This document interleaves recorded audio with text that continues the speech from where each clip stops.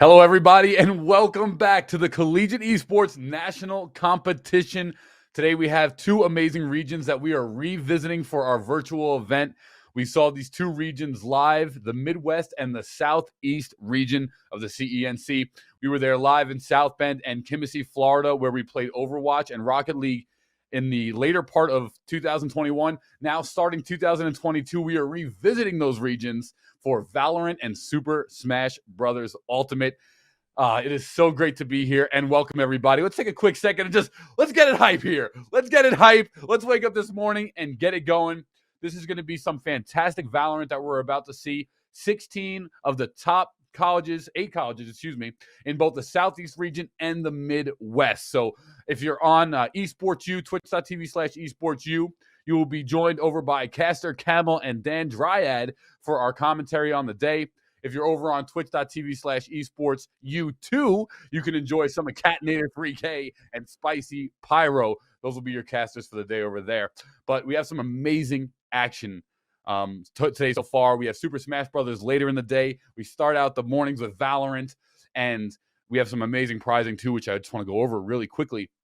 We actually, first place for both regions and both games will achieve $1,000 in cash money and qualification to our major final nationals in Atlanta, Georgia, first week of May 2022. So a lot here at stake for these top colleges. And I just want to give a round of applause for all the colleges competing, playing, the coaches, the directors that have made this all possible. And of course, Esports U, CSMG, the Collegiate Sports Management Group, and of course, the Collegiate Esports National Competition. I am your host for the day, Paulie Hype, and we will have so much action as we go on through the day. But without further ado, I would love to throw it. If you're watching Esports U, remember, that'll be the Midwest region for the entire day. And let's enjoy some Dan Dryad and Caster Camel. If you're over on the Southeast region, that'll be twitch.tv/esportsu2. And that will be, of course, Catnator 3K and Spicy Pyro. So without further ado, I would love to throw it over to those guys and enjoy some casting of some top collegiate VALORANT. Thank you so much, Paulie Hype. Man, he always makes it hype. Ash, we are here, as he just mentioned, for the CENC Southeast Invitational. What is going on, Southeast region? We got you covered for the whole day. Yeah, thank you so much for the intro, Kat. I'm really excited to get today started. And I mean, today for VALORANT, we are going to have 2 pools for the Southeast region. Pool A having University of South Florida, Florida Atlantic University, Wake Forest, and Clemson. And Pool B will be seeing UCF, their main team, Full Sail, Chowan University, and UCF's Academy team. I think it's actually interesting that we're going to be seeing the main team for UCF and the Academy team playing in the same pool together. And it'll be interesting to see, how they match up against each other as well. But yeah, I don't know. Do you have any thoughts on, the rosters, the games that we're going to be seeing today? I don't know. I mean, EDU Esports is always interesting to see programs just spike up, quite frankly, which is always why it's nice to have events like this from CENC, especially in a region that has been working towards getting more exposure towards VALORANT and Super Smash Bros. As Paulie just mentioned to you. So regions that we didn't really get to see in these specific games, but now we do. So it's always hype just to see these rosters competing in general. But I do like your point here in terms of main roster, academy roster, because honestly, speaking to EDU teams, sometimes these teams pretty evenly match. It's a matter of having so many students interested, especially if you're not a scholarship program. It's just whoever wants to play, get on, come play, let's get things done. And they could be scrim partners as well, could be practicing consistently against each other in-house, so could honestly be evenly matched there as well. Yeah, I think it's going to be super interesting to see how those two pair up. But I mean, going into the first match of today, we are going to be seeing University of Southern Florida versus Florida Atlantic University coming in hot here. And I'm just going to pull up the roster really quickly, Kat, Sure. If we want to talk about the players that we're going to be seeing in this first coming match. I don't believe we have information on the pick bands yet, but going into things, I mean, USF We don't have too much info on their agent picks or role picks so far. This is USF's Valorant Gold team. I believe that they have 4 teams in total, the Gold team being the top seed or top ranked team that they have under their roster. So we're going to be seeing Psycho, Bacon, Volus RB, who is usually actually the substitute for USF's Gold team. They are subbing in for Yurdid Kirk today. And then we have Kilroy 2K and Tasty. This is, I believe, maybe not a necessarily new team, but they are trying things out right now. And Psycho is actually the IGL for this team as well. And then if you want to take us into maybe FAU's roster a little bit here, Kat, before we get to select. So we should be looking at Subwoof, Ruff, Tyron, Changlus, and Mox. Now, honestly, a ton of these players are flexes, which is not a surprise to see. We just saw that on the USF roster as well. Honestly, a lot of college players are so good at just doing what they need to do, so good at adapting. So the fact that we're able to see flexes, we're able to see kind of anything, what makes it a little bit difficult for us pre-match on the desk to try to give you an idea as the audience of who we're going to go to, what you should be expecting to see in terms of compositions. But very, very good for rosters and very good for these teams specifically. Going into their opponents, they don't really have to worry about getting compositions counter-stratted, counter-picked, because, hey, they can do whatever they want. They can play kind of anywhere across the board. But this roster's been playing together for quite a bit of time now, and they've been playing Valorant since about the beta, especially Subwoof. It's an 18-year-old comp-sci major. He peaked ranked 1,500. So this man, he's kind of cold with it. I'm not going to lie to you. So the squad coming from CSGO. Computer engineering for Ruff as well. So FAU got to have a good comp sci program. If they've got 2 members of the team both within it, Tyron peaked Immortal 1, okay, not too shabby, and was actually on the Rocket League team prior to Valorant. So this man maybe just a different gamer. Kind of cracked with it, so no wonder to see a flex pick come through. Can flex games, not just agents. Can lose the IGL for the team. Flexes as well. Can play the Sage Sentinel. Can play the Sky Initiator. Peak Diamond, just a little bit lower, but hey, it don't matter the rank as long as you're making plays. A freshman as well, so interesting to see the freshman come in and jump into leadership for the IGL position. And then Mox loves to surf, man, getting active, a junior, and kind of cracked at ping pong as well. Yeah, I think, I just want to shout out Subwoof real quick for giving us all that information, being able to give a little bit of background info for you guys, the audience at home. Definitely looking forward to seeing that Jet Op coming out in this upcoming game. But yeah, I mean, formed back in December, this is their first season competing completely like with each other as this full roster. I do know that they are quite flexible with their agent choices, so it's going to be interesting to see what team comps come out. Due to, I mean, we have a lot of initiator / controller players here, and all that considered, we're probably going to see that typical meta comp coming out on most maps. But you know, I don't know, I am excited to see, you know, what maps we are going to be seeing today. I believe we just heard that there was a ban on Bind, Fracture, and Split, and we're just waiting on the map picks for this best of 1. Yeah, best one's always interesting. So many bans to come through. So many bans. Always interesting to kind of get an idea early of what these teams don't like to play, just because of how many bans there are, what the priority ban actually ends up being. That'll lead us into day 2. Day 1, all best of 1s. The entire day it'll be group style play. And then, of course, we'll jump out of the pools and into a bracket for tomorrow. And that'll be best of 3. So some stuff, if you're going to be watching throughout the weekend here in the audience in the Twitch chat, might be worth noting down for you personally, depending on how much you really want to sink into things to see what these teams maybe will give you a look for day 2, a little bit of a competition for yourself and for us as well. Of course, we want to keep notes of all of this stuff. But in terms of that, Bind, I mean, it's interesting for EDU teams, something they usually don't want to touch. It's a map that takes a lot of coordination. We just mentioned FAU is their first season together. And what is it? The second semester just started. So they've only had about 4 months. If they use that off season 2, 6 to really work it in Bind, a map that is incredibly important to have good executes on. If you haven't played together that long, don't really want to touch it. Yeah, for sure. Especially with the usage of the teleporters and whatnot, making sure that you have those timings for the rotations for your teams. I mean, we also saw those bind changes coming out in patch 4.0 with the removal of the double boxes, having that new box that you can actually jump up on, a new bench down in A shore as well, and a few other changes.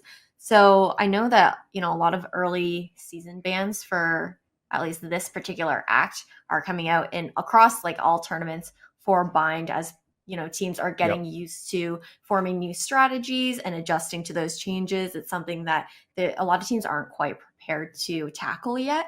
And fracture, I mean, we don't usually see too many fracture games coming out. Yeah. It can definitely feel like a really hit or miss map. And sometimes you don't want to leave it all up to RNG, especially in a best of one series. You're usually better off going for a comfort pick. And then, I mean, split is also, it can be a hit or miss. I mean, it really depends on the type of team that you have going. And I mean, enough about that, though. I believe we are ready to get into games, see what the agent selects that are coming out are going to be. And I can't wait to get the show on the road, Kat. Oh, yeah, absolutely. Cannot wait. Very, very excited. Not actually 100% positive on what the map is, but we'll know as soon as we get into agent select, so no worries there. Well, getting the word from the producer. Thank you so much, Colton. It's Ascent. I mean, should I even be surprised? Ascent is the NA Classic. It's seen everywhere. In educational esports, it's so easy to see it played because it's the easiest map to scrim on. Honestly, I play for my college team. We have 3 scrim blocks a week. Every single night we end up playing Ascent. That's just the way of the road. So comfortable for these teams. So it really comes up to compositional differences here. Absolutely. I mean, it's such a comfort pick, like you were saying. And I mean, going into this, we are seeing a lot of hovers coming out on the side of FAU. Nothing too surprising based off of the information that we were given. Subwoof obviously locking that jet in. Kangaloos, that IGL's playing the Astra role this time around. Interesting considering the fact that Kangaloos is actually usually the flex here. Secondary controller. And Ruff being usually the main controller is actually going to be picking up that KO this time around. And I quite like KO on Ascent. You have a lot of good spots for lineups that will hit, typically held locations without actually being able to shoot down that 0 point. So going into game, though, we are going to see it's nearly a mirror composition. Actually, save for the Sky and the KO are swapped on both sides. Yep, exactly. So interesting, as you mentioned, to see the KO come from Ruff, who is that main controller. But hey, just means he's been drilling KO. Simply put, just means they've been drilling KO, whether it's been in scrims, whether it's been in ranked. Regardless, FAU clearly is comfortable to give that positioning over. That's why it's so useful to have flexes on your team, Ash. You're so able to move around the rest of the composition if you've got a player playing like that. And then the same story for USF. They've moved almost every role. Kilroy's name is literally a parody of Killjoy, the main sentinel for the team, instead playing a Sky. There's so many differences for this team in terms of what got locked in pre-broadcast for what their roster was going to look like, what their roles were going to look like, and what their composition is now. So both these teams incredibly flexible. That'll be very interesting if they make it out of bracket into best of 3. But hey, that all starts here in the best of ones. For sure. And going out, we're going to see that shock dart coming out early from Psycho. It's going to do a little bit of damage here, but a lot of mid control seems to be what FAU is looking to grab right now. Bad grab for Subwoof instantly through mid-market. They've split mid quite nicely. Psycho Bolt, a lot of information, but not able to actually find the frags. Tasty, in the meantime, back inside able to grab one. Kangaloos has a CT player dead, but Tasty not done just yet. Finally shut down by the Shock Bolt back with sight, so that'll leave the plan to go down. Rotations have already come through. One bird left for Volus here. We'll now switch to the Ghost. Got a little bit of time to work with here, plenty of time to work with, in fact. Nebula going to go up towards that B main side of things. Now they just have to worry about getting into sight. How can this duo play off of one another? Nanoswarm going to send him out for now.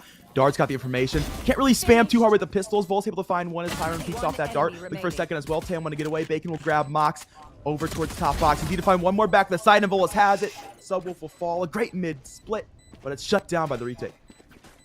That's a really great mid split. I mean, especially on a pistol round coming out, I feel like it's a strategy that you don't see too often, is taking those that arches control, funneling yourself through market. Usually you would see on a pistol round like either a default coming out, depending on if the team likes to play a bit more slowly on attack, or you would see usually your typical tree and a main split push, or maybe like a full rush through B garage. But not too often do you see teams trying to take that aggressive of market control. So that was a pretty refreshing start to this pistol round on Ascent. And this time around on this anti-eco. USF is going to have to maybe play a little bit safely, try to conserve those guns, not let them get into the hands of FAU. And I like the default that we're seeing coming out just to hopefully get, you know, a pick with those pistols that they have. But unfortunately, it's not quite happening yet.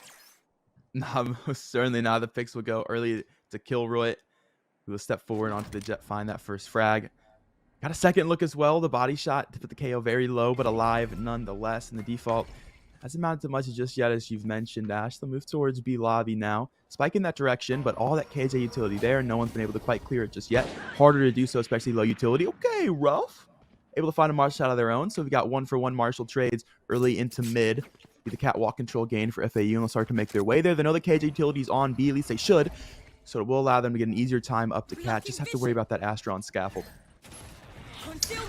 Yeah, sneaking through tree here, Bacon is going to be using that gravity well, and it's going to be good for 1 with the Spectre, but traded out by Mox. It's a 3v3 situation now. Plant is going to go down, and the Aldrin is coming out for this retake, Alex. That it is. Oh, very close wall bangs, but not quite. Mox in the meantime able to actually find one as Kilroy going to fall. Tasty's got the trade. Ruff finally taking out that low KO early into the round after that Marshall body shot. Threat's going to have info on the scaffold, and Subwolf even more info to take out Psycho. That leaves just Tasty to jump to hell, but he's caught by the second 1D of Subwolf FAU. They managed to take the anti-eco. They managed to win it out, and USF left reeling after that round. That was a great eco for FAU, able to, you know, get 2 guns out of the hands of USF, put them in their own with the last 2 players alive. Really made use of those slow plays there, just kind of taking down USF 1 by 1. A great hold on that post plant as well. And now we are going into round 3. B heavy default is going to be coming out right now. I think we might see a similar rendition to what we saw on the pistol round. FAU looking to take this mid control once again, and Subwoof is just quickly crawling up tree here. Might be met with 1 for this first point of contact. Great drone to follow for Subwolf. Early information, early dink as well. Looking to finish the kill. Dart is there, and Tyrant easy crosshair placement. Great utility to gather that initial cat control. Spike still on its way mid. Was thinking about R2A, but now will move over to the rest of the team after that initial control. Able to get their way through door. Should have the easy generator plan as well. Scaffold players absolutely there for opposition. Same with the Hell player, but well, that's some of the opposition gone. USF Bacon will fall to Ruff in sight now. More than secured. Plant's gone down. Generator. Retake going to be very difficult for USF, but not a ton to save. Might as well slip some exits. Yeah, definitely. I definitely think exit frags will be the play here instead of trying to go for that retake. Kangaloos, it's going to be good for 1, taking down Kilroy in this situation. And I mean, 2v5, it's going to be a rough one. Tasty, though, good for 1 with the classic free gun, by the way. And Kangaloos is going to close it out with a 3K. Nothing too surprising there, though, Alex. I mean, it was an eco round for USF, having to save after losing round 2 when they bought up, and now going into round 4, we're going to see full buys all around. Psycho going for that Odin just to be able to get those wall bangs and B main, but it looks like, unfortunately, FAU is actually going to be leaning towards A in this upcoming round, and we do have an ultimate on each side. Tasty will have that lockdown, which will be great for a retake for USF, and we're going to see this drone coming out pretty early from Tyron just to make sure nobody sneaks into wine.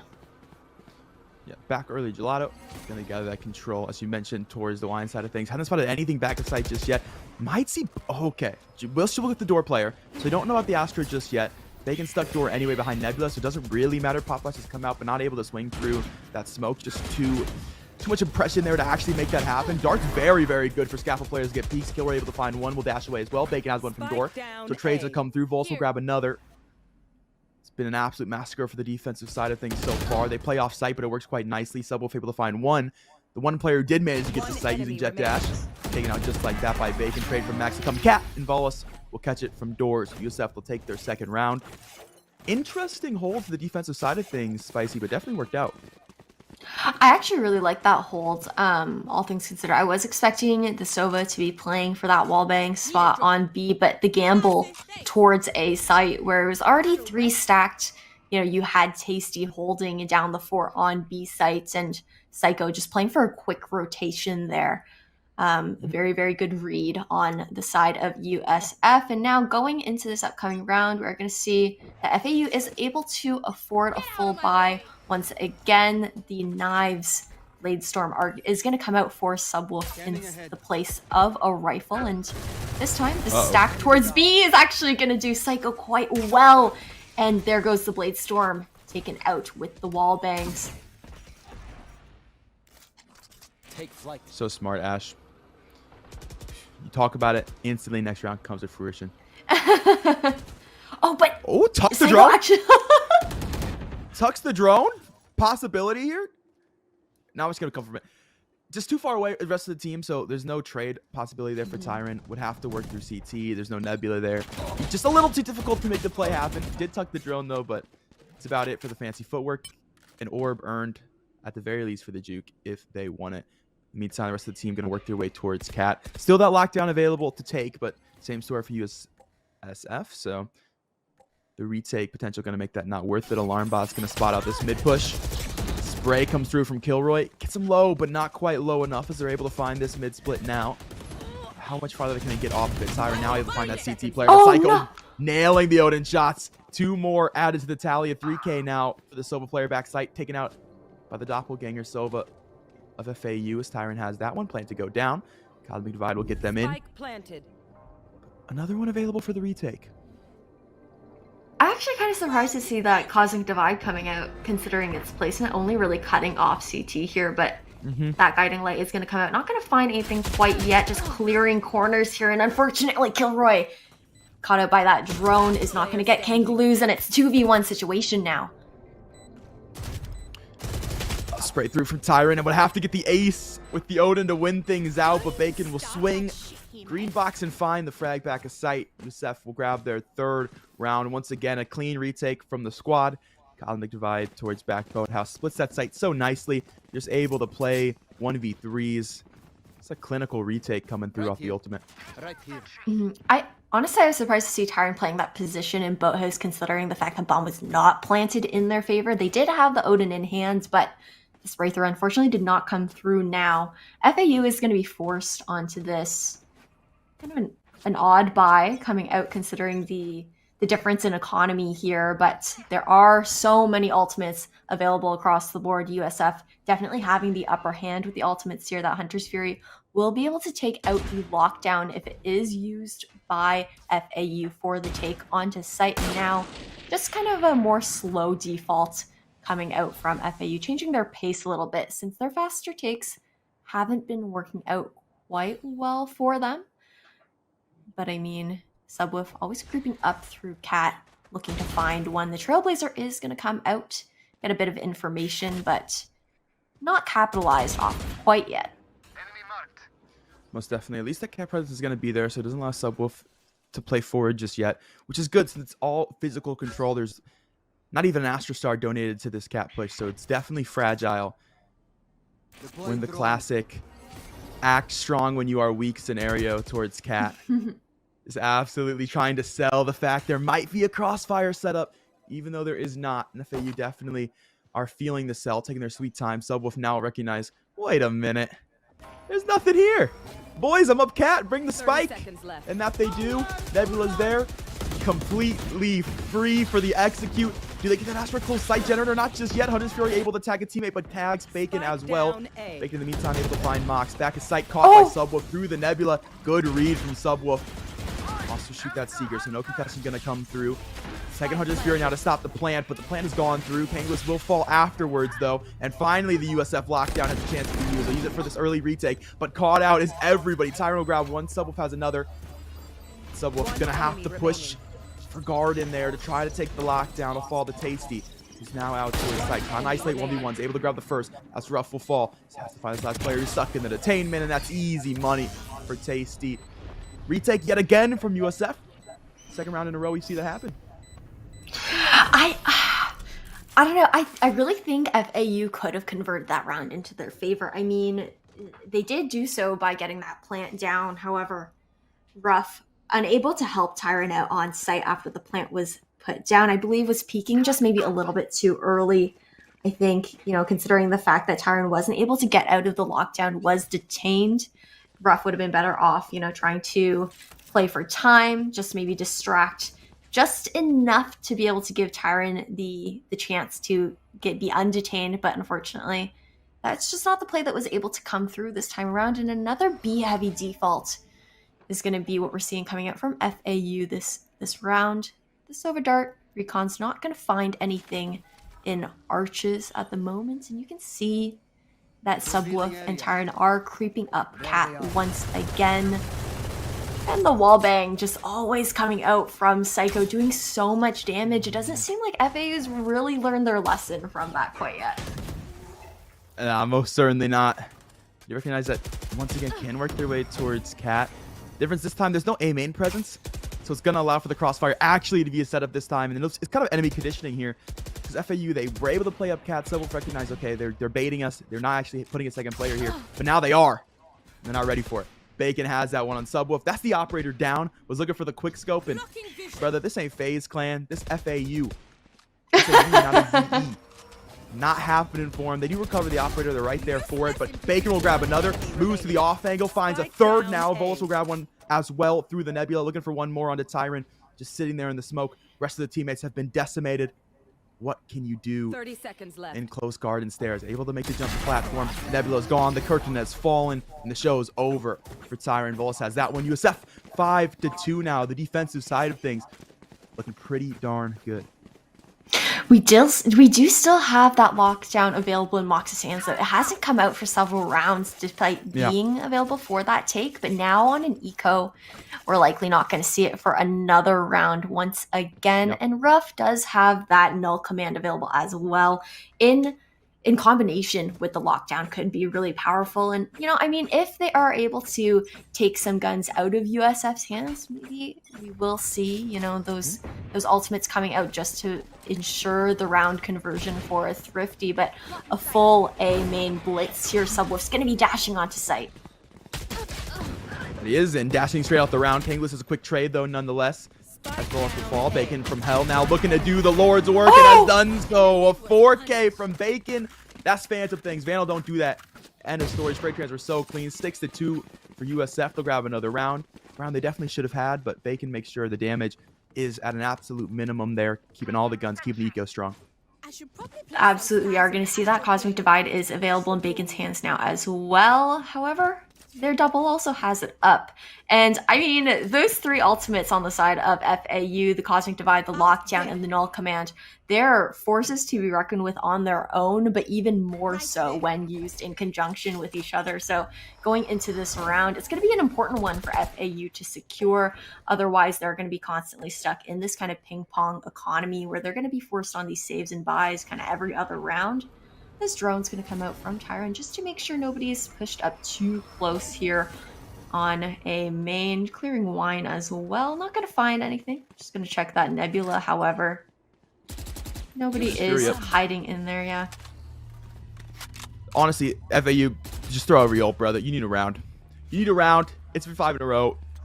First ult there, the lockdown's gone through. We'll get the Cosmic Divide as well now to split off all the scaffold. This should be a pretty easy execute, no lie. They also get a player detained. That's a nice little freebie for him. Haven't made much progress just yet, though. Finally into the site they are, taking their sweet time. Shock bolts will get a little bit of damage done, just a little chip. Plant's gone down. Generator still 2 ultimates to work with for the post plant. Sova will move their way to A main. Mox has picked up one to Volus. This should be, if this post plant doesn't get one, Ash, I don't know what to say. Yeah, there's a really nice setup here. However, we're going to see that second Cosmic Divide coming out, but Ruff, having saved that Null Command, is going to be able to, pull that out here, and it's going to be an aggressive retake coming out from USF 5v3 situation now. One enemy remaining.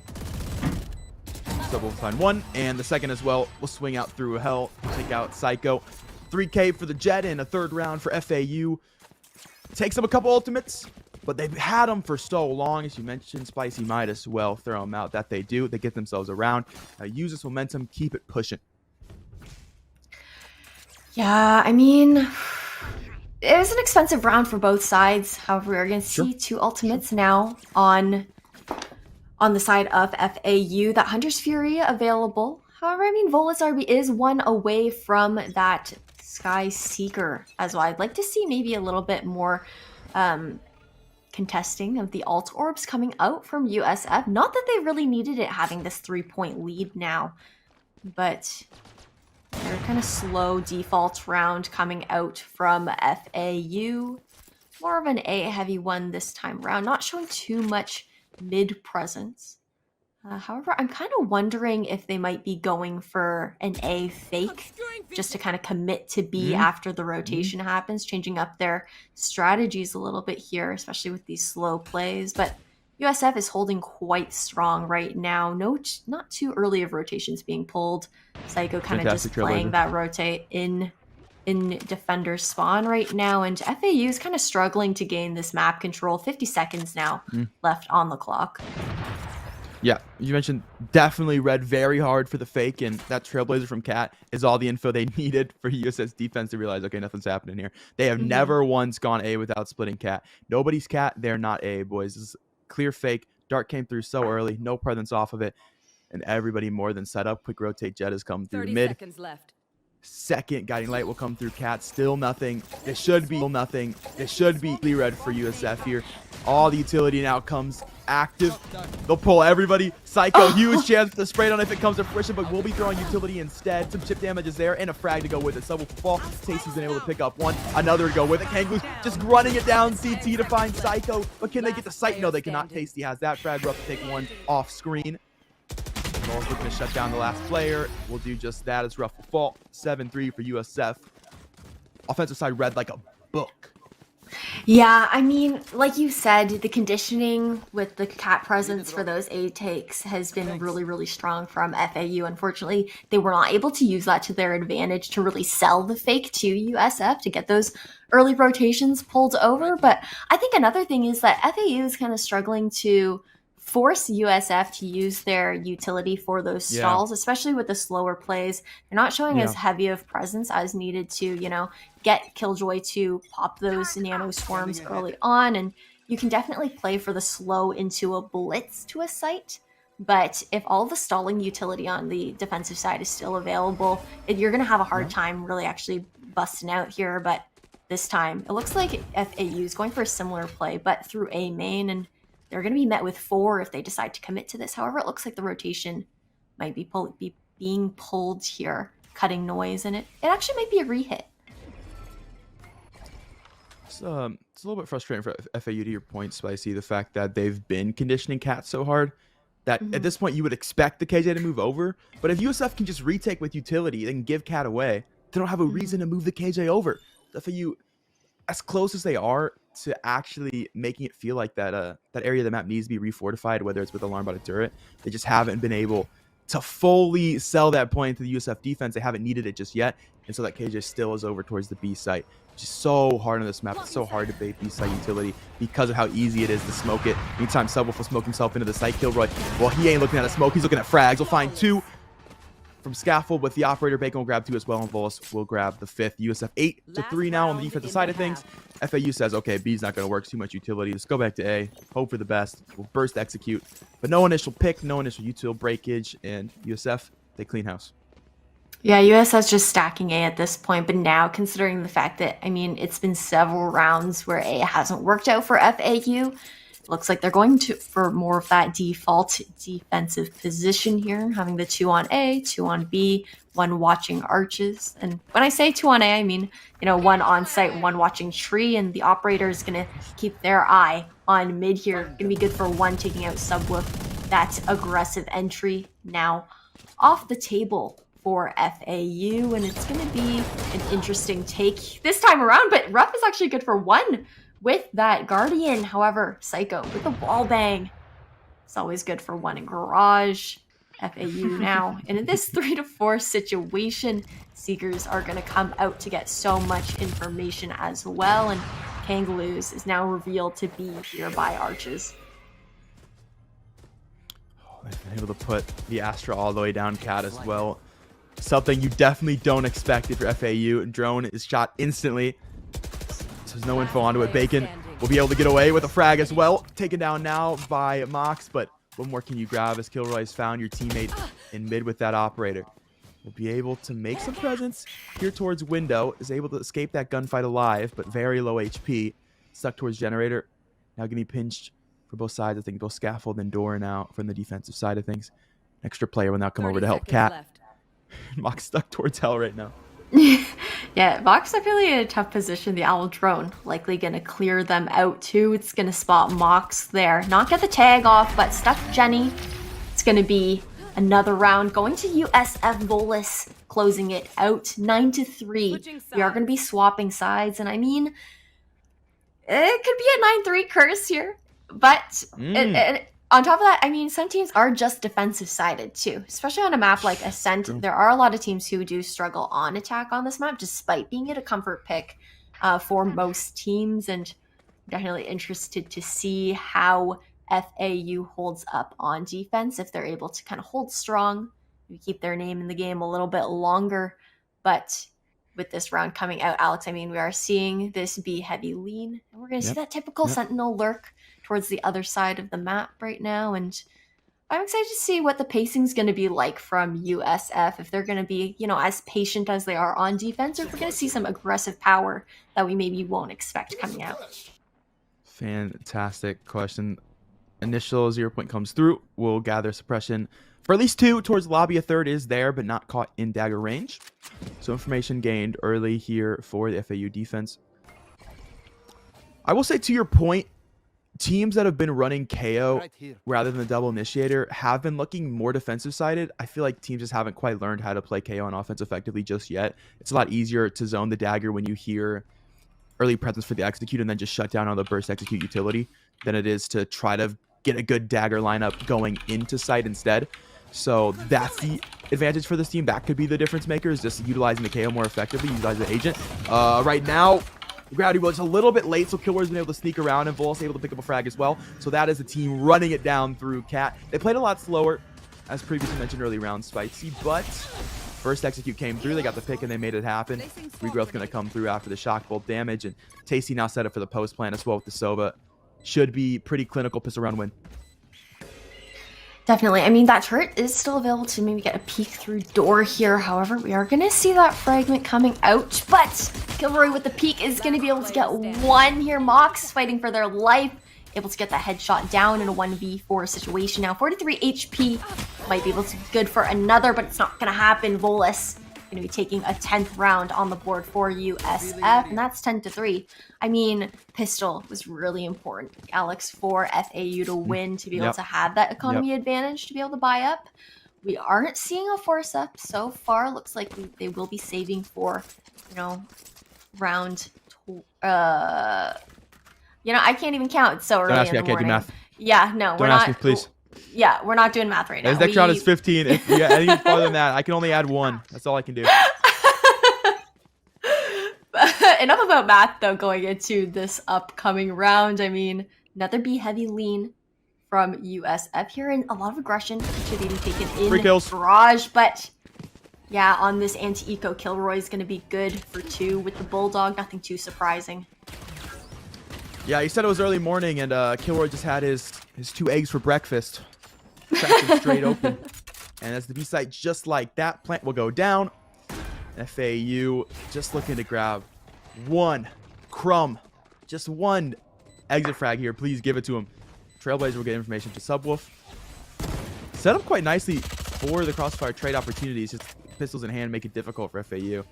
But I see it happening. I see a couple coming to fruition. Nebula's going to be helpful for B main. There's 3 players there, actually. Tasty still somehow able to find Kangaroos. Just a different breed. Psycho to find 1 off of Darden. That leaves just Subwolf, who initially was spotted by that Trailblazer. Able to grab 1. Okay. Nice. Okay. Subwolf. There, the crumbs are coming to fruition. Turning into a whole loaf of bread now. Able to grab 2. Will sneak their way into CT stair. Grab the Spectre. Looking for 1 more exit. Just going to stick Spike here. Not enough time to actually defuse, but I like a man after my own heart. One enemy Will also take the frag, but kills every single player. They all rush the spike. The bait is good enough and means no bonus. I mean, those are nasty shots coming out from Subwoof, but a really good play, even though the defuse wasn't able to go off. Kind of just, I think it was maybe a little bit of a gamble just to check to see if there was enough time. But regardless, the fact that they did go for the spike there, like you said, just wiped out the remaining 3 players on USF, doing so much damage to their eco as they're now forced onto, an eco round for themselves, not able to, reserve those bonus guns. And making their economy a little bit more difficult than it would have been. And the Blade Storm coming out from Kilroy here could be another saving grace for USF. Subwoof is going to whiff one with the Marshall. Get some damage off, though. Moves off indeed. And Archway Control 1 for USF. They'll take Orb as well as their prize. No cat control just yet, though, so mid-split isn't there. Very, very slow default round here. Incredibly A-heavy. See what it leads to. The KO's been able to work all the way up to cat. There's a lot of extra fortification here for FAU. Honestly, I think What lineup is that? That was sick. I actually don't know that one. Normally you would see someone just... I'm sorry. You do that from back of spawn. It fakes B. It pulls 2 players over, and they're able to work their way straight into sight. Kilroy jumps in. We'll grab the first with the Blade Storm. That lineup was incredible. You could tell that was theory crafted. It looks so nice. Hasty to find Rogue, and that's going to put down a Phantom. Absolutely free for USF off of an incredible fake dart from spawn. Just like that, they've taken the players down to the last one. Psycho and Kilroy connect for those 2 to dwindle the numbers on that aggressive post plant. Just looking for the Sova, now stuck towards back of window.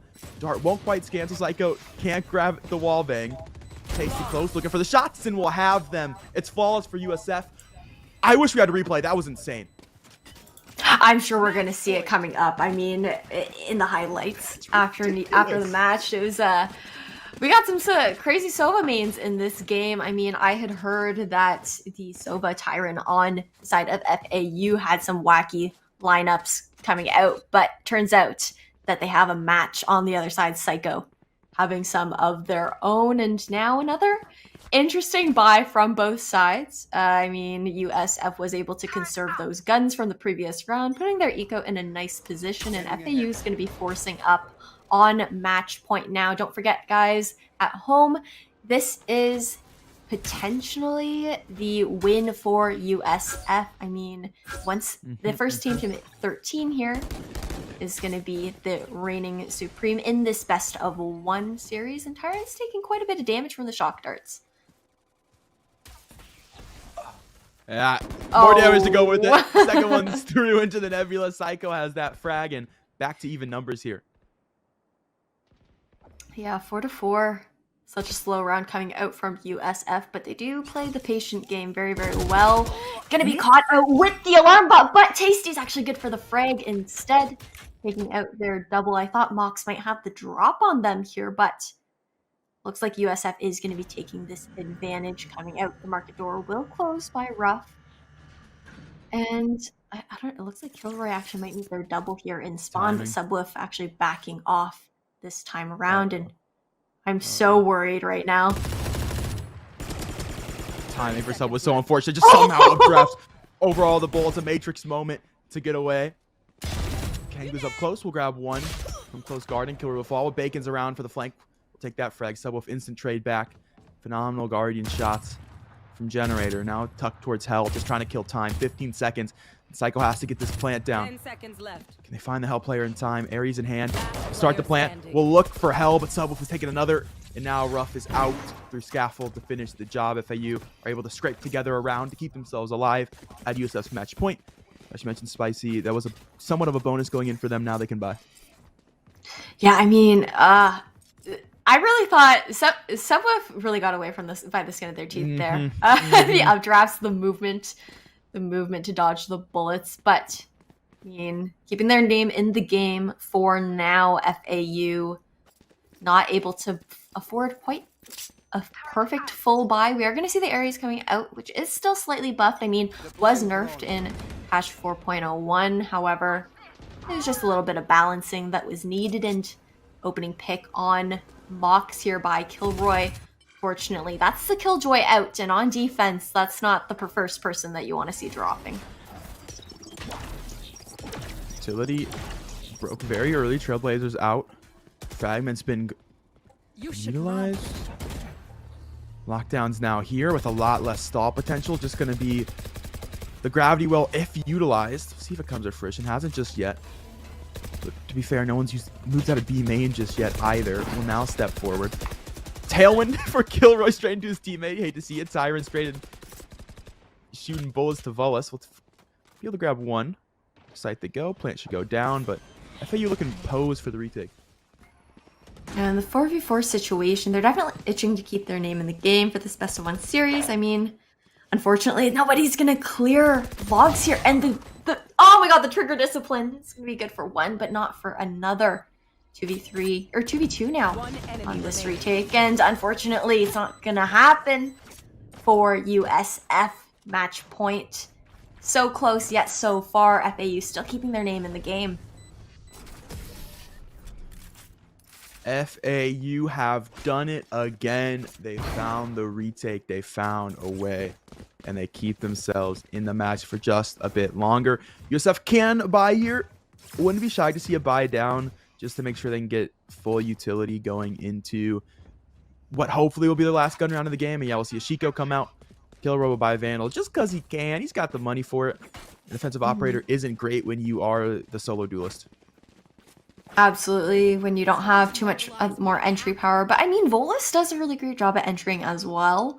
Considering the fact that you can kind of use Sky as an entry depending on your play style. However, so many Sova lineups. That lineup was all the way from B to A this time around, but it's not going to find anything. However, it does definitely make USF wonder where Tyron's actually playing, which site that is, and Psycho is going to have a guard of their own. It's going to catch 1 here, and not going to be capitalized off of quite yet, though. Lots of slowing power coming out from FAU, and Subwooff's going to be good for 1, taking out their double. Kill fall. That is the duelist out of the round.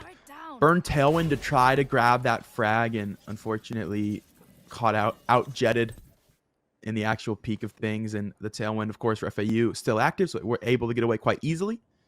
USF now will move away from that A main side of things. We'll look to work up Cat instead. They have been able to sneak through before the peak actually came out. 3 for FAU, actually headed towards B right now, so there's a chance at it. Again, low utility for USF. Really could use this early frag towards Cat Archway, and then maybe there's a chance to have the Vandal in their hands. Kanglu's full flash right now. Swing is there. Volus has the frag. Vandal picked up. But 2 more in the presence, and 1 more coming to Scaffold right now. Oh, and the Seekers are just going to give away Ruff's location. A frag for Volus. So 4v3 now. Things definitely favoring USF. Mox taking a bit of damage from that Nanoswarm. We're going to see the Hunter's Fury coming out as well, and it's good for 1. I mean, Psycho taking down Tyron here, and it's now a 2v3 situation. However, Mox is incredibly low. Lockdown is going to come out as well, and this is a tough situation for FAU. I mean, that Lockdown is doing a lot of work, though. Yeah, I bet they would say that Hunter's Fury now. Just 20 seconds later, Mox is going to tap, though, into a 1v2 to main. Great flash to come through. Volus to swing off of it. 3K for the Sky. 13-5 for USF as they go up 1-0 in Pool A. Whew. What a first match to start off with today. I mean, USF did incredibly well in that game. On Ascent definitely was their map today. I mean, things were looking promising for FAU. They had some really great conditioning moments coming on, especially with that Cat presence, as you mentioned, Alex, but unfortunately weren't really able to capitalize off of that, using it to sell those fakes. And I mean, hopefully when VOD reviewing this, they are able to, go back, correct those mistakes. However, definitely a good try from them, especially it being so early in the morning. I mean, everybody's just kind of warming up now. I know I am personally, but despite me not playing, but my brain's chugging along. But I believe we are going to be setting up for a short interview, if I am correct. But did you have anything that you necessarily want to say about the last game that we just saw? Yeah, absolutely. USF's defense, phenomenal. I mean, we talked a little bit about the double cat hold. We got the Astra away from main. Utility there, still able to hear all of that information when they actually played in. So the Nebula gravity well combination still stalling for time, but actually helping out towards cat instead, making that presence a little bit easier for this guy since they didn't really have the alarm bot, they didn't have the turret, no nanoswarms either, and only 1 star on sparing rounds. The last star was kind of getting saved for retake instead, as there was 2 to A, 2 to B. So the fact that Astra was able to be there really made a difference. Bacon finding some phenomenal frags. We saw some 3Ks come through once that cat push actually did come to fruition. And then, of course, that led to a phenomenal retake because nobody's dying close contact on the site for USF. So the retake was incredibly strong all the way through on the defensive side. And then, of course, what a fake. Sova Dart comes through from spawn outside of top cat all the way through, double bounces, lands top of CT stair on B site instead, fakes it with 20 seconds left, and they walk into A site for free. It's phenomenal from USF, and I cannot wait to see what else they have to show to us the rest of the day. But for now, we've got to show you a quick break. We'll be back with an interview in a couple minutes.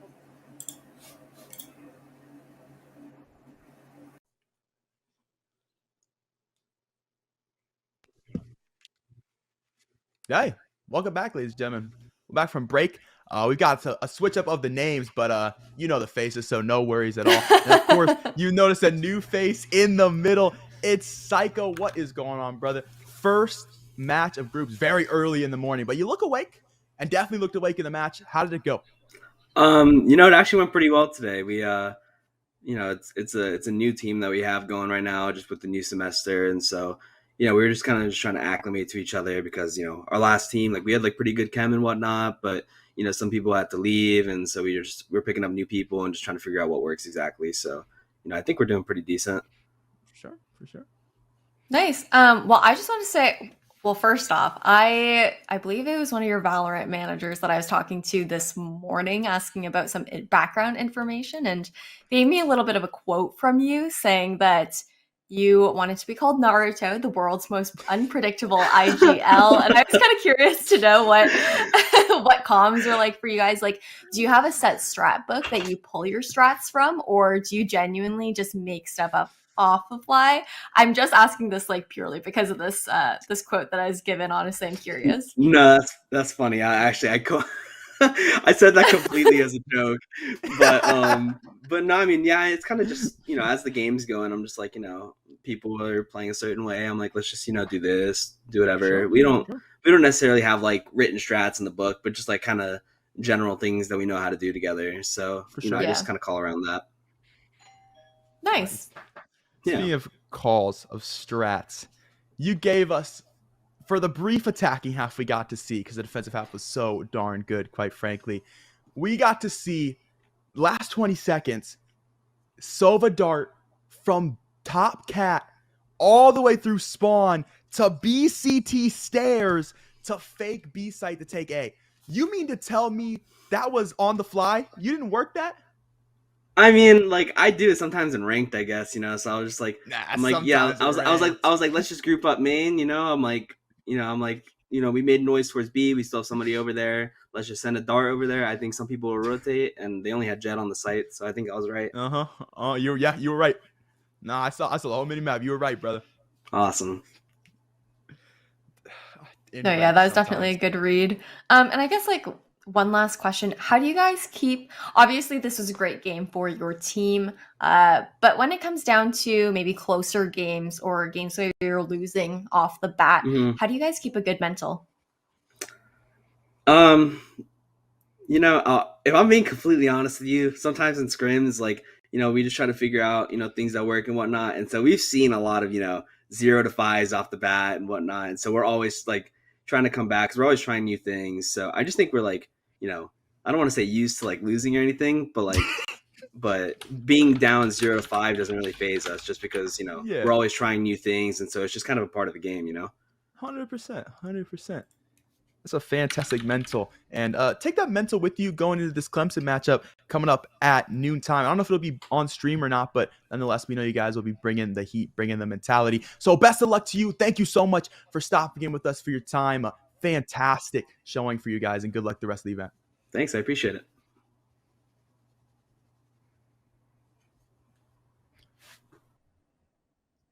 All right, Pyro, and with that brings us to another match just like that. We're back to back here. Yeah, we are. But I think before we get into the next matchup, we are going to throw to a quick break. And you guys can keep a little highlight reel from the first best of one series that we had today. And Kat and I will catch you guys in a few.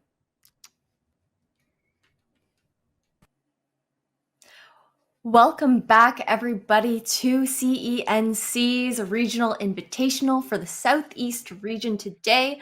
We just had our first match of the day prior to this, which was USF versus FAU. USF taking the dub in this best of one series, 13-5. And then coming up next, we are going to be seeing University of Central Florida versus Full Sail on Breeze. And welcome back, Kat. Thank you so much, Ash. A lovely introduction. And yeah, we'll be switching over to Pool B now. We've got two groups playing simultaneously today, Group A and Group B, and they're playing on a 1 hour difference. So we can get every single game from every single group. So alternating back and forth now into Pool B, we'll get UCFK, the main roster, up against Full Sail University. And as you mentioned before, UCF, they've got two teams. So this one's going to be the main roster, not the secondary roster. We'll see what they're able to show us. Hopefully something nice, because, I mean, you don't get main roster status doing nothing. And if they're nice with it, it's going to be good to see, because it's going to be on Breeze, a map that's all about fragging out. Yeah, we are going straight into Agent Select here. We are going to see that classic Viper coming out on Breeze. Can't really pick another controller in her place, to be honest, considering the strength of that toxic screen, being able to cut these large sites up into more manageable portions. And we're actually seeing two chamber picks coming out. I quite like that on Breeze, actually. You know, the large size of the map, having those rendezvous available for those quick rotations definitely help to make quick work of playing together as a team. And actually, it looks like it's going to be a double duelist hover on the side of UCF. And I'm going to take that back and eat my words. We're going to see that sky hover instead. Yeah. They just fought in comms about it. Right? You just said, listen, I'm different. I'm going to pop off. They said, please just play utility, man. It's not that deep. Sometimes that's just how it goes.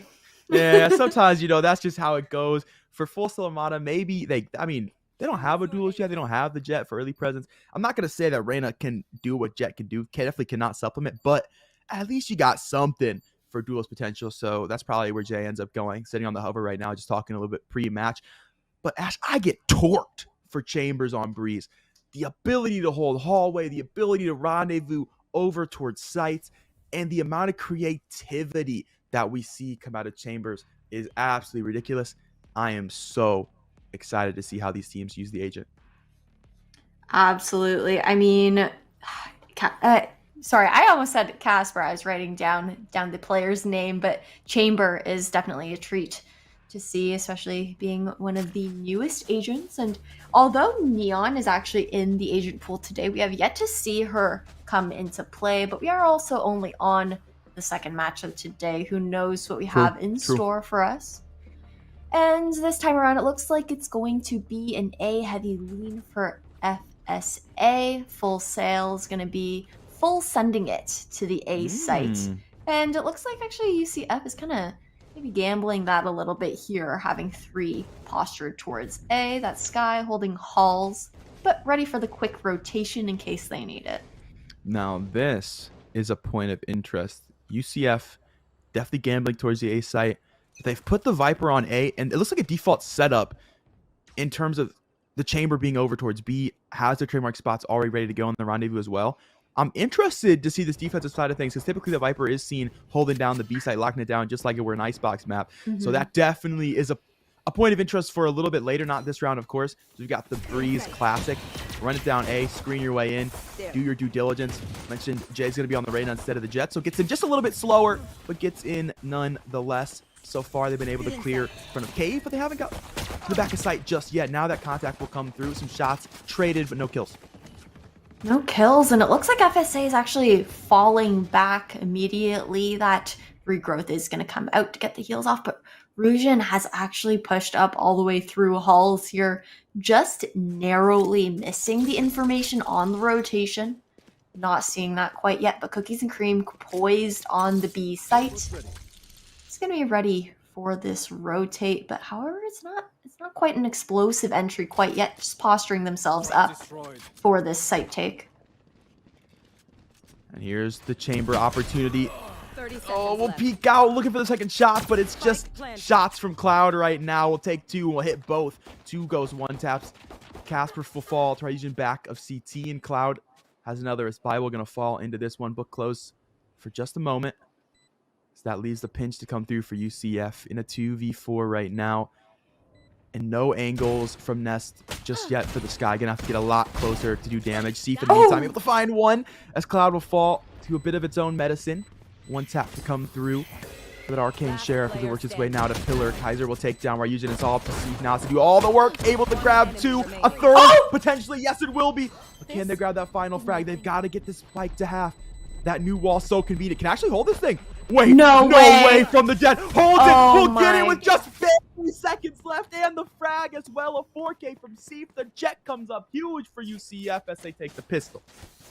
Oof, that new wall doing the work for UCF on that retake. Oh my god. I really don't think Ritzy there really thought that Seif was going to go for the hold on the spike, but unable to kind of peek and jiggle to check to see if the defuse was actually going off. The first round on the board, like you said, Alex, is going to go to UCF here.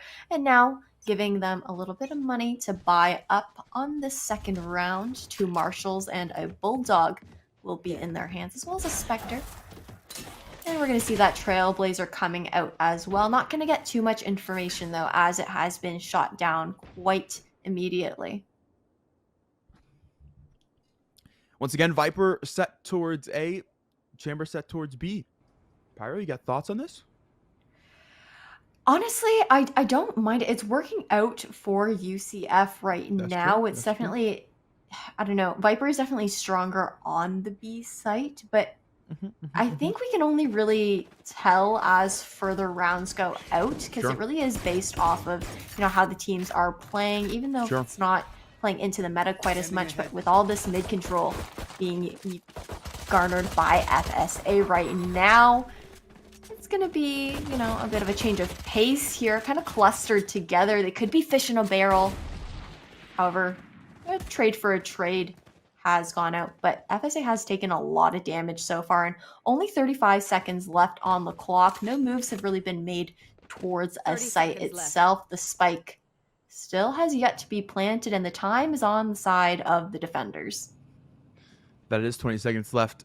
FSA going to have to work their way in here. And who is it? Ooh. Cookies and Cream, the Chamber. Able to grab one this go around. Last time wasn't able to get that same luck. Body shot found as well. Enemy remaining. We'll swing back around the default box and we'll find a second frag. As Ryujin able to grab two from Tunnel. Clean up for UCF. And a little bit of foreshadowing to what could be the future. Spicy, ask you about agent allocation of sites here, because we've got the Sky and hallway rather than towards a site stair. So we saw some inclination as we saw those four players gather up towards Pillar. They just threw Bible into the peak, just kind of shoulder peeking, running and gunning with the Spectre, just looking for dinks, as opposed to having Trailblazer, having guiding lights to throw through door. So a little bit of foreshadowing there, because FSA, they absolutely bodied it up. Could have been a massive spray down. It'll be interesting to see how stuff like that plays into future rounds. There. Absolutely. However, yeah, I really want to point out the fact that you were mentioning that, you know, Rujan is playing halls instead of by A stairs, and with the current setup, I actually don't mind that, considering the fact that the guiding lights can actually gather a lot of information for halls, allow those pushes to come through, the lurks to come through. In comparison, you know, you'd be able to send the guiding light even through the shoot there if Rujan did decide to push up through true. halls, get that mid information, and then after which their chamber on B is able to play off of those trademarks, and lots of mid control being garnered by FSA right now. However, they are down a few. Cloud's going to be good for that double though, and It's a 4v3 situation now favoring FSA, but a lot of poke on their side.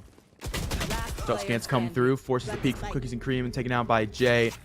It's in a clean mid push for FSA. They've worked their way straight through. UCF just trying to grab a couple more frags, and the bonus is Bible. We'll find one. Casper J will fall towards mid. It's a Vandal picked up. The perfect weapon for this long range engagement coming to tunnel. No one peeking just yet, though. It'll be a crossfire setup towards backside castle and broken wall. This Cloud has peeked all the way to the off angle now. First contact for Bible. And gone just like that. A 3K from the Sova. FSA will find their first round. They'll shut down the bonus. We head to the gun round.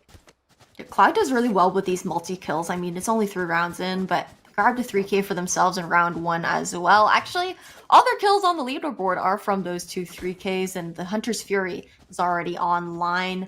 I would like to see a bit of contesting going for these ult orbs, considering we do have several players on both sides kind of close to their ultimates. Could be really great early round conversions for either team. And we are going to see that operator finally being pulled out in the hands of Cookies and Cream. And it's going to be a B take, so let's see if they're able to do a lot of work with this gun. Ooh, Oh, it's going to be a whiff early off, though.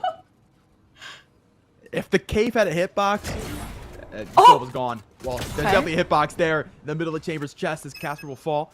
Rendezvous out as well. So Cookies and Cream able to reposition to the back of the site now. As FSA has to once again try to work their way in. They've been able to grab a player up elbow. They've been able to grab a frag as well. As Regent's falling to Cloud. Bible is a quick trade. Plant will go down default. Jay's taking out the operator. So no more to worry about unless he picked. Okay. Okay, not the op picked up with the frags. For Wiesel able to find 2.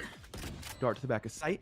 Instantly destroyed, but information garnered nonetheless. They know exactly where this Viper is. Seif will swing the CT. We'll find the frag. UCF 3-1. Really great retake so far coming out from FSA. Definitely struggling a little bit to gain that map control throughout the rounds. I would like to maybe see more of a default play coming out, trying to get some early picks on the defensive side instead of trying to go against a monster in the post plant, having, you know, either a 5v5 or a 4v4 retake kind of situation that they have to deal with. But this time around, FSA swapping back towards the A site once again. It's going to be an A heavy default, looking for some mid control. I do like that FSA full sail likes to get that mid control, especially pretty early on in the round, kind of denying it to UCF. And it looks like it might actually be a blitz onto A this time around. Viper really being the main person holding it here. However, we actually have that quick rotation from doors, kind of pulling back towards site, playing together as a team instead of going for those flanks. Yeah, and that early guiding light through mid door has also gained information that there's no split just yet. So they've been able to allocate the jet back over towards the back of moat instead. Fortunately, full sail will move away. We'll move positionings here. We'll reset the course now. The navigation heads towards the middle of the map. So still gonna have the sky around. So I'm looking for before the fact that they'll be able to actually throw all that information out. And information comes presently as Regent getting swung by multiple player seekers as well. Going to gain the fact that this team is in mid right now to move their way now over all the way to B. It's up to the Sentinel Chamber to hold on to things. Operator shot good for 1. The Seekers also did a decent fake. I mean, we saw the Sova being pulled back over towards A instead of quickly rotating towards the B site, leaving Cookies and Cream alone with 26 HP. And the Operator, it's going to be a whiff coming out as well. However, the regrowth is going to come through. Getting a little bit of healing here. Now Ritzy is going to get that plant down as well. Trailblazer's going to get some information, and that's a Viper's Pit. That it is. Seif will go to the top of it. 1 darted, 1 spotted. This Cloud's going to fall. Seif to tailwind forward, just trying to chip the backside of this one. As Reed's able to take down the Viper's Pit. Cookies and Cream going to find Kaiser with a quick trade. Casper good for 1. Instantly traded by Wiesel, and just like that, UCF successful retake yet again. They've been allocating just the Chamber to B. Chamber's been able to constantly TP out and set up for the retake, and it's been pretty clean thus far.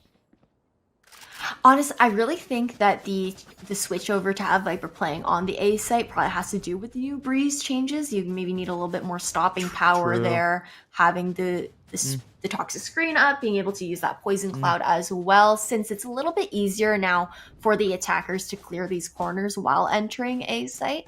Plus, you know, like you said, Chamber, having those rendezvous, you know, being able to hold B with the trademarks as well, and then just being able to take TP out, play that retake with their team. It's been working out quite well in their favor, but we're actually going to see that swap happening. The Viper now going towards B, the Chamber over to A, kind of switching things up, keeping Full Sail on their toes, but Full Sail's just going for that mid control once again. That they are. They'll be able to work their way up the tunnel now if they choose to. Information definitely gained from both initiators here. First with the Sky Flashes, and now Drone will spot 3 towards mid. Bible to peek for 1. Drop Watsy a second as well. It's a cleanup from both players. One tunnel, one towards mid side of things. We're being able to grab 2 as well, and Seif now from door to wrap things up. Flawless anti-eco coming out of UCF. They'll be up 5-1.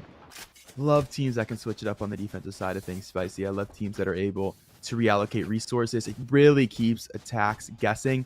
It's just, it really speaks to your ability as a team to cooperate, the amount of practice you've been able to put in.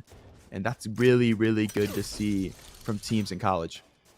Yeah, you have to be able to be adaptive in these kinds of games. And now FSA stuck in that ping pong economy. They're going to be able to buy up this round. However, it's going to be an important one for them to win, or else they're going to be stuck on another eco. Going to have to make quick work of those ultimates to make this round go in their favor. However, Cookies and Cream always here with the operator to watch. He's going to actually rendezvous out real quickly after that Trailblazer comes out. This toxic screen is going to cut up the site, allowing for a free entry for FSA. They're back for a retake once again. Been able to give it away, and they've got the ultimates to work with as well. We're going to have 4 going into this round. So absolutely understandable play. Seeker's out first. Now the Hunter's Fury going to get tagged. A second tag as well. Looking to finish and will do so as the Viper's out of this round early. Seeker's still with more information to the front of Castle. Cooks and Cream timing 8 to see it. Kaiser to find 1 second as well. Jay will grab a 3rd. Shockbolt to trade 1 back. Jay all the way down with Tour de Force. Moves a little bit too early. That ball goes to the right because of that movement. Bible to find 1 from top of wall. Set us the even numbers here. And now the numbers advantage for UCF is wisely able to find a 3K. Casper J, how good are the pings here for an operator shot? Not good enough. Is off to the right. Please, just a little bit left, please. But it won't happen for Jay. Not both frags either, taken out by Bible. So no money for them this round. No weapons taken away. And UCF are 6-1 here on the scoreline. That was really nice Viper's Pit that came out to provide that cover, considering the fact that the Poison Cloud and Toxic Screen were not available to cover up the main, knowing that, you know, Casper J was using that tool de false from main there, not able to reposition to a more favorable spot for themselves. And now FSA is kind of, they are switching it up, but almost in a predictable manner. They have a bit of a pattern going on, kind of swapping between A, B, and mid takes here. This time around, maybe slightly different, looking for a bit of Hall's control. Stuff coming around, and the Trailblazer is going to come out. The Viper is back on the A site, so not too much information was gathered there. The Snakebite did also come out with that Poison Cloud. Just to stall a little bit longer, I would like to see maybe, you know, FSA cut noise, try and get a retake down. Seeker's out early here through screens. He to find 1 to shut down that early duelist presence. Still thinking about pushing their way in. Hunter's Fury's out. We'll burn the Trailblazer. Bible to find 1. Trade back for Kaiser. Bible still getting the work done. The Vibe from the back of the site. Kaiser will take that kill as well. So 2K for the Sky, but still no advantages. Actually going to be advantage for the defense here as they've got Spike down and Operator staring at it. Shot's not quite there. Shot is there for the Sky, however. This Kaiser finally going to fall after that 2K. The Casper now. Fake the rotate. Still anchored as right. Peeks there. Shots traded back and forth. Honestly, this is anyone's fight. Not even spotting each other. Just looking for wall bangs here for any sliver of a peek. Now the help will come to Stare. The Operator's here. No more funny business. Please just end the round. And he'll do just that. 7-1 for UCF. 7-1 to your UCF. No ultimates on the board right now. You might actually see... I'd like to maybe see an investment into Ritzy or into Kelsers in this upcoming round. Try to farm those alt orbs on this eco round. Be able to get Kelsers even closer to the Seekers. Be able to make maybe an easy play for an attack onto site. Now swapping back over to the B site. FSA is going to be changing things up a little bit. But like I said, still that kind of same pattern going AB, and then throwing a couple mid rounds and here and there. Seef already taking an aggressive push. Gonna be good for 2 on this anti-eco, a 3rd as well. Casper J, good for the trade though. Remaining. Oh, 2nd as well. So something for FSA from the Sentinel to lock down at least 2 frags. UCF will take it straight to him on the anti-eco. 8-1 for the team. Back to gun round we go. Full sail. It's time to garner some momentum. If they want to take this map back to them, something going into the half. Just 1 or 2 more. At least get to the 9-3. At least get to the 9-3.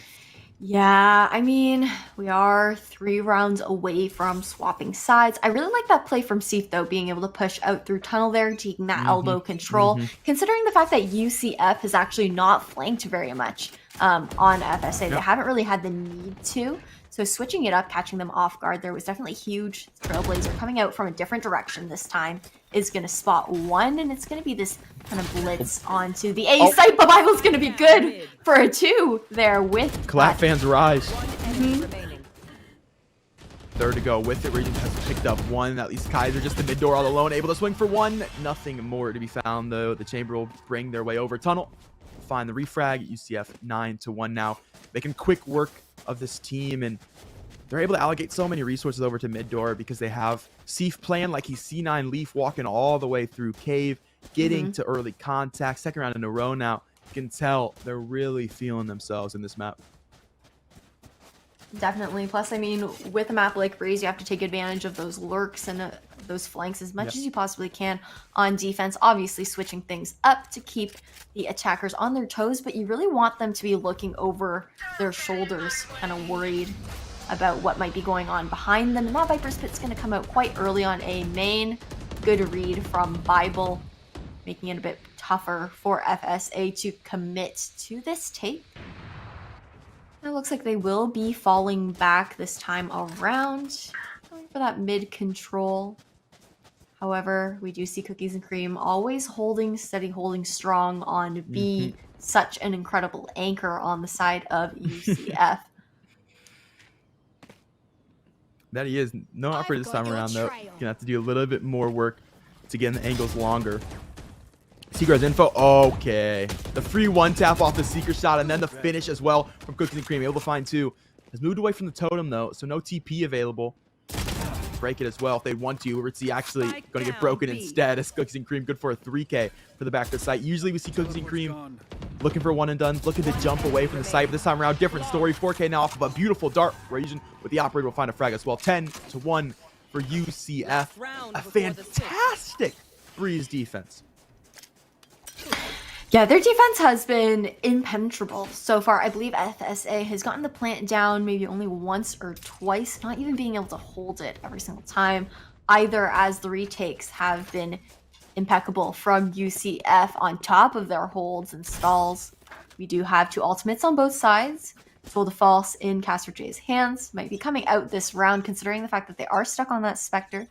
And if Ritzy is able to get onto site, get that plant down, we will see that Viper's Pit coming out, kind of forcing some more close quarters combat as FSA kind of runs up mid here, going for a B play through tunnel. Totem broken early.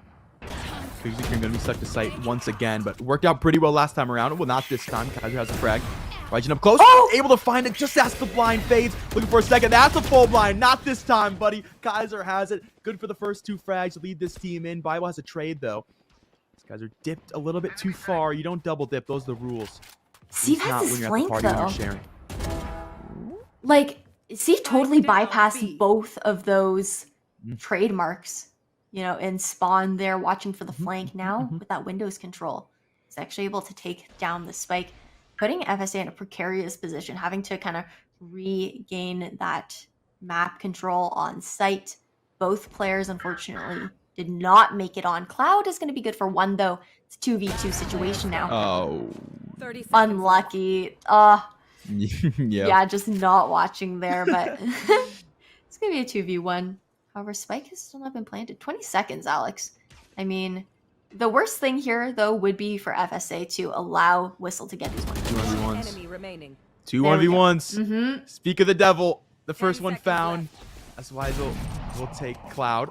Okay, moved a little bit early for Casper, so not able to get the wall bang damage. Dart's going to be there, information to the default plant spot. As Casper will sit close pillar. Scan yet again. Jump peek. Head not found. Will full swing, and Weisel will hold on to the nerves. We'll find the frags. It's 11-1 for UCF. An absolutely unsurmountable defensive half for this team.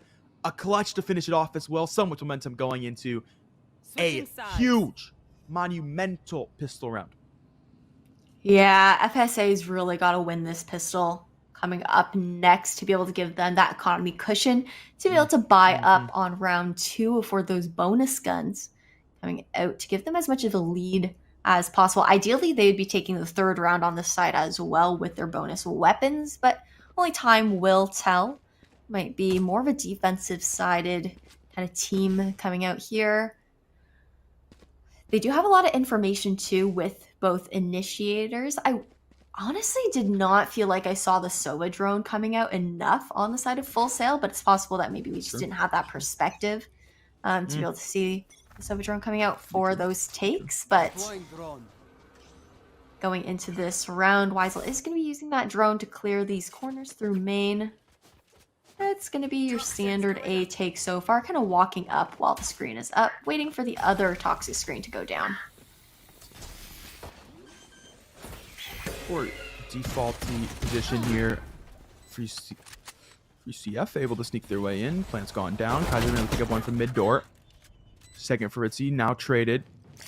So that's all of the backup mode secured. But already set up for the retake is FSA. Kaiser gets timinged. Not able to find the frag either, so Ritzy's able to take that one away. With the classic in hand, a 3v3 now. Massive flank from Jay. We'll pick up the first. On to Weisel looking for more. Shock Bolt will be awarded the frag as Cloud will take that one away. Off the cookies and cream now falls to Jay out of the back of cave. Great flank from the Arena. And a much needed pistol for FSA.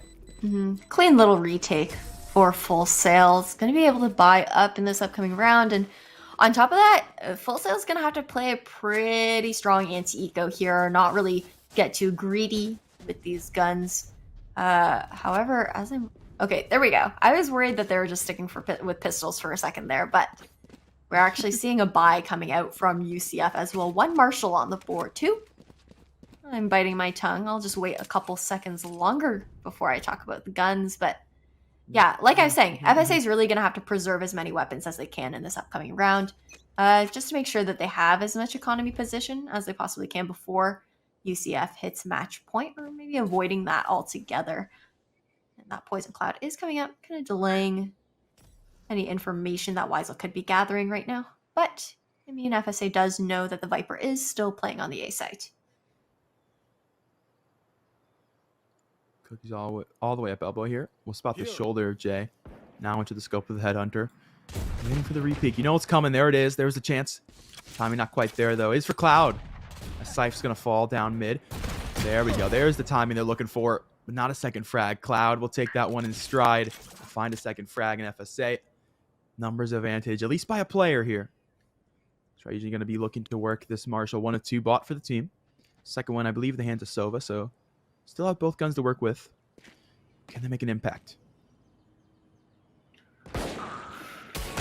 And That's okay. an impact. I have them. Yeah, you called it. I mean, 3v3 situation now. Bible is going to be getting this plant down. I don't know if they know Casper J is still kind of hiding back here, but Interesting TP. yeah, 2 HP though. He's stuck. He's hard stuck. Definitely can't get out with that TP. As soon as they swing, they're going to have it. Oh! Yeah, Bible's got it. Ritzy tried to get the spray off. Bible just barely able to sneak away with that one. Getting away with murder there, and it's 3-on-2 into the site for UCF. A massive round if they're able to win it, but Ritzy looking to change that story, able to find the first. Regrowth to come through thanks to the sky. One Swing enemy around for remaining. more. Still, the Marshal's active, and in fact, yet again, that's Region able to find a second frag. That leaves just the Viper mid-sight. Has what a flick! His wrist is broken, but he's found the frag. It's 12-2 Match for point. UCF. They managed to buy 2 guns, Ash, and they take the round. Value weapons. Marshall is my value weapon. Like, that's my favorite value weapon. I'm not gonna lie. I mean, I don't think there's anything more satisfying than getting a Marshall headshot. But going into this round, UCF having this advantage at match point. It's been a quick game so far. We'll see if Full Sail's able to pull it back a little bit there, but we can definitely tell that UCF has more reps under their belt. They have that synergy that they've built up over the time that they have started playing together. Although it is a new roster and they're experimenting, it is going very, very well for UCF. That drone coming out now just to clear some information. Not going to be able to tag up the Viper on a site, and the Seekers are going to come out for an easy, clean take. Ooh, can't retake if you don't got any members left on the team. Cookies and cream to find one Bible, another, and another from the chamber. They're able to trade one back. We're going to have to do a lot more than that if they want to stay alive in this game. And Seif not going to let that happen. The headshot comes through, and that leaves one player. And just like that, before I can even get it out of my mouth, UCF have taken the map 13-2. An absolutely smashing Breeze performance. Yeah, congratulations to UCF Valorant Gold for taking the dub in this best of 1 series versus Full Sail. Definitely can tell that this team has synergy, especially considering the fact that there is a new roster that's starting out, Kat. I mean, they're still experimenting and definitely dominated on Breeze. I'm excited to see what they're going to be able to pull out throughout the rest of this series on this coming weekend. But, I mean, was there anything in particular that you want to point out about this match? I will say there's a natural advantage for UCF going in compositionally. We talked about it just a little bit in Agent Select very briefly before we jumped into the map. The fact they're playing Reyna as opposed to having a Jet or having a secondary duelist. The fact that they can't bypass any of that utility.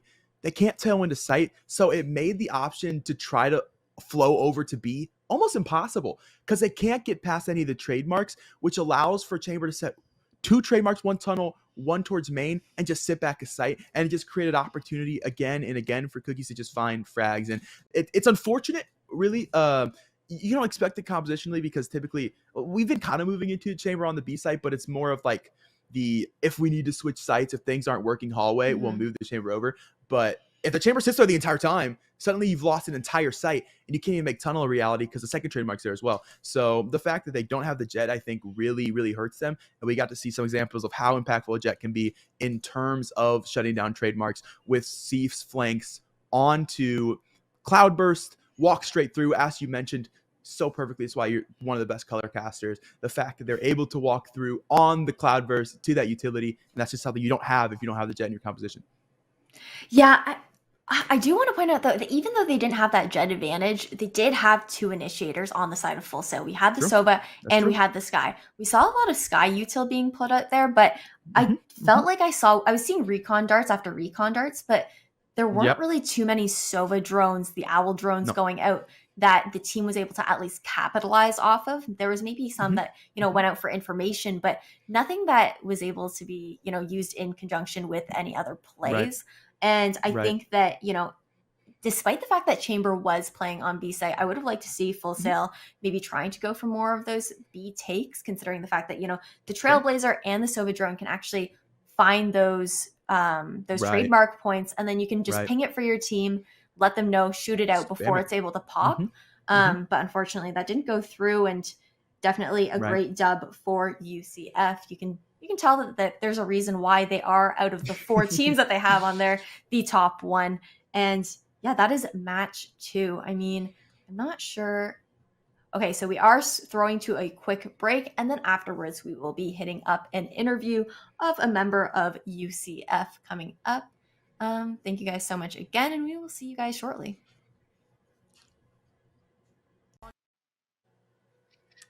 Ladies and gentlemen, welcome back to CNC Southeast Invitational. We just got to see the University of Central Florida's gold roster absolutely obliterate on Breeze 13-2. And we've got Steve here to tell us about it. What's going on, brother? What's up, man? My name is Seth, and I mean, we felt really good right there. Just trying to make sure that we don't like take their team for granted, skill-wise or our For skill-wise. sure. Definitely went into that game. It's a little early still for me, so I'm still a little shaky. But hopefully, we're warmed up for the next one. Yeah, just trying to get you guys some clips.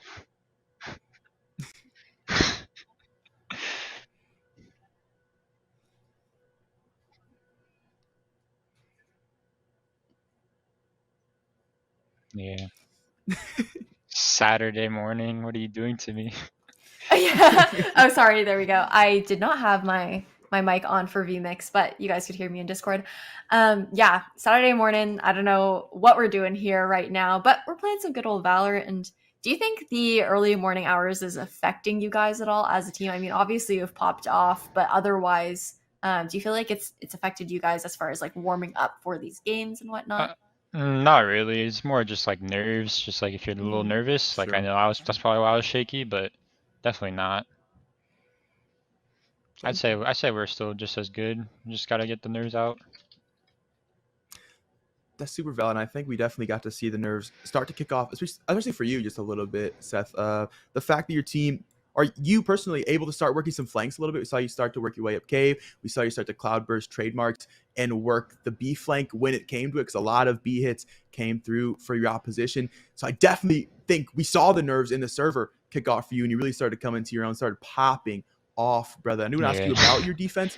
Do you guys typically try to allocate agents in a specific place, or is it all about adapting to what you're being seen? Because, we saw a Reyna as opposed to a Jet. We definitely got to see consistent agent swaps towards sites, just kind of honestly having a nice read. So is it typically default for you guys, or just kind of go with the flow, whatever you've got presented to you by the attacking side? Me personally, I'm always trying to analyze their composition and what they're gonna do.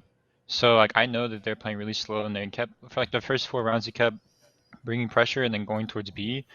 Yep. So like we just kind of like work around that. I know this guy is just gonna play his trips and leave it alone. I'm just gonna put pressure on him. Like you don't want to give him all the space, so break it, and now they have to worry about it for the rest of the round. They're on their edge. So just analyzing them a lot.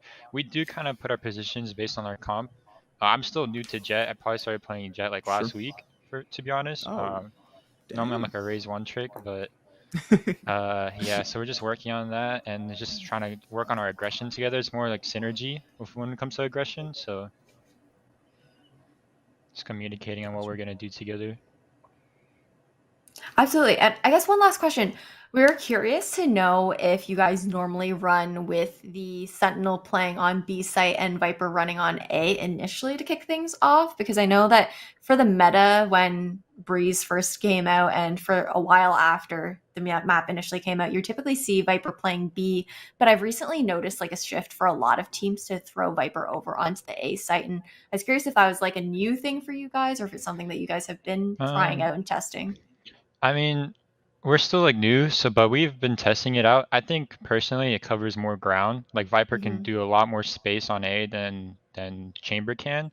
Chamber can just cover a lot of space towards B with just like 2 trips alone, with the fact that they don't have a Jet. So a trip B main will get them all because they can't dash out, they can't satchel out, they can't fly out. So it covered a lot more space to be able to block off their A push with Viper. We were able to like just do so much more covering and feeling comfortable to just aggress anywhere else, because we had Viper on A, Chamber on B. Whereas if we had Chamber on A, he'd just have to trip halls once and then maybe to not be able to do anything else on A. So it was just a lot more space covered. Yeah, totally. Well, thank you so much, Seth, for answering our questions. Congratulations again on the dub, and good luck for the rest of the games that you guys are playing out today. Hopefully we will be seeing you tomorrow in playoffs, and yeah, I hope you have a great rest of your day. All right, thank you. You too. Bye. And I believe we are ready for Game 3, Cat. Whenever teams are just waiting in lobby. And I think we'll be throwing over to Agent Select as quickly as possible. And I believe we are going to be seeing Haven coming up next. That's going to be USF versus Clemson. Unfortunately, Wake Forest did decide to FF at least this coming match. I'm not sure if they're going to be here for the rest of the tournament, but going into Agent Select now, we're going to see what agents we have coming up for Haven.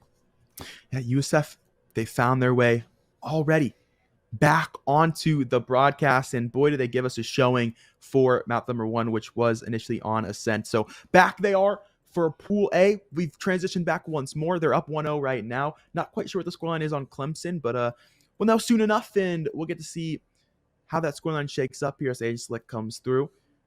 Back to typical Cyphers. Interesting look. We got to talk to Psycho a little bit. Definitely a smart player.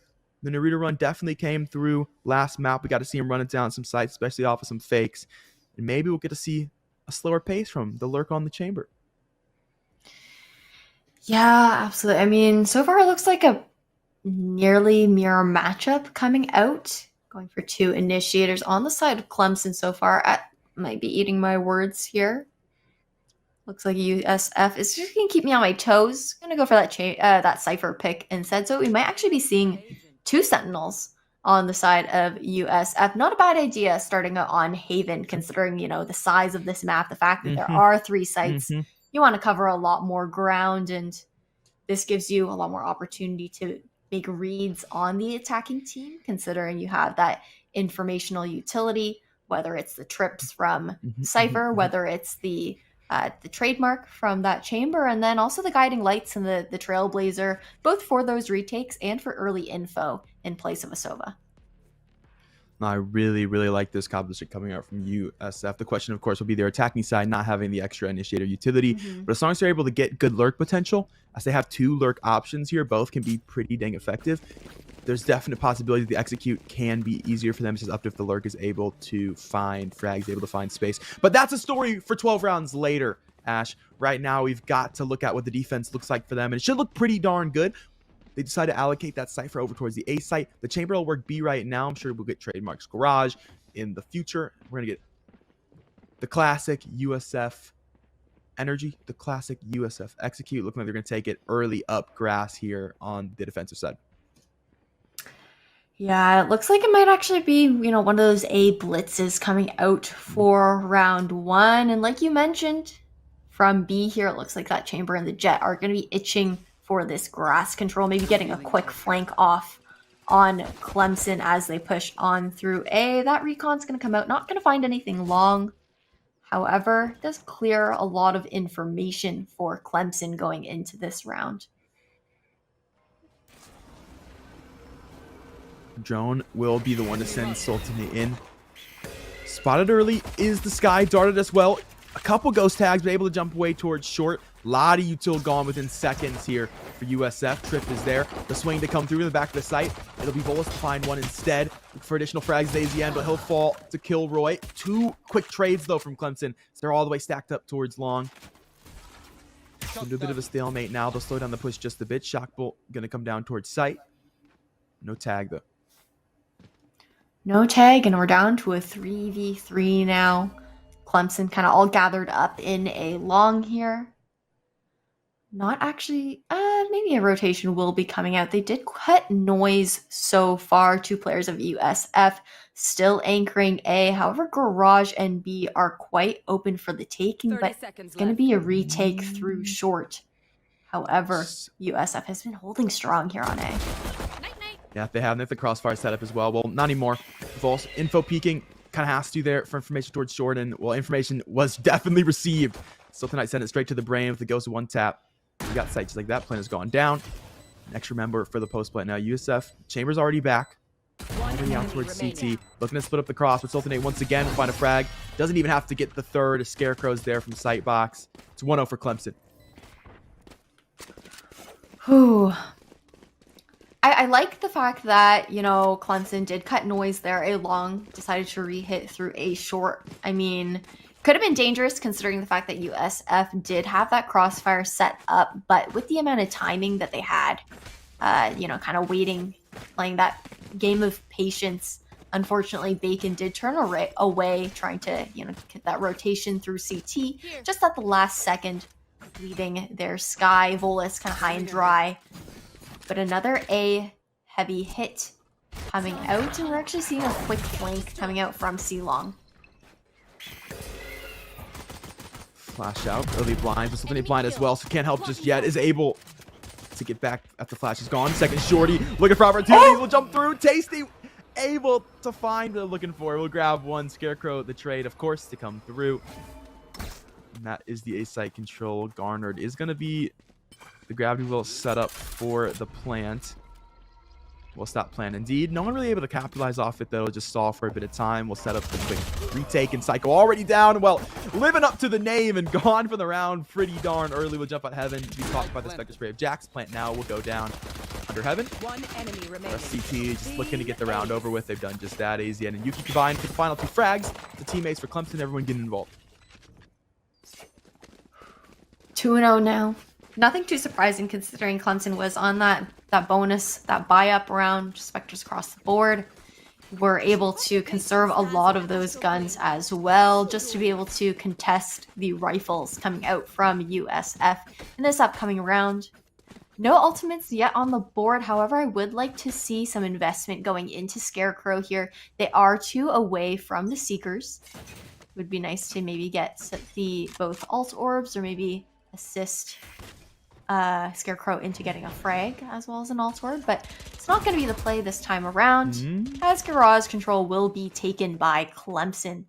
That trip not doing too much so far.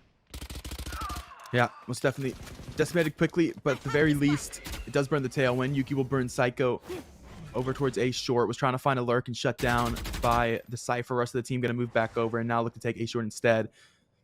Will just be one Astra Star in that area. Sultanate trying to hold on to this garage control just for a bit. Look for any sort of rotation potential. You can spot the barrel. Whew, close on the fight, but one nonetheless.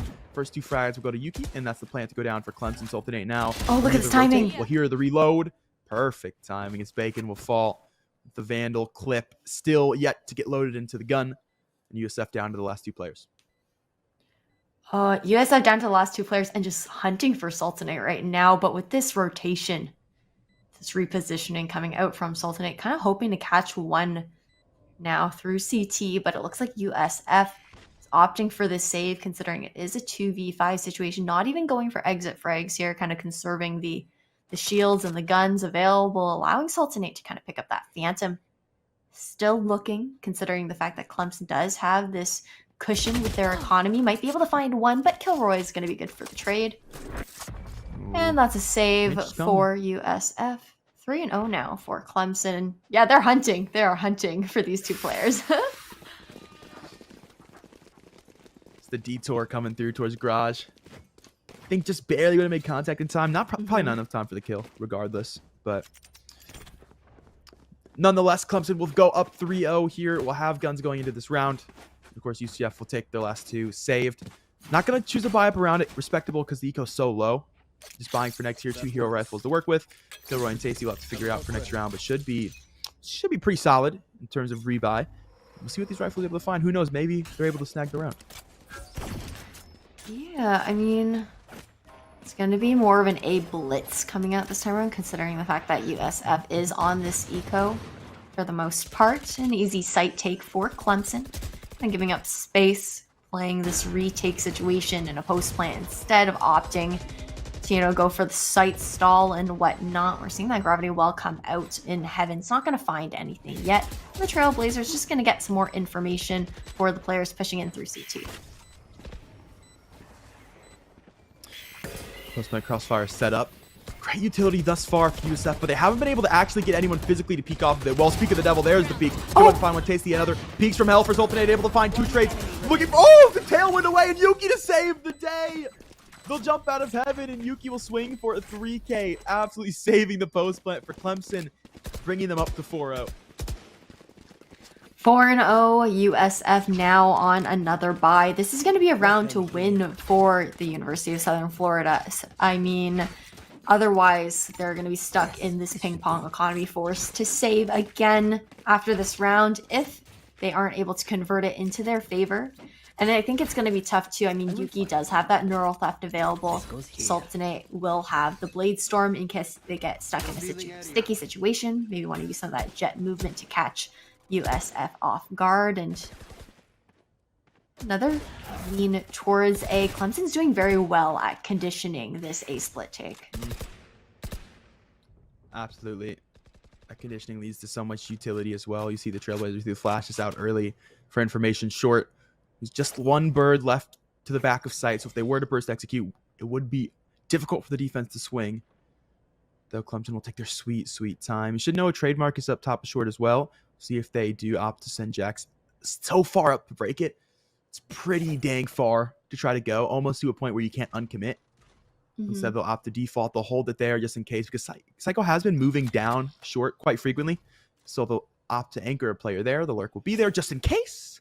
And for now, they'll look to go C-long. I'd like maybe Jax to throw out maybe some utility. Yeah, we are going to see that Sova drone maybe trying to fake A, continue to pull those rotations over. We are going to see 2 being pulled closer towards the A site as the rest of Clemson moves on to C here. Seeker's coming out, but a gravity well is going to slow things down. That it is. Bacon look for opportunity in the back of the site, able to get one fragile, but not the frag found. Yuki will take that one away, and that's the site taken. Penn's going to go down. Neural Theft is there for information. Recognize opportunity towards garage for Jax. Do they know he's been lurking? They should, because the drone came through A short.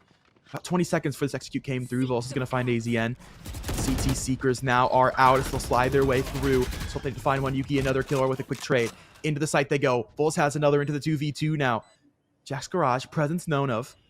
You've got to worry about the long player as well. It's going to be split in terms of defusal here. First flash to come out for the sky. Scarecrow looking for the peak. Called himself the clutch god. Can we see it here? Stopping the defuse. It'll be Jax instead to swing through. Just stalls for time. Lets his teammate make it all the way to CT. Able to find the last through the wall bang. Clemson 5-0. That was really nice repositioning coming out from Jax after taking that garage control.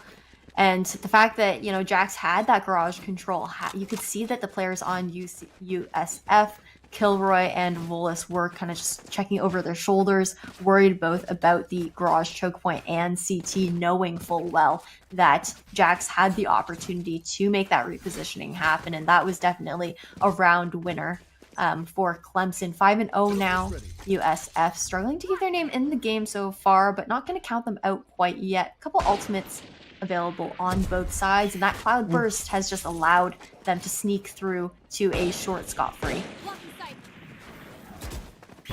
Looking to take a cloud burst just a step further. We'll do just that. Now to the backside box. Swing to hell, but it's Psycho to find the headhunter shot. No more though. Scarecrow and AZN will combine for the last 2 frags on the site, and they will get the plant down. 3v4 situation now, and I just want to point out, I mean, the lurks coming out on the side of Clemson, having Yuki kind of always getting that space in mid there, having an eye on those rotations, just gives so much information to Clemson to know that, you know, everyone's coming through CT or heaven. Oh!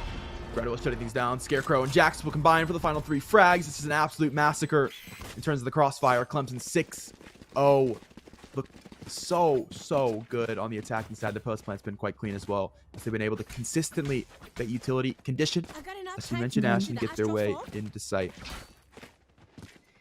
Yeah, I mean, plus what's really nice about the takes that Clemson has had, having those 2 initiators for the information, allowing kind of Astronaut to have to use the utilities such as the concussion, the Nova Pulse, and the Gravity Well quite as early on, being able to save that for a post-plant situation instead of having to use it to clear corners has definitely given them an advantage in the post-plant in that kind of sense. And now we're seeing Clemson kind of switching up their tactics a little bit here, going for maybe a slower default play. Owl Drone coming out, getting that information, then operators actually watching A-long. Triple F info on this early garage peek. So they put Trailblazer through garage here, deal with it quite effectively. Clemson's been doing a very good job of adapting when the utility does get found. Trip broken.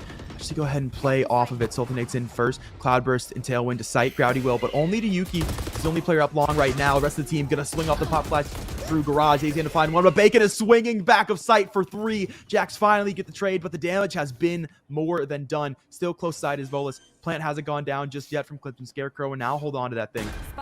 But right around the corner lurks danger from the sky. We'll play forward now. 2 guiding lights to work with if they want to flash themselves in. Rest of the team just moments away for the trades. First shot to be found. Scarecrow to fall. Jax has another trade. But can he find more? The operator back to the side. Oh, no, it's a whip. Second opportunity from Kilroy will swing through, and Tasty will take it away. We won't have to worry about it. It won't come to fruition regardless. USF will find their first round. The retake will be a success. First round on the board, and a much needed one as well, especially having that operator in their hands. You wouldn't want to lose that, especially considering it's been tough for USF to save up to be able to make that purchase. Now going into this round, I mean, Clemson has so much economy cushion right now. They don't have to worry about their gun buys for a few rounds. A couple ultimates on the board. Tasty's going to have that neural theft, huge for any retake situation. Bacon is going to be able to use that Cosmic Divide both to either slow down a site take or for a retake as well. And we do see the Hunter's Fury, though, in Jax's hands. Might be able to get an early pick here with the Owl drone, and the Blade Storm's going to come out early from Sultanate. Early op look down A long. Find a shot, but not much more than that. Not going to be on target. Just a little bit of a wall bang look. Clemson occupying A long here. Haven't quite found much. So gotta worry about that operator. Will slowly now work their way up long, recognizing that it's backed off towards site. So they have the util in their possession to deal with this thing, to be able to pinch it off. Yeah, I mean, dry peek? Yeah, surprising considering the fact that, you know, Clemson did know that the operator was still in the hands of Kilroy. But I think maybe, you know, the Jet Sultanate was looking to get a bit of a movement advantage in that scenario. But this lurk coming out from Ryuki is actually going to be spotted out quite early on. USF holding this defense quite strong now. Just holding these default positions. Not really giving too much. Not going for any lurks or anything like that either. 30 seconds left. Tastes still the back of sight here. Operator's moved in the meantime towards Heaven. We'll get the Hunter's Fury through. Good for a tag. Just that consistent information towards the back of the site here. Trailblazer will get information towards Long. Will spot 2. First flash out. Give the other blind backside players. We only got 10 seconds left. They got to make their way in. They got to start the plant now. Excellent trip to come through. Frags all across the board, though, for Clemson as they just do it by brute force. Psycho's going to take that one away. That's the spike planter. That's it for the round. Clemson just too little too late. They're not going to be able to get a plant down. And USF, they're just going to save these guns. Yeah, unfortunately, the time was ticking, which is, I mean, obviously we know that the time is on the side of the defenders when plant hasn't been put down yet. However, I would have liked to see Clemson working in conjunction with the Jacks as that Hunter's Fury came out. I mean, when you have an ultimate causing so much discord on site, you want to take advantage of that. You want to be able to push in, try to catch somebody off guard who's trying to dodge that Hunter's Fury as they have a lot more going on, instead of kind of allowing the Hunter's Fury to go out and then afterwards pushing on after all the discord has happened. And now actually some aggressive mid-control taken by Psycho here.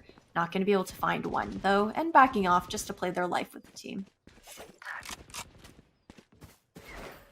We talked a lot about the conditioning for Clemson, the fact they've been able to get early map control, and I feel like these last couple of rounds has been a different story, especially in the A short department. That's half on the fact that Psycho is in a whole new spot this round, is in Garage instead, and also the fact that he hasn't been playing so aggressively down short. So UCS have been at full strength for these last couple of rounds, and I think that's definitely making a difference.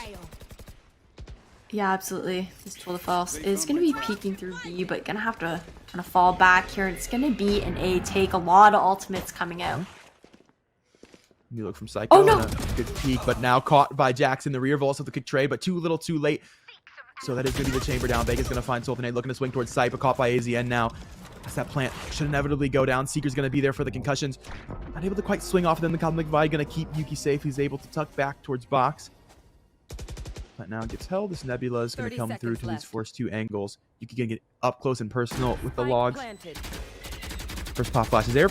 Great flash on the AZN. He's able to tuck back towards Sight box once more. His util hasn't been able to quite be used. Nebula falls. AZN will grab one, but traded quickly by Volus. Now the information gained towards Log. Killer is going to swing, and Volus is there for the actual frag. 3K for the Sky. A third round for USF. They've definitely moved here on the defensive side. They've reallocated some utility, and it's definitely answered and filled the gaps. I think the biggest change that we've seen coming out from USF is the fact that they're playing more for the retakes now, as opposed to going for the stalling util. I mean, considering their team comp, the stalling ability is definitely there. However, Clemson was definitely winning their gunfights earlier on, with that 6-round lead that they initially garnered for themselves. And now USF switching up their strategies. It's nice to see that they are adaptive, they are responsive to the questions and the attacks that Clemson is posing them, and now kind of completely switching up strategies here. It's going to be this full A or C long blitz coming out from Clemson as they slowly creep up just to meet Bacon in this nebula. Pulling them in. I think the barrel of the gun was just sticking through. Blocking vision. Certainly. Scarecrow will be out to grab Bacon, so there's the refrag going to come through. Still the chamber towards back of sight, swings out now. Take a couple tags, still alive though, able to break drone. Peek from platform. Okay, Ooh, what a flick on Hazy End, but the flick onto Jax is going to be the answer instead. Just a second on the jumping headshot, and we'll pick it up. We'll splash through the cage. No blind, there's unfortunate on the timing where it pops. Scarecrow to swing through the cage. We'll grab both as the reload come through from bullets and make it a third. A Scarecrow will take Kilroy as well, trying to flood out of CT, and Clemson right back to the docket. A Scarecrow grabs a 4K. That hold for USF was looking pretty promising initially. I mean, especially with Bacon being able to escape from the nebula, playing their life there. But unfortunately, with the timing that Scarecrow had, on USF, catching that reload off guard, catching that person CT as well, the cyber cage just blocking that vision to be able to isolate those 1v1 situations, put that round on the board for Clemson. USF is definitely looking to possibly take the next 2 rounds under their belt, keeping it nice and close before swapping halves here. But it is also an attacker-sided map. I just want to remind everybody of that, and just look at how much space USF is taking right now on this pistol. They've been able to work all the way back towards C-Long. Trip is going to be in the wake, though, so we'll have to make noise getting themselves in. First flash to come through the wall. Trip spotted now and broken. Do they expect 3 long? That's going to be the advantage for them here. First flash to come through towards Cubby. Player Jax will find that one. And Seekers, well, the information's given now. The jig most certainly up for C-Long. Taps to be found. Scarecrow with 1, Jax another. Sultanate will grab the CT player, and that just leaves Garage, where Yuki is ready to answer the call. It's flawless for Clemson. Fantastic anti-eco in an 8th round secured. Last round in the half. Very good anti-eco, but I mean, it's tough. It's tough in that situation in 5v5 when you are on that eco buy to make the decision on whether to try for that retake or just to play for the exit frags. I think the second that the trip was discovered, C-Long would have been better off to go for an exit frag kind of play, try and get just as many guns out of the hands of Clemson as possible, instead of trying to push in, because once that trip was broken, they were ready. They had that gun advantage. They're just going to spray you down, and now going back towards their typical A split push, it's going to be that guiding light coming out, getting that information. Oh, the TP! Chamber difference. That's what makes Chamber so good on every map. We see him utilized literally everywhere, and it's for stuff just like that. Chase will find Scarecrow in the meantime over towards A site. See utility back towards A. It's been a long time since Clemson's been here, at least early round, and USF now on the upper end of things. Yeah, but they're using this conditioning to their advantage. I mean, we see a 3-person rotation pulled all the way towards A site already. 1 person, Psycho, holding it down on B. We've got Bacon holding things down on C as well, but taking a little bit too much time. Clemson has kind of given away this rotation due to the timing. Having this default hold on defense kind of coming back to fruition. The guiding light looking to get some information, but Psycho's going to be ready here on B site for this take. Absolutely. 30 seconds left. Looking like they might just try to suffocate the op towards the back of the site. Dog will gather some information, and the op will grab a frag. Jax is going to fall. Tasty has taken Sultanate as well, and that just leaves the Astra AZ end to peek. The operator actually going to win that one, but can't beat. Volus taken out now, 4-8, as USF will take another round. I think a big thing for now, we are swapping sides now, but I just want to touch very briefly. A big thing for Clemson on that attacking half is the second that they started changing their pacing allowing the clock to run out, that was when they started to struggle with their site takes, not really having the time to set themselves up for post plans or even to get onto site, considering the fact that not a lot of util was being wasted with those slower takes, with the lack of presence being shown on sites on attack. But now Clemson is going to be on the defensive side. USF will be attacking. And I'm interested to see how this is going to pan out for USF. It's definitely tough having 2 Sentinels on your side as opposed to running the 2 initiator composition. It makes entering a little bit more difficult, but we are seeing that typical lurk coming out from Tasty here, the Cypher lurk. Tried and true. And Psycho is going to be looking for this early point of contact, but nobody is on C site right now, just playing for this retake. That they are with that 3-man allocation towards long, and they'll start to move. Now recognizing no presence. See if Tasty's lurk gets anything. If anything, might be the sky, but looks like that'll move away as well.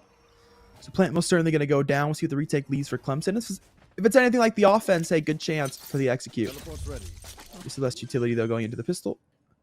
Trip not broken. Could be broken now. The plant's gone down, boys. 100% they know. And there's the trip taken care of. They'll move towards long. 2 members there. 3 as well, if you count Cypher lurk. And the 2 on site, they're going to be meeting the brunt of the opposition as well. Yeah, and I mean, we hear that Sova drone coming out for that information, guiding lights popping everywhere. Psycho's going to be good for the first, but trades are going out. It's a 4v4 on this retake. All players off site right now, and the bomb is going to be ready for the defuse. Great but dart. the sprays through the nebula are just doing work. Great dart to grab 1 for Kilroy. He's able to trade 1 back, and it's just a stick on the defuse for Clemson, recognizing they need the nebula to stall off that long angle. AZN actually going to get all 3 frags as well to go with it. Some extra money secured from the Astra for the Classic, and nice to have a star for the retake. Not always something you see for Astras on pistol rounds, especially if they buy pistols, and AZN instead will opt to go Classic and 5 stars, so has the stars to do it. Yeah. Definitely made a difference.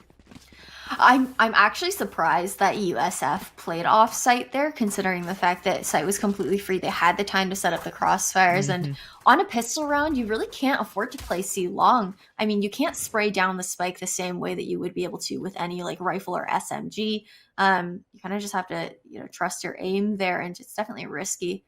Definitely don't think they expected the stars to be available in AZN's hands, like you said. And now, going into this round, there's going to be a lot of mid control being taken. However, Cypher is totally set up on the B site, so it's not going to be an easy blitz for this one.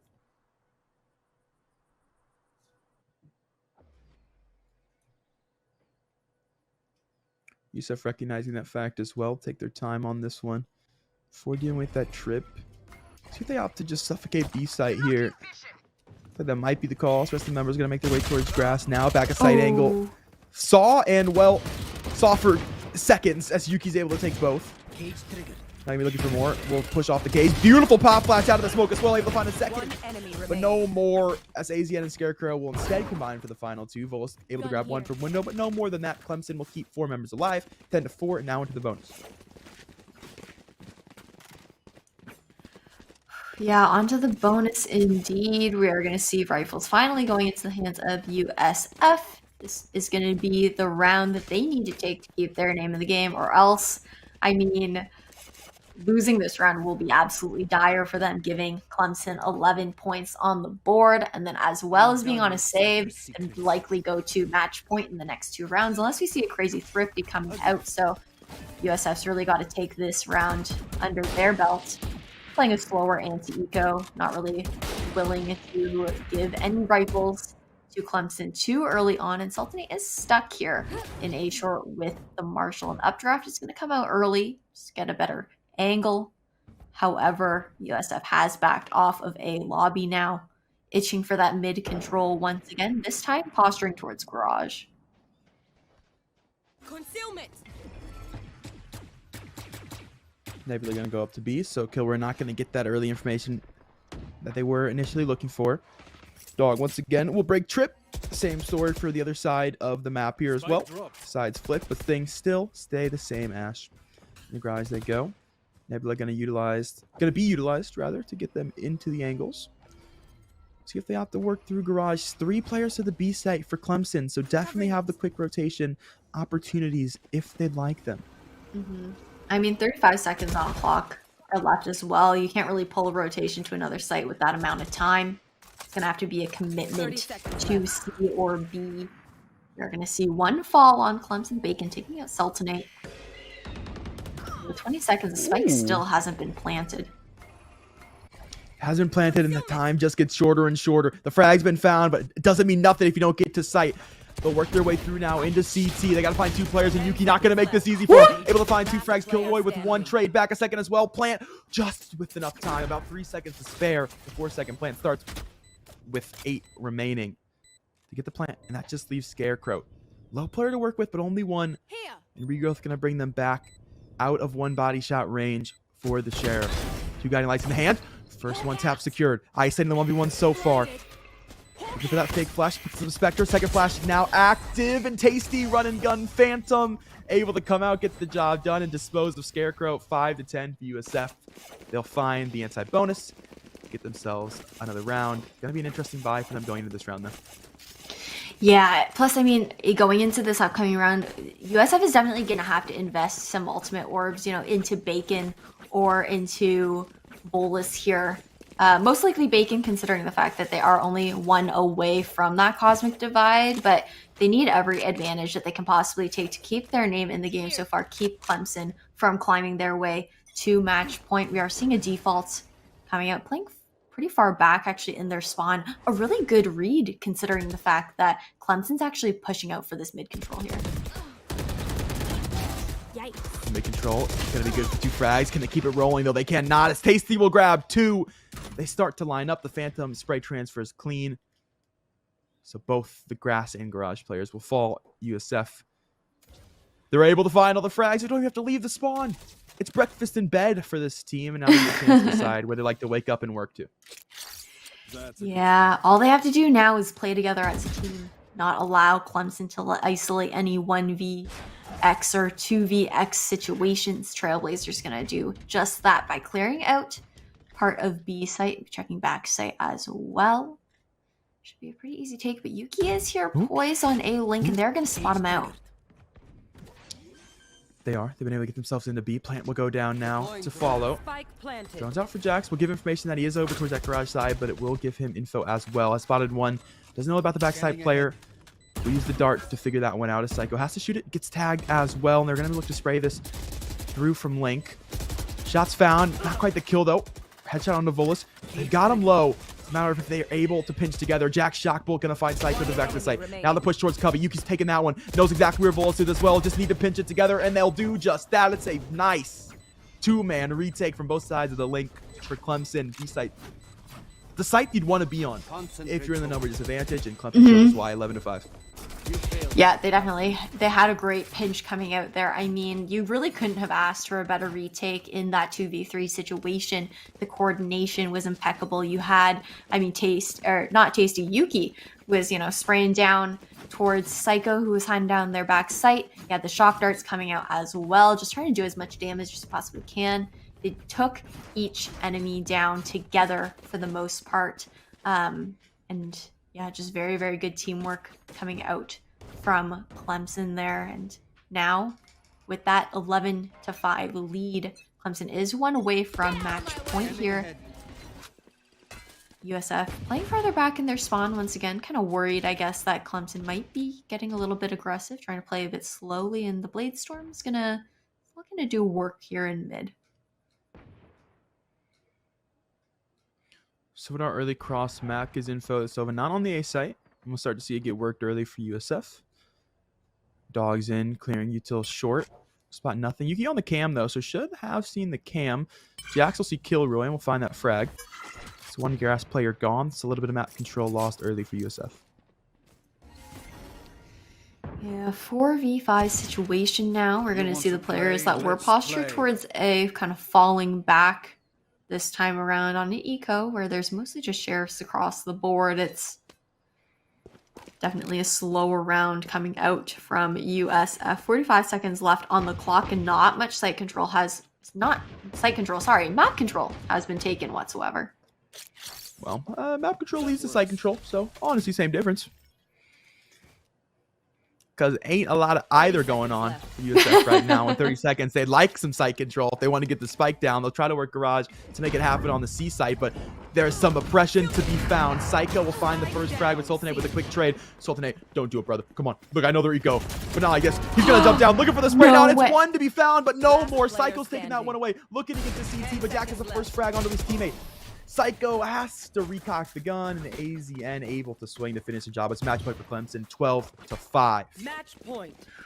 If Sultanate had a Phantom there instead of a Vandal, I think that would have been a 3K True. pretty easily, but That's unfortunately, facts. That's actually facts. the spray pattern for the Vandal is not here for it. Match point now, though. Clemson looking to take the dub for this best of one series before moving on into the next match. And there are a bunch of ultimates on both sides, honestly. Considering the ultimates available on Clemson, it should be an easy 13-5 for them, but not going to count USF out quite yet. They've had a few clutch rounds. They've been bringing it back a little bit. And the Seekers are going to come out quite early. But they are. We got a very quick workup. See alongside USF trying to change the tempo. We'll see what it brings to them. Kyle Big Divide to come through. The dog will get info towards both. Back to sight. We recognize that they did tuck the divide. Oh no! Kilroy, what happened? Jax has found Bolus as well. As the shock bolt will come through for a second. USF, they try to change the tempo. They try to take it straight to Clemson, and Clemson put their foot down. They were ready for it. Only hope is Psycho on the flank, and he's been taken out by Sultanate now. USF left, reeling, 2 members left. Match point, they need to find something. Neurotheft gonna give him away. 2-5.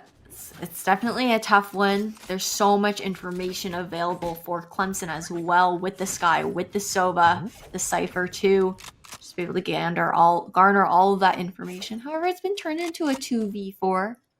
Still doable, honestly, for USF, but Clemson's holding strong right now. You know, playing together, playing for that utility, and looks like USF is going to try to make their way onto B here. 20 seconds left on the clock. 4v1 situation for Bacon.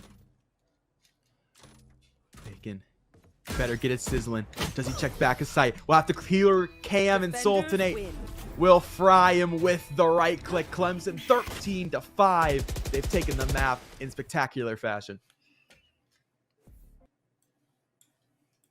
Congratulations again to USF for taking this dub in this best of one. This is the second dub of the day for them, as I believe they took the 13-5 on Ascent against Florida Atlantic University. So yeah, congratulations once again. Very good map for them. You know, Haven panned out very well in their favor. They had very good executions on the attack and held very strong on defense as well.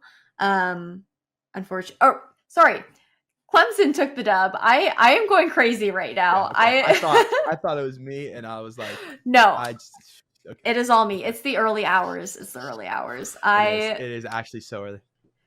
Yeah, so my bad. I meant congratulations to Clemson for the dub. USF now sitting 1-1 in this group series. Yep. And I believe we are throwing to a quick break. But before we do that, was there anything that you wanted to point out, Kat, before we headed out? No, honestly, just think better team play came from Clemson all the way through. We got to see a pretty dang good attacking side, and then not shocked at all by that final push for USF. They really tried to change the tempo, and Clemson just met them with pure frag potential, just like they did on the attacking side. Got the job done, and still a chance for USF to make it out the bracket. As we mentioned, they did go 1-1 so far, and then Wake Forest, of course, determining what that actually looks like for that team if they play next match or not. USF going to be up against them next, so they'd still go 2-1. They'd still have the tie potential, seeing how the rest of these matches fare out. So they definitely still have a chance to make it out. If you're a USF fan in chat, don't worry just yet. Still a chance. But for now, we can throw to break and maybe an interview on the way. We'll see you in a bit.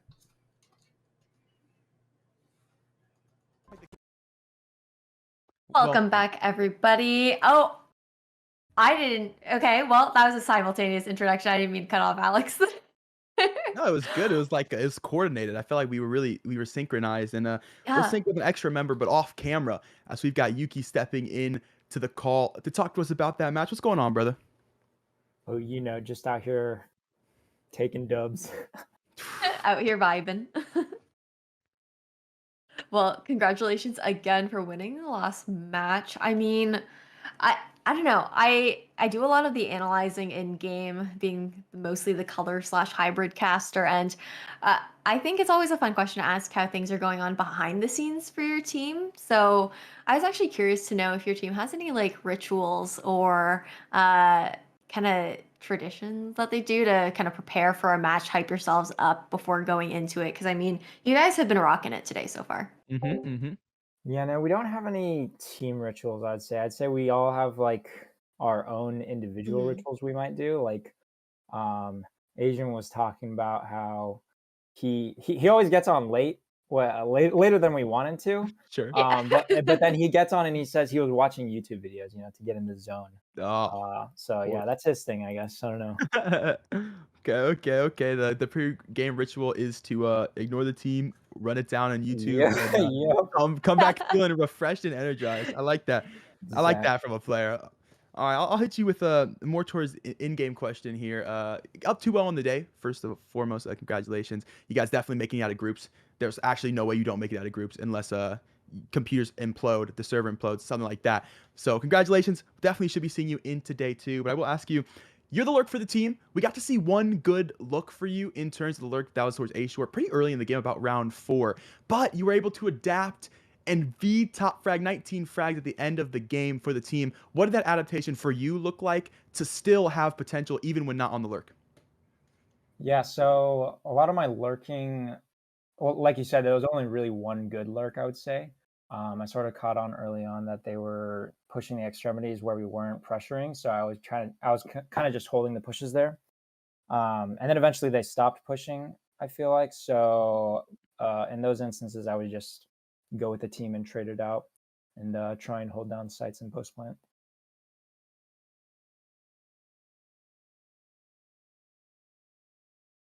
Absolutely, 100%. I think it looked very, very good all the way through. The potential was phenomenal and definitely got the job done for the team. Fantastic adaptations. And then we also got to see a different look for USF on the attacking side for that final map, that match point, which was that 12-5 scoreline round, where USF had been playing pretty default heavy and then suddenly ran it down C-long, tried to catch you guys off guard, but it didn't look like Clemson was surprised at all. What did that round look like for you guys comm-wise? I think we called for mid pressure. I've been setting up A because they hadn't been hitting A lately, so I thought eventually they would hit A, but they ended up not. But then because they hadn't been hitting it at all, I figured they were just ignoring it. So I put my trips on A, and then I left to go cam on C, and then that got us the info that it was very heavy C, because I caught like 2 or 3 with my cam, and then from there we could just like jump spot C long and see if they were hitting. I think they sky ulted, which kind of gave it away that they were hitting, and we kind of just spammed them C long, and yeah, I don't know. It was a fairly easy read, I would say. Yeah, the timing's kind of worked out there for you guys in your favor, and with the strategy that you're running and everything, especially with the positioning that you had, with the utility that you used to be able to get that read down. But I mean, I think we are going to wrap up this interview shortly to move on into the next game. But before we head out, is there anybody that you'd like to shout out or thank before we move on? I'd like to thank my mom, for really supporting my life and, giving birth to me. Gotta give it to the moms out there. Evan's in the chat. Gotta give it to the moms out there. Yep. Yeah. W mom right there. Mom dub. W mom, W son. Well, thank you so much, Yuki, for coming on, chatting up with us. And do you have any other games for the rest of the day? Or are you done now? I honestly don't know. We might. I know we're playing tomorrow and the day after. Yeah, for sure. Yeah, we'll see. I just wasn't sure if we needed to wish you luck for the rest of the day, but if you aren't playing for the rest of today, good luck. Tomorrow, we're definitely excited to cast over you guys once again, and I hope you have a great rest of your day. I appreciate it. Thank you very much. You as well. Thank you.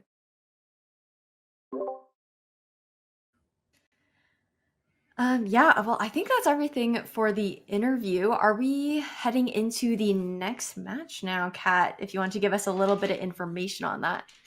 Yeah, a little birdie told me we've actually got Chowan up against FSA here. Back to Pool B. We're flip-flopping all day, and we flop back to the B side of things. It'll be a Haven matchup with FSA starting on the defense, Chowan on the A side. And I've been informed by you, actually, Ash, it's the first time these teams will be facing off against one another.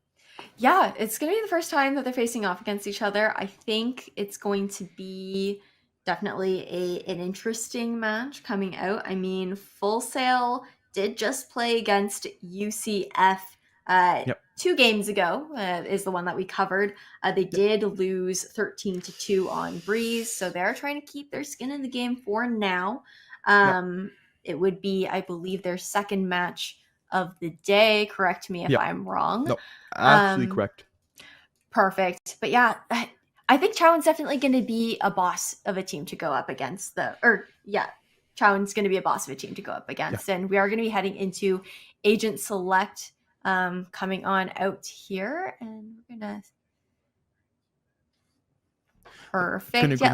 Clean little transition there. Sorry, I didn't mean to cut you off. What were you about to say? No, absolutely fine. I absolutely agree with you. I think Chowan's going to be a force to be reckoned with. They actually just came through in their fall semester. This VALORANT team, the same roster, went ahead and won the MCEA finals.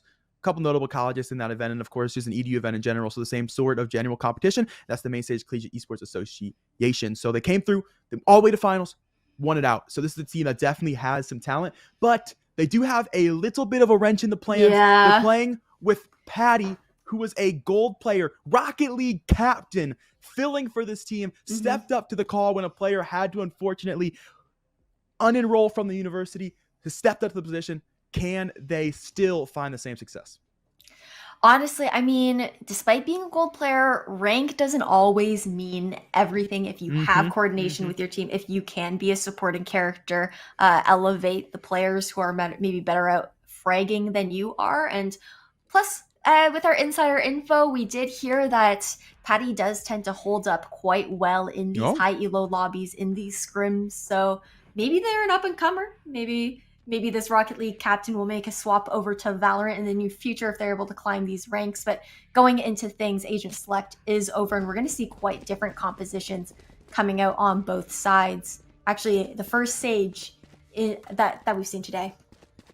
Yeah, that it is. Definitely an agent that is pretty good for new players to the game. And as Patty being a player that is stepping in, filling in, helping the squad out, I'm not sure how long has been around actually messing for the team, but Sage is an agent that's solidly one-dimensional. The wall placement can be a little bit interesting, but that's more when you get into maps like Icebox. Definitely are some creative options with the wall, so I'm interested to see what Chowan's actually been able to work with. But nonetheless, if he's been holding up, I think we still got a game on our hands. Oh, absolutely. I mean, it'll be interesting to see how, obviously, Patty is going to be on the support character, able to help out the rest of Chowan here, and going to be a full C blitz coming out a really fast take with these two duelists. A fast take in sight, just like that secured plant has gone down for Chowan. Now they have all this utility to still utilize for that post plant.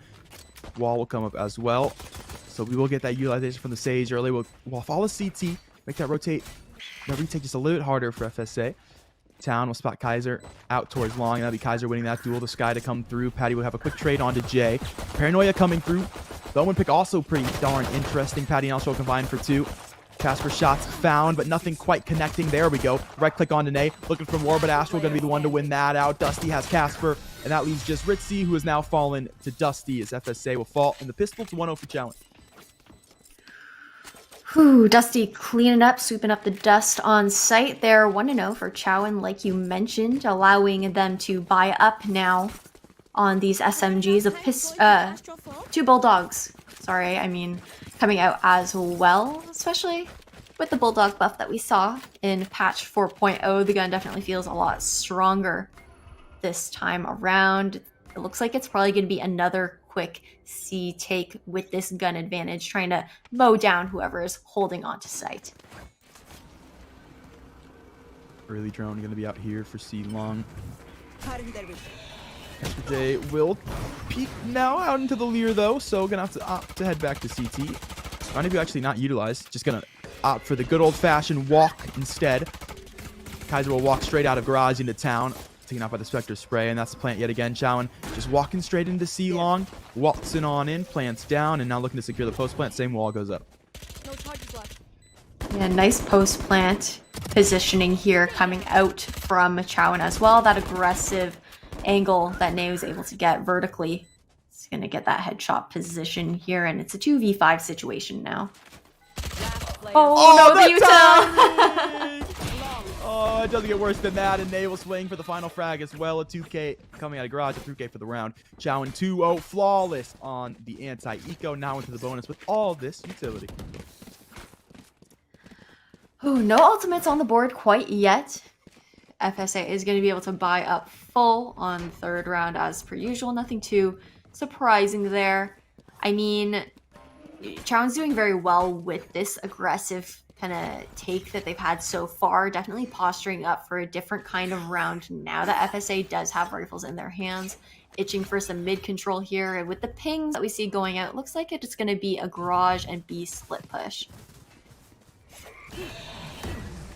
You're out early. Nay will step to the front of site. Plant to go down. New wall will be towards that side of C Link, so not going to be able to swing through for early retakes, early rotates either. Kaiser able to find a bird, but no frag. Jay, on the other hand, will grab one onto Astral. They start to slowly pinch this site back the other way. Dusty. Oh, find one, Town another. So the other grass push and garage was both getting shut down. That's the pinch gone. Now it's just the back of the site to worry about. As Town will swing through garage for another. Look to swing for more. The TP, the top for Omen, but Ritzy's gone just like that. As Nay has the frag. Town for 3K. Chowan have taken the bonus. Secured 4 rifles as well. The eco's there, the utility's there. They're looking to start to run away.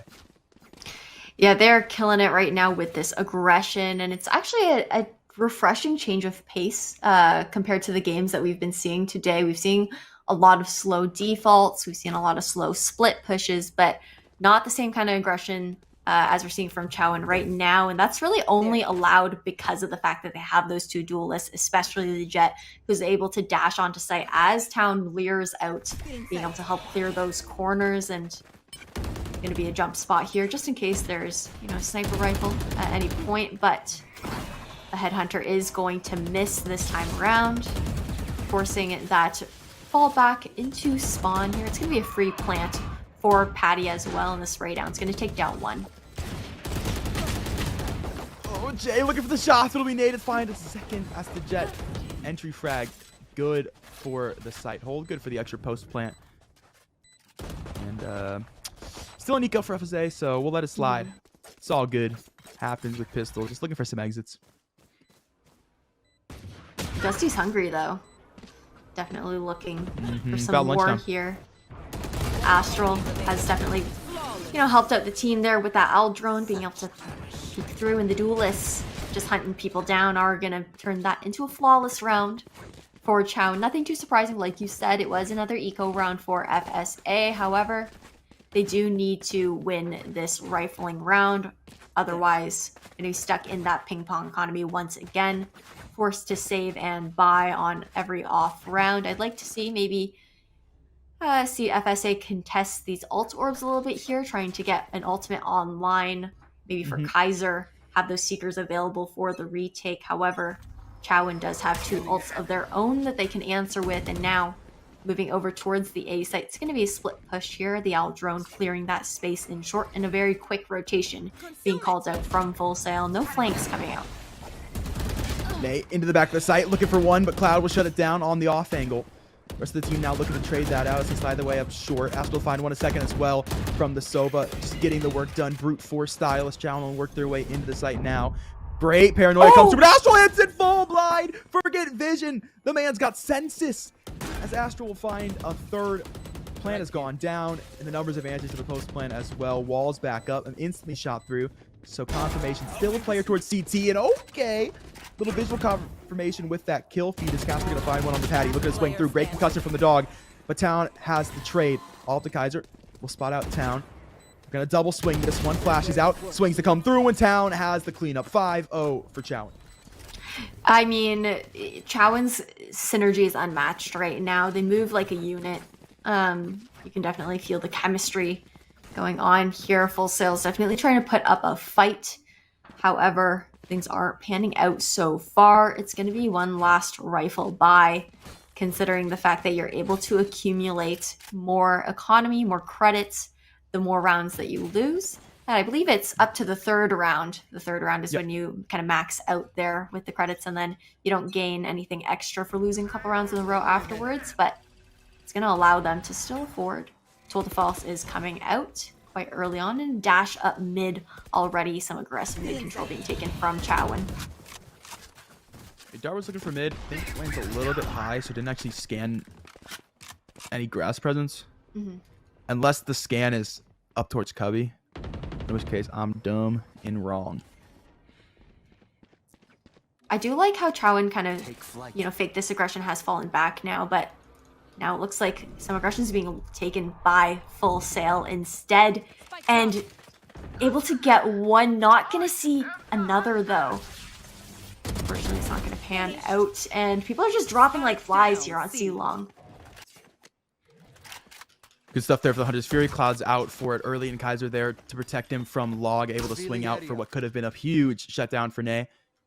But wasn't expecting that second player to the back of the site, so managed to hold on to things is Full Sail. Spike still very much able to be resecured for Chowan, especially if Dusty's hitting shots like that, but now very low HP. Spike recovered. 30 seconds left. Think about options here. 30 seconds. They're going to rotate. It's got to be right now, and time dwindles shorter and shorter. I wonder if they... No, it looks like they are going to full send it all the way towards A, but they're going to be met with two trademarks. I mean, one watching short, one watching long here, and that slow actually might cost them the round, considering the fact that they won't be able to get onto site to get that plant down in time. But Dusty's actually going to be able to get that trade off of Casper. I'm eating my words here. This is milliseconds. Oh, yeah. 3.95 that plant started. That is rough. A good eye, though. Good eye, Cat, catching the 0.5 that they were just off of. Fortunately, like I said, the trademarks definitely slowed them down. They weren't able to get to site quite fast enough, and that's the first round on the board, though, for Full Sail. A nice hold by them. Chowan kind of rethinking their strategies this time around, maybe leaning back towards the C site that has worked out quite well for them in the past. Yeah, I'm starting to see that inkling of team play coming out for FSA on this defensive side of things, as they are able to play that backside of C quite well. Stop what could have been an absolute... Go ahead. Oh, well, I was just going to say, I want to know where recon, it was. That doesn't hit anything. I'm not sure if it's like a lineup or it's a miss, but... I was hoping you had info on that. Jay will grab one, Kaiser has another. Looking to swing for Ritzy here, and they are able to grab it. Tossing back to the side in the meantime, able to pick up one as well. Jay from Garage, that leaves just Nay. Able to find one. They almost started to line up for him there, but now, pops the Blade Storm for this 1v3, and yeah, we'll have to regret it. This Jay's got the 3K out of Garage. FSA will take their second round. I'm glad you said that, because I was gonna reiterate. I was hoping maybe I was just wrong, but yeah, what is that scan? I don't think it hits anything. I mean, we saw the recon go out, and then we saw the players on Chowan kind of walking through grass there, and even as they walked into where they should have been scanned, it didn't quite hit. And I don't know if it's necessarily the height or if it's the roof maybe that is blocking things out for them, but that was confusing. Thank you, though, dear observer, for showing us the pathing there, because we were definitely confused earlier on. So it's nice to get some clarification on that. I'm not sure if it's just the lineup that's missing, or if maybe it's a miscalculation, but that, or it's supposed to go for like top of ramp, but that feels like such a wasted dart. That's such little info. Yeah, definitely a niche dart, if anything, but it's going to be a free sight for Chowan. It's updraft, though. Oh, the read. It's going to be costly, though, considering that Casper is going to be able to get that frag off. The wall will go up, and now it's a 5v3 retake. Yeah, because that must come down as Casper going to break that one straight through. So we can find what's to heaven in the meantime. Siegers are in. Town will pop Empress. And, well, we'll get popped in the head by Kaiser's able to swing through from CT. First frag found. That's site control taken back from FSA. One will stick to the fuse. Hunter's Fury now going to be out. Stop that. Time running shorter and shorter. Jay trying to make their way up to short. Will fall to Astral's Hunter's Fury. Dusty's able to take out the long player. But Ritzy going to be sitting on this defuse. They got to get in. They got to get in now. The spray going to come through. Do they find the diffuser? They do not. As it comes through for FSA, they've got it. Cloud will get a frag as well. Astral to finish the job of 4K for the Sova, but it's too little too late. This Chowan won't be able to take the round. Too little too late, but does do good damage to Full Sail's economy, considering the fact that they are just starting to get momentum for themselves, trying to build that cushion back up again. It will be a rifling round for both sides. One ultimate online, the Resurrection, could definitely be a tide turner for Chowan to allow them to maintain this lead, maybe turn it into a 6-3, able to get another player up after they are downed, and I believe it is the Omen's ultimate on the side for Full Sail that's available. That might be good for some information. Most definitely from the shadows can be great for... Okay, well, don't need the info from the ult if you get it from Cloud, who stands tall against Town, tried to make a very, very aggressive play, and it cost him. Same story there. Scaffold is going to take out Nay. Patty, the gold player, trying to... No shot! He shot through him! No way, Patty there stands in front of the res. And still the second frag comes through from Casper. That is absolutely ridiculous. Casper now finally going to fall. Site gets taken by Chowan. Got the post plant set up here, but are low numbers. Low numbers. 4v3 situation here. However, two are stuck in heaven at the moment, especially with that slow. Not going to be able to jump out quite yet. The Lear is going to come out to help the players from CT on this retake, though, just waiting for the timing to be perfect before they all swing out together. Birds in, gonna pop towards close hell. SL swing now. Astral, Dusty, good for the first two. Jay with a quick trade. Looking from heaven is Ritzy, able to find one. Now the swing out.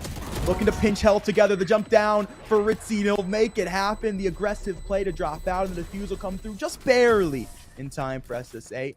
0.92 left on that one in FSA, 4-5. Yeah, I do want to commend Patty for those Sage flows up in heaven there. That definitely delayed the retake on Chowan, or the retake from FSA onto Chowan for quite a bit there. Being able to stagger, slow down those heaven players so they aren't able to work with the players from CT. But in the end, FSA is definitely looking to keep their name in the game, bringing it a little bit closer and closer, hoping to tie it up in this round most likely as well, especially considering they do have this advantage. Empress is back online. Ritzy does still have that from the shadows available as well, and now the recon's going to be going out onto B site, try to get some information back site, and there goes that Empress. Empress out and frags found. Jay will grab two and it's pisses away to get back to the site now. Spike stuck down in front of Cubby. His Talon's able to take down Jay. Nice Lear placement, nice frag. Silver ready and wait. Drones out for information. Lear's there and looking away towards spawn now, but they aren't ready for window as Casper's through to grab one. Looking for a second. Touch close right. Dusty able to tuck away. Wide on the open now. Is caught by Ritzy, and that just leaves Town. 1-on-3. Still full HP though, and one Devour to work with. That was a nice flank actually coming out from Casper, being able to pinch the players in grass here, but I don't think they're ready for Town, who has had this repositioning. It's going to be a third, and it'll need to be an ace to actually close this out. Second 1v1 coming around the corner. There it is. That just leaves Casper C long. Town has no info on this though. Might back up straight into it. We'll do just that. Able to swing around in time. We'll recognize it with 30 seconds left. We'll decide to rotate, repositioning. We'll take a new fight, a new playground to fight off of. We plant the B, but Casper's coming grass. This could be disastrous here momentarily. No Lears available either, but both are low. Casper definitely having the advantage right now, but with the spike down, just have to wait for the tap for the information. Casper have to archway. Town definitely will swing early actually, and we'll get the one tap as well. It's the ace from Town. It's the clutch coming through 1v3 and Chowan 6-4. Beautiful ace coming out from Town there, being able to secure that round, essentially doubling their kills in a round there. Empress is still available as well to make that space onto site for Chowan. We also are going to see likely that Cosmic Divide coming out. Not this round, but the next one, considering the fact that Full Sail is back onto an eco buy here. we're going to see Casper J pulling out that tool de false, try to get some value out of that. Surprisingly, I actually did not hear it being popped right away. Indeed, especially if A long. It's good for him because there's no contact there. It says it's going to be contact up to C long as Town's going to find Cloud through the box. Nice dart to make that happen. Dusty will grab another one as Britsy's going to fall. And another for Town as Kaiser tries to make a play. Doesn't quite work out. Jay now to swing, and that one's picked up by Dusty actually right behind. They're in to snatch the frag. And just Casper J now. Luckily, didn't pop the ult because wouldn't have amounted to much. Headhunter's still available though, but it's not going to happen. Nate, I really like Nate's positioning actually in these post-plant situations. They really take advantage of the jet mobility. They're able to, you know, take these vertical angles, keep FSA guessing as far as things go. You know, you think you might be safe behind that barrier orb, but second guess yourself because Nay has that angle on you. They can see over it, get that drop on you, get a pick when you're not even ready. Now, Chowan's going to be moving back to their tried and true C long push. Probably going to be a blitz onto site unless a lot of slowing action comes out here. However, it is a stack towards C.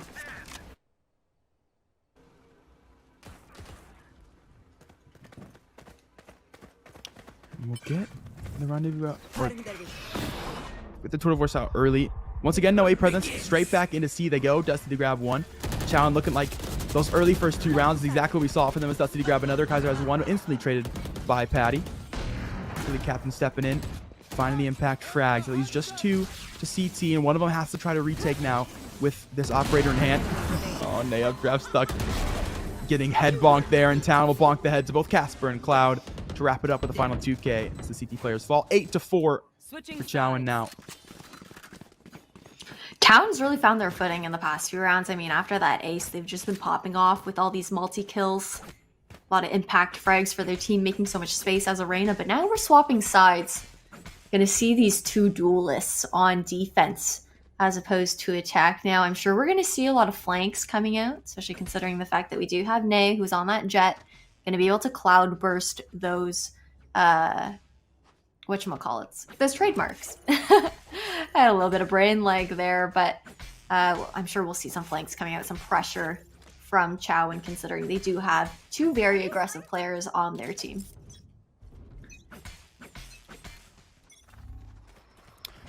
Just a lone Astra C side here. So it's been Chowan absolutely stacking it up to the A side. Nothing found though, so it'll move the dog through garage, through window. Just barely will spot the Sage, and it'll be Omen, Smokes, rechargeable. Nice little touch. Just we'll throw the first pretty early in this round. Should have it back for the post plan if they're able to make it through, which so far so good. Patty gonna go low. Town though will find one. That's that flank coming all the way through. That A main push will now amount to early information. It's allowed for the quick rotate. Patty to grab one from CT. Leered out has to move away, and Cloud will grab one. Spike has made its way to site now as Kaiser's good to grab another from the back of CT. And now we've switched sides here. Chowan playing from the attacking angles.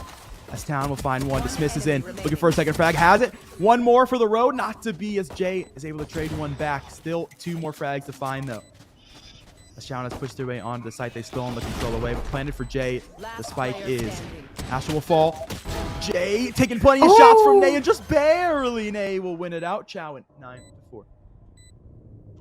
That was great positioning on both sides. I mean, that round neck and neck could have gone either way, to be honest. And like you mentioned, Alex, the flanks coming out from A, the flanks coming out from grass there, gathered a lot of information for Chowan for that retake to make those calls for the quick rotation, like you mentioned. But also, I do want to commend Kaiser for that, you know, that push into garage, just kind of pushing into CT a little bit, getting that info as well for FSA, just to let people know that, hey, nobody's rotating through CT quite yet. Might want to do a plant that is more optimal for backside for CT. Try to push in through here. But now FSA kind of swapping sides completely.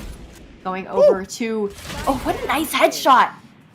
It's going to be a tailwind away, though, as the second one's not able to connect. And as FSA was ready for this A hit, it's going to be a rotation off, and Town's getting aggressive. We'll step up into garage as well. As 2 players on close contact will have the refrag opportunities. Dusty will slide back for the moment. We'll slide back in now. Town finally on the flank. Patty has one from window. Refrag potentially, but not to be. Okay, there it is. Just a little bit delayed. Kaiser will fall nonetheless after that initial frag. They'll sneak one more into garages. Jay up through long, and Patty refrags all across the board. I believe in Rocket League they call that a hat trick. A 3K for Patty, 10-4. 10-4, and Chowan is dominating so far. But like we said, nothing to be too surprised about, considering that 4 out of 5 of this roster actually took the dub in quite a big tournament last semester. And so they've proven themselves. They've proven themselves at like a champs kind of level. So they're a monster to go up against, and definitely a great learning opportunity for Full Sail as well. Now, kind of moving back towards C, Chowan's going to use the same kind of aggression, but switching it up to C long this time. Switching up C long, and so is Town. Down for 2. Not a third, though. Ritzy able to take with the Ghost. One tap. Renee's there just like that. A second as well. Looking to finish the job is the Jet. Kaiser swing. Frag found. The Spectre frags a 3K for Nate, and Chowan 11-4. I really like that from Chowan. I mean, the aggression was working out very well from A, but to be able to swap things up, try and make that guesswork work out for them, use those reads to their advantage, and definitely catching Full Sail off guard in that kind of way. And Full Sail's also playing a little bit predictably right now, kind of swapping back and forth between A and C every other round. So, I mean, the reads aren't really too difficult at the moment. I would like to see maybe more of a default this time around. Oh, they're almost okay. That could have been so much worse than it was. I've never seen a team get so lucky on the break. Yeah, unfortunately that didn't quite connect. I know we were trying to build the tension for that moment there, but it wasn't going to happen, and it's kind of 1-for-1 trade so far. Trailblazer just getting some more information, but this push from FSA has definitely been slowed down. Yeah, he's able to find a frag towards short. Astral almost the frag for long. Kaiser just able to get out in time as the Nebula does indeed fade away. Drones out down long. Sky not going to stay around to be spotted by it as they'll start to rotate away, and that's information gained for Challenge off this drone. Oh, Kaiser, okay, spotted now, and Town's up very far. This is wall bangable. We'll out to peek instead, just in case the double box is there, which it was. Frag from Town, and Patty will be here. Log is going to hear these jumps up into garage. Knows this one's coming their way. Can they find the 2 frags here? Spectre, great for the close range spray downs. That's exactly what we're looking at. Oh, the headshots are there, but gets behind the box, so it's not quite a kill. And Ritzy able to take that frag, but Town is now on the flank. Good for a 4K. 2 frags to finish out the round. 12-4 for Challenge. Match point. This is what you want to see coming out from your Reyna. I mean, with a kit like Reyna's, you have to be getting those frags, and if not getting those frags, at least getting the damage off to be able to make the most of your utility, considering it is geared towards the individual rather than the team. But now it looks like FSA is going to be swapping things up a little bit, hoping for that default that I was talking about to come out, instead of being like going for these straightforward pushes. Maybe change things up a little bit. Not too much conditioning has been done other than going for the AC split, and Town has already gotten so much grass control pushing through here. Yep, gonna be good for 1, just dismiss away. Second peek on the way. Another Town absolutely coming into their own right here. Looking for a third, but it's the Empress from Jay to shut it down. Vandal picks up the Kaiser. Second peek on the way and found. Okay, this early spawn aggression has now been caught out. FSA are able to stand their ground. Will now work towards ASO team. That's the change of pace that FSA needed. They needed to play farther back. They know to expect that aggression from Chowan, and they made the adjustment. However, it is match point, so the adjustment was made a little bit late, but the Seeker's coming out with this Empress. It's not going to count them out quite yet. Might be able to get another round on the board for themselves. Spike's now planted, and now it is a 2v2 situation. The updraft! Oh my god! The double updraft for Nay into the headshot onto Cloud, and Patty, who other than the stand-in to close out the map, will get the defuse as well. 13-4 as Chowan will take the map. Ooh, GG's to Chowan. Like you said, taking it 13-4. Now I believe they are they 1-1 or 2-0? If we could get maybe an answer from production whenever you have the information for us. But again, I mean, nothing too surprising there, Kat. We knew that they were going to be a monster to go up against, considering their match history, considering their tournament history. Yep. We didn't really know what to expect, considering that Patty was thrown into the roster this last minute, you know, having that gold player. But Patty, you know, was able to actually be a really great supporting sage, had really nice timing on their utility. Didn't necessarily frag out, definitely got some nice multi-kills here and there, but ultimately being able to stagger that sage util in conjunction with the rest of their team definitely assisted with the dubs there. So good on you, Patty, for honestly holding up in this kind of lobby. Yeah. And in the end, I mean, Full Sail, I believe, is out of groups now, considering that they are Yeah, 0-2. And I'm not sure if they have a third game to play just to be able to get, you know, those final standings in, but they won't be moving on to tomorrow, unfortunately. However, I mean, being a team that has been a bit more recently formed, there's a lot of things to iron out. And, Sure. you know, it's a learning experience. And I mean, Kat, I also just want to mention real quick that this is, you know, a regional event that where the winners will get the opportunity to move on to nationals in Atlanta, Georgia in May. However, it's not the only chance for these schools to make it on. There will be other tournaments either partnered with CENC here and there as well to give other opportunities. So it's not over for Full Sail yet. They'll have other chances to make it to nationals. Oh yeah, absolutely. And even for Full Sail's roster, I don't know if you've ever actually seen it, Spicy, the Full Sail Orlando Health Arena on campus, but if you play in that arena, every loss is still a win just because you're there. It's absolutely phenomenal space and a good showing from this team. They definitely got to show some new looks, but unfortunately, yeah, 0-2, definitely not making it out of groups. They do have one more matchup against USFA towards the end of the day, but like you said, just going to be mainly to fill out the standings. And got to give credit where credit's due. Town had an absolutely monstrous game. 28-9 on the Reina. Got to see him absolutely run it down grass a couple of those last rounds. Just finding plays, finding flames consistently where they needed to be and getting frags done. And that is the difference maker. Hopefully we can get Town in for an interview because I just want to hear the alpha energy in the call, but we'll see what case ends up being as we head to break. And we'll be back in just a couple minutes.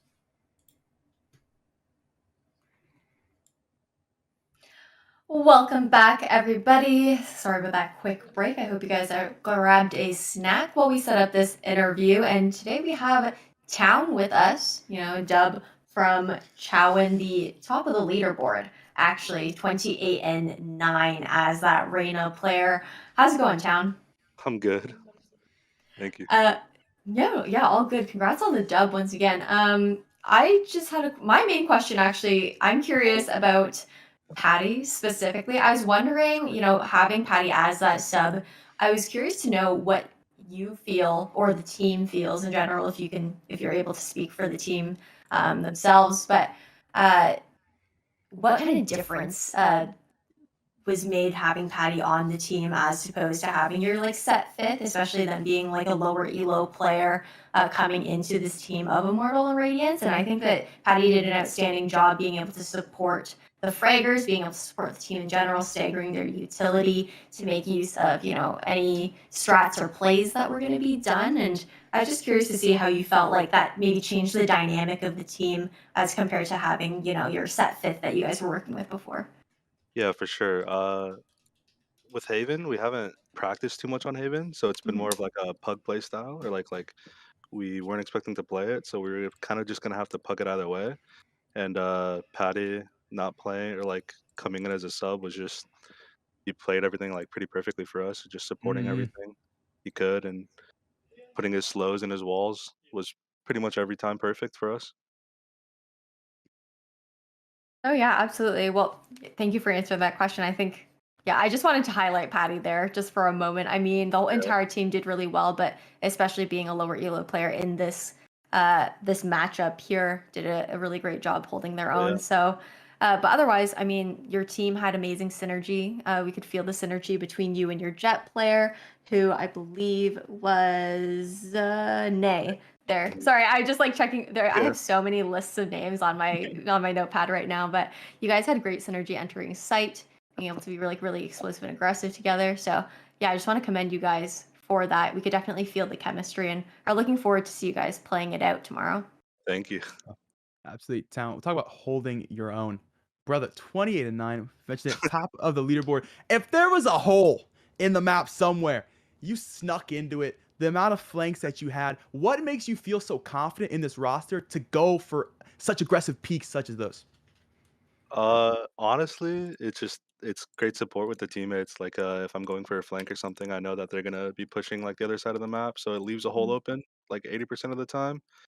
And also, it's just kind of the play style. I'm a Sentinel player, so like going for the rat plays is just natural. Yeah, yeah, okay, okay. So being a Sentinel player, you flexing onto Reyna, is that because of Patty being the fill and playing like a support? Or is it just like on Haven in particular, you kind of like flex that role a little bit because you can be ratty considering there are 3 sites? For the most part, yeah, we kind of just changed it. So instead of like I'll be more of a duelist player on most maps, Mhm. and then we'll have him on support, and it just kind of evens it out more. That definitely makes sense. Did you have anything else you want to add, Alex? No, 1-1 for you guys. One more matchup to go up against UCF. Best of Hmm. luck to you. Thank Two you. teams making out of groups, brother. Please let me see you tomorrow. I gotta see some more crispy one taps. Win it out for me. Thank you. I'm trying to come in tomorrow too. Yeah, bro, he's being interviewed right now. For real. Jesus. He is being interviewed right now. It was lit. He was insane in town. Thank you for your time. Best of luck in your next matchup here in about an hour. Thank you. Thank you.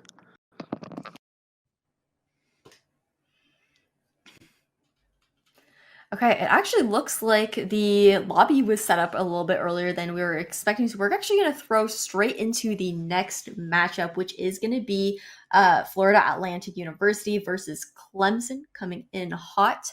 Not sure, do we know, production, which map we will be going to?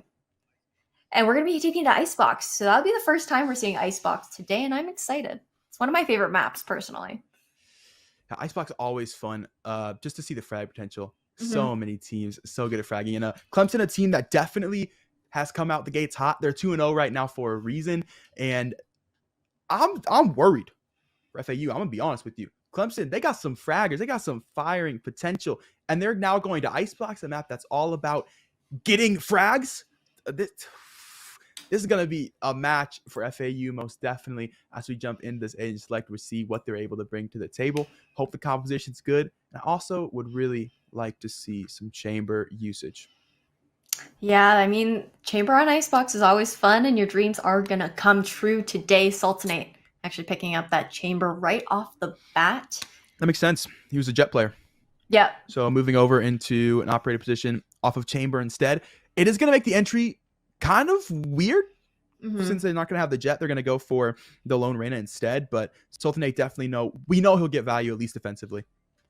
For sure. I mean, we've also, throughout different tournaments and throughout different tier levels of competitive play, I've seen a lot of renditions of some aggressive chambers, taking those, setting down the rendezvous, taking those early gun duels, trying to take that first point of contact. Whether you get the kill or not, you're able to rendezvous out just in place of that tailwind. So that's definitely a bonus as well, especially to be able to use that in conjunction with Scarecrow, who is the Reyna. But I believe we are just going to take a second here as we are waiting for the game to kind of load in at the moment. But how are you feeling about these agent compositions coming out in general?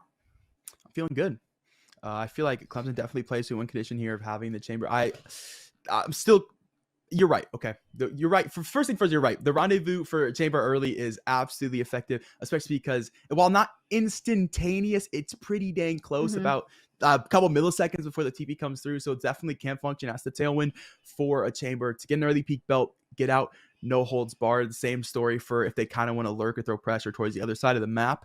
It's just my concern is really just them breaking through defenses here. Yep. You know how fortified Icebox can be without a jet, without the tail in the back of sight. So if they can make the Reyna work, okay, I'm chilling. Because, yeah, Chamber can get in early and TP backwards. He can't go forwards. He can't TP into the site. So we're still missing that early breakdown in utility. If they can find a way to play around it, hey, more power to him.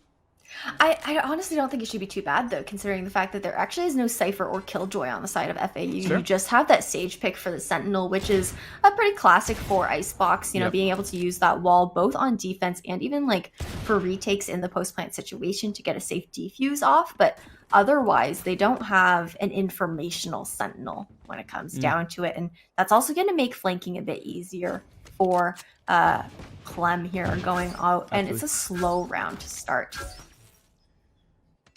It is. We get a bit of a default from Clemson onto the pistol. Really pressure towards A, and now we'll slide away as the B site starts to be overtaken. First contact made now between Vipers. Both ending up low on that one. Sultanate looking to finish the job with the headhunter, but shot's not quite there. So that's early control. Spike's moved over, but they haven't been able to get anything towards site. Just in the B main. Yeah, that recon's going to get a bit of information that there is a player towards Snowman right now. That barrier orb comes up for that clean, you know, that clean plant, and it's going to be a 5v5 on this retake. The 5v4, Scarecrow's able to grab one early here. The numbers dwindle slowly for FAU as they now make their way into site. Scarecrow to swing out of the toxic screen. Good for one. Will dismiss away, and will absolutely be the bait for the team. AZN will take two. Yuki another. The Reina peeks out early. It's peekaboo, and the rest of the team shows their faces, so Clemson can go 1-0 in the pistol.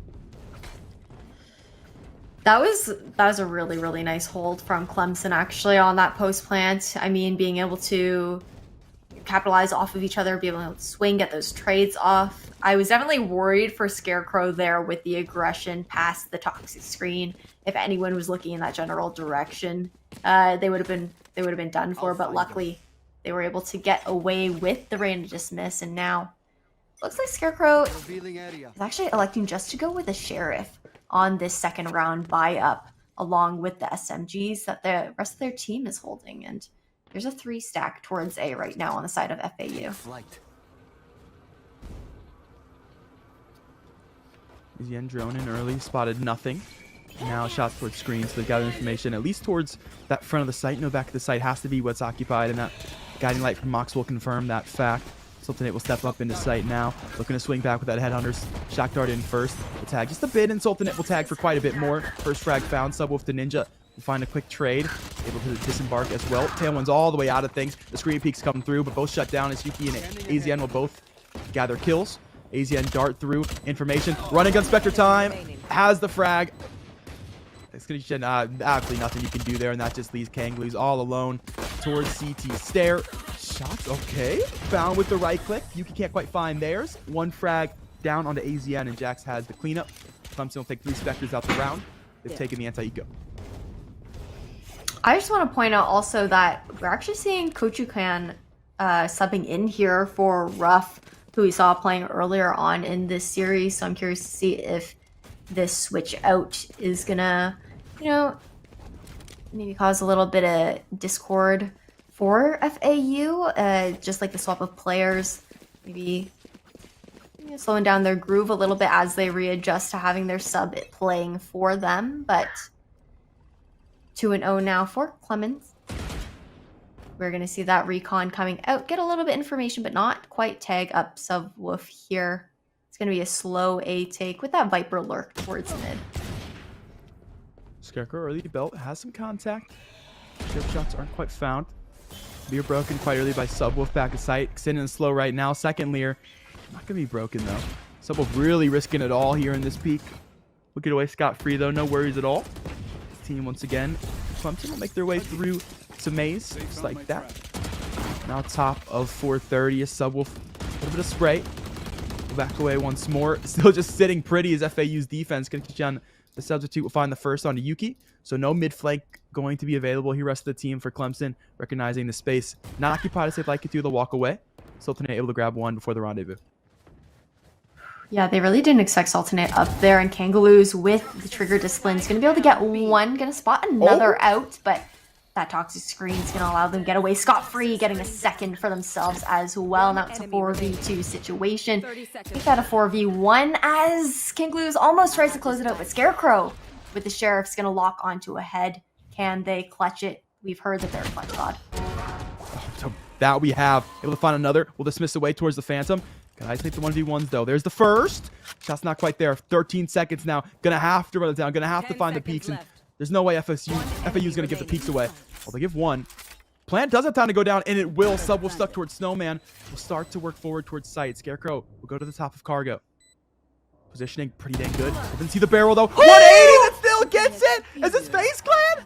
It's a clutch from Scarecrow. A clutch god indeed, and Clemson is 3-0.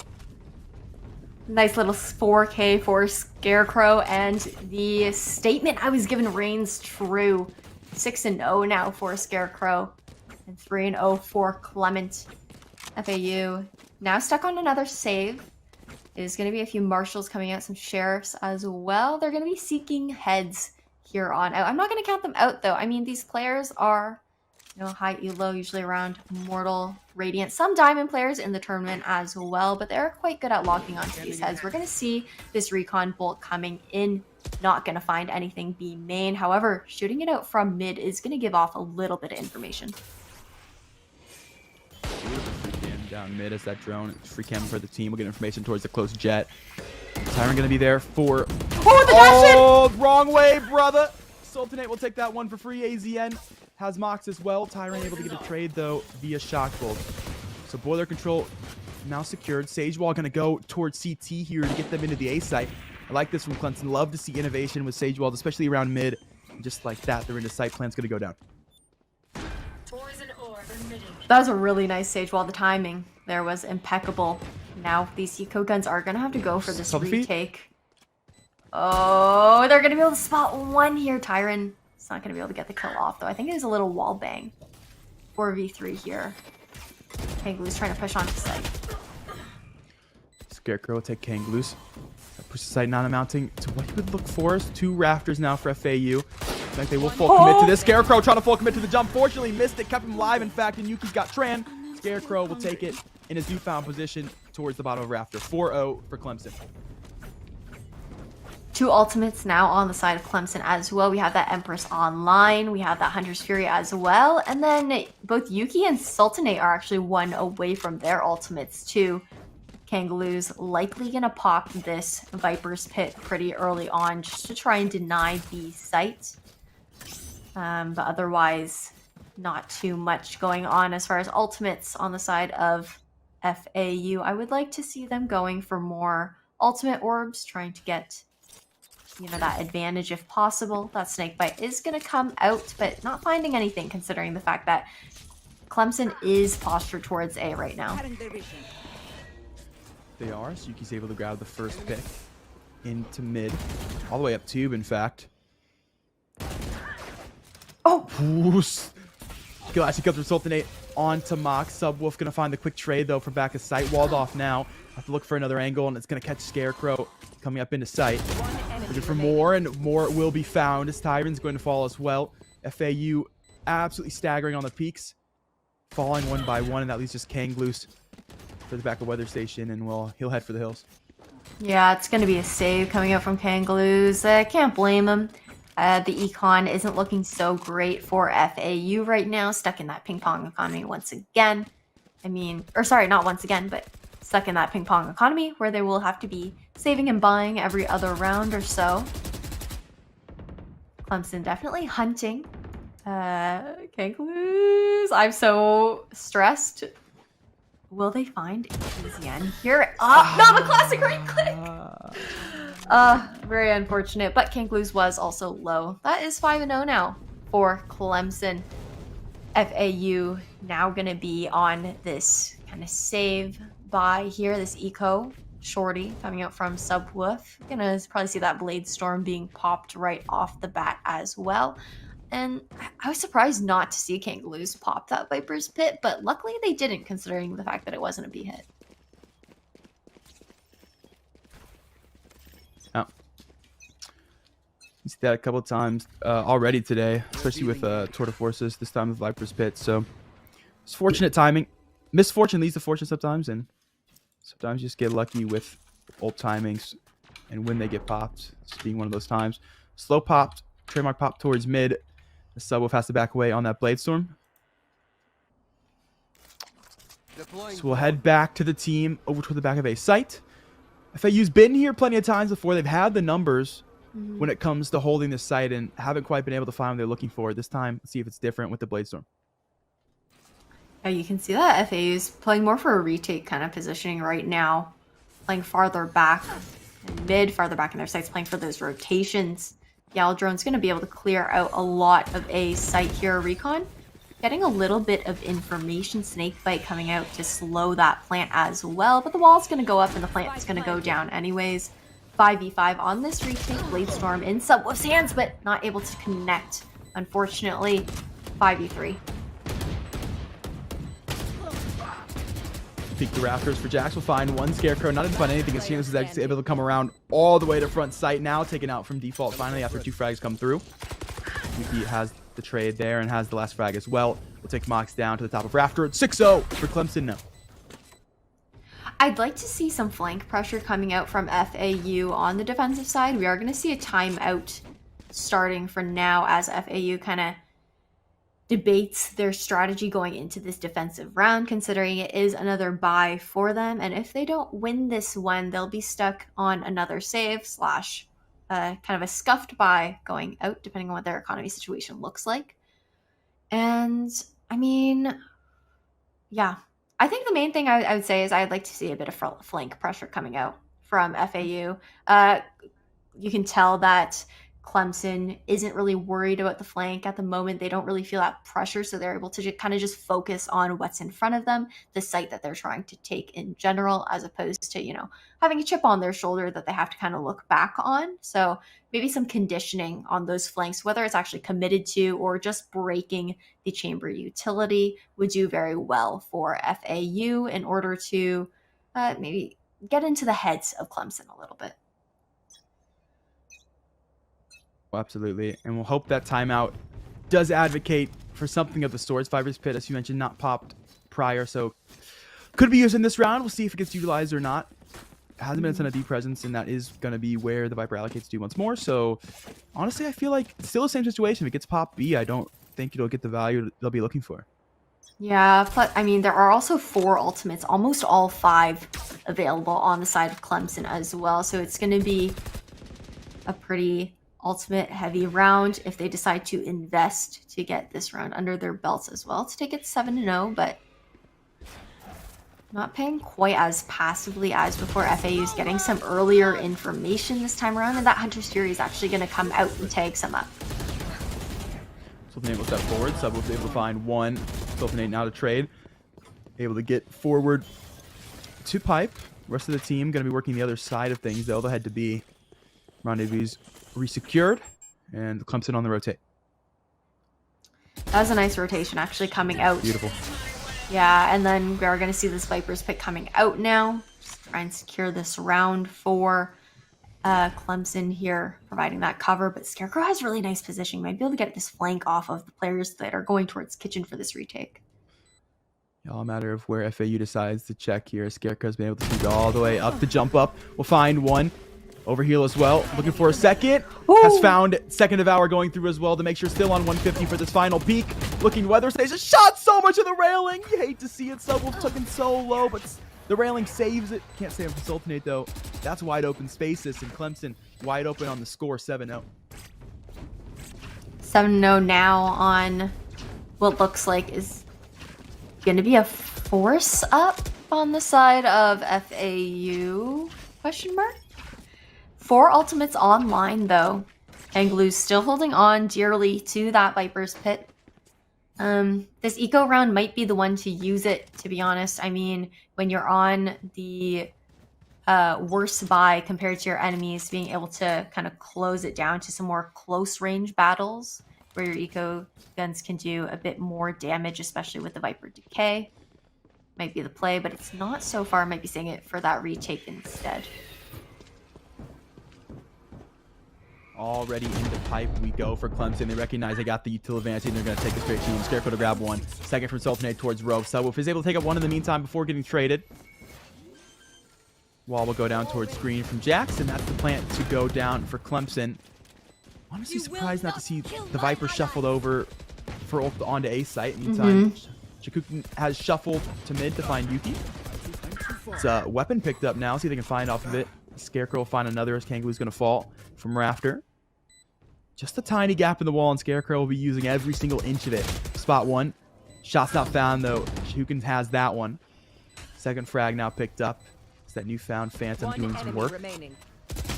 Jax will find Tyrant. That leaves just the Sage able to find a third. It would be the ace clutch to win it out, but Jax will have the refrag. Clemson 8-0. That was a really nice try from Coach Can, though, almost securing that ace. Resurrection still in hand for this upcoming round on this bye.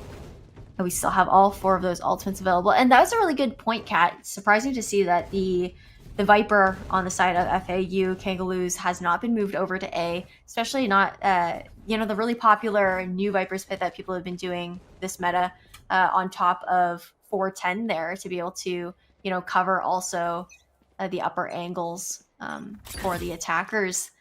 Just hasn't been able to come out and just kind of holding down B, and it seems like Clemens is just avoiding B completely because of the Viper util, to be honest, and A is working out quite phenomenally for them. Well, like I always say, if it ain't broke, don't fix it. Simple as that for Clemson. Absolutely no reason to leave. As long as they can keep getting in sight, keep the spike down, and win the post plant. No reason to leave. Got a little close, of course, last round, but at the end of the day, still an 8-0 scoreline. A Scarecrow once again looking to open up this site. Seekers are going to come through. Instantly decimated, though. A Scarecrow's already made it back to top site here. Screens down, but Tyrant. There it is. That's the frag going the way of FAU the first time they've had the first frag on the defensive side of things. Clemson left thinking about things here. They've lost the entry duelist, but they found a flank in Yuki.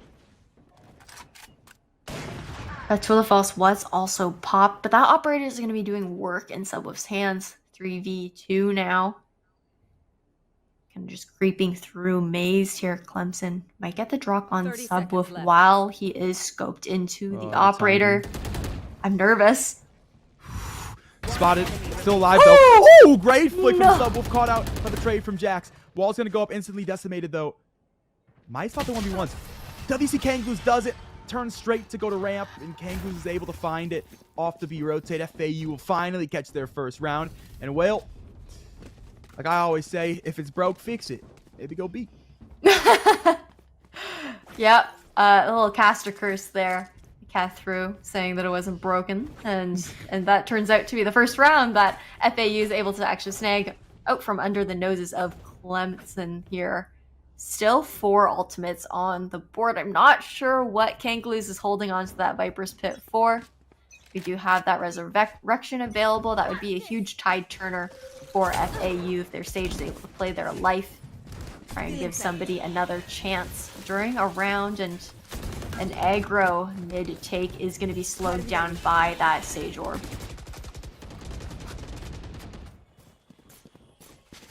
Clemson stuck in the shoot right now.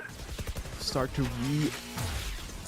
hit the split, but running into so much utility. Kangaloos has one, Subwoof has another. 100 Sphere is out. No tags, though. Sultanate will pick up Kangaloos. So they're able to find their way into sight. Interesting split coming through. An AZN new angle. We'll be able to find one. Tyrant will pick up 2 frags. Rez going to come through just to secure the round. So that really is just AZN taken out now by Tyrant. 3K coming off the Bulldog, and FAU will grab their second round in a row. Going into round 11, we are 2 away from swapping sides here. It was an expensive round for FAU to secure the second round on the board for them, expending 3 ultimates in the process. Kangaloos still has that Viper's Pit. It might be the time to use it just to maybe guarantee a secure on this round, even if they are playing towards B right now. Can encourage the rest of FAU to stack towards the A site. But also saving it for the retake would be a great idea. That Recon is going to come out. Not going to find too much, and the Leers are going to open up a bit of aggression, but the Trailblazers going to slow that down. That it is. Clemson back to the old ways. This time around, Scarecrow caught early. This time it'll be Subwoof caught early instead. Not an operator in hand for him this time. A very early peek.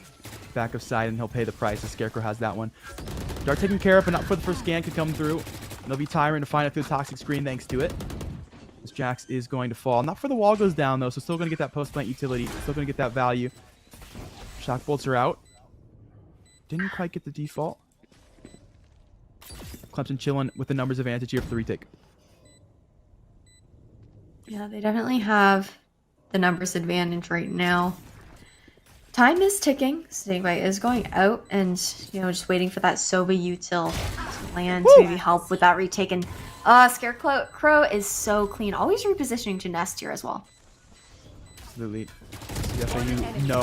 Tyron realizing, but don't matter for Scarecrow. Able to find one quick transfer over to Kangaroos as well under Rafter.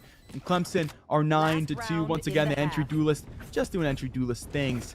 This team looking to take a heavy lead going into the next pistol. Looking for their 10th round.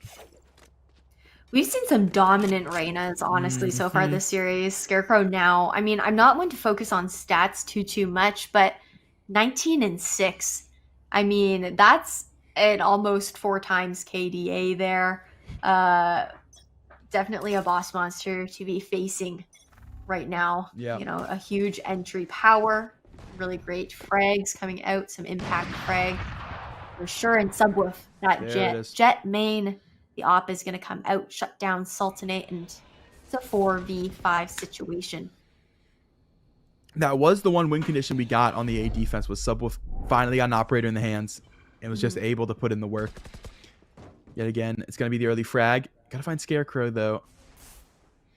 Definitely the force to be reckoned with here, the raid boss for the team, but slide away from A. They recognize the operators there. Don't really want to poke the bear too heavily, at least not before they can get some sort of oxygen cut off from mid, but it'll be the Viper to work tube right now.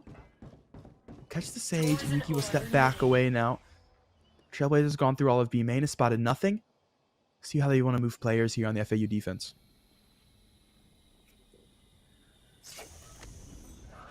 Yeah, it's going to be a rotation actually being pulled out, but it looks like it's more of a cut noise and re-hit kind of situation, as the other players on Clemson maybe make a little bit of noise towards B, and seeing that rotation being pulled back towards A now.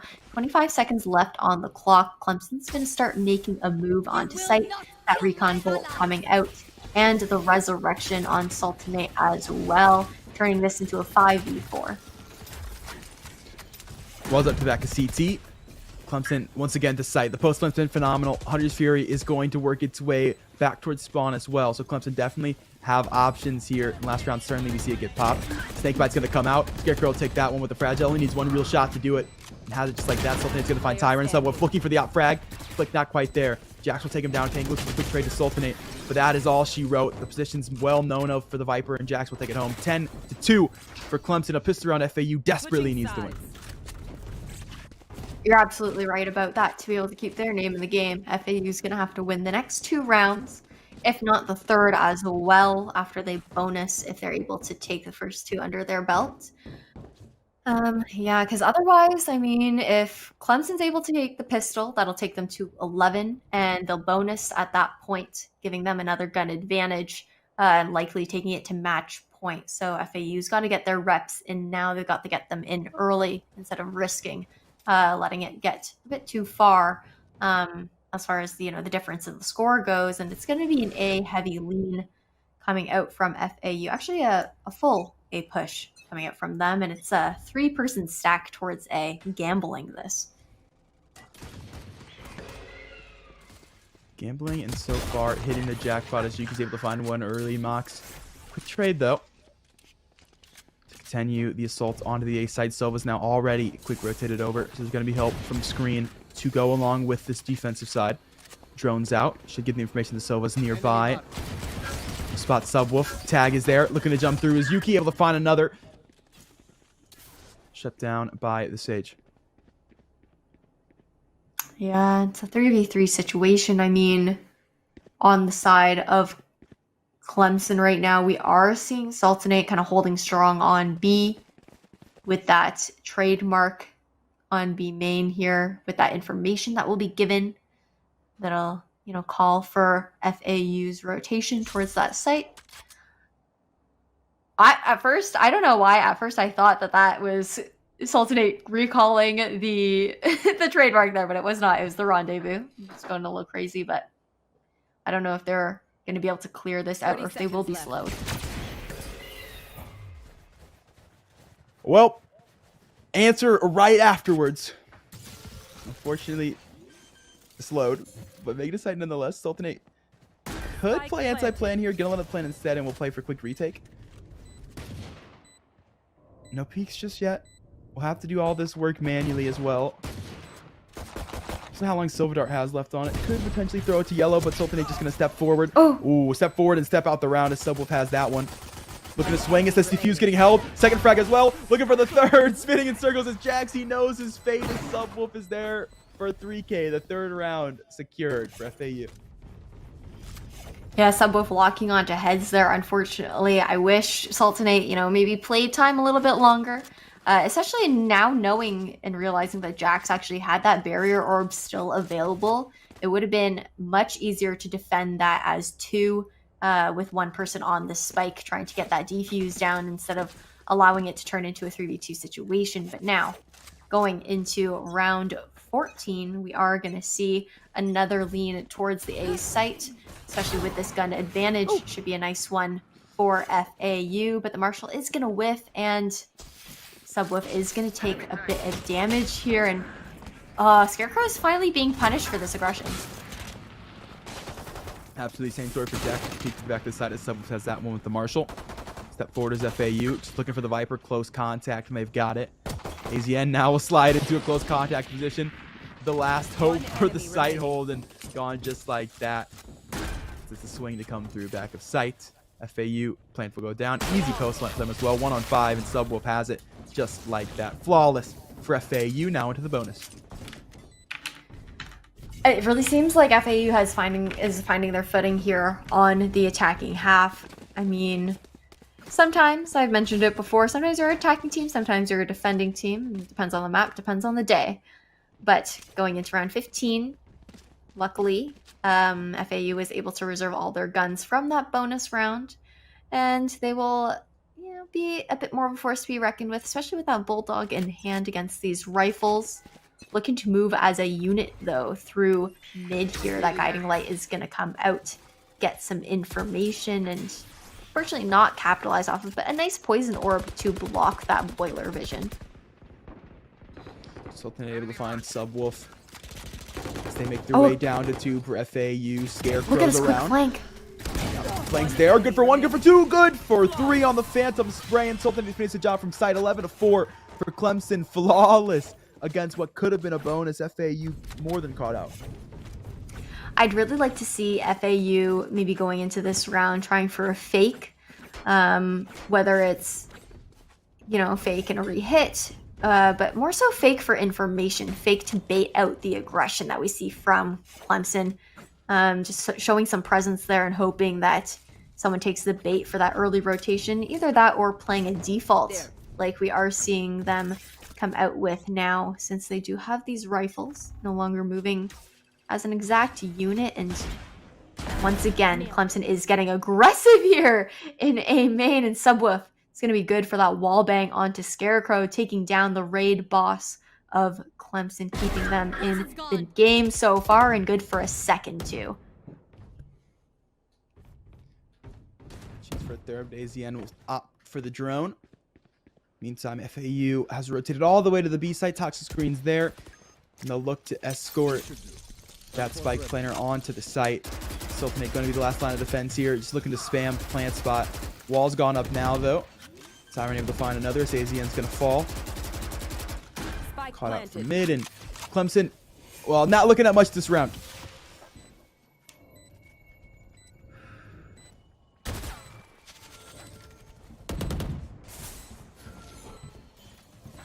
That's a nice low orb coming out, actually, slowing that peak from yellow here.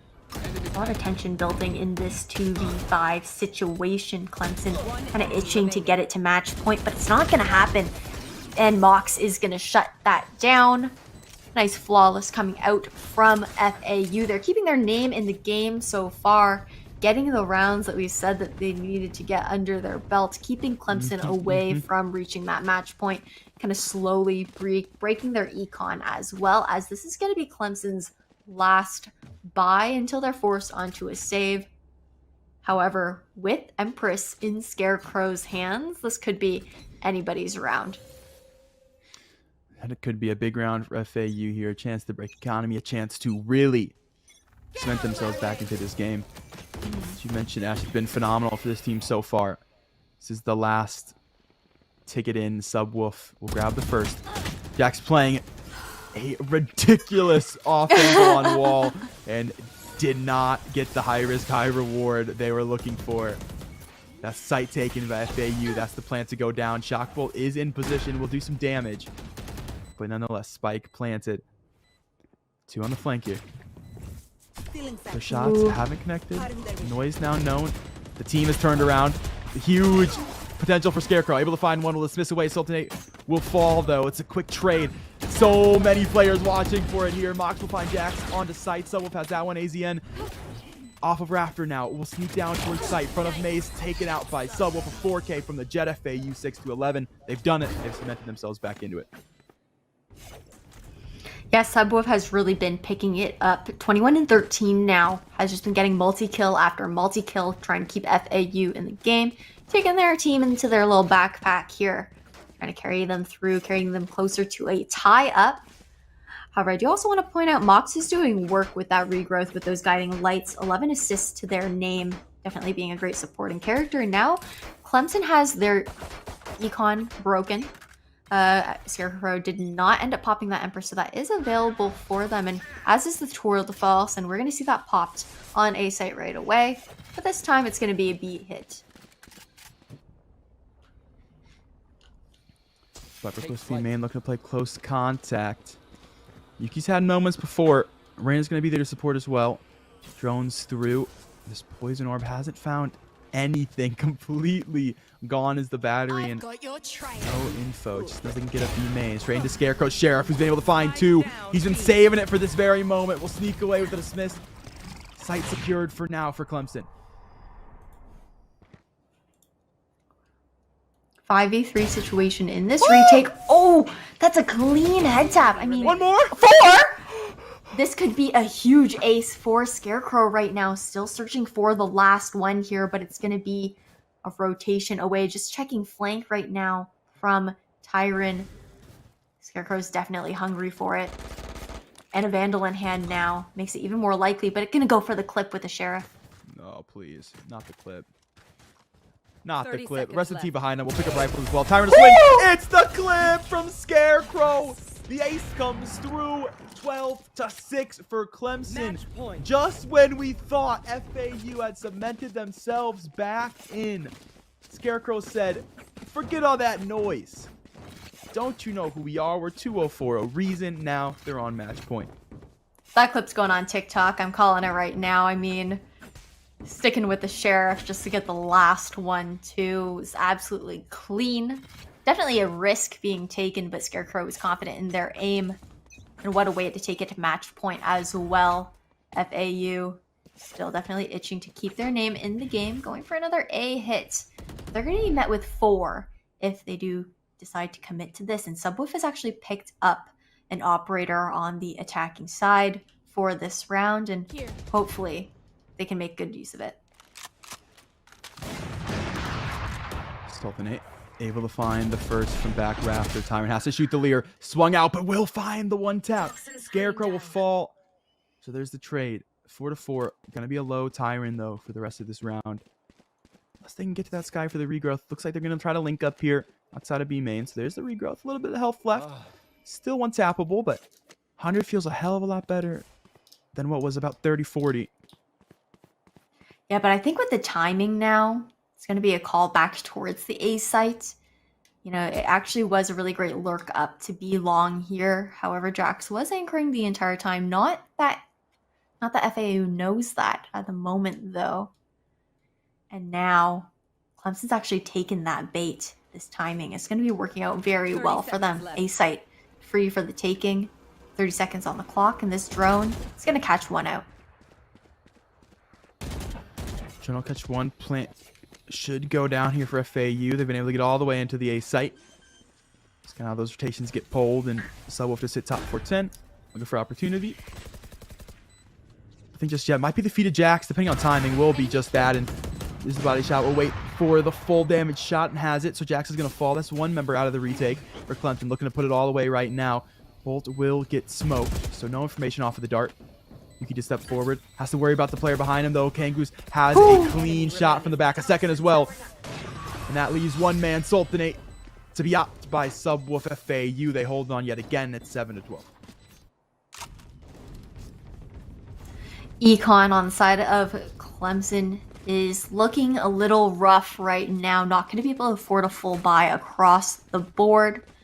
No Eco Tool de False available this time around either. However, the Headhunter can do quick work as well, especially considering the fact that it's essentially a sheriff that you can just ADS with, like a Guardian. But with 3 ultimates on the side of FAU, it looks like this round is likely going to be going into their favor. That Viper's Pit available, Hunter's Fury, and the Resurrection as well.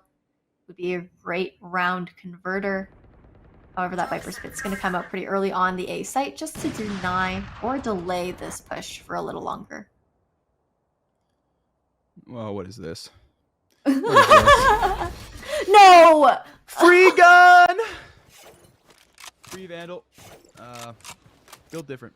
It's a better play. So much smarter. You always gotta have faith in Shorty. Flashes out. Be able to get Tyrant out the position. Repeat from Scarecrow. Second time Tyrant's won that fight from Belt. For FAU, and now they'll rotate away. They've got what they were looking for. Happy with it. Will now work to be. Taking a little bit of mid control this time around as well. Jax is gonna shoot out that recon here. And the Resurrection is going to come out on Kangaroos, but no gun in hand. Just the pistol. Just a little classic since theirs was stolen away, and it'll be a 5v4 retake here, but a nice lurk mid actually coming out from the Sova on the side of FAU. Tyron might be able to get some really nice timing here. The Chamber walks straight into the Poison Orb, somehow survives. Up against 2 members. Close corner Mox. Let's sneak out for AZN. Jack's trying to pick out of the Viper's Pit, but Mox will grab a 2K instead. Yuki just swings, Sultan able to find one. Will bring numbers somewhat back until Tyrant takes him down. Yuki makes so much noise on the drop. We'll see if they heard it or not. They definitely did. Looking for it right now, and Mox will be the one to find it. 3K for the Sky, and 8th round for FAU. Slowly but surely crawling this thing back. Yeah, they're really itching to keep themselves in it for now. I mean, trying to tie it up. So we hit an overtime game, which would be our first overtime of the day, actually. And now, I don't even know what's going on with the economy on the side of Clemson. I mean, some players bought last round, others saved, and now it's going to be a bit of a scuffed buy all around once again. FAU definitely having the advantage going out here, but Scarecrow has elected to force up to that Phantom. Empress in hand, looking to make a Hail Mary move to close things out, but we'll see how this round plays out. We will. A Subwoof steps forward. 2 to the back of the side, drone out to front, won't clear. Sultanate, well, he'll make his presence known. Oh, with some initial spray down to Subwoof. Now to finish the kill.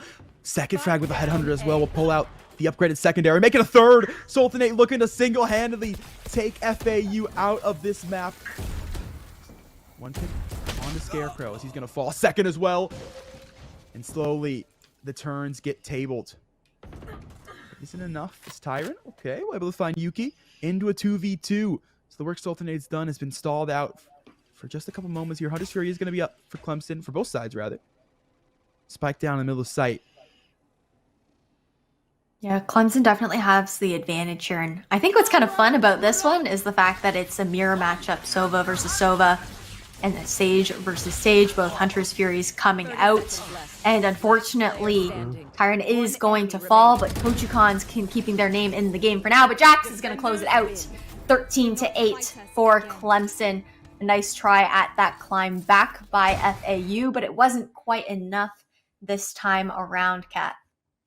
Oh, close, but not quite. Nothing hurts more than seeing a team slowly crawl the round score back and just falter just barely in the end. A fantastic showing for FAU, but Clemson showed us why they got to such a dominant scoreline in the first place, being able to pull the bootstraps back up and close out the match. Absolutely. And I believe that is the last match out of Pool A for today. I mean, Unfortunately, Wake Forest did FF, so they did not, play any games today. That's one free round for every single team. Clemson taking the dub. Congratulations once again. I'm not sure if we will have an interview after this one, waiting to hear back on that information. But after this match, we will be taking it to the last match of the day in Pool B, which I believe is, if you have that info in front of you, Kat. I believe it is Full Sail versus UCFA, and that will be the final matchup coming through after what will not be an interview. But that does wrap up Pool A, as you mentioned. Clemson 3-0, so 100% making it through the group, and that second team making it through should be USF as well, 2-1 on the day. So those are top two teams from each group actually making it out into the bracket that we will see best of 3 tomorrow. So those are the two teams you can be expecting to see. Pool B still going on, though. Those games going to get started here in just a little bit, and we'll have the results, of course, for that after we get to those games. But we've got a break to go through first.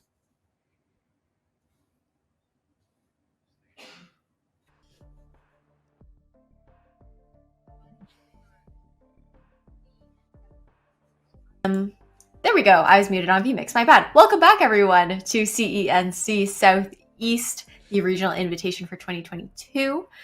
We have seen several teams, 8 teams actually, be playing it off today in 2 groups, 4 teams per group here. And we're about to hit our last best of 1 for today in Pool B. All the matches in Pool A are done. If you want to give us a little bit of a rundown on how those groupings went down, Kat. Yeah, sure. Actually, this will be the last match of the day for everyone. Everyone else already completed. But Pool A shaped up to Clemson 3-0. They took the thing home. They'll be moving on to bracket play quite easily. USF as well. They'll move it through 2-1. Phenomenal stompings for both of those teams. So they move themselves into bracket play tomorrow. Those are the 2 teams in Pool A. And then Pool B, we've got a little bit of a toss-up right now, Spicy. We've got UCFK. They're through. They've done and dusted. 3-0, won every game. No holds barred. It's good there. But now is where things get interesting.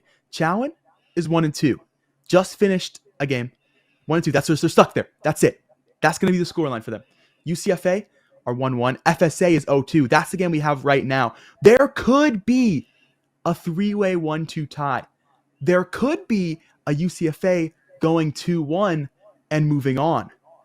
But we've seen FSA on stream before, had a little bit of a tough showing. But now they've got a chance to absolutely springboard their way into a tie and potentially moving the tiebreaker. Of course, I believe that does go down a round differential, and that will be a little bit of a question mark, but at least they'll get to say they made it to the tiebreaker. So we'll get to see, as we do go to split here, these teams could see themselves just barely on the brink of moving on.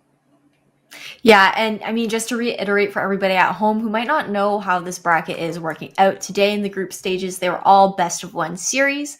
And then tomorrow we're going to have playoffs for the top 4 teams overall going into grand finals. And in finals, first place will snag a cool 1K from the prize pot. Second place, I believe, is getting either 700 or 750. Production, feel free to correct me on that number. But ultimately, yes, it is 750. There we go, just to get that confirmation in. And, overall, the top team per group, I believe, is going to be making it. Oh no, sorry. I'm thinking about the groups between today. We also have the Midwest. Yes. The competition going out, that invitational going out. So both 2 teams, one from Midwest and one from the Southeast region. The winners of tomorrow will be making it to nationals, having secured a spot for themselves in May down in Atlanta, Georgia, for the hopefully LAN event, as long as COVID allows it. But don't fret if your team is already out at the group stages. They will have other chances to qualify for nationals in future tournaments. So it's not the end. It's just a regional invitational for now. But yeah, moving into this last game for the day, I'm pumped. And I think it's going to be quite the nail biter. I mean, we are going to see UCF Academy probably, trying to really dial in, secure that last spot so that they're not left up to this tiebreaker situation. Oh, yeah, absolutely. This is the chance, this team, an opportunity to just jump ahead, not have to worry about it at all. It always sucks to try to leave things up to tiebreakers. It's so devastating for teams, and a chance to just completely avoid that. Just win the game.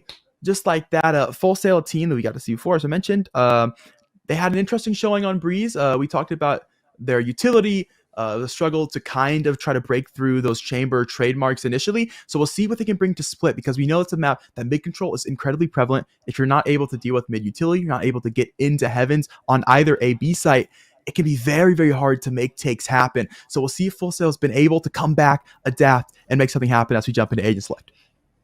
Absolutely. Plus, this is also going to be the first time that we're seeing University of Central Florida Academy team on stream today. They were not highlighted in the previous matches, and so this is going to be the first time that we, as the casters, are seeing them play. And it's going to be interesting to see, how they make use of their agent composition, how they make use of their strategies, what kind of strategies, and what kind of pacing that they end up using. And then Full Sail, we've seen a couple times now, and I think it's going to be definitely interesting going out. I believe Full Sail played on Haven and then also on Breeze earlier today. So two very different maps compared to Split. Two very open maps, much larger maps, some of the largest maps in the agent pool, or in the map pool, not the agent pool.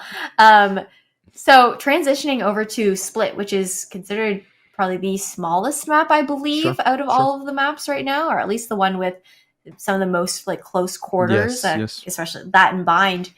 It's going to be a really different take as far as strategies go, as far as, the angles that you're holding. So I'm kind of hoping that, this change in the type of maps that we're seeing is going to bring out a different kind of Full Sail compared to the one that we saw earlier today.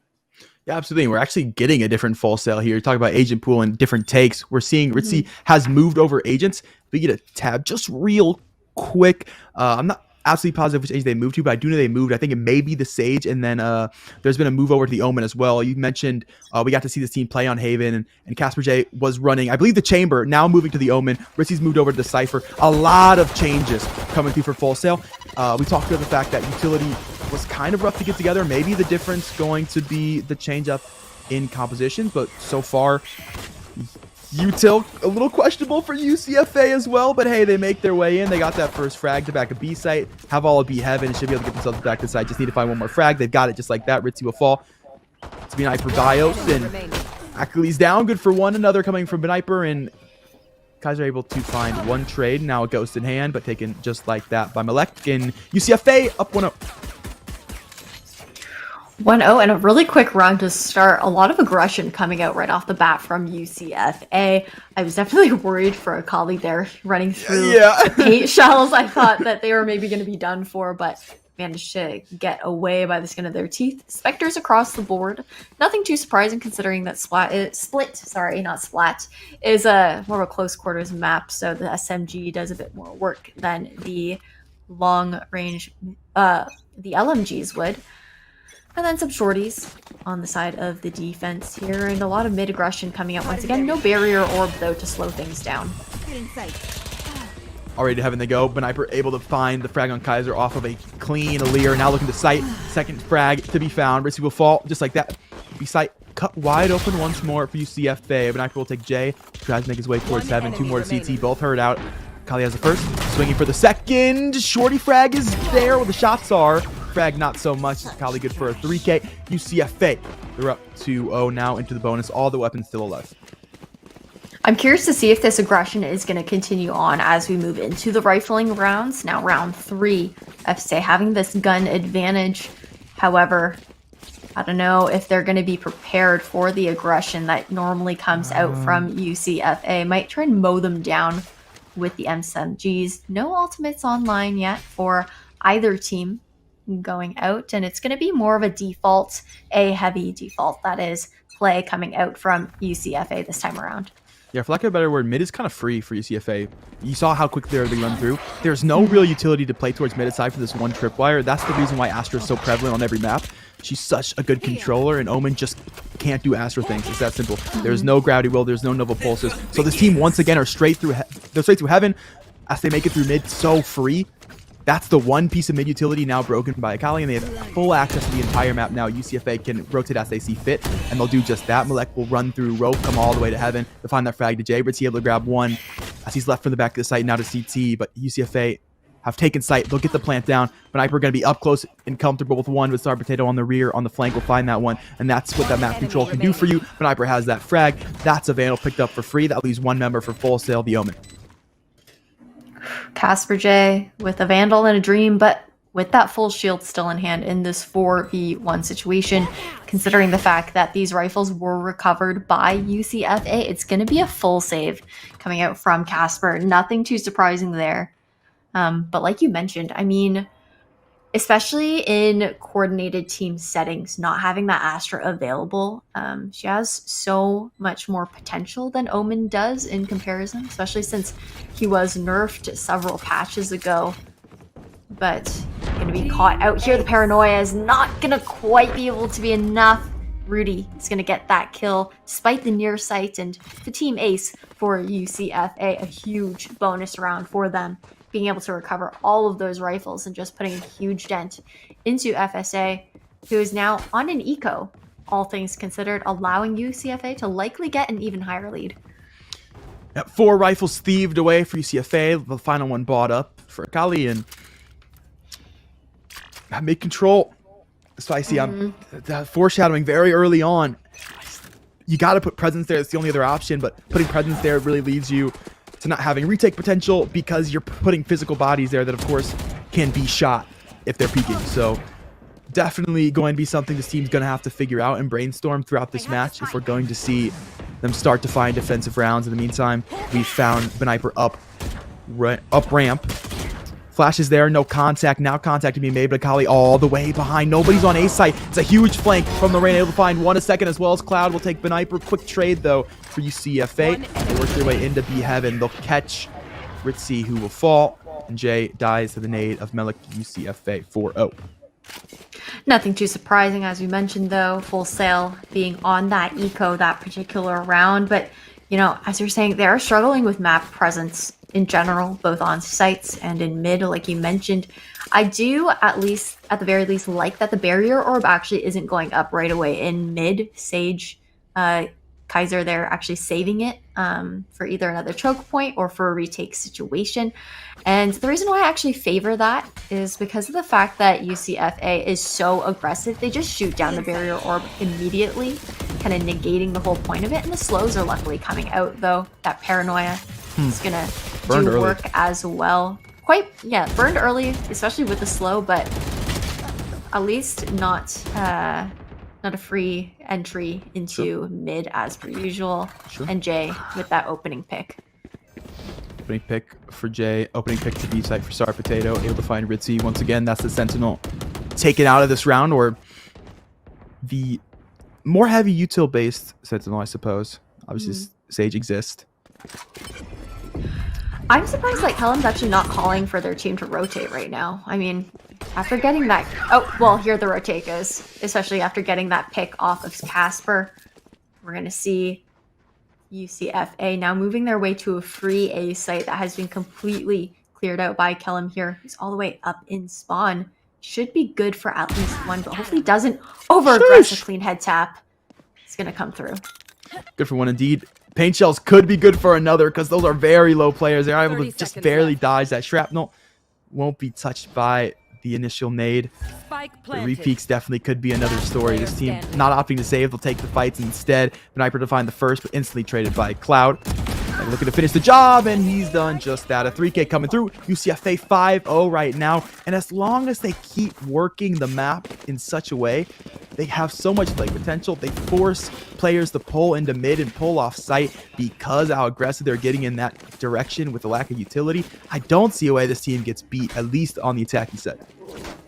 But I mean, this is going to be tough, I think.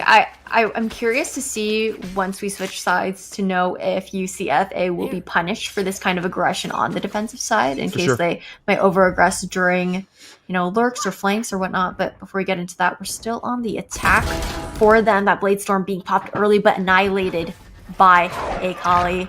Kaiser, though, good for the trade. So it's a 4v4 situation. Yes, very true. However, FSA kind of playing bit more safely. Not going to actually get that information that the spike is outside of A, and a rotation will be called towards mid. I've got your trail. Yeah, fortunately, this Sage not looking for more there just in case they are stacked up too, which allows the spike to get recovered quite easily. And now the Seekers will come through towards B Heaven. Flashes there, force Jay away. And into B Heaven, UCFA are once more. One Seeker will get information towards Ritzy to the back of sight. Jay swung upon, grabs one, but instant trades that come through. UCFA will find 2 frags in the sight just like that. But Hyper through Nebula to grab another just for the homies. Guys are able to find a trade inevitably on the Star Potato, and that leaves a 2v2 after the res. Straight into the rocket! No! Okay! Line them up, take them down. UCFA 6-0 thanks to the showstopper. No Rosa ults here, only dubs. Okay, going in to 6-0 now. FSA, I believe. If we could just pull up the buy screen, or not the buy screen, the scoreboard real quick. Get a bit of a peek over to maybe what the buys and the ultimate statuses are looking like. Yeah, we have that Neural Theft and the From the Shadows available on the side of FSA, but on this eco, likely won't see them coming out unless a cool Thrifty is able to happen, maybe convert the round by expending those ultimates. But UCFA now leaning towards the A site, looking to maybe take control of main here. The Lear is going to be going out, but Cloud is actually going to be good for 1. That huge from Cloud, looking for a second now to swing through screen. Playing with fire here. Rest of the team going to be Rafters now. Great paranoia to come through to put Rudy down at the very least, but there's definitely help coming from May. Won't matter as Jay's able to swing through. Slow is there, so Jay stuck for the meantime. Down towards Hell. Casper isn't able to get away. TP out of danger here. Viper now making waves. Jay to catch another from Hell will swing through with the newfound Phantom. UCFA stuck very much split here, looking to get together once again towards Hell. First fall to come through will give him like the first peek. That's Jay to fall. One towards screen. Another Heaven in the flank on the way, inevitably within the Sage. There'll be no lurk utility since that Sentinel has gone down. Speaking about going down, the Sentinels, Ritzy will fall towards Heaven into the 2v2. Yeah, unfortunately, Kaiser just wasn't able to be quick enough on that flank. That operator in hand is going to whiff this one 2v2 situation. Player standing. Make it 2v1 as Star Potato has 1, and the swing will come through from the Rays. It's 7-0 for UCFA. Cleaning house thus far. They make it happen. A pretty dang good round for FSA too. It's been a struggle to see them allocate resources mid-round. The adaptation was very, very good. Able to capitalize off the picks from Cloud. Jay was able to get down towards Hell. It's unfortunately UCFA. They get together. The duo makes plays happen, and they somehow steal the round. Absolutely. And I mean, now the operator is in the hands of Star Potato. And converting that over from the defenders to the attackers might be good for 1 here.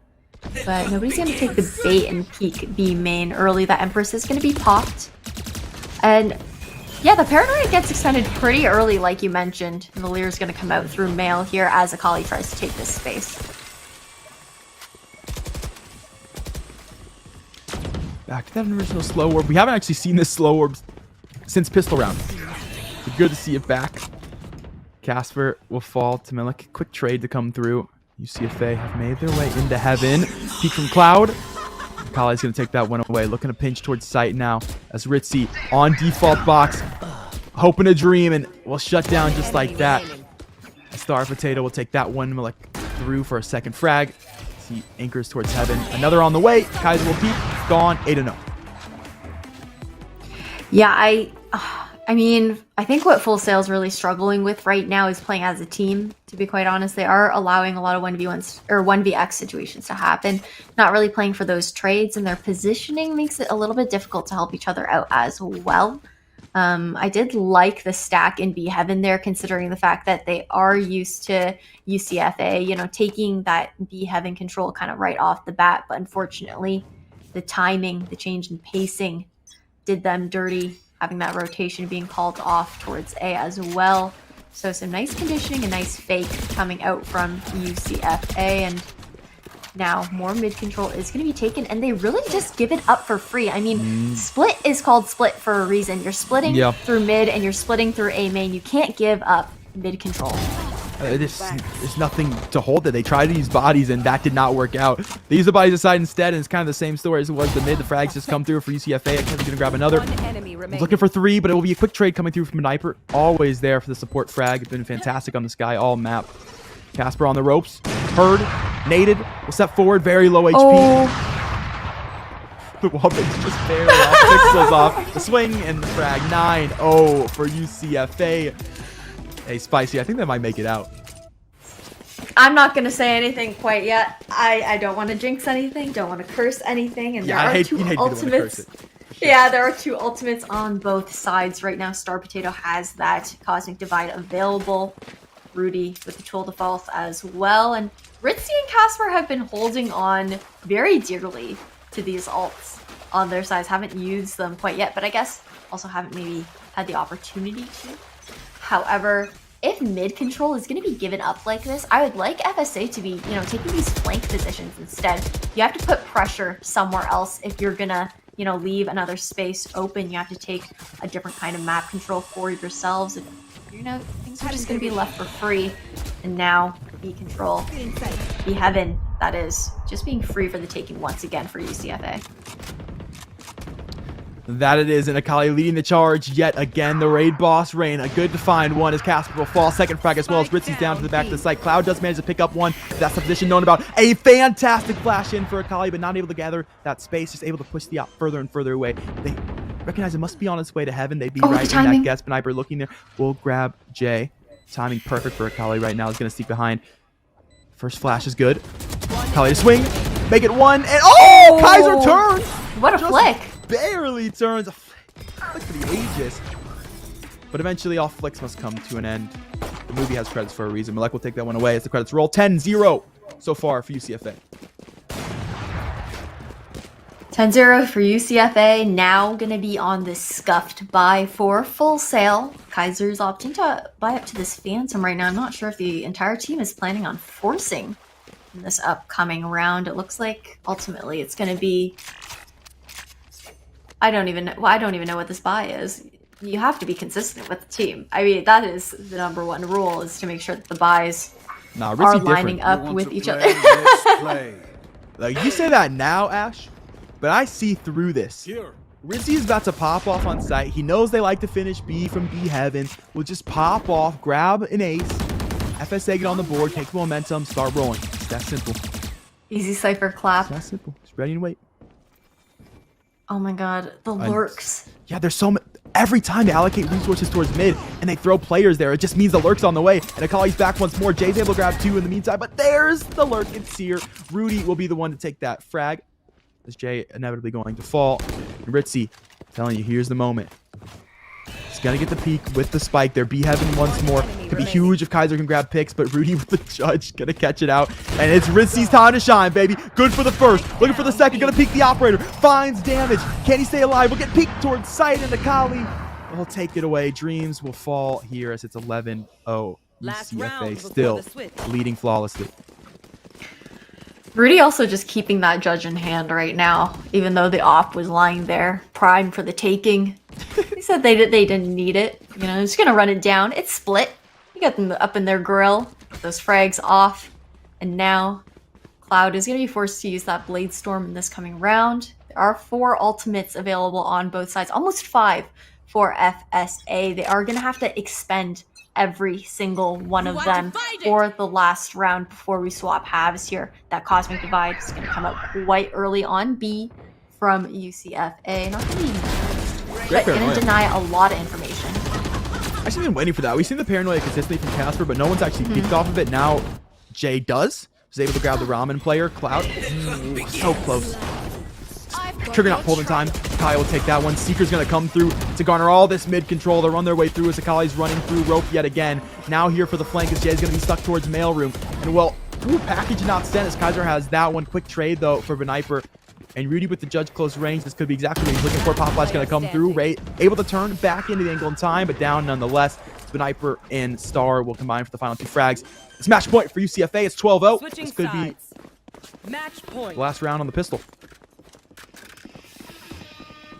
Still not going to comment on it. I'm holding my breath right now. Full Sail is going to definitely have to, well, regardless, they are going to have to win this one, being at match point to keep their name in the game. But it's going to be a long climb back, even if they're able to secure the first round and the bonus.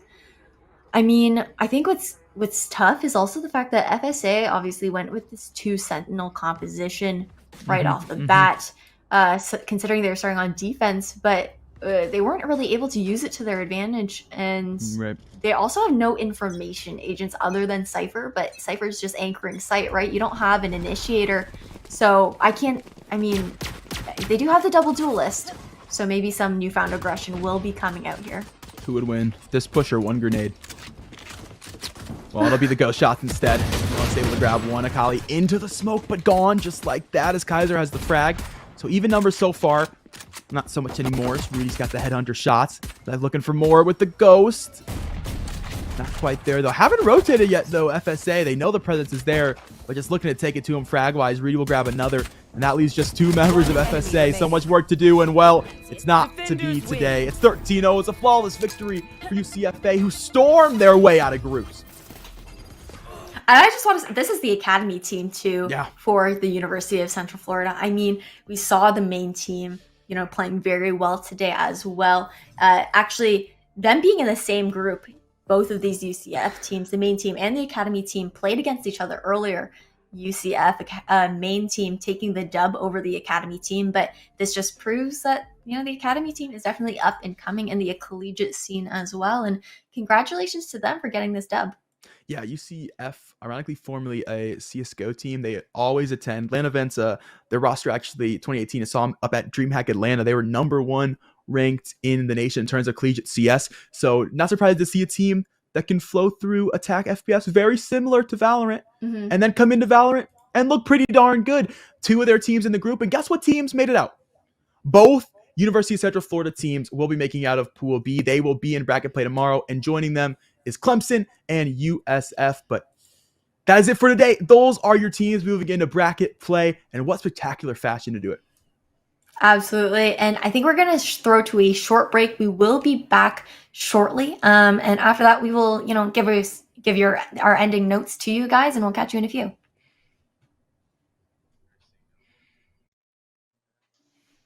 Welcome back, one and all. We just watched our final match of the day over here in the Southeast Virtual Invitational for CENC, and now we are joined on the desk by Rudy, who just speed ran into groups over for the University of Central Florida Academy. Rudy, how does it feel to know you're moving on to bracket play? It feels really good. Couldn't have hoped for a better outcome in that last match. Really sort of needed that one. Really brought the morale up and woke everyone up. So yeah, we're really hyped for the next day, actually. Nice. I was actually curious, how are you guys feeling about the fact that, both of the UCF teams right now are playing in the same group, and both of you guys are moving on into tomorrow's semifinals?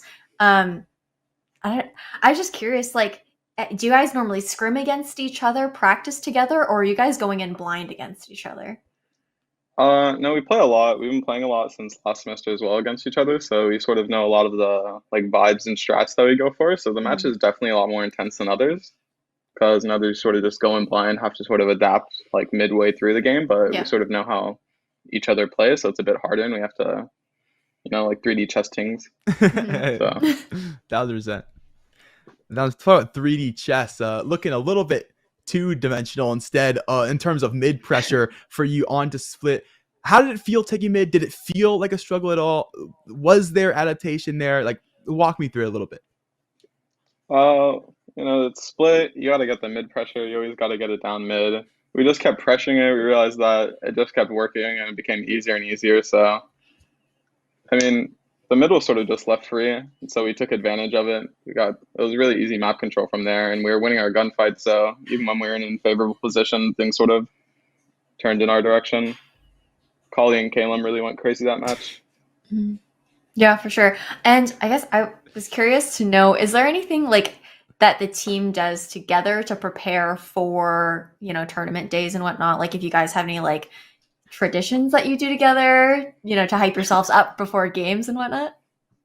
I don't think we have any sort of traditions or anything like that, but we always try and talk before and after and make sure the mental's strong, keep everything going. We're really a close-knit group of homies. So when things are going wrong, we like to figure it out, but when things are going right, everything just sort of flows. Yeah. Yeah, because I mean, I believe Kat mentioned earlier during the cast that this roster was actually seen at DreamHack Atlanta for CS. Is this is it the whole roster that is the same as your CSGO team? No, actually, or at least this roster isn't. Really? We weren't the DreamHack roster, but we do know of them. Mm-hmm. But yeah, I think I don't even know what you mean by that. I think the other team, the DreamHack Atlanta team, hasn't transferred over to Valorant. I think they're still vibing on CS. Okay, gotcha. But it is the same school. I guess we're a strong FPS school. Yeah, 100%. 100%. Speaking of strong Gotcha, FPS, yeah. FPS school, both making it out. What are the over-unders, would you say, on a full UCF grand final?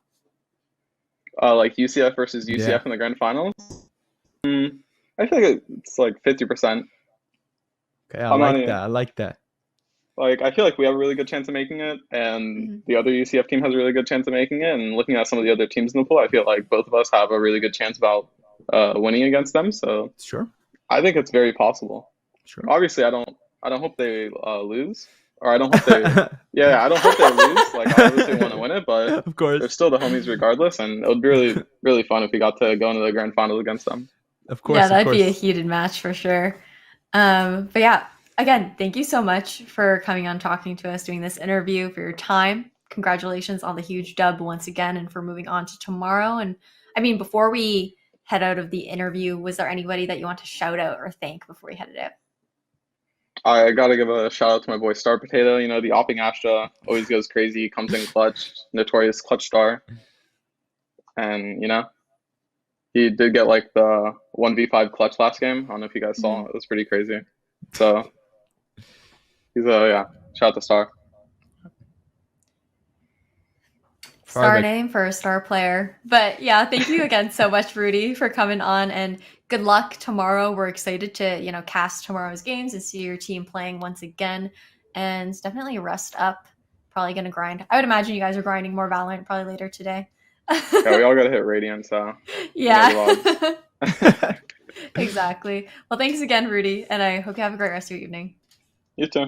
Have a good day, guys. Later, Thank brother. you. And now it's just back to us, Kat. Miss that guy. Phenomenal vibe. Phenomenal vibe from him, but hopefully we'll see more of him tomorrow. Hopefully we get another Rudy interview if all goes well for UCFA, a very strong college coming into this event. Obviously, if they send both rosters forward. But speaking of moving forward, the broadcast certainly has to. And with that, we go to Smash Bros now for the rest of the day for CENC. We actually have a match still going on in the Midwest region, Ash, so we'll go ahead and throw you over there, and then we'll get another host segment. We'll get to hear back from the one and only Poly Hype to keep you hyped up for Smash coming later. So if you're into Smash, stick around here on this broadcast. We'll be back with the Southeast action there. Same story for Midwest. So we're going to jump you over to the twitch.tv/esports feed. If you want to chat about the game, make sure you head there. But that's it for us here. We'll catch you back same time, same place tomorrow.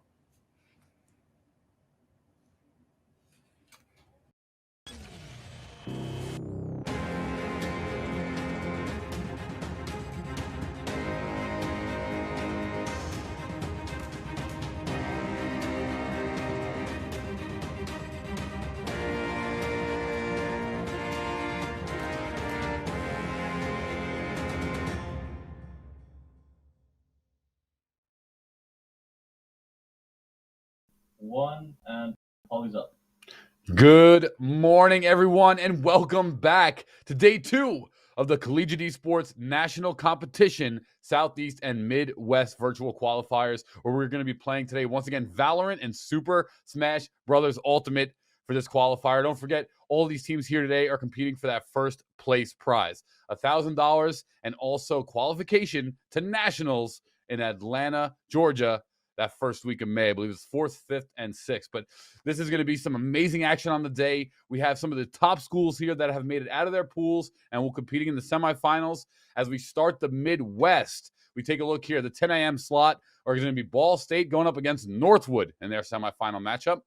For the 12 p.m. slot, which will be noon Eastern, that'll be Indiana University, the upset there, Northwood in the pool play from yesterday, Amazing to see them in the semifinals, and they'll be going against the Buckeye Gaming Collective. So that'll be your 12 p.m. Midwest match, and you can join Camel and Dryad over there for that commentary. Over to the Southeast at 10 a.m., we have Clemson going against University of Central Florida Academy. Both UCF teams made it out to the Southeast pool play. And at the 12 p.m.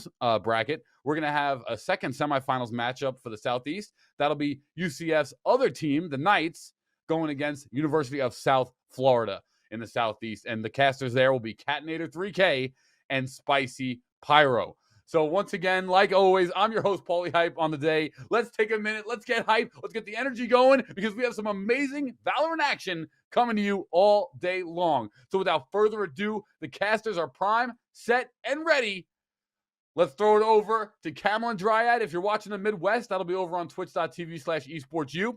And if you want to check out the Southeast, it'll be Catinator 3K and the lovely Spicy Pyro on twitch.tv/esportsu2, the numeral 2. So we'll see you guys over there. Thank you all so much, and I'll be back later on the day. Casters, take it away. Hey, thank you so much, Paulie. Hype is in the name for a reason. That is most definitely for sure. I'm Catinator 3K. That's Spicy Pyro. And like Paulie said, we've got you with all the action here. Semifinal 1 into semifinal 2. And of course, the grand finals on the way for that sweet, sweet national qualification if these teams can make it. But as long as they can get to that top 2, at least guaranteed $750.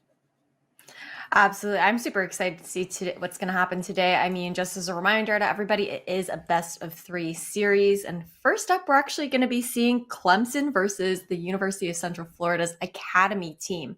So that would be Clemson is first seed from Pool 1 and UCFA was second seed for Pool 2. And then, after this first semifinals match, we'll be seeing another best of 3 series. The second semifinals, that will be, I believe, UCF, the main team, would be the first seed. And then the team that they're facing is USF, the University of Southern Florida. And these are going to be some heated games today. If anything, if what we saw tomorrow says anything about that. Oh, yeah, absolutely. Yesterday was a phenomenal time. We got to see a little bit of skill disparity, and then things really started to shake up towards the end of the day. Well, for the most part, towards our couple last series. And then we got to what was our final map, where we got to see just an absolute roll come through for UCF Academy as they're going to be facing off here against Clemson. Clemson 3-0, the only team to 3-0 coming out of group play. So there's a lot of pressure that's going to be on this Academy roster. But of course, we got to remember, Ash, that the only team that Academy roster lost to was the UCF Knights, the main roster. So definitely could just be this school is built different. They're insane. And that could be the case because it was a 13-0 on split coming to Full Sail when UCFA did take to the map. So not to say that they can't take it to Clemson, but it's definitely going to be a tough series. Absolutely. And just to give everybody a heads up, the maps that we are going to be seeing today, first one coming up is going to be Icebox, which is Clemson's pick. Clemson will be starting on defense, UCF Academy starting on the attacker's side. The second map is going to be Ascent, where UCFA is the one who picked that one, and Clemson will be starting on defense on that one as well. And Bind will be our deciding map. It does go to a 1-to-1, and I believe we're ready to throw it into Agent Select just to see what agent compositions we have going out here. And nothing too surprising. I mean, we got those Vipers on both teams. You see those Sova hovers. Actually, it might be... That's so ironic. Yeah. The UCFA comp is almost identical to the split comp over here on the Icebox, which I think is very, very interesting. It's a little piece of knowledge and something that if you've been in the chat both days, hey, maybe you recognize. Yeah, it's almost a mirror composition too. We just have that Raze swapped out for the Sage on both sides. I'm interested to see how that's going to really play into, the strategies that we're going to see coming out. Maybe a little bit more aggression from the team with the 2 duelists. And then, I mean, the Sage pick there was a point where on Icebox, it was like a must pick to have Sage, especially if you want to get that plant down on the B site. It's not as common anymore. It's not as much of a must pick, especially with those Icebox changes that we saw a few patches ago. But a lot of teams do still like to bring her out just for the extra security, whether it's on the defuse or during the plant. and going into things. I mean, I guess UCFA probably maybe went with the 2 duelist composition, considering that they are going to be attacking first, but we also saw that they're quite aggressive on the attack.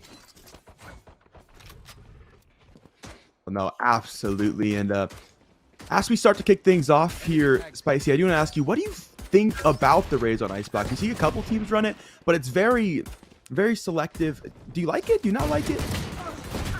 I think it's pretty hit or miss, to be honest. I mean, we do have a lot of pressure going out mid right now. People are kind of just falling. And I mean, UCFA actually didn't even have to make their way onto site to clean up this pistol round, taking it 1-0. But back to your question, Kat. I mean, it's hard.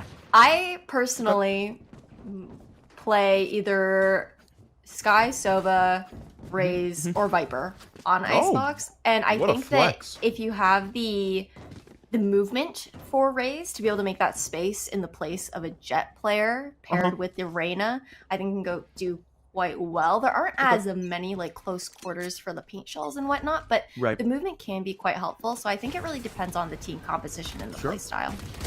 Sure. Well, so far, we haven't got to see what this will look like in round 1. As you mentioned, literally just get to sit and spawn. Release a nice 3K. A player that was finding those impact frags on the back of split as well as they were anchoring towards that B site. So no surprises there. Very early in this game still, so still plenty of time, and it'll just be Sultanate currently over towards that B site, top cargo box. 2 bullets in that Headhunter. All they could afford. All they could buy it. Making sure they're able to full buy for the next round. Here, the shots to rope. They'll take 1. Akali has the frag just like that. The Reyna will overheal right on up, so that's armor that's going to be picked up for them. They move their way now down to kitchen. Rudy able to find 1 a second as well. This player's so consistent. A 3K now, and Akali to find a 2K to go with it. It's flawless anti-eco for UCFA. Now they're into their bonus. All the weapons still alive. Nothing too surprising there, considering the fact that they did have the advantage with the gun buys, but now rifles will be coming out for Clemson. And yeah, I mean, the aggression that we saw before is coming out once again from UCFA. However, it has been met with aggression from Clemson, especially in that pistol round. Clemson elected to, push up mid there. Pacing kind of changed in round 2, but I'm interested to see how Clemson decides to play with these rifles. That was a nice little rendezvous actually up to that box to get that early peek, but nothing's going to come from it quite yet, and I actually can't believe that Rudy already has that tool of false on hand. Yeah, 2 3Ks in a row will do a number for you. That's most definitely for sure. Milk able to find a quick trade to get into the site. Slow's gone forward, so a little bit of stall potential from Clemson. Now look to walk through it. Scarecrow thinking about the swing to Rafter. Ooh, timing. Fortunately going to work out there. So they clear the drone. Now the move towards the front side of Maze. Still slowly taking their time here. UCFA member are in the bonus here. So this could be a huge round for them economy-wise. They'll find yet another as the Rays able to open up this site. Just need to find that Scarecrow player towards Rafter, who's been hanging out the entire round here. The teammates have fallen, not quite in the position to trade, just so far away. Can't quite get into the angle without risking taking a 1v2, a 1v3. Now Jax is going to look to try to make some trades happen with his teammate here. Really need just pure frags instead, but the only pure frags are coming from the Rays right now, and Hyper as well. They'll get some as well. UCFA 3-0. They'll take the bonus. They'll take weapons. UCF so dominant in this tournament, and very dominant early here on Icebox.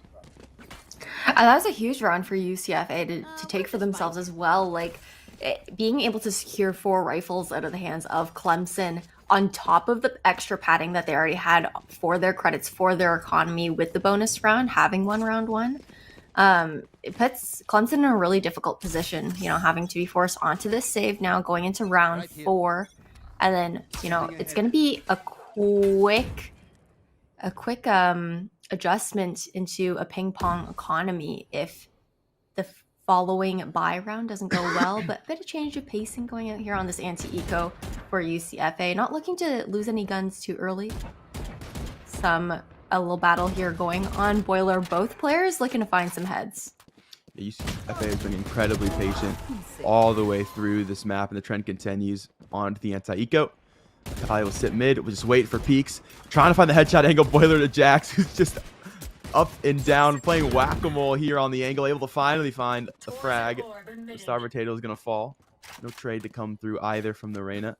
Hard shot to hit, and see if they can hit these ones. We'll find one towards the backside of things. We'll dismiss away before Scarecrow can get a trade, but caught now by the Singer of Yuki into mid. So that's a Vandal going to be picked up. 3-on-3 here, and a couple guns to work for Clemson. They're both going to be coming out of the tube side of things. Ready to find one traded by Yuki is Malek. And they got a chance to work in the site now. A 2-on-2, well, 2-on-1.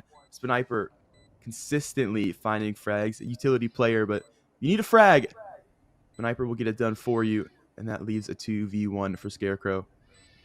This is really nice positioning from Rudy. I don't know if Scarecrow's actually going to check the opening into CT here with that window.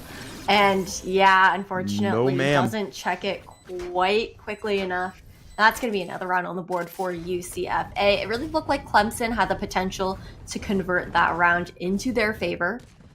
Unfortunately, it didn't quite work out, but it was a really nice pinch that we saw in mid just to be able to deal with Akali, who, you know, has just been mowing people down so far. And a timeout is going to come out from the side of Clemson.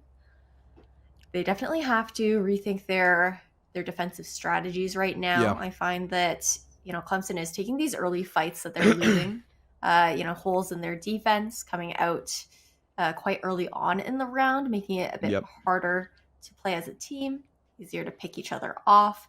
But again, that was an eco. We'll see if, you know, on this buy round, not that they're kind of talking about their strategies a little bit, if they're able to make the adjustments. And based on the pings that we're seeing, it looks like UCFA is going to try and blitz it towards A in this upcoming round. Yeah, it definitely does look like that might be the case. And currently playing, they got the Empress available for Kali. We know how nuts this player is. So can just go in there and be the impact factor, get the job done. And this is the one thing about having that single initiator. Both these teams will have a problem similar. Is that you got to do a little bit of info peeking because eventually you need to know something. You need to know where the attacking side is. And you keep seeing back of sight peeks come through, whether it's Rafter, whether it's towards headshot angle, and UCFA more than happy to wait for opportunities, wait for those info peaks, find the frags, and then push themselves forward.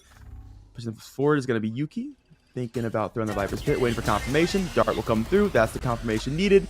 And just like that, the pit is up. We'll see if UCFA want to choke them into this thing. The drone will come through. Won't clear, though. Yuki will sit back generator. Into sight, UCFA going to try to go regardless.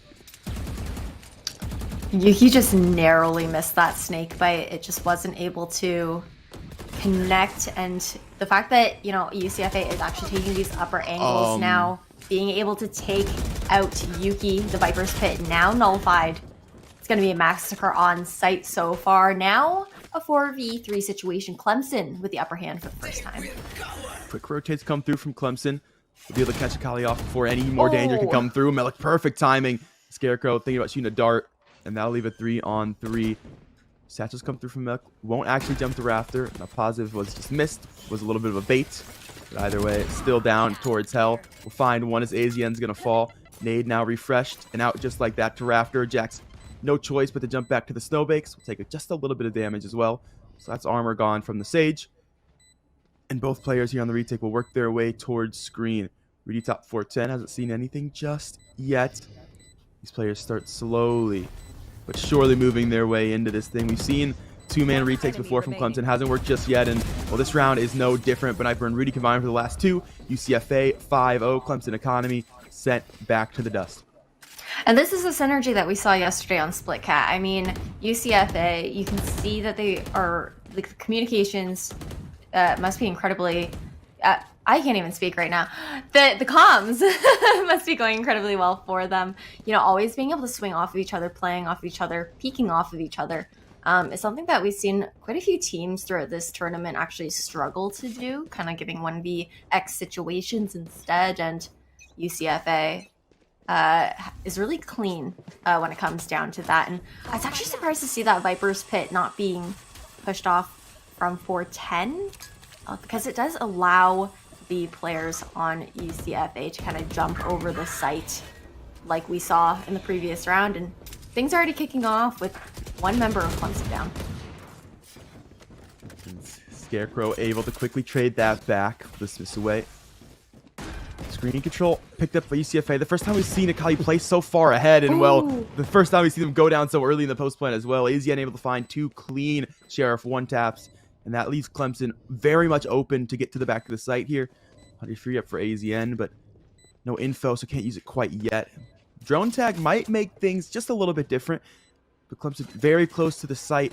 Don't have a ton of util though to try to actually start this defuse, considering it's playing a default. Yeah, but if you do see, I mean, Rudy's just making quick work of the team right now, but I do want to point out those rendezvous.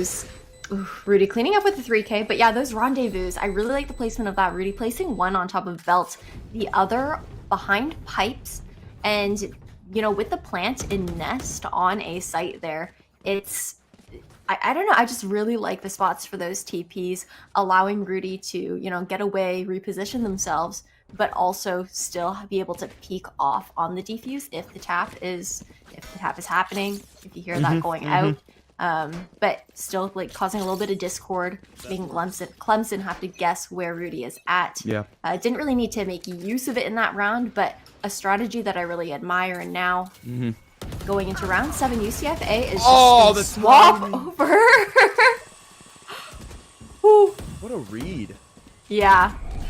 Incredible intuition to recognize the fact that wall just came up. They clearly got to be in the smoke. The range is pretty damn limited. To find that frag is quite nice. Scarecrow is able to find a quick trade from Kitchen, but still plenty more work to do for Clemson here. Still down at least a player. We're going to get the flank from the left. Caught out by Sultanate. So things are evened up. And just as I say that, the frags are starting to come through for UCFA as they clear the front side of sight. Plant's gone down as well.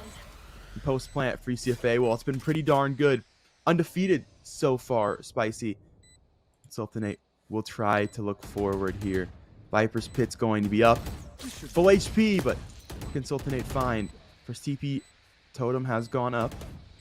Second should come through if they're able to find this first frag, but Star Potato just barely hugging yellow. The frag found. Viper's Pit's gonna go up. TP totem up as well. Dart gonna tag it out. Swings to come through, and it's a double peek to have to find. So Rudy takes that one quite easily. 7-0 for UCFA.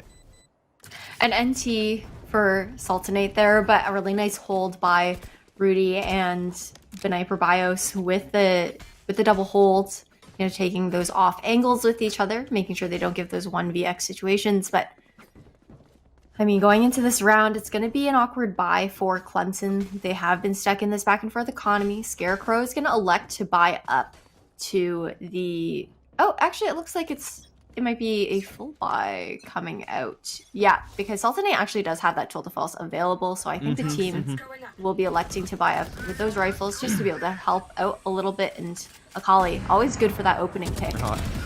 Absolutely always. And Rudy will catch Sultanate trying to get to the back of sight, trying to reposition that operator. So just like that, it'll fall UCFA into the site once more, and Plant will go back to top cargo. We know how good that can be for this team if they're able to play the post plant. Right here, they're just going to work ahead instead. Now they'll move back to the safety of A main. Everyone will go nest. Force Clemson to work here, and that's just talks to UCFA's discipline, right? They've got such a lead and still playing so smart, not overextending, not letting 1v1s happen towards screens, really making this Clemson retake work for it. Dex is able to find just a little bit of chip damage. Oh, and that's real damage now traded out. It's 2 frags going to be found for Clemson. Rudy to take one back, though, and make it a third for the chamber. We'll find the last 2 frags in UCFA. They are up 8-0 now. I think what Clemson's really struggling with in these rounds where UCFA is taking A site really easily is the fact that UCFA elects to use the vertical angles much to their advantage, especially with that raise. And actually, Sultanate's never afraid to just jump on top of 410, just zoom all the way into nest on site. And it seems like Clemson's really struggling with dealing with the verticality, dealing with that aggressive take onto the site. I would like to see them maybe fall back, try and play the retake together instead of trying to fight for site control, all things considered, since it doesn't seem like they're able to really hold it themselves right now. And another A take is coming out, that Sova drone, just being able to clear some angles for Akali as they push in. Mark dealt with. Totem's dealt with as well. That leaves Sultanate all alone, decide to have to deal with these pushes. Able to find one, but can't rendezvous out since it was broken. Like able to pick up 2. Rez has come through, so still in a 3-on-3 here. Total Force available if UCFA won it for this post plant. Same story for the Hunter's Fury.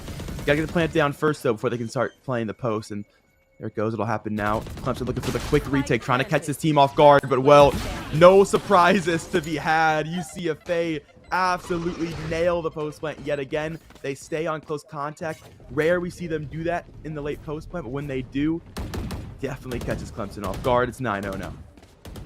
Yeah, CLEM with a nice 4K for that round as well. However, it was also an eco for Clemson. They are able to afford their full rifles going into this next round. And Asian has actually the Hunter's Fury online. Yuki might do well to try and fight for an ultimate orb here just to get that Viper's Pit, possibly for the retake, get a safe diffuse off, make it more difficult for the planters to hold that post-plant situation. And now just swapping again, after some nice conditioning with these A hits, UCFA is going to be making their way towards B and through mid, taking that aggression once again. Mark broken. Sultanate stuck towards yellow is going to have the rendezvous this time around and is going to have the frag as well. A still swing for Spike. Carrier Scarecrow will take a Kali. UCFA, they try to switch things up. They try to go B, and that's why we talk about if it ain't broke, don't fix it, because now suddenly they've lost members and make that another. Start Potato going to fall, trying to make a flank up towards 2. Bayesian has that frag, and that leaves just 2 for UCFA. Just 1 now. Sultanate's taking another key frag. That initial rendezvous out to hallway. Malek, all the pressure in the world in a 1v5 to keep this game flawless. Swings, nothing found just yet. 1 kill, and that's all she wrote. AZN has the quick trade. Clemson are finally on the board, Spicy, here in round 10. 9-1 now. Clemson looking to keep their name in the game. There are 2 rounds left, including this one. Before we swap sides here, 2 ultimates on both sides. Asian still has that Hunter's Fury. Yuki with the Viper's Pit available now. I would like to see Yuki hopping up onto 410 to hit that Viper's Pit, as opposed to waiting on the side, waiting to see if, you know, anybody's going to be pushing first. But just because, like, the lower Viper's Pit really allows the team to kind of bypass it if you decide to hop over it. But they will be hitting B this time around, and Sultanate with this vertical angle is going to be good for 1, and the rendezvous away is just so clean. That's episode 2. UCFA back to B. Can they find different results? So far, not quite. Sultanate changed his TP slot. It's going to have to jump to default box instead. Interesting. Be able to get out of dodge after the first pick, so more power to him. Trap them to come through. Do a bit of damage for Malek here with those paint shells, but certainly hasn't gotten them into the site just yet. Ult available, that could be the difference maker here for UCFA getting in. I like the Clemson. You can see that they're holding pretty strong. Have that anchor on A, have that anchor mid as well, but since UCFA actually cut noise, the rotation is going to be pulled. A nice snake bite from Yuki, though, just to deny that plant. Waste time a little longer, and now we're seeing that Viper's Pit coming out with 40 seconds left on the clock. UCFA will have to decide if they're going to commit to this or rotate off, and it looks like it's going to be a race to the A site. Yeah, can't blame them just trying to get out of dodge there. Definitely not favorable at that point. Scarecrow trying to make this mid-rotation not favorable for them either. To get through spawn, they'll all be heard. It's going to be a very quick flank. Don't think Scarecrow's been spotted. Still aware of the potential for the lurk anyway. Showstopper going to come through. UCFA need to clear site quickly. We'll hope this ultimate can do it for them. Some splash damage going to be found on the screens player, but they don't think about Generator Jacks to find 1 quick trade, though. AZN has Rudy. Sniper in the back lines, I think, but this plant has to go down. There's no time left. They need the frags, and they just can't find the Viper. They'll run away. It's all Yuki needs to do there. Just make sure the time expires, and that it does. UCFA 2-9 now as Clemson able to steal another round. As Clemson started to move together more as a unit, that's when we started seeing these rounds, you know, starting to go into their favor. That round in particular, Clemson did a really good job of delaying that plant. The early pick from Sultanate was also much needed. I believe for the rounds that USCA has been winning, they have been getting those first bloods for the most part, and that would be making it really difficult for Clemson to continue their defense. And now going back towards A, the site that works out quite a bit better than UCFA. We're going to see a 3-stack over here. A Hunter's Fury now coming out, but not really. Actually, it will find one on Akali. Better late than never is what I always say, Spicy. The Hunter's Fury definitely has mixed results sometimes, but if you can get the early frag, It can feel so good for a defense to make things just that much easier. And that it has, at least for the moment. It's UCFA trying to slow the game back down, trying to play patient. That's how we saw them play these early rounds. Worked out quite nicely. As they started to get that lead, they kind of started to play burst execute, played very quickly, especially when we got over to the B side and negated all the utility, and Clemson was just able to take a couple rounds. So they're slowing it down now. They are, of course, going to have one less player to work with here as they try to make their way through belt. I mean, 35 seconds left on the clock now. And now, oh, what a good read from Jax. Star Potato trying to throw out that Viper's Pit. It's not going to happen, though. 5v2 situation with 25 seconds left. One enemy Great remaining. rotation from Clemson to be able to flood this site here to make sure they can't get in easily. But Sniper to find one. But Yuki has a trade on Malek just as quick as that frag came through. Sniper darted. Will move away. Second dart's there. And Yuki has the frag. Clemson will make it a 9-3 game. They found some momentum late into the half. Need to take it into the pistol. Yeah, I mean, I think UCFA had the right idea there, kind of waiting, cutting noise, trying to re-hit A. But unfortunately, with their timing, it just allowed Clemson to kind of stagger that utility, continue to run down the clock on them. As UCFA gave a little bit more respect to Clemson, stop being as aggressive, that was when we saw Clemson, being able to take those 3 points for themselves.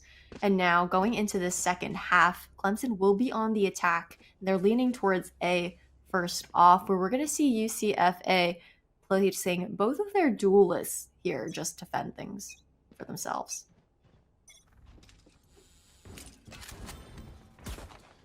Kyle will break dart early here. Still going to be scanned though, just fractions of a second too late on the break. So Clemson, a little bit of information. Akali will reposition off of that pipe angle. Clemson has just a little bit of room to work with here as they make their way up to Maze. Drone will lead Scarecrow in. First frag found. Headshot angle spotted for the Rays. Paint shells just barely avoided from the droning Sova. Scarecrow has another. Jax to pick up one as well. 3 frags that come through for Clemson. Momentum definitely being carried. Shock bolt going to stop flat for just a moment. But Jax will pick up the torch, carry it, and plant that spike. It's gone down 4-on-2 for the post plant here. Sultanate in a nice position to look screens.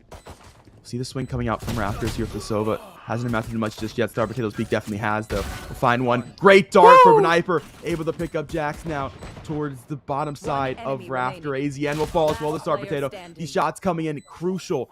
But Yuki is able to find one. Star Potato to tap spike. In just a half here, forcing Yuki to play ahead, and have done just that. Do they read the peak correctly here? The swing. Oh, the flick to come out as well. The 3K from Star Potato to take the retake. UCFA 10-3. That's just a Viper diff right there. Star Potato putting the 10 point on the board, and that's huge for UCFA. Now being able to buy up the Clemson with this 7 point difference between the two of them. It looks like a buy up, a force up is going to be coming out from Clemson as a bit of a Hail Mary to keep themselves potentially in the game for longer, not allowing UCFA to garner an even greater lead than they already do, especially because they'll only be 1 away from match point if UCFA does manage to take this round. Now, some Spectres and Sheriffs across the board. Clemson's going to have to really make work of it. College swing early, taken out by Jax. So far, so good for the Force. Another Spectre down. As UCFA look to play forward. Scarecrow will switch guns here. One to go close range Spectre instead. So they're going to be running it down here onto the site. 1 leader left for the overhealed Reyna. Rendezvous to come out for the chamber. Second swing to come through from the Rays. Hasn't quite found the shots, though. Just wanted to stay alive, make sure the retake is at numbers. And now Beniper going to fall instead. Scarecrow to pick up a second. Spectre switch, definitely a valuable one as 2 frags going to come through because of it. Sultanate's found Rudy. And that just leaves the Viper. And gone just like that. A flawless round for Clemson. Well, what do you know? The bonus is successful. That's exactly what Clemson needed, actually. They really needed to be able to win that round, or else that would have been likely match point for UCFA, considering that Clemson wouldn't have been able to afford the rifles that they normally would on the 3rd round after pistol. So going into round 15 now, Clemson has the advantage economy and gun-wise. UCFA is going to be forced onto this save here, considering that they lost that buy-up. There is a Sheriff, though, in Akali's hands, and Akali's aim has been strong and true so far today, but Clemson's actually leaning away from A this time around, actually walking their way back towards B. But UCFA is holding strong. Clemson hasn't given them too much information to work with yet, and a rotation is actually pulled towards B. I'm a bit more prepared for this take here, hearing the drone especially kind of giving away Clemson's plan of attack. And just clearing all these angles. However, that Viper utility has been staggered just to be able to slow that down a bit, and the wall comes out for the plant. That does, the plant will go down. Regardless of that post-plant utility, still have made waves. That's just less take bites this round, of course, due to that eco coming through. See how much damage UCFA is able to do on the retake here. Not expecting to necessarily win it, unless Starberto's hitting shots per usual, but Sultanate's the only one hitting shots right now, able to find Beniper. Will rendezvous out as well. CFA, they've taken to the front of the site. They've gotten through the wall. Rudy to get a frag. Malik has another. Reacts a quick trade. Another to come through. But coming straight back, UCFA, they've picked up guns as well. Akali hitting shots. We'll find 2 with the Sheriff, and that leaves a 1v2 now for this team. Asian has to work up through mid. Rudy's going to check it. The shots are there, and they're found for the Chamber. It's 11-4. It's a thrifty round win for UCFA. A retake they didn't expect to grab, but most certainly are happy to take. That was a huge round for UCFA, being able to convert it into their favor, kind of moving as a unit there to get those frags down. Now we will be seeing rifles finally coming out across the board this half. The only ultimate online right now is Scarecrow's Empress, and the Empress really could do a lot of work here to be able to make that space for Clemson, allow Scarecrow to get really aggressive and up in UCFA's grill. Especially repositioning after those frags with the dismiss. Now that when in Empress, you will be invisible when using that dismiss there. But Empress not popped yet, and Rudy actually finding the first blood on Yuki. Yeah, UCFA back to early round dominance here on the defensive side of things. Clemson able to grab Orb, and that'll put Rez up. Body pretty shallow mid, so they could res it if they'd like to. We'll see if UCFA able to recognize the potential for this. Scarecrow looking to go Rafter, but well, there's a second body resable now, as Rudy has that one as well. Res has come through for Yuki, so the Viper utility back online. And the rotation coming through for Clemson. They'll work towards B main. We saw a very quick retake for UCFA, and that was on the eco. So we'll see what happens here now onto guns. Yeah, that toxic screen is also already used on the A site, so no cover is going to be here for Clemson. Going on to B, luckily that Sage barrier orb. Angle here. Oh no! Able to pick it up from the top of default box. Yes, it's a quick trade. But Beniper has taken another.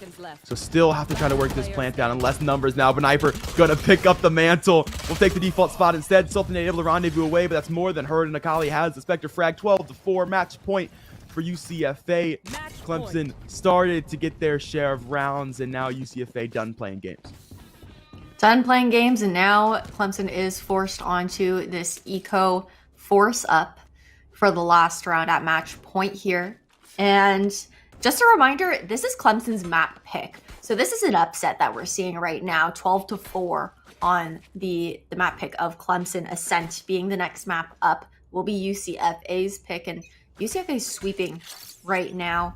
Clemson's still struggling to deal with those vertical angles that UCFA really likes to take advantage of, even on the defensive side. And now a large posture towards mid from Clemson. But that poison orb is slowing things down a little bit. Scarecrow finally popping that Empress, looking to find something early.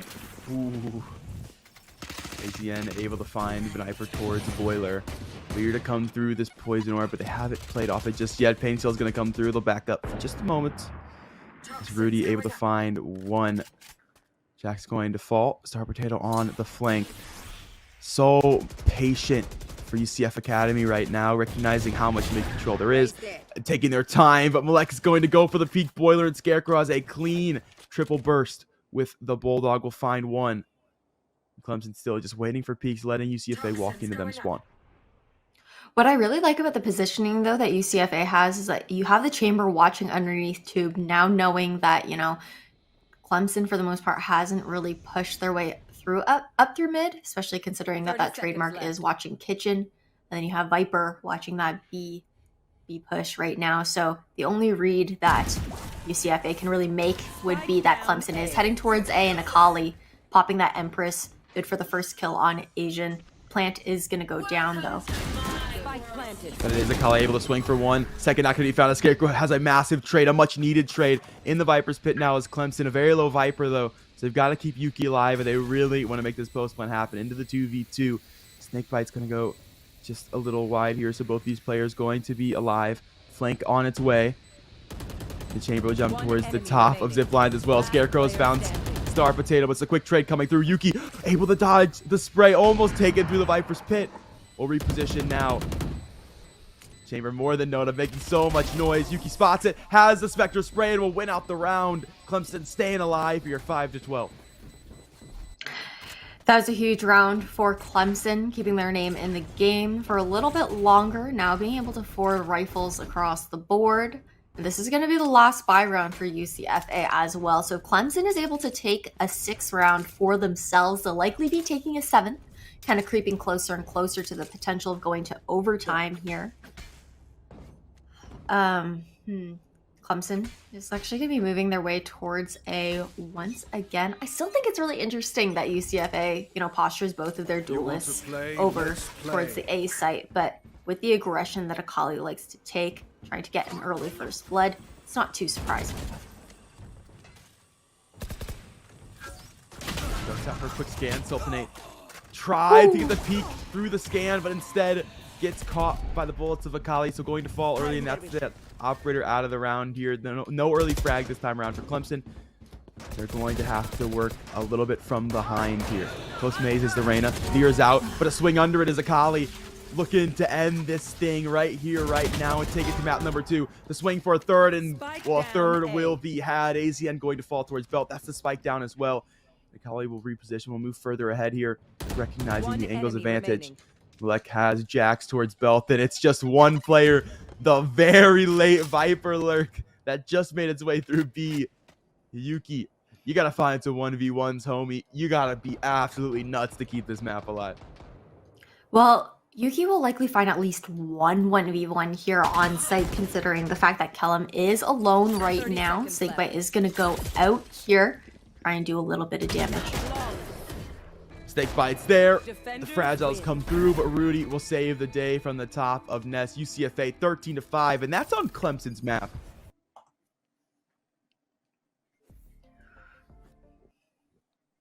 Yeah, what an upset here coming out on Clemson's map pick of Icebox, losing 13-5, like you mentioned.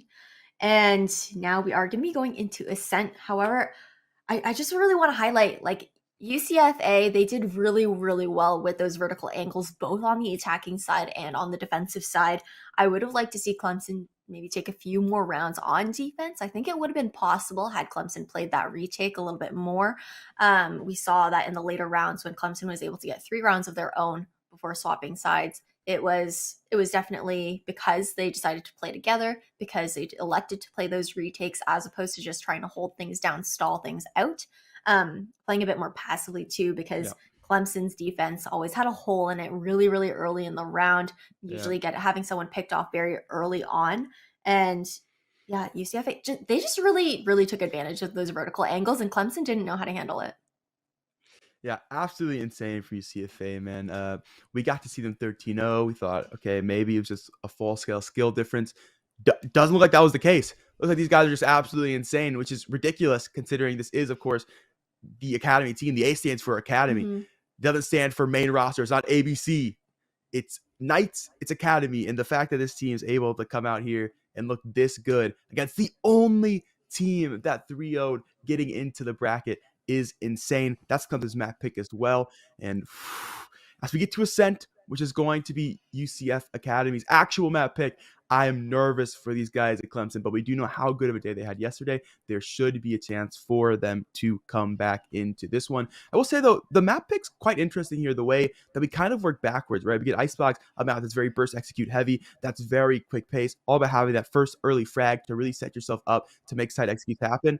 And then we get into Ascent, a map that's much slower, all about getting that control, getting access into mid, breaking defensive utility early to make your executes happen. So we're kind of taking the game and slowing it way, way, way down here. So that, I think, will be the win case for Clemson if they're able to work off of the slower game. They're able to work off utility rather than that quick frag. Absolutely. And I mean, heading into Agent Select now, we are going to see what team compositions will be coming out for both sides. Scarecrow is actually going to be on this Jet this time around. We're going to see a Killjoy coming out, you know, actually a pretty typical composition, a meta composition coming out for Clemson right now with that Sova, Jet, Killjoy, Sky, and Astra. And a nearly mirror composition on the other side for the Academy team here, except we will be seeing CLEM on that raise instead of seeing a second initiator coming out. Well, Spicy, it's Ascent comps. Well, I mean, what more do you want? Yeah, I know. It's like the two meta comps that are coming out here, having the raise and Jet and then having the double initiator. It's like, yeah, it's the typical thing that you see for Ascent. Honestly, I know you were talking about how with Ascent you have to slow it down a little bit, and I definitely agree for the most part. The biggest thing for Ascent is getting that map control, especially mid control, trying to split these sites, because both of the choke points, you can't. I mean, it depends. Blitzing works for some teams, depending on how the defenders are set up for themselves. But because of the size of the choke points, both for B and A, it's a lot more difficult. You're kind of funneling yourselves like fish in a barrel in those situations. But I wouldn't be surprised if we saw the same kind of aggression coming out from UCFA. It's definitely the play style that they favor, and especially with those two duelists starting on the attacking side first, leaning towards A this time around. I think we're going to see some fast-paced action here, but the Killjoy on A site actually might slow things down. I feel like UCFA, very strong Sonics fans. They play the comps almost exactly the same.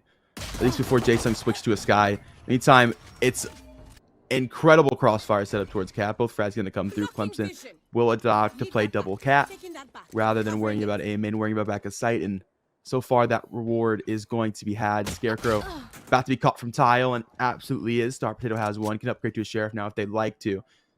There's help coming for Cat right now. Yeah, 3v4 situation now. Clemson with the advantage.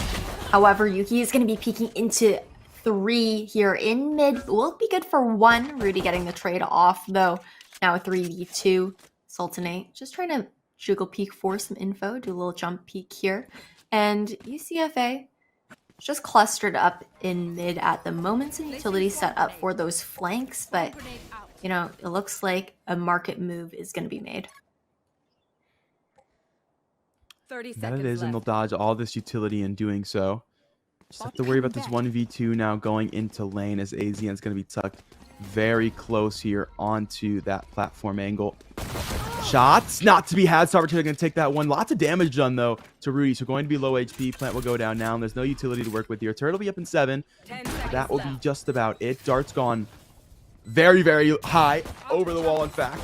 And Rudy, turret's there. Jackson's going to take one swing to come through for Sultanate, and they've got both frags. Clemson, they'll grab the pistol, instantly bouncing back from map number 1. I actually really like how Clemson played the defense on this pistol round, having to stack towards tree, just kind of trusting that Killjoy utility to give the early information for A main, having that crossfire setup, and just completely annihilating UCFA's attacking power, taking out both of their duelists. Now going into the second round, we are seeing Clemson on this buy up. It'll be an anti-eco for them. Can't get too greedy and risk letting those SMGs go into the hands of UCFA. And Akali is feeling confident with that Marshall. They are, and we'll see if that confidence is going to be well rewarded. Some trades back and forth. It'll be Kali doing the damage. Scarecrow's looking to find some shots here. The Astro one-way comes up. Kali risking it all with that jump, but able to get out scot-free, and Yuki not letting them get out scot-free up towards main. So grab 2 quick frags with the Spectre. 2 more there. Spike drop from the beam. UCFA should have no trouble picking it right back up, and they do so. door going to be broken by Yuki just in case things do somehow go awry. But UCFA will work away now towards spawn, thinking about the B side rotate. 5v3 now. Akali still has that Marshall in hand. Not really able to make work of it. And Scarecrow is going to come out on top in that Jet v Jet duel with the Marshalls. Sniper rifle galore here. Looks like UCFA is going to try and pick that Marshall back up, put it into their hands. However, A is looking pretty scary with this Killjoy util and, you know, the 3 stack towards A site, the quick rotation for the Sky in spawn as well. Scarecrow to swing wide on scaffold. We'll tuck dart. We'll swing. There's the first. And like more than body shotable here. Caught by Sultanate Spectre as he tucked towards Wine. It's 2-0. It's flawless anti-eco coming through for Clemson. Now they'll work the bonus. You hit the Marshall headshots on the bonus. Hey, you can be pretty dang deadly. Yeah, this could be another map upset. I mean, UCFA taking Clemson's pick on Icebox and Ascent now being UCFA's pick. Clemson having 2 really clean rounds right off the bat. But how, you know, rifles haven't come out yet. They will be coming out for UCFA in this upcoming round. No ultimates on the board either. I would like to see maybe some aggression coming out from Clemson.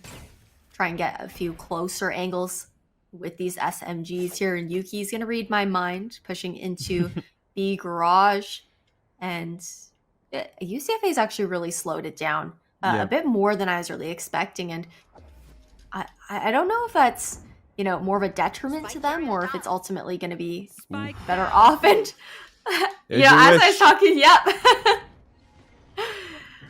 Yuki making my dreams come true.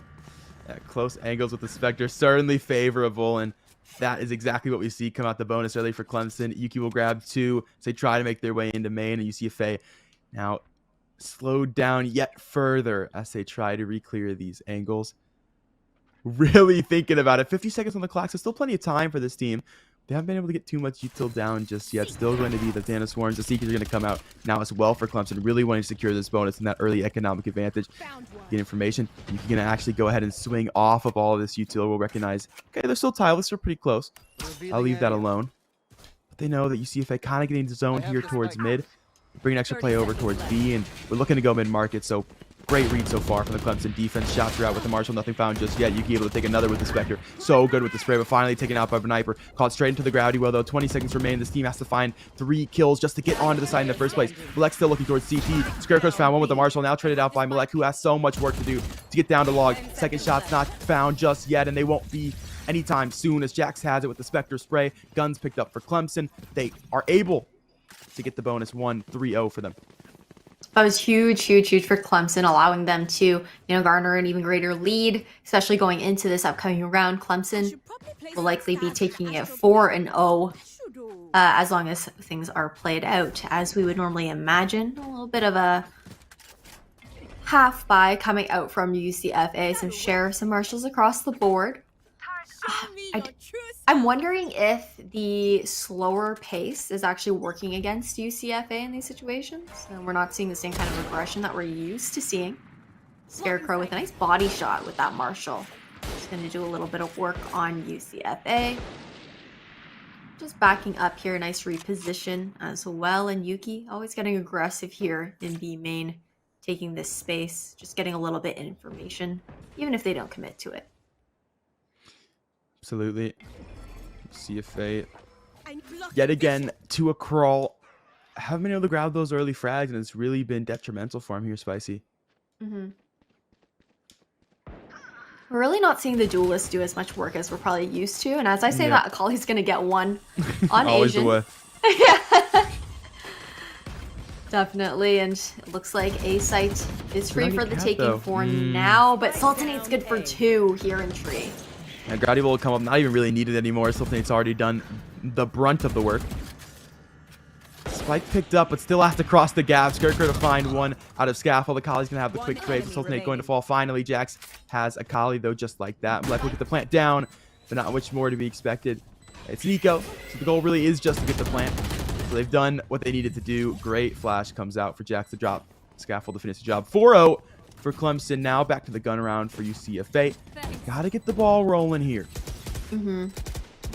Yeah, I think what UCFA is kind of struggling with right now is the lack of entry power. Despite having two duelists, you're not really seeing the explosiveness that Jets and Razes are known for.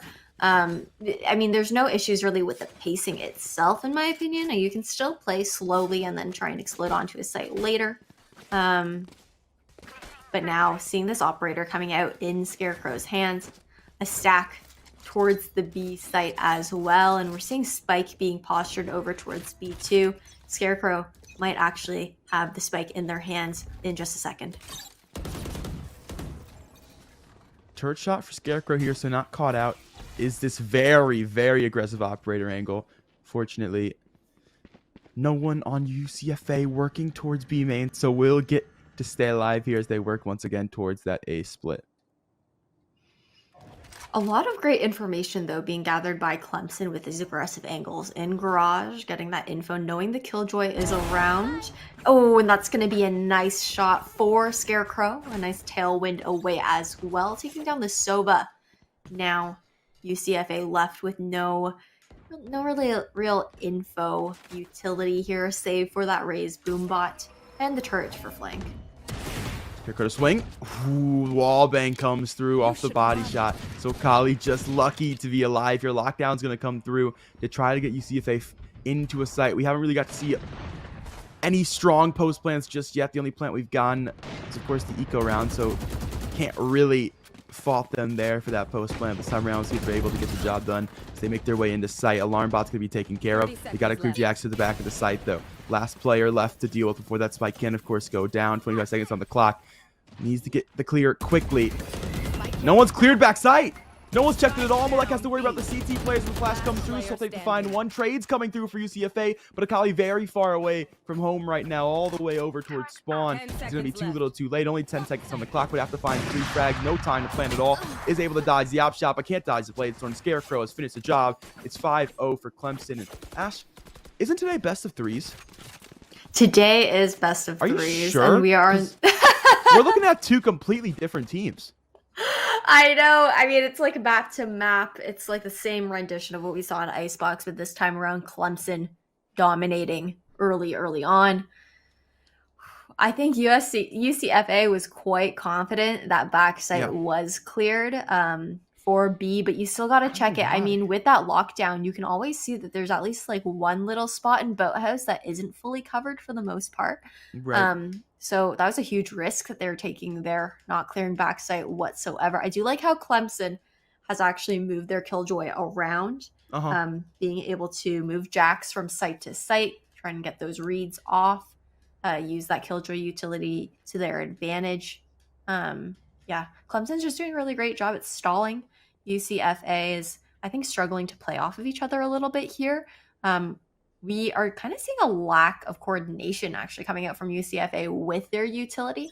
I would like to see, Astra Gravity Welling maybe into some shock darts, maybe Gravity Welling even to just like help Raze and Jet get onto site in conjunction with the Soba utility, the Owl Drone clearing corners, the Recon Dart also clearing back site or Heaven, depending on if it's A or B.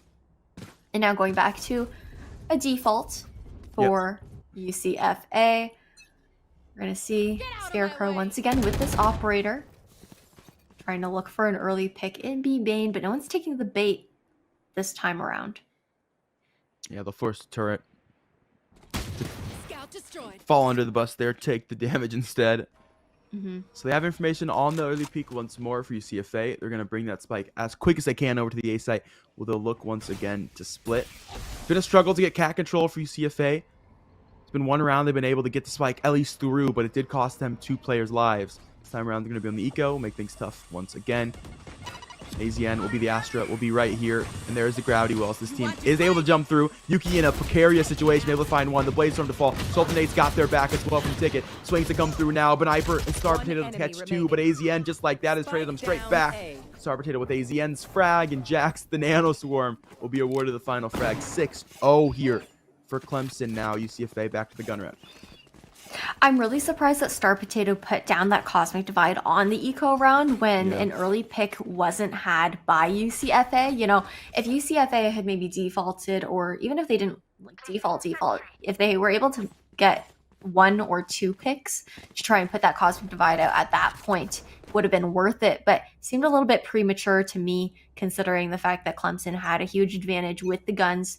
We are seeing another rifling round for UCFA, but if they lose this one, it's going to be another save. So this is a really important round for UCFA to keep themselves in the game for this map. They have a Fury. 1 tag found. It'll be the showstopper to try to make something happen. It goes straight to scaffold, and it hasn't found anything at all. UCFA putting it all into just the A main push. Very one-dimensional. Grouty, well, not activated just yet, but Yuki activated indeed, finds 2. Shockbolt to find 1. Rudy has a trade in the meantime, but just 1. As AZN will pick 1 up from door. Will swing now for the second frag as well. Sakai will fall, and Clemson are 7-0 now. Map 1 didn't mean anything to them. They bounced back here. Yeah, it's an incredible upset that Clemson is taking for themselves. 7-0, like you mentioned, UCFA forced back onto this save so that they're able to buy in the upcoming round. But Bniper does have that Hunter's Fury online. If, you know, an early pick is possible, or even getting that plant down, saving it for the post-plant situation. However, Clemson has 3 ultimates of their own. 3 that are actually perfect in conjunction with each other: the Seekers, the Lockdown, and the Cosmic Divide. Likely we'll see those being saved for the next rifling round. Scarecrow already out on the board with that operator pick. Sultanate Shockbolt to come through is actually going to be able to catch up just a little bit of damage. Second one not to land, but the first one at least a little bit of chip onto the raise here. UCFA vibing in mid. Lawn chairs out. Just relaxing here on the eco. Trying to think about, man, what are we supposed to do? Our default is not working. We cannot bait utility. We can't find any control. They're able to hold cat with 1 Astrostar. That's the only piece of utility they're using. So we can't go to B site because they won't move the KJ over. Man, what are we supposed to do? Honestly, UCFA, it's not too late to start some conditioning. 7-0. There are 5 rounds left on the attack for UCFA. I would have liked to see maybe some more conditioning for, you know, that A split, and then maybe try and make a fake happen if it's not working out. And that is a beautiful guiding light, allowing Yuki to get 2 for themselves. Yuki alone actually has been huge as far as, you know, holding down these sites. Usually at least good for 2, wherever they are. And oh, what a shot! Yeah, what a shot indeed. Just barely saw Yuki before the flash actually got popped. A second as well. Okay, but no we're way. trying to turn up here. 3K, but Sultanate finally shut things down. He said, brother, listen, you're not that guy. It's 8-0 here for Clemson. The rebuy will come through for UCFA. A little bit extra money for Bniper as well, thanks to some nice share of frags. That was a clip and a half for Bniper. Yep. Those very, very clean head taps there. Back to a default for UCFA. Yeah, I mean, it's tough. UCFA hasn't really done too much to condition Clemson. Yeah. To be honest, I mean... Scarecrow up moved. Mm-hmm. New angle. Malek making more than enough noise, but won't peek. And now I've cut you off for nothing. You're... Well, maybe not for nothing. Okay, there we go. It was worth it. Oh, phew. Okay. It's a nice clean one for Scarecrow too. Yeah, the default really isn't working out well for UCFA right now. Unfortunately, they aren't able to make too much headway with their utility, with their placement, and their map control. That Eldron's going to be taken out quite early as well. Shock Dart doing a bit of damage on Yuki. Another recon going out onto site, and it's going to be a B hit. That it is. Seeker's going to get possibly some concussion, some stall time for Yuki to be able to isolate 1v1s. We'll find Akali first. And now to jump to the back of the site.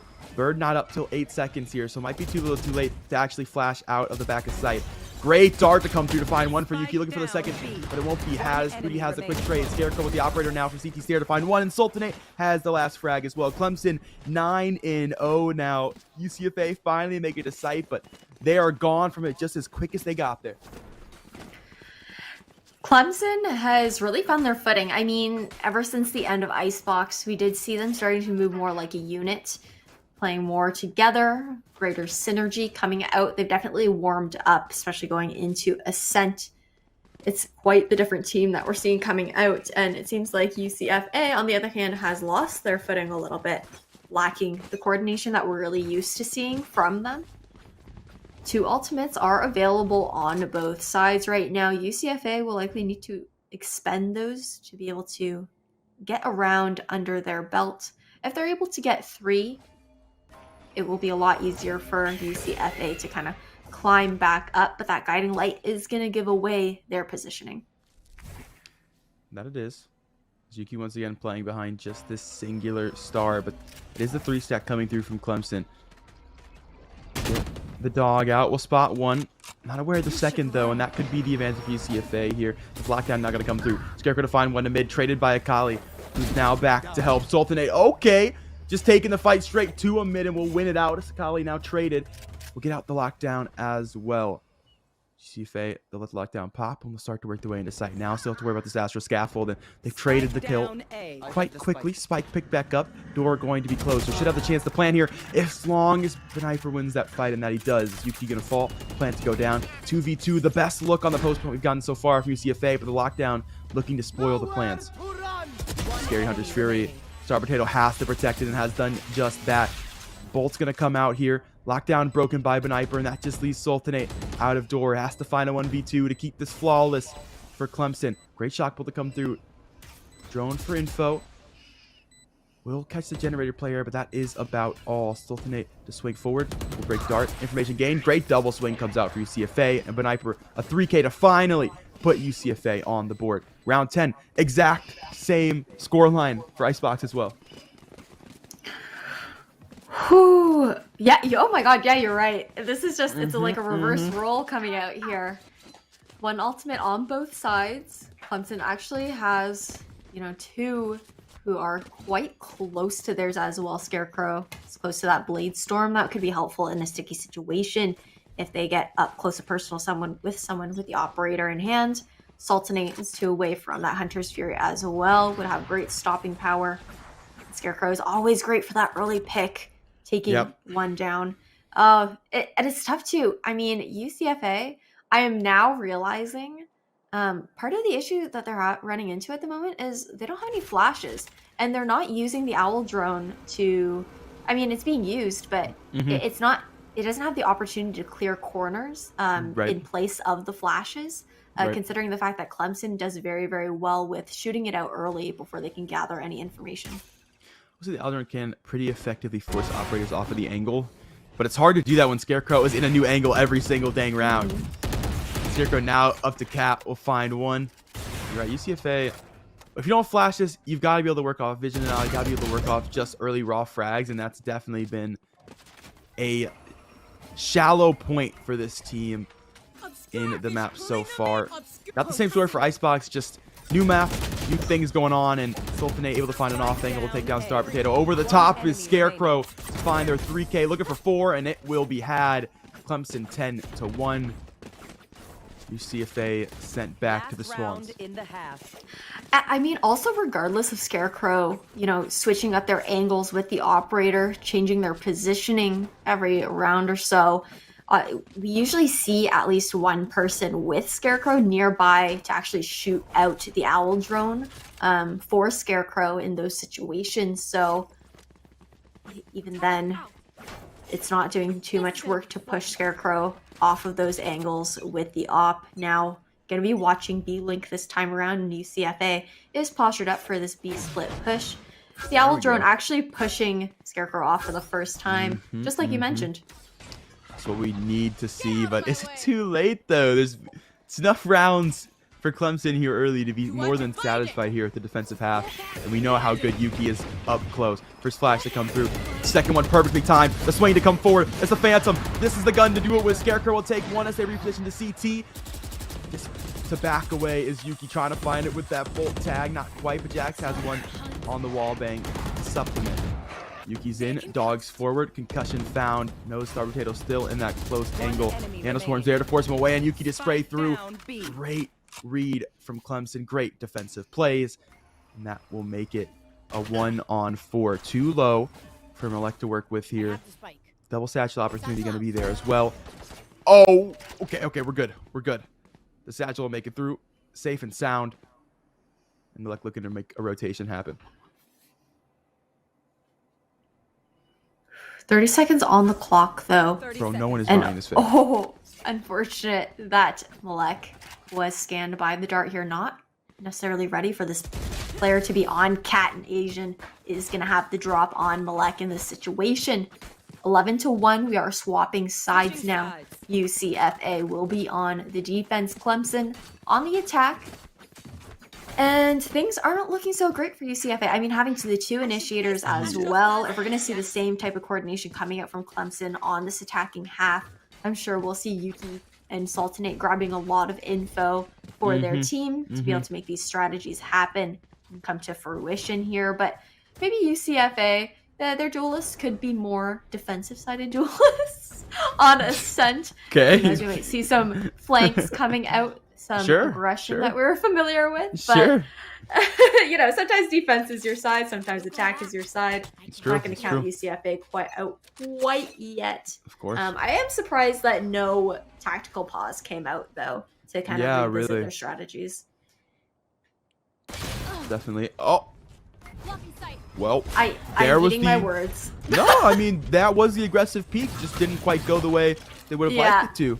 So UCFA going to be down one early here. Astra Utility is going to be their main, but it doesn't really mean much if Clemson's walking up Cat for free, and in they go. They've got the site. They've got the plant to go down. Door will be closed. It'll take quite a bit of time to break, considering they're on pistols here for UCFA. Spans from Scarecrow, and he's hit both players. Got the clean reads coming through right now. Will now sit towards Hell, ready and wait. Post-plan Astra Utility now active. Yeah, the turret is available to peek through door for UCFA here, but Sultanate's just ready for this recon bolt, poised for this retake.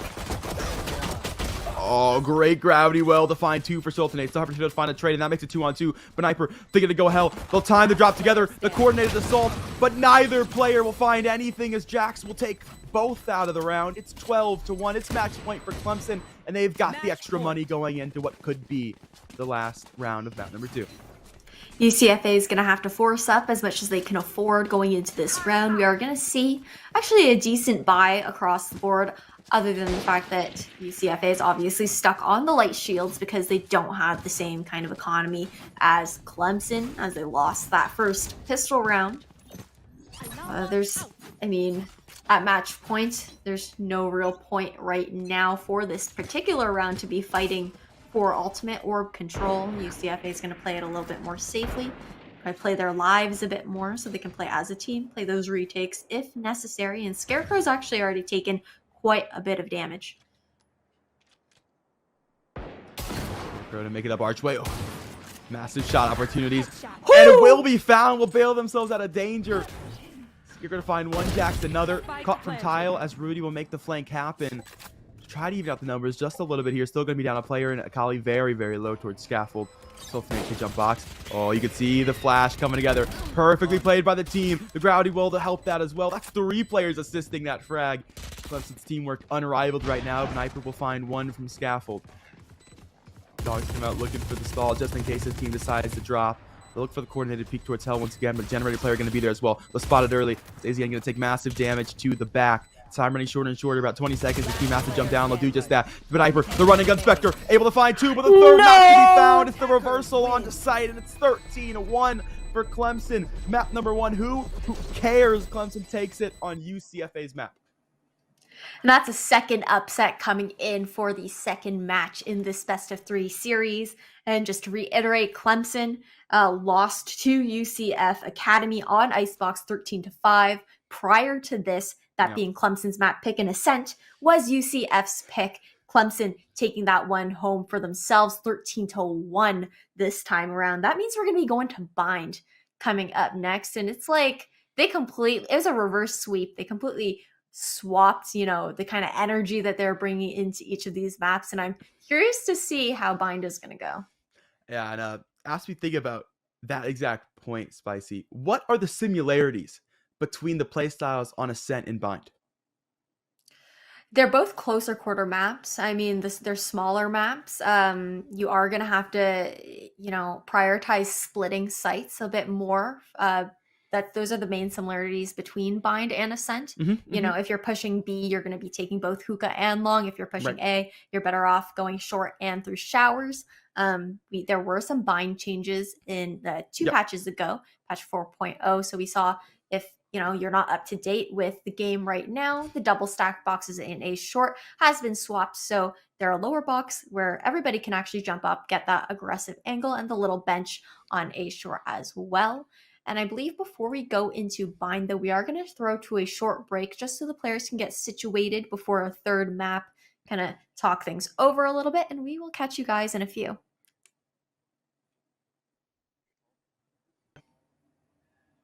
Ladies and gentlemen, welcome back. After a short break, we're here with the fantastic face of Rudy yet again from the University of Central Florida Academy. We just watched them make their way into the grand finals after what was looking to be a pretty close series. Rudy, how are you feeling?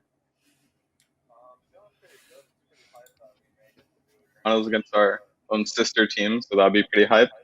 I'm more hyped we picked up the dub in the 2-1 series, so yeah. Yes, sir.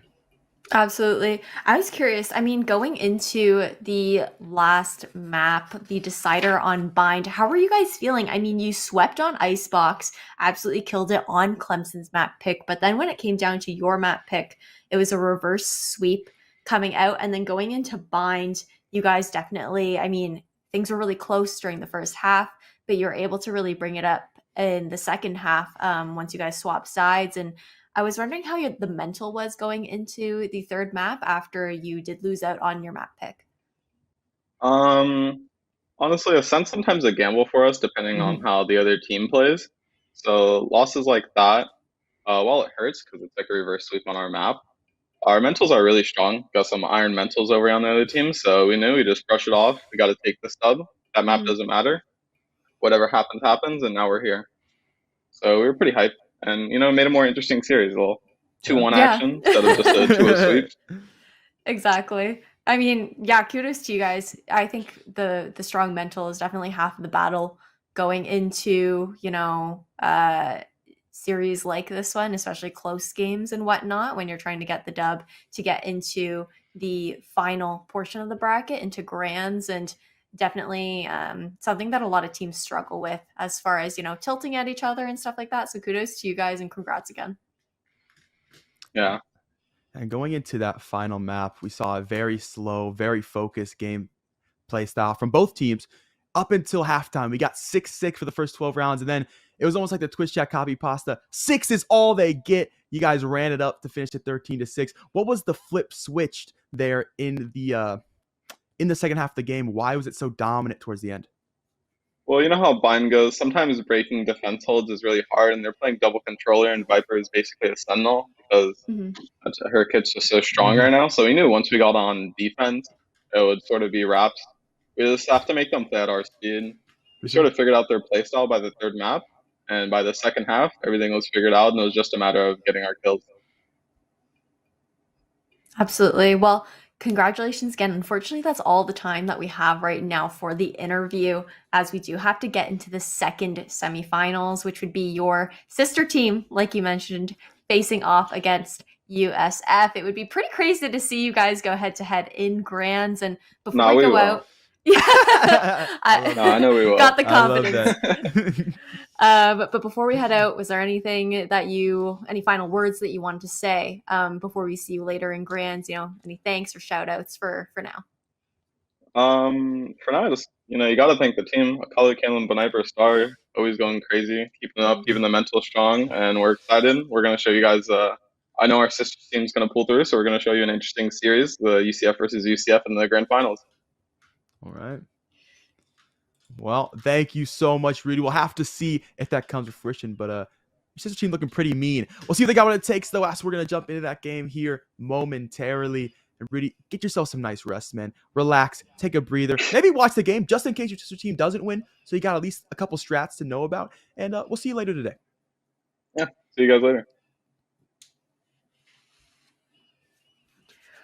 Whoo. UCF versus UCF would be a spicy matchup for grand finals, Kat. Not only a spicy matchup, but it's going to be almost a nightmare for us to cast, I think.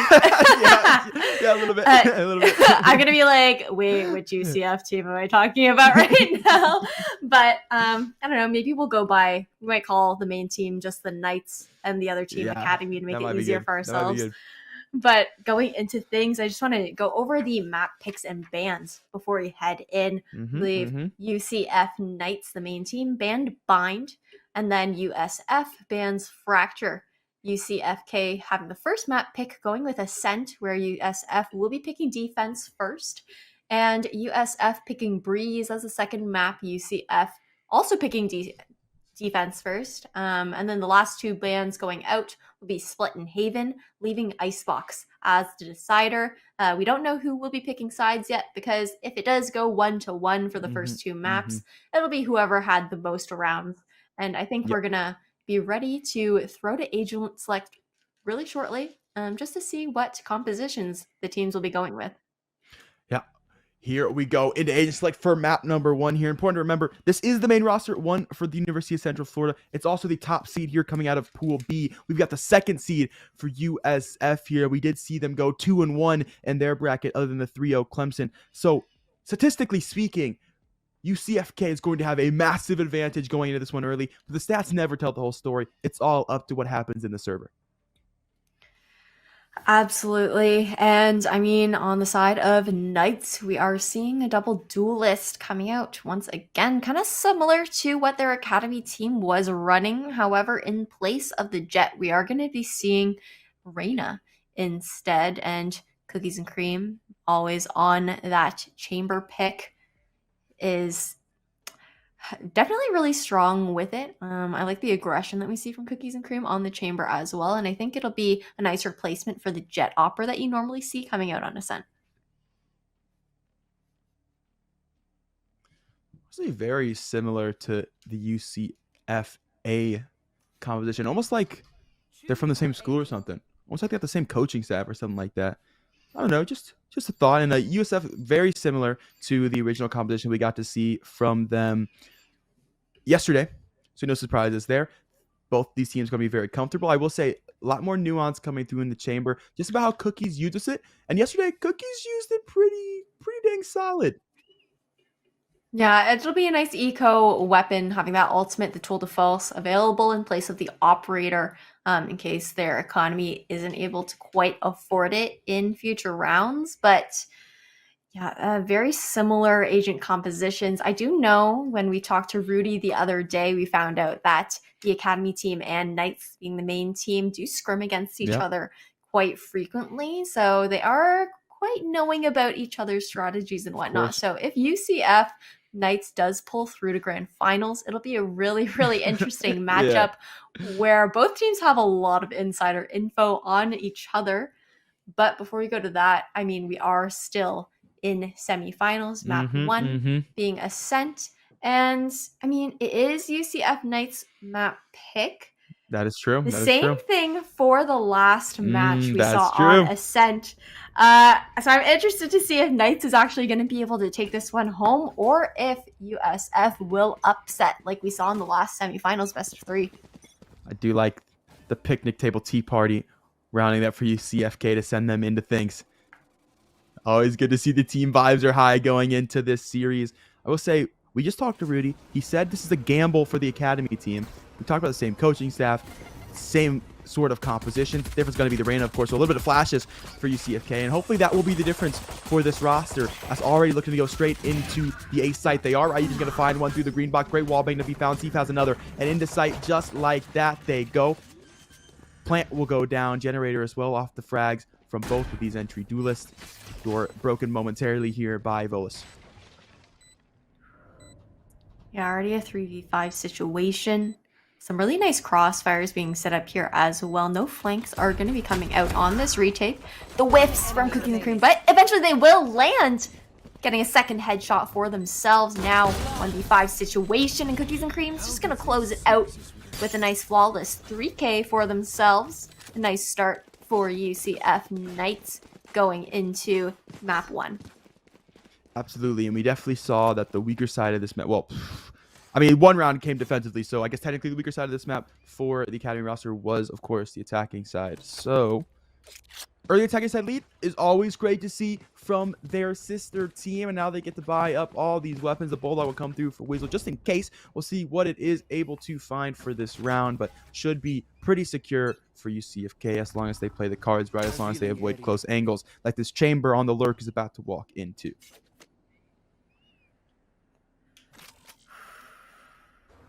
Contact to be made in B main. Now double swing gonna come through. Turret forward first. Tasty will back up here off the Spectre spray. Surely Cookies checks. Does indeed. First frag found. Reswing, and that's found as well. A Scythe is able to make it all the way through mid-market. They're into CT. Region will find one as well on the lurk. And it's clean house right now for the anti-eco. Moving on to the bonus. Absolutely clean. SF has yet another frag. 2-0 as a 2K comes through for the race. Yeah, nothing too surprising there. I mean, it is the gun diff that it comes down to in those rounds for the most part. Cookies and Cream now 2 away from that tool de false. We'll have that and ultimate operator up early on if they so desire to use it. No, going to be a rifling round for USF. I'd like to see them holding strong, either playing for those retakes, playing together, not really letting those rifles go into the hands of UCFK in this upcoming round. Otherwise, the tides could really turn and go in UCFK's favor. A lot of mid control is also being taken by UCFK here. Ryujin will spray through Nebula. A little bit of chip damage. Quite enough to warrant a frag. Trailblazers come through. Let's information towards Cad, and we're getting plenty towards Archway. Seth trying to play off of that Roomba, but in the end of the day, Kilroy will burn the Tailwind to escape out of mid. So that could come into play just later into the round. See the Chamberlain coming through as well for UCFK. So they'll be able to use a little bit of that B-side utility, get a little bit of the bait going on, which is always good to see, something we didn't get to see in the Academy roster's default. Mm-hmm. The pace has definitely slowed down now in this round, that recon. Looking to get some information A main, but UCFK playing slow, playing quietly. They rotate off that. Oh, yeah, they did. Two top dart. Silver rotates all the way over the CT stairs of B, and that's going to lead for one less player here into the actual defensive side of things. Region's found one. That's a Phantom down to be picked up here over towards Cat. Begging to pick up a frag and instantly traded by Region yet again. So yet another gun has fallen by the wayside here in Scaffold, and the Chamber Lurk is now moved all the way over from B and is available towards Cat. We'll slide forward towards Door, what just got broken down. It's an absolute pincer coming through, and Cookies has that one very much secured for the post plant. Dart has come through, but Psycho can't capitalize off of it. We'll have to work much, much harder to get forward into Scaffold. We'll have two players there. They've got the recon set up. He'll get tucked yet again for UCFK. Clearly good at tucking all this utility. The swings come through. Now Dart will get one scan. Still no ability to capitalize, and just like that, the retake hopes are over. UCF will be left to try to save Spawn.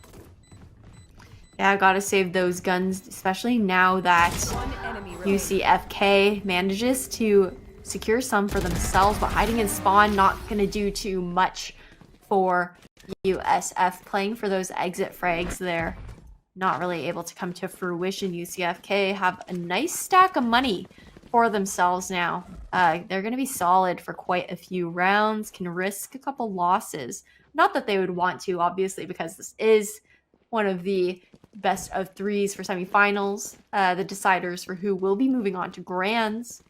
But cushion is nice nonetheless. USF forced onto the save. No ultimates online. It's a gamble stack towards B. It's going to be some 5v5 action. Word out early. Oh my goodness. USF is taking it to him on the eco, and so was Ryujin, able to find three. Cookies will have another. The swing to finish the round. It's the 4K off a clean gravity well. The utility so clean for UCF Knights, and just like that, it's 4-0. Just like that, we're reset here into the gun round. Yeah, it's tough. I mean, it can be a great play on ecos, trying to catch your opponents off guard, trying to stack, overwhelm with bodies, but unfortunately, UCFK wasn't defaulting. They in fact had a 5-stack outside of garage, making that surprise attack quite detrimental considering the gun differential here. But now we are going into round 5. USF back on a bye, but if they lose this one, they will be forced onto another save. The guiding light's going to get some information here, reveal the locations a bit of UCFK, and Kilroy with his operator in hand, unfortunately smoked out by the Nebula, which has now faded, looking to do a little bit of work with that. And Seth with the paint shell is just going to take out Psycho. Yeah, Seth happy to have that one. Kilroy, trigger pull just in time. Cookies will get the jet rather low, but will be able to avoid danger. We'll see if this guy wants to meet up with the jet, and they'll do just that over towards Garden. So the healing will come through. What better place for the regrowth than in nature over towards Garden? And meantime, the attacking side will work their way over towards A main, where 2 Nebulas are ready in waiting, or a Nebula and a Gravity Well combination, I should say, rather. It's a matter of time. And back towards the green box yet again for this Astra, the same spot pretty much every round, so should be expected for UCFK. We saw the pistol. They got absolutely blasted by the Ghost of Ryujin through the green box this time around. They'll be towards that concrete side, the side that is hard. You can't wallbang that side. Step forward. Nebula's in Gravity Well there as well. Ryujin's just going to play straight through it. Nobody's capitalized off the peak. There it is from Bacon. Now there, double stats will come through for Sepher 1 rather. And 1 was all he needed, was able to find Bacon. The refrags come through, but 6 HP on to the jet, and absolutely no one going to be able to heal that player up. Plant down nonetheless, though. We'll see if UCFK are good for yet another post plant. Dart will be up in about 15 seconds for Weisel. Ooh. The operator shot's not going to land this time around, but the satchel, like you mentioned, is going to help win that round, and Weisel's going to close it out with another kill for themselves. It's clean 5-0 so far for UCF Knights against the University of South Florida. Now with, being on an eco once again, it looks like UCFK will likely be taking a 6th round for themselves as well, unless USF is able to convert this round into their favor, get some more of those ultimates online, and use them in conjunction with each other to make some magic happen. But otherwise, I mean, I just want to point out, Bible is 0-0-5 right now. With those 5 assists, like the Astra utility is definitely impeccable, being able to coordinate with their team, not even having to get those kills to be helpful. Yeah. So UCF has been absolutely phenomenal from this team early. A massive difference for them. Gravity Well's out very early, stalled for so much, and actually he's going to go ahead and play this one. So Lear's going to come through onto the turret. Being broken now by Ryujin, who goes a bit low, but Bible's getting into sight. The first frag to come through for the Astra now. If no one else is there for the frag, hey, I can do both, guys. Still think I'm a util player. Psycho able to find one. Is probably going to fall. Was low already. The Sheriff one tap is very easy from that close range, and it's a gun picked up. Just one for USF, and that's a kill picked up for Cookies and Cream towards lobby. Bacon won't fall. Showstopper's out. Steve might as well use it. I mean, you'll have another one soon. You're getting tons of kills. Might as well be able to pick up one. Cookies and Cream now on the B main flank. We'll take the last 2 frags, and UCFK is 6-0, having an absolute field day right now. Sep's blast packs are actually just owning right now. Like, whether it's getting kills or just, like, displacing the enemy to make their shots miss, it's been quite impeccable. Going into round 7, USF is back on a bye. Kilroy forcing up to that operator once again. There are 3 ultimates online: Lockdown, Cosmic Divide, and the Jet Blade Storm. And then both Psycho and Volus are also 1 away from each of their ultimates. I'd like to see maybe some testing here, but also you got to be careful, play for your life to make sure that you can keep those ultimates online. And there goes the operator. Add another assist to the tally, ladies and gentlemen. The Gravity Well, good early to give Ryujin a frag. 2 going to be close contact here. They play into the Nebula. Ryujin, yum, yum, yum, will eat it up. It's about breakfast time. Pancakes with extra syrup coming through, and just like that, the ace site wide open with a side of OJ for this team as they'll make their way through. Ryujin will be close, looking for the ace. We'll wait the time. We'll wait the time out. It's easier to let him walk into your crosshair than to walk into theirs. That's always the case in any situation, and the refrag is going to be there to scaffold as well. UCFK, even though they're having an easy time right now, even though they're absolutely popping off in the frag department, still so disciplined, so very patient. USF going for the save, considering that both members do have their full shields intact. Not going to close door and market, though. Don't want to give away the information as to where they're hiding right now. Wanting to save these rifles together, hiding back in Boathouse. Yeah, I don't know. Surely. I mean, you have so much eco. You could lose every gun and it would not mean anything. Now there we go. The hunt's on. Steph is there close. Ryu's gonna sneak up towards lane. Time runs shorter and shorter. The Nanoswarm's gonna stall out for a bit of time. Raging will just tuck them all and run straight through. Bolas will be the one to get the frag, and that's the only frag. Oh, well, Tasty. Maybe eat the words just a little bit. Seth will fall too, but nonetheless, the guns are saved, and the timeout call. The Psycho, the IGL, looking to save the game here, so they're down 7-0 early. That was actually a nice hunt coming out, considering the fact that they did have so much cushion to be able to afford to lose those guns, to risk it in that situation. It does definitely pad the economy of USF a little bit for those last two players who are still up, but Psycho, like you said, coming out with the tack pause now. I'm having trouble trying to think of what USF could really do differently. I mean, the stalling isn't working too well, but neither are the retakes. I would like to maybe see a bit more flank action coming out, putting some more pressure on to UCFK, because right now UCFK hasn't really had the need to really look over their shoulder, be concerned about any really good lurks, any, stabbing in the back. So maybe some conditioning coming out from USF, still playing for their lives, but just to add a little bit of that pressure, add a little bit of map control underneath their belts could do them quite well. And 5 ultimates online as well for this upcoming round. USF should be able to convert this round into their favor, but surprisingly not seeing a buy coming out across the board to be able to afford guns to pair up with the rifles that they saved previously. At the very least, we'll pop Blade Storm, so look at close, just one gun off. But still, absolutely right. The buy's gonna be so weird next round because they're gonna have 2 able to full buy, and well, Tasty ain't able to do much into this round. Seth once again, clean paint shells, cooks and cream, getting the work done towards mid, taken out by now the Blade Storm. That's a gun potentially picked up, unless Ryusion can pick up the kill, and he's done just that. This Killway going to fall towards Cat. A quick trade to come through from the Reyna. Now positioned towards Garden. We'll spot the barrel, looking for the wall bang. Do they know the player's close? Garden. Won't matter. They'll back away. Leer in hand now as well for Ryusion. Psycho to swing close. Shoulder should be seen. It is. Ryusion, Leer in hand, back once more. Great dart. Has to shoot at Psycho. Fantastic peek. Able to find one. So guns in hands. A chance here. Seeker's available as well. Hunter's Fury for both. Sova's flash is out, going to pop on everybody except for Bible, who finds one tucked towards hell, and the second as well will swing for the 180 onto Psycho, coming through door, and it's 8-0 for UCFK. Light work, and UCF should probably have buy here. It's going to be close to get a full buyout. Yeah, it is going to be tough, I think, for them to get a full buy. It's going to be... we saw the operator coming out, but actually electing to go with the rifle this time around.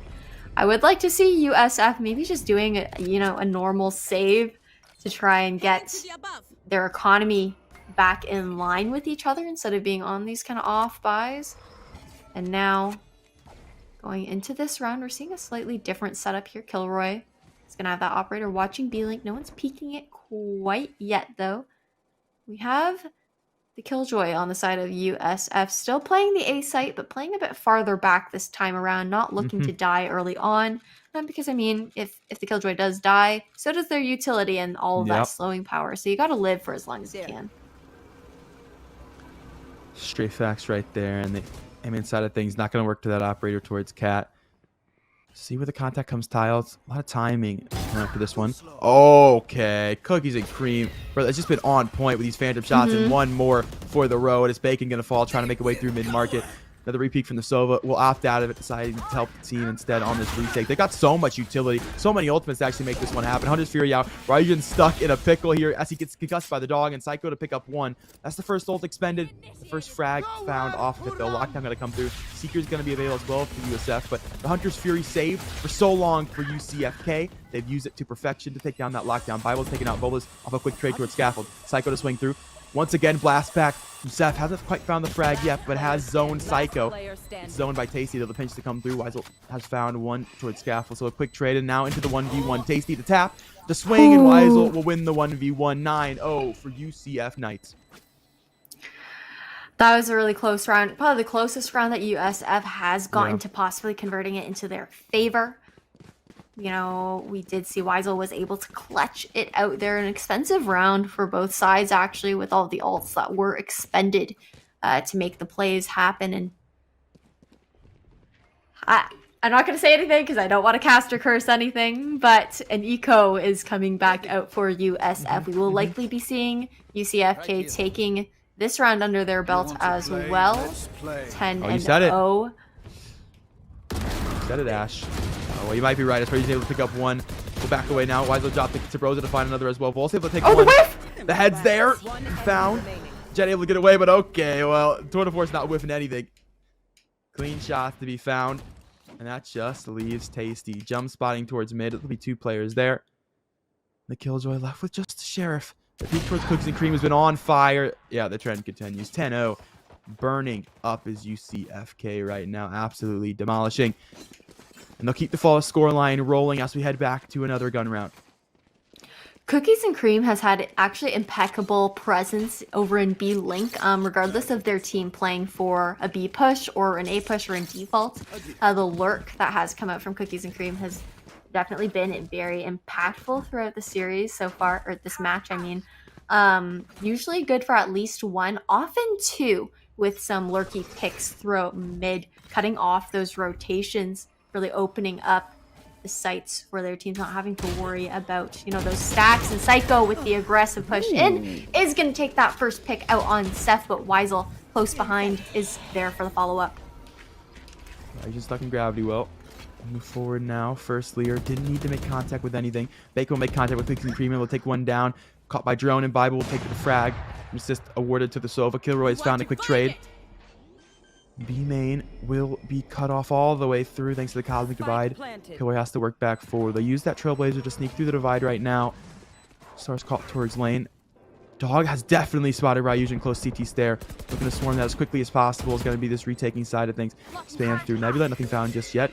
Kilroy smoke in, and now we're with the team lane. Gravity will going to stall for tons of time, and fragile players as well. Kilroy to jump forward. Bible to find one from back of the site. Ryuji to pick up one from CT stair to now peek as Kilroy will fall. That just leaves Tasty 1v2 to give USF a round. Can they finally get on the board? The double peek has come through. Ryuji from CT stair will find a second frag, and UCFK yet again remain on top, 11-0. UCFK is just playing very, very well together right now. I did like the idea that Kilroy had, trying to, use that tailwind to get a different angle reposition and maybe get a wider peak with the other members who were playing Cat. But unfortunately, with the positioning, the other members weren't quite able to see the angle to get Ryujin, who was playing on stairs in that moment, not getting the trade off, and now leaning towards the B site once again. And it's actually a gamble stack towards A for the most part on this default hold from USF. Evolus has actually just missed a player who's crossed over from B-Link. Yeah, new angle, and okay, recovers in time to look at the angle of Ryujin.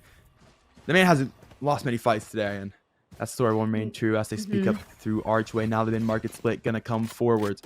Opportunity here for Bacon, who's been able to find some frags, and some frags this round as well. Just one, though. So Ryujin has the trade. Psycho now to drone out. We'll have the tag towards Switch. Double satchel away from Seth to avoid danger.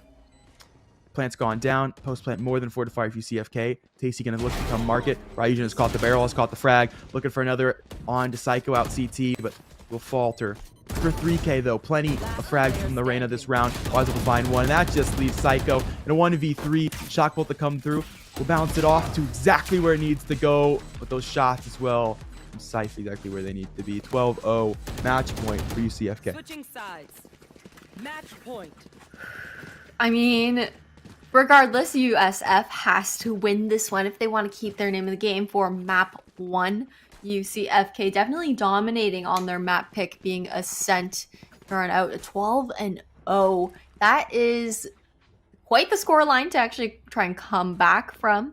You have to win 12 in a row on the side of USF, really gather that momentum early on after the sides are swapped, but not going to count USF out quite yet. However, Ryujin has been an absolute monster to face up against, playing with a lot of confidence, using that Reyna utility to really make a lot of space onto these sites. But now on the defense, I'm curious to know if that kind of aggression will be punished. And poised with a shorty, unfortunately, it's not an A hit.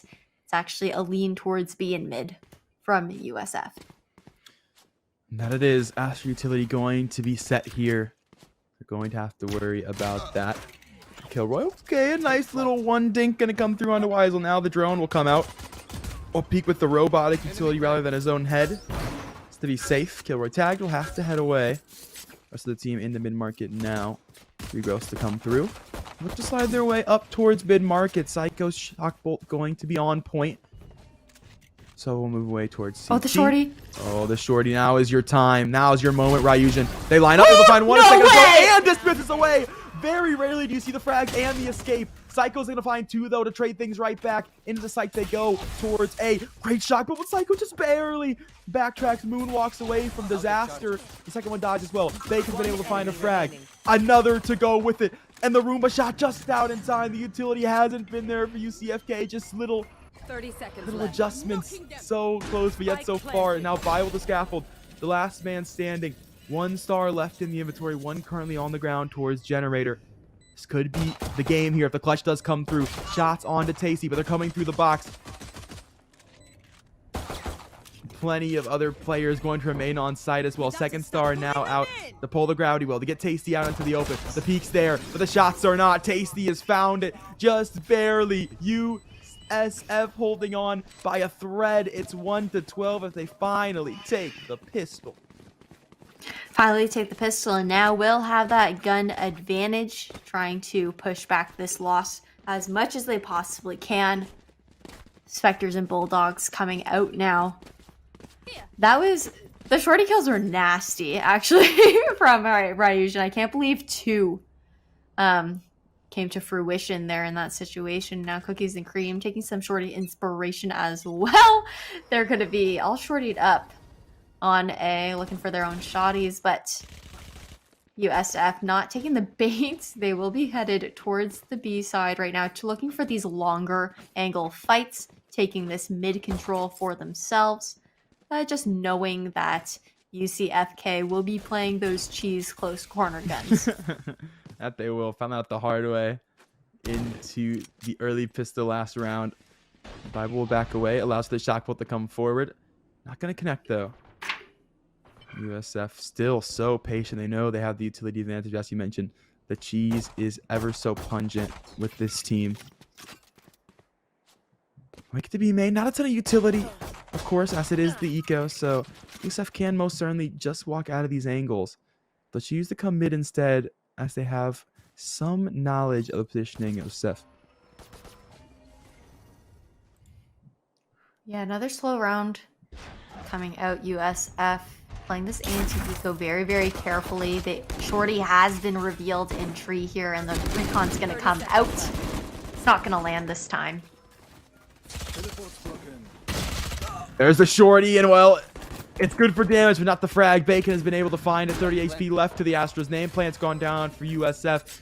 Killjoy flank is on the way momentarily. Will be up the scaffold, and Psycho will hold them from the front of things. Tasty. The Jaws theme playing over the intercom right now, as there he is. Psycho with one, Tasty another. One more flank on the way, and Viable, okay, able to convert just 1. Spectre picked up as well. Looking for some more econ damage. It does have a second frag. Can't shoot units one in time, so limited peek. You know that Psycho's behind ticket booth. But to maybe hold him on site here for a moment. Good turret play and good swing off of it. Psycho will take that frag. And USF 2-12. Have a shot for the bonus, but most definitely worth buying up here. They need every single round. Yeah, they absolutely do need every single round, every advantage that they can possibly get. Psycho, one away from that Hunter's Fury. Would like to see some investments being made to try and protect Psycho while gathering an ultimate orb. Just to get that online as soon as possible, as that could be a huge win condition for USF in this upcoming round. Because, I mean, don't forget that if we do go 1-1, if USF is able to pull it back together on their map pick, it will be a round differential decider for who gets to start on what side on the third map. So you want to get a score as close as you possibly can. Take flight. Now, it'll be a rotation over towards the B site, and a lot of A lobby is being taken by UCFK. Hi, Cookies and Cream. Be tagged by the dog. Not one you want to pet, unfortunately. We spotted out towards Log Rendezvous away, where he's able to find one. Mid flank has come through as well, but has been cut off as Bacon has a frag. With 2 more frags, UCFK make it a third as Bible and Cookies and Cream absolutely annihilating the B site push. Nobody makes out of B main, and it's 13-2 as UCF Knights will take map number 1. Yeah, congrats to UCF Knights for taking map number 1, Ascent being their map pick. And next up, we are going to be seeing Breeze, USF's map pick. Knights starting on the defense this time around. And they're quite different maps. I'm going to be interested to see if, USF is going to be able to maybe pull some crazy lurks out, some crazy flanks out, try and catch UCF Knights off guard to be able to keep their name in the game. But that was quite the stomp. Yeah, most definitely. And most notably, Cookies and Cream's mid control, the ability to find such consistent frags with the Phantom too. I mean, that's still see the short range spray gun, and he made it look like an absolute sniper all the way down mid. And now we're going to a map that's long range angles. You got to be able to hit shots consistently and hit those one taps. So Cookies and Cream going to be an absolute threat onto this map. I wouldn't be surprised to see sort of similar composition to the Academy roster, which was, of course, that Viper, that Chamber, and the Chamber allocated over towards the B site. It worked pretty dang well for the Academy team, and USF, I'm pretty sure, didn't play flashes, so that could also be a point of contention to see coming forward into Breeze. But, of course, I'll let the agents do the talking for me. I want to be the one to make decisions because the past doesn't matter. Let's talk about the present. For sure. But looking at my notes from yesterday, we actually did see UCF Knights playing on Breeze versus Full Sail. That was quite a bit of a stomp as well, 13-2 versus Full Sail in the group stages. And UCFK, they ran the Viper, Sky, Jet, Soba, and Chamber team composition. Probably will see the same thing coming out this time around as well. And I believe it was UCFK who had allocated Cookies and Cream, the Chamber, over onto B site, using that Viper on A in place of the usual Sentinel, just because, Chamber is able to cover the choke points a bit better on Breeze as opposed to on A site, especially with those changes, and Viper being able to cut off those lines of sight, making it a bit more difficult for the attackers to push on. And we are going to actually see what the team compositions will end up being as we run into Agent Select here. And is that a neon hover that I see? I don't know. Seth is totally trolling us right now. He's trolling for sure, yeah. Seth gave us great info, as you mentioned, onto that Chamber as well, talking about the allocation, the fact they only needed 2 trademarks to really hold those choke points down, which is always great to hear inside the minds of the players. Always great to have interviews just like that. And they're so strong. It's no surprise to see them pick this map, or not pick this map, but not to be on it, not to ban it, because they look good on it. Looked very good on it yesterday, and even though it's not a map that they picked, it's a map that I feel like they're very, very comfortable on. So USF, they got to show us something here, because 13-2 scoreline map 1, that doesn't lead to a lot of confidence going into map number 2. Yeah, but we haven't seen USF on Breeze quite yet, so we might be a little bit surprised by them. And the other thing, though, is that UCFK really, their play style, I think, complements Breeze quite well as well. The aggression, the pushes on the flanks, the lurks that come out, and you really use that to your advantage on Breeze, where there are a lot more options. The map is bigger. Being punished for flanking is a lot more difficult because the defenders have so many avenues that they have to watch, so many choke points, and you can really kind of weave your way through the defense, try and find holes in their defense too. So I'm definitely interested to see how it's going to play out. And I know that UCF Knights has a very, very solid hold on defense on this map. Oh, yeah, absolutely. Absolutely. Is there anything in particular you find taking out of this Agents Select before we actually kick off into the game that you think will be a point of contention other than just the basic compositional? It's hard to say because we did leave the Agent Select just a second before I think everyone was locked in. So I'm not 100% sure what the rosters are going to look like fully quite yet. But I think we are going to send it into game. And once we see who's actually been solidified, we'll be able to make a read on that. And it's a total mirror composition. So this is going to be an agent diff coming out in this map. We're going to really see how these players face up against each other, considering that all the utility is going to be the same. And, you know, the double initiator is so strong on a map like Breeze, where information is king. Absolutely. Psycho spotted early. Oh, Cookies and Cream, a clean headhunter tap. Looking for more through Broken Wall. Will find more indeed. Flashes to come through. The peaks off of them. 2 trades to come forward for USF as they make their way up towards Elbow. Killboy comes up huge. Tasty frag as well, but traded now by Bible. Killboy into sight. Able to find one. The second with the headhunter isn't there. Nobody has bullets. So both players just barely able to survive. Snake bites there towards Spike.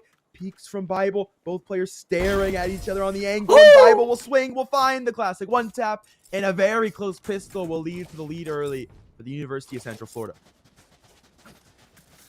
That was a really nice classic dink for that last kill, and now allowing UCFK to buy up. We're going to see some Spectres coming out here. It looks like Seth is actually going to be going with a Sheriff, maybe to save for an early operator if possible. And some Marshals across the board, my personal favorite, especially on Breeze. Those long range angles, something you can definitely take advantage of, especially when your opponents are stuck on pistols. We'll get early 8th site push here. Little jump spot towards mid door. Okay. The biggest brain in all of Valorant coming out here for Seth. Just knows. Simply just knows. Just better. It's the Arcane Sheriff. I mean, it does things like that. It has powers in it. Quite frankly, ask any player, they'll tell you. Bible will hold close towards Toxic Screen.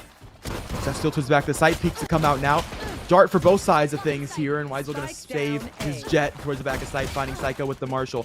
Tasty's around the corner for a trade, but taken out immediately by Bible. Has found a second with the Spectre spray. Looking for a third. No bullets in the gun, but Cookies and Cream certainly has bullets in his. It's UCF 2-0 now. Not going to iterate on that round too much, considering that is a gun diff once again with that bonus, having that gun advantage. But now that USF has rifles in hand, we're going to really be able to see how these two teams go head to head. Bible coming out with this Viper's Toxic Screen once again. Not actually be... Okay, there we go. There it is, launched. Oh, it's going to be a sneak into Chop Shop. They're going to try and sneak in quite early. We've seen Seth before on this map play so aggressively. He's got him low. Can he get the trade? He cannot. Bacon's able to find 2 on the lurk. Massive from the Viper. UCF have a 2-player advantage early here now and will work their way into mid where they'll lose 1. Just the 1-player advantage now, and Bacon, of course, rather low. Ryujen's second flash will pop, and information going to be gained. There's one outside of Elbow. Second flash popped, and down, back into Elbow. USF goes. Cookies and Cream still up to CT. Trademark will pop. This team will work ever so slightly back into Spawn. Recognizing on this util, recognizing on this attention. And looking to reset the map a bit. I was actually surprised. I would have liked to see Seth taking that initial first point of contact there in Chop Shop, considering that, you know, they do have the tailwind to be able to dash out if things go awry, and then you could see the Viper following up with the Spectre, but it's not how it happened. And Cookies and Cream, it's actually disgusting with the Headhunter. They've been locking on, and I guess that's why they play Jamber. Oh, absolutely. Rendezvous going to be set up to get to back of Castles. They'll play close up the pillar here. Tasty to find one to Weisel. Trade from Ryujen to find a second March frag this round. Cookies into the pillar to find a second. Last behind him tries the 180, but Volt's going to take that one. Marshall shot's not quite on just yet. They have been for the rest of the round. Can they be now? Close up the thing. Default box going to have position. Fake plant. And the peak for Volus. The Marshall shot is to the body. But no more. USF. They make it away with the second round.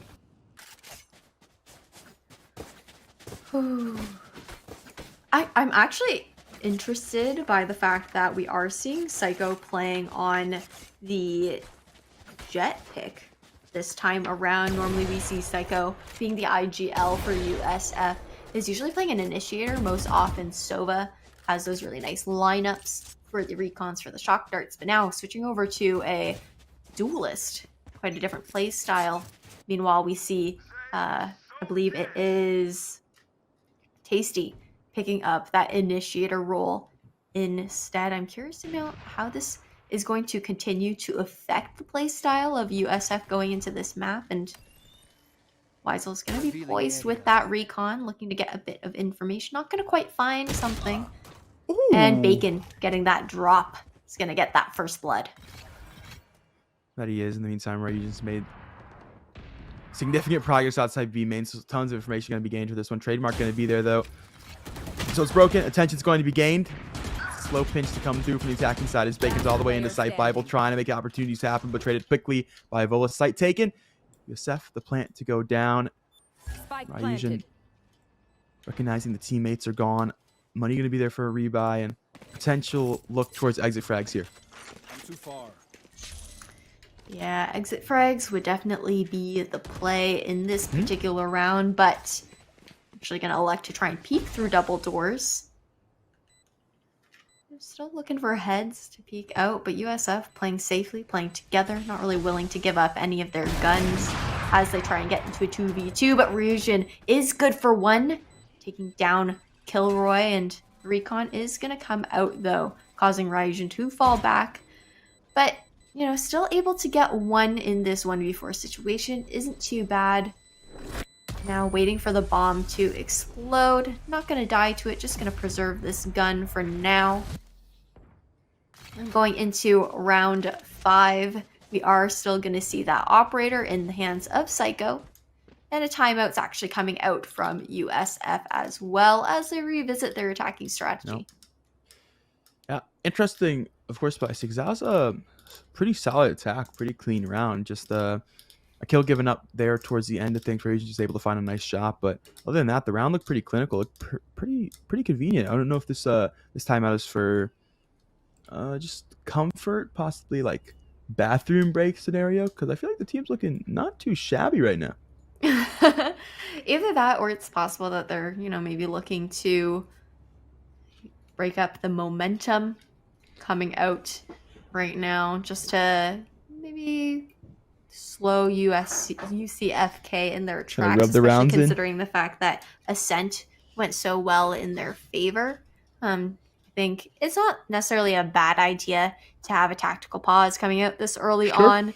Just to really solidify what your plan of attack is going to be. But at the same time, you also run the risk of slowing down your own momentum when you're the one who just previously won the round. Anyone have funds to spare? Well, we will see. It would be quite unfortunate if this round does not prevail after what was, of course, their timeout. It's 2 guns picked unlikely, up though. here. Hero rifles. Yeah, very unlikely, but as you mentioned, Spicy, in the previous map. You say that and then suddenly you're getting spammed in Twitch chat at the moment. Things don't go the way they should. But early flash is coming out for UCFK, and we'll talk about things not going the way we'd expect. Kilroy's down early. That's the chamber out of the round. Oh my goodness, the Ghost 1 nick is huge, and Ryujin will follow up with a body shot on the Vandal. And just like that, there's guns up. Weisel will find another. I say just run it down mid for UCFK. Those are the guns down. Just leaves 2 members here. Vol's able to find one. Weisel on a massive flank operator in hand. Is the angle there? Will the palm tree gonna be in the way? Not just decorative, but also blocking the angle. Second look, both frags, nothing found just yet. It cooks the cream on the flank. Just waiting, just toying with it, and will now take the frag as Weisel has one as well. 3-2 for UCFK. That's not only a round they shouldn't have won, but a round they come out with 4 guns, one of them being an operator. Yeah, the operator is huge to be able to put under their belts, just preserving their economy so much. This is going to be the last buy round for USF before they're forced onto a save, and that's tough. I mean, USF also had 4 ultimates online in that round. The Tool de False did come out, but we are seeing that the Vipers, Pit, the Seekers, and Hunter's Fury are still available going into round 6 now. And 3 ultimates on the side of UCFK as well, so it really could be anybody's round, but that was a nice switch up coming up from UCFK. Trying to get all of that mid control, really overwhelming and definitely catching USF off guard. Oh, absolutely. And, well, momentum stopped and now gone. UCFK cleared through the timeout to say, let's run it down mid. And, hey, strat definitely worked out. Ryuji's going to be close mid door here. All this util available. Seekers as well. Zeph will have info towards mid. Should have spotted a gun barrel here. The gun very much poised. Crosshair right where it needs to be. He's going to try to make a flash play happen here. Will give up information as he does spam down mid, and the Jet's been able to make it all the way up the tunnel. Psycho on a bit of a lurk here. position that I don't think you're expecting here if you're Seth, and you're definitely not. Psycho has one. Seekers will work through now into hallway. Yeah, that was a nice off angle. The Seekers coming out from Ryujin, as mentioned, trying to stall this site take for as long as possible. 30 seconds on the clock, though. Ryujin alone on site, and it was a whiff, but initially. 3 goals. And now it's going to be the heads, but the reload is going to betray Ryujin in this situation. Bible, though, might have some nice positioning here. Is going to have to help protect Weisel while the Hunter's Fury is being used. Hunter's Fury, no tags. Bible will step forward now into CT. Volos will step forward to hallway to find Weisel. And that just leaves the Viper 1v4 UCFK. A nice pistol round win, but just like that, the tide turns when we get back to the gun round. Bible looking for exit. Same kind of situation we saw Ryujin in. The money to rebuy. First peek towards hallway. Volos was just nearby recently. Stepped up to overlook to kill the teammate. Not quite sure where they've repositioned to. First peek is there. First shot's not to be found. Volos will head for the hills down hallway. Caught out just barely. Bible will take a frag and we'll head for the hills. Ooh, yeah, gotta preserve this gun in this 3v1 situation with the spike ticking down. But USF is definitely hunting right now. Not gonna actually risk losing those rifles, just kind of running away from Bible in this situation. But still a lot of economy for UCFK for them to work with. Was an expensive round for both sides. But a few ultimates were expended, now leaving both Viper's pits the only ones left up. And I mean, Bible actually might be throwing one out early in this coming round. That's an interesting toxic screen. I actually have not seen a Viper throw that toxic screen before, I don't think, considering the fact that it does actually give a bit of space to the attackers. But I guess it's because we're seeing aggression. Absolutely. Psycho is going to find Bible early. Talk about aggression. UCFK once again down a member early into the round. Is USF really coming into their own? No wonder it's their map pick. Chamber up close. Going to have close contact here to back a site with the operator. Good to find one. They'll look to suffocate this operator as quick as possible. Dash in. Psycho caught Rendezvous out towards the back of Orange. Cookies and Cream will get a new position. Toxic screen, though, going to block off all that info. Ooh, Shockbolt just short. Could have been disastrous. Drone broken by the operator. So the new location for Cookies and Cream is indeed revealed. Look for the peak. We'll catch the cross. It's just a leg, though. Kilroy jumps just in time. The Viper's Pit will go down for USF trying to hold on to the thing here. We do have that Trailblazer, though, able to clear these angles with the dog. Should saw Viper there. Not necessarily going to find... Yep, I believe that is true, and Bacon is going to fall. Goodbye, Viper's Pit, and that's a 4v1 situation now. It looks like Ryujin is going to close it out. 4-3 for UCFK. A solid hold and a solid retake by the team. Cookies and Cream definitely owning with the op that round. Yeah. That was a perfect rendezvous. You couldn't have asked for a better one. Oh, absolutely. Repositioning quite nice as well, and a nice retake for UCFK. They'll be able to get around here. That's not off the eco. That's off of purely playing their default defense, playing a nice retake together, and hopefully that's the footing they need to really start to cement themselves back into this game. As soon as we got the gun round, we saw them really start to falter just a little bit here, getting a little bit over aggressive, not playing as coordinated as a team as we're used to seeing them play. But that round is the exact opposite, a return to form for them, and we'll see if that translates to the rest of this game. Ooh, Bladestorm popped early. Nothing too surprising there, and looks like USF is actually yearning for some mid control this time around, going for that double doors play. Once again, we saw it once before, but Cookies and Cream is ready with the op. It's gonna whiff though this time around, and now USF has that information that they can deal with, and it's gonna be a rotation being called off of A because of that. Such an interesting team comes in here for USF. The fact they're playing single duels, they have the chamber, which typically we see on the lurk, but it's Psycho who's been primarily lurking instead. So there's been like this lack of entry presence. It hasn't been too much of an issue so far because USF is always able to find the first frag and from there just have the space regardless. But I do see that being something of note later into these rounds. Will be the entry straight into the dog, which is going to lead to the concussion. Fortunately, regrowth is going to be there. Psycho's able to back out just in time and look to play now towards the B side. There's the entry duelist, and there it is. just there onto the entry. The Bible gonna catch 2, make it 3 as just spraying them down towards tunnel. A 4K for the Viper, and Seth will grab 1 as well. It's 5-3 for UCFK as they clean up shop there into mid. Yeah, some really nice eco frags going out there for Bible. Now, it will be another rifling round for USF, but UCFK actually has the advantage here with 2 ultimates online still. Mainly the Viper's Pit being the difference maker here.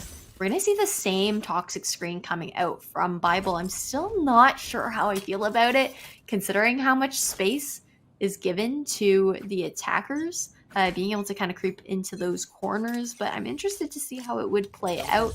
Unfortunately, it will be an A and Hall's take this time around, but Cookies and Cream repositioned perfectly, and the Poison Cloud is going to come up to cut off that line of sight. That it is, as Cooking Creams will now have to be looking towards sight instead, but so far, nothing to be seen.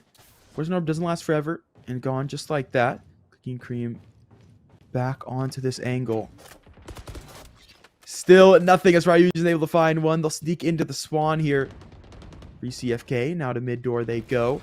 They're going to pinch this offense before they can even get that post-plant defense set up. Shock pulse to come through from Weisel. Bible able to find 1. Killer with a quick trade. Cookies and Cream going to find 1 with the operator through the Poison Orb. A second as well as now Tasty steps in the middle of Pyramids. Make it 1 more for the road, and yes sir, a 3K for the Chamber. Playing the rendezvous and the operator perfectly towards A side. It's 6-3 for UCFK. I want to know what kind of cookies Cookies and Cream's eating. I mean, pure protein. They're pure protein cookies, just to be able to get that op flex up. Put those flicks down, and now that's 3 ultimates on the board for UCFK. Still gonna have those Blade Storms, still gonna have that Viper's Pit, and now the Tool of the False is available. Not that it's necessary, because Cookies and Cream has yet to drop this off, and an Eco is coming out again for USF, and going for another mid play. USF is kind of struggling to condition UCFK in these attacking rounds. But at the same time, UCFK just has had an iron wall of defense. Certainly. I have the spike. Spike will default towards mid, will now move its way towards A. It's the quick pistol for USF, just looking to get in and get this thing over with. Because of course the operator's still there for Cookies and Cream, trying to wall bang through the headshot angle. Hasn't found anything just yet. Weisel will peek over. Shock bolt there. Will do just a bit of damage. And Seth on the flank has found 1. Looking for the door. Wall bang. Not quite, but Cookies and Cream has the op shot nonetheless. A 180 to turn around towards mid. Oh, just barely off the headshots. As will find 1 instantly traded now. Barbara Eugene makes his way down mid. Flash to come forward. As UCFK looking to retake site early here. Dogs out. Trailblazer forward. Weisel to find 1. A Psycho peeks to the back of the site. Kilroy's found the quick trade. Dog. Oh, that connected. It probably killed. Yeah, it could have. It totally could have. And cuss, but nonetheless, Ryujin swings, finishes the job. Defuse to come through, 7-3. 7-3, and UCFK making really, really great. Okay, there we go. Really great work of the flanks, like I was mentioning. I mean, I did say that UCFK does very well with their lurks, does really well with their flanks, and on a map like Breeze, you can really use that to your advantage, and they're just running it down. Almost playing the attackers on defense, trying to corner USF as often as they possibly can. And now with 4 ultimates online, it looks like an 8th round will probably be going in the hands of UCFK.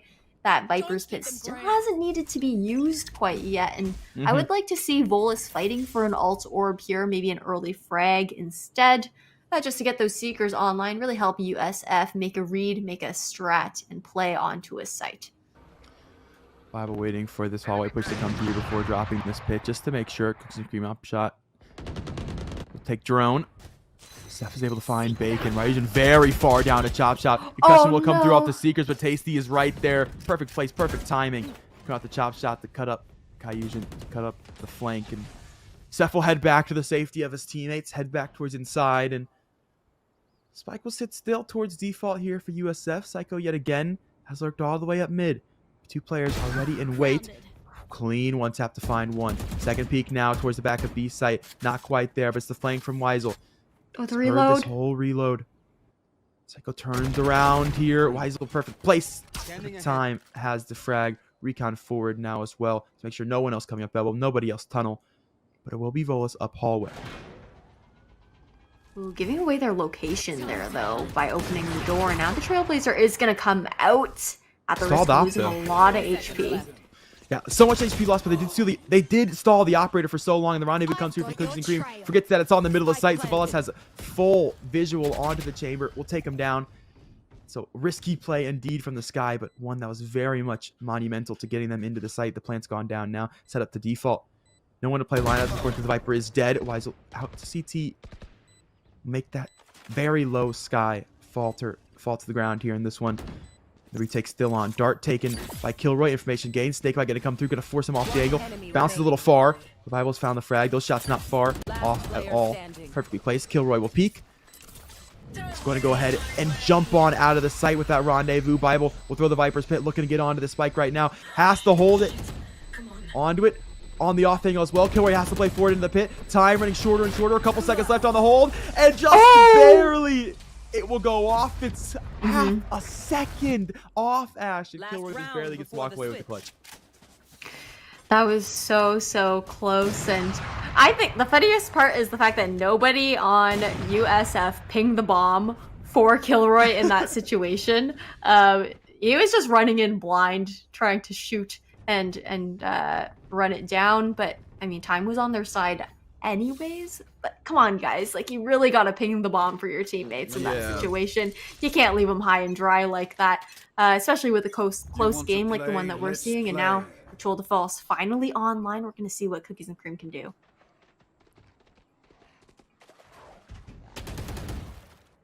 Dog taken by the Jet, so not going to spot Cookies and Cream back at sight, but he's not going to spot much either. So there is going to be a toxic screen in his way. Tuck drone, peek now. First pick found. That's a slow field as well. And make a second slow field. The second pick to come through. Making a third. Rendezvous out as well. Ryujin now to step forward to take one of his own. Kilroy going to fall. Psycho stuck in the trademark. Slow towards sight. So for slow field, you really do think about it. Psycho to find one. Move away. Stuck still towards default. And Cookies and Cream with the 4K. This chamber absolutely phenomenally utilized onto the A side. It's 8-4 for University of Central Florida. I don't think we've seen a stronger opper in this series so far, other than Cookies and Cream. I mean, he's just absolutely been owning both with the Tool of False and with the op itself, and we can definitely see why they are a chamber main. You know, being able to have the ultimate, have an operator under their hands at all times, as long as they can get the ult points to be able to get it. And now, this is going to be the first round of swapping halves. USF is going to now be on the defense from here on out, and I would like to see if they're able to, you know, pull it back from here, be able to maybe get those same kinds of flanks off of UCFK, or even be able to hold sight a little bit better. But again, this is a mirror composition, so we are seeing a little bit of a team diff coming out for now, but still close rounds for the most part. Absolutely. Cookies and Cream close mid. Shots traded back and forth here. We'll switch to the Classic now. Taken out by Psycho before that flash can even come through. Right, you're going to find the quick trade. Volus has one right back from mid. Great duo play coming through for USF there. But in the meantime, Spike has made its way to sight and Plant has gone down. CFK now tasked with holding on to this thing. Headshot angle. Shot's not quite found for Seth. Kilroy is able to find one of his own. Bible gonna fall. These two players just stuck towards default here, stuck on the plant. As Volus has found one. Weisel with a quick trade, but gone just like that as Bacon Sheriff will connect. It's 5-8 here for USF. They take the pistol. USF kind of creeping closer to tying it up now. Getting that pistol round was incredibly important for them in order to allow them to force that buy up coming out in round 14 now. And hopefully, I mean, if everything plays out the way it should, if you play carefully in this anti-eco situation, likely we'll see the 6th round on the board for USF. But with the two marshals coming out on the side of UCFK, I'm not going to count them out quite yet, because we have seen some really nasty kills.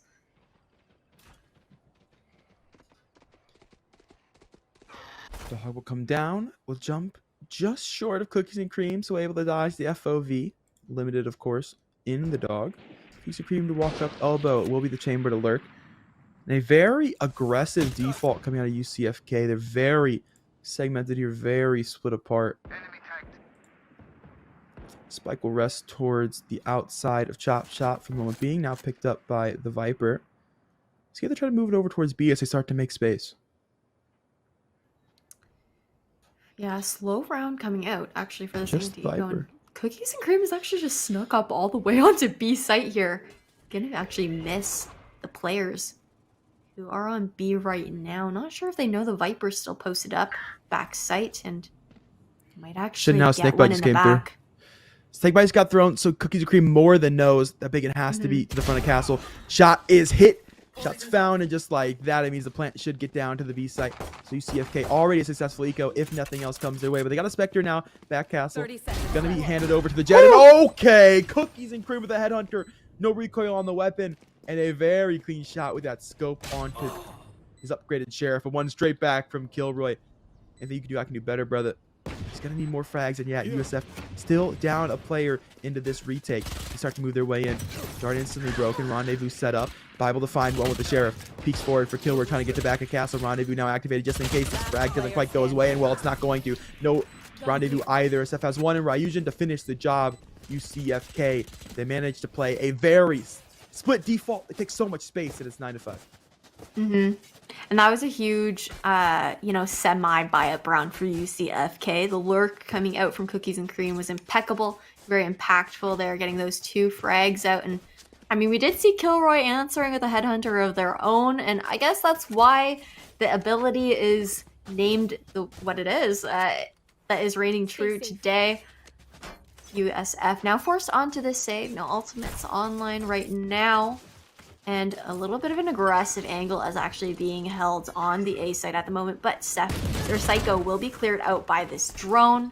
Taken out quite early on as well. Not quite playing with the team this time around. Woo. Keep to find one region has another, and just like that, UCFK have more than bulldozed their way into the A site. Tasty trying to find something, but all he's going to find is bullets from the wall bang of Cookies and Cream. Bacon with 1 in Bible with a quick trade, 10 to 5 for UCFK. I was actually surprised to see Seiko taking such an aggressive angle on A, considering the fact that they were on a save in the coming round. We are going to be seeing rifles coming out now on the side of USF, but Psycho, having bought up to, I believe, what was a Sheriff the previous round, is actually being forced onto a Marshal this time around. Gun here. I'd like to see UCFK maybe playing for Ryujin Seekers, trying to get that Ult Orb and Chop Shop here. Get that out early on, secure another round for them, taking it to 11 and 5. Would definitely be a smart move, but UCFK does love their mid control, and we're going to see what kind of magic they can make happen. Most certainly, Volus going to be physically present here to mid. We'll have an opportunity in just a moment's time. Dog is going to give him way to the... Oh, no. What sort of timing has happened here? Volus calling the dog. He opts to go elbow. Nobody has info to mid, and just like that, UCFK are working their way through. At least Bacon. Oh, and he's anchored quite nicely. Able to find one. Ryujin to fall, but another has already made it through the Poison Cloud. More than ready for it, though. Has found that one as well. Kilroy pick up one. I see Rendezvous back to spawn to safety. UCFK suddenly, what looked to be a massive advantage, has been handled by the USF defense. And now UCFK is actually finding themselves surrounded. You got a player in Nest. You have a player kind of watching mid right now. However, their back is actually turned to the players in elbow, and then one on B site. There aren't too many places UCFK can go at the moment. 30 seconds left. Especially with Tasty watching this tunnel entrance and the elbow sector as well. With 20 seconds on the clock, UCFK is going to make a mad race over to the A site. But Cycle is going to be good with the Marshal spotting out one. But with 10 seconds, there's no choice but B. Absolutely. No choice but B, and still going to be very close. It would have to get this first frag and then instantly plant to default. No time. 4-second plant. Only 2 on the clock when they get to site. Tasty will find the frag. And just like that, USF 6 to 10. What a hold from Bacon, the difference maker in saving that round. Yeah, Bacon was definitely a difference maker there, and oof. it was not looking good initially, especially when Volus was caught out by that unfortunate timing with the Trailblazer. And going into this upcoming round, UCFK has the advantage still with these 3 ultimates up, almost 4. The Seekers are going to be huge as far as making their way onto site, being able to read the defensive positions of the USF players, especially if they're concerned about any lurks. And now the Owl drone coming out just to clear these close angles, and not going to spot the Jet Psycho playing behind Pyramid, who is going to peek out and get one for themselves. That quick trade's coming back. Is safe instantly. Is going to trade that one. Into sight plan has gone down now for UCFK. Ryujin, clean one tap to Tasty as he peeks out towards Overlook. Killer should be known about here to Orange Box. Definitely will be, but known or not, find the frag. Trades back from Wiser, though, to find 2 onto the default plant spot. And Bacon into a 1v3. Was that monumental player into last round? But this time, would have to work the players into his crosshair, not the other way around. He's going to opt to save instead. Yeah, gonna fall back to the B site. I mean, USF's economy was not looking too great, and having the full shields and rifle to be a bit of a hero gun in the upcoming round will definitely possibly be a difference maker for USF. But that just means that an 11th round is on the board for UCFK. 1 away from match point now. If UCFK is able to take this map home, just a reminder, this is a best of 3 series. UCFK already have taken Ascent under their belts, which is their map pick. Breeze being the University of Southern Florida's map pick now. And the one that they have to fight it out on to see if they can take it to a 3rd match to potentially get to grand finals. Otherwise, we're going to be seeing UCF versus UCF. Right here. Yeah, Right here. the odds looking higher and higher as these rounds do go on spicy, but I have hope in the USF squad. We'll fill the Vipers pit to B, which is where this heavy default is going to go to. See if UCFK are able to break through regardless. Drone's going to come through. Bacon spotted and darted as well. Going to have to move away. And just like that, Seth has taken the frag. Seiko has a quick trade, but Bible's there just like that. Into sight. Looking through the toxic screen. Just bullets sprayed from both teams. No one quite connecting. Neither were the shock bolts. The plant is indeed going to go down. All of that.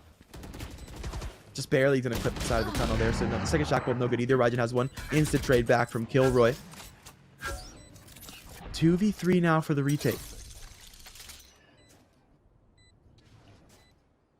Yeah, tensions are high with this Tool de False in Kilroy's hands. Gonna pick up a deagle for themselves as well. Now, last man standing in this 1v3. Can he pull it off? Oh, and it's gonna be a whip initially! And Weisel's gonna close that out. 12-6 now for UCFK. That is match point.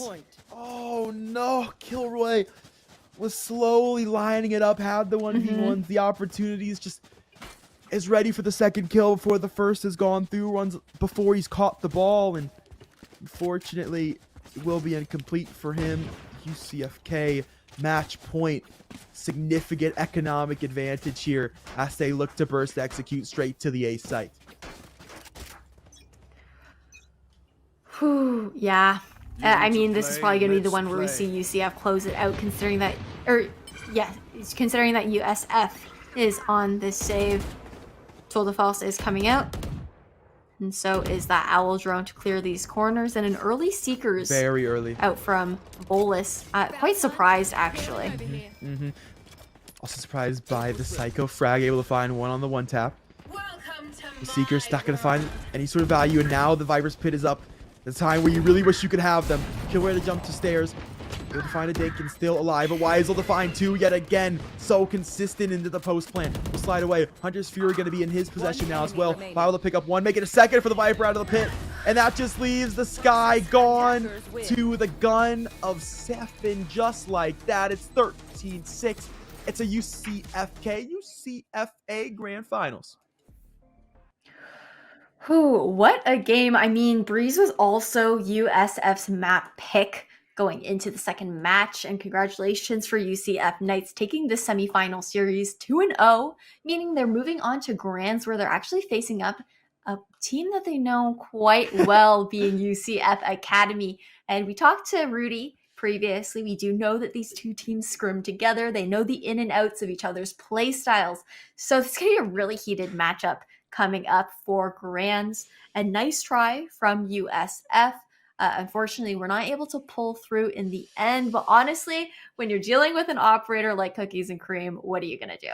Oh, absolutely. So intelligently placed for the chamber. Thought we might see it over to the B side, and then a very nuanced look over towards it on to A. As soon as the operator got into the hands, I mean, it was an absolute nightmare. Almost impossible to find any sort of leverage, as mentioned, for USF. And before we jump into grand finals, we'll take a quick break. We'll get an interview with these players, see how they're feeling before we get into grands, and we'll be right back on the other side of this break. Welcome back, everybody. We have a Weisel here with us after that great dub. Congratulations again to your team for taking it 2-0 within semifinals. How are you feeling? I'm feeling pretty good, and appreciate the getting the win. It's always nice, especially when being able to take it with 2 maps, not having to go to the third is always really nice. And taking the first one convincingly is also like really confident, inspiring. Absolutely. That definitely helps with the mental, keeping things rolling, keeping that momentum going. And I mean, going into grand finals, you will be facing up against your academy team. We've spoken to Rudy twice now in interviews. We do know that you guys are scrim partners every now and then. You guys know each other pretty well. So how are you feeling going into this? Considering we played them on Ascent in groups, I'm feeling fairly confident, only because like we know them pretty well, and we know like kind of like how they like to play, like their style of like what they want to do. And I know that they do a lot more like VOD reviews and like to check more towards like, oh hey, what could we have done better against like them and things like that. So we can play towards that. We'll see what happens. I'm not gonna say exactly, but it worked in the groups, so they have to stay a little bit more on their toes and not exactly autopilot. They'll have to do a lot more thinking this time around for sure. Yeah, there will be a lot of mid-round adaptations, I'm sure, for both of you guys, since you're so familiar with each other's play styles. And yeah, I think it's gonna be a match to watch for sure. I like that. I like that answer. Very very media friendly. Fact that these are your homies. You can't come out here and say too much, especially against your homies, man. Those are your people. So you gotta be careful with it for sure, most definitely. And we'll talk a little bit about the series here. Jumping into Breeze, 8-4 first half for you guys. The Chamberman locking it down on the A site. USWell post plant so consistent, almost always a double from you if you were default to site. What does map look like for you? How comfortable do you guys feel on Breeze? Honestly, we're really comfortable. We didn't scrim Breeze too much beforehand, but once we did like a small roster swap, like basically like a week or 2 ago, and brought Steven, our Cookies and Cream, he just fills the role perfectly. I used to be the person who was playing Sunnel a lot, and while I was like good and I would say like in the role respectively, he is more like consistent, especially on Chamber with just like hitting op shots and things. And I mean, heck, in 2 group stage games, he dropped like 29 kills. He's stepping up to the plate very well, especially for not having like experience on the team. So he's slotting in, and he's something that you can like easily kind of like build around and like just expect like really good things out of him. So it's really nice to have him on the team. Absolutely. I mean, especially with like going back to the Ascent game, Cookies and Cream had incredible mid control for you guys, always being good for at least 1 pick with that lurk. And I think that was really great as far as, being able to make plays off of that and whatnot. But sorry, I had a question and now I've totally blanked. So I'm going to pass it back over to Alex. Sure. I want to set the stage a little bit here, Weisel. So we know you won't say too much. It's your homies, of course, but come on, you got to give us your predictions, right? It's a full USF Grand Finals. Are you guys winning? I think it's going to be a 2-0. We'll see. We'll see how it goes. 2-0. It just, they are really good individual players. Like I know Akali in particular, he is like cracked. He doesn't miss shots half the time, and the other half, he might be asleep with his monitor off. I can't really tell. If he's on point, it's a terrifying feat. It's just, you have to put like the extra like thought and like just kind of like play around it more than like what you want to do with your own plan. Sure. You have to be able to like attack what he's trying to do and like the space he's creating for his team. And if you don't, you're going to falter. So he's somebody that like I'm kind of looking out for.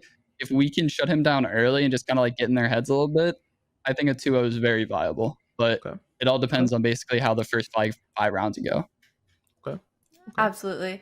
And I was curious, this is a question I like to ask most teams. Is there anything that your team specifically does to like, you know, hype each other up or, you know, prepare for your matches like on game day, anything that you guys do as a team? Or do you guys just do like your typical warm-ups and then have like a group meeting ahead of time just to have like a little bit of a mental check before going in?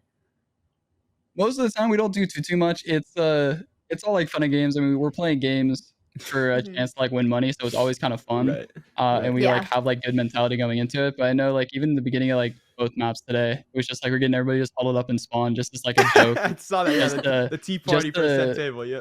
Exactly. Just to get the vibe up and see how everybody's doing. And most of the time everybody's kind of like feeling really good. And as long as we don't like we just don't get in our heads too much, we'll be fine. And honestly, even when we were down on the blind game we played yesterday for the third pool game, we were able to sort of just like support each other and pull everybody up, and it worked out really well for us. Absolutely. And speaking of some time to prep, some time to vibe, we'll give that to you now, about 15 minutes before we're set to tee off here in the grand finals. So take some time while we get some relaxation, get the vibes up high, because we're going to grands, baby. A chance for $1,000, a chance to head to Atlanta. When we come back from the break, don't go anywhere. We're actually on your way. We'll see you soon.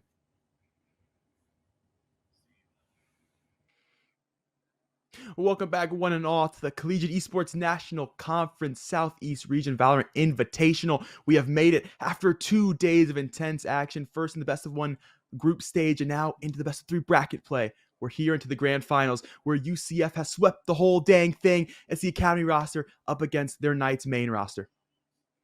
It's going to be a spicy matchup. I mean, we know that these two teams know the ins and outs of each other. They're quite familiar with each other's play styles. So it's going to be a lot of mind games, I think, for the most part, coming out from both of them. Both teams are going to have to adapt a lot mid-round, try and throw each other off guard, do some really good conditioning work throughout as well. And I mean, let's just get straight into the map bans and picks here. Knights banning Split off the bat, and then UCF Knights Academy banning Ascent. The Knights team being the main team, picking Breeze first off, where Academy will be starting on defense. The Academy team then picking Icebox for map 2. Knights picking defense on that one. And then the bans next going out would be Haven and Bind, leaving Fracture as the decider as if we go to map 3.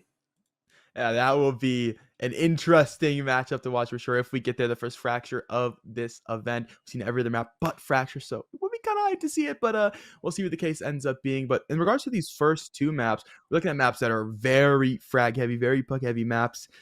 Breeze, we just got to watch get played, so we know for a fact the Knights are going to be feeling pretty dang good on it. And I'm not surprised to see Academy go ahead and ban Ascent, because that's a map that looked a little bit difficult in terms of actual team defaults for them. So, hey, you do what you got to do. We got some trolls here on the hover. Get your Twitch clips out, boys. Get the funnies out. Get the laughs out, because we're going into grand finals. This thing still ain't no joke. Okay, you made $750. You made it into the second place, but that $1,000, that's the difference between you playing in May in Atlanta or not, Spicy. So it might be your homies, might be your boys, but certainly no memes going around. Absolutely not. And Akali's actually switching it up from the Reyna, going to be taking this Jet pick on the side of Academy this time around. Star Potato is going to be your typical controller once again. And it looks like Melik's actually hovering the Sova, as we normally see him playing that Raze main. We're going to be locking in here as well with that double initiator composition coming out from Academy. And it looks like it's going to be a mirror matchup. Yeah, that it does. So it's a question of if Academy can play this matchup for the level that we know that the Knights can, considering the fact that that chamber from Cookies and Cream is so monumental for the Knights. But now they're playing as a team that has scrimmed them before. Does Academy know how to shut him down? That's a really good question. I mean, they do have the utility with the Sky Flashes to be able to push that operator off, but it's going to be tough all around. This is going to be a real big team diff kind of matchup coming out, especially considering the fact that they're so familiar with each other. I mean, it's going to come down ultimately to not the individual performance of the players, but the team's performance, their ability to synergize, adapt together, make these strategies and ability usage. Sorry, I almost said ultimate usage. Ability usage combinations to, really make these executions happen, whether it's for the retake, site holds, attacks, and whatnot. I'm definitely excited to, get into the nitty gritty and throwing into game right off the bat. We're seeing Knights getting ready for a B split push, or maybe just a blitz through the main here, but we'll be faced with that Viper utility that could really do a lot to slow things down. Absolutely. So we will get the Academy roster they love. Or just play the exact same way. Hey, why not? Works for the Knights, should work for us too, but we'll see how they're able to handle it as they will play that same default defensive chamber allocated over towards A. No trademarks onto this round. It'll be Headhunter Bullets fought up instead. Sour Potato Toxic Scream back up. Drone's going to come through trying to push this Viper away. Move all the way to the back of the site now. It's early castle control going to be gained for the Knights. They'll make their way to backside just like that. Very much caught out of Sour Potatoes. Gonna get absolutely obliterated through that back wall as Cookies and Cream. Good for the first plant to go down for the Knights. It's already, they've segmented themselves into the pistol. Retake looking strong right now for this post plant.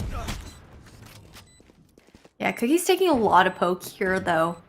Academy, no flanks coming out. Just going to be a retake through CT and tunnel here. Toxic Screen is going to go up to slow that down a bit. Definitely looks up towards sight. First shot's not going to be fast. Smollett getting everything. Originally the Rays, now playing the Utah. Looks so able to find two. A 3K as well. And Akali to finish the job with one more. And okay, add a second to it. So really finish the job. Make that 1-0 for the Academy rosters. They come out with a very clean retake. 4 went into it. 4 came out.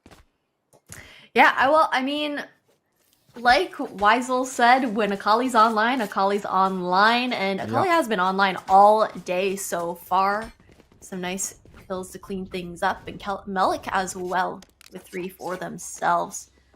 You got that Raze duelist confidence coming out, but in the place with a Sova this time around. We're gonna see this buy up.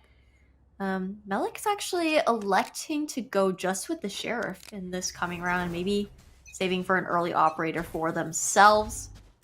And now Knights has swapped over towards the A site. A bit of an A heavy default though, looking for some mid control as well. Most certainly Assess going to be out early here. Be looking towards that Marshal of Akali. Akali's good for the frags quite consistently. Oh, it's my fault. I shouldn't have said anything. Caster Curse, live action. Very sorry. Mid presence still segmented here for the Knights. They'll take their sweet time on it. Are going to be lower utility, of course, going into this round, as they did lose the pistol. So make sure they go nice and patient. Weisel, just barely tags the wall. Akali now, there is the frag that he's always good for. As Seth is going to fall.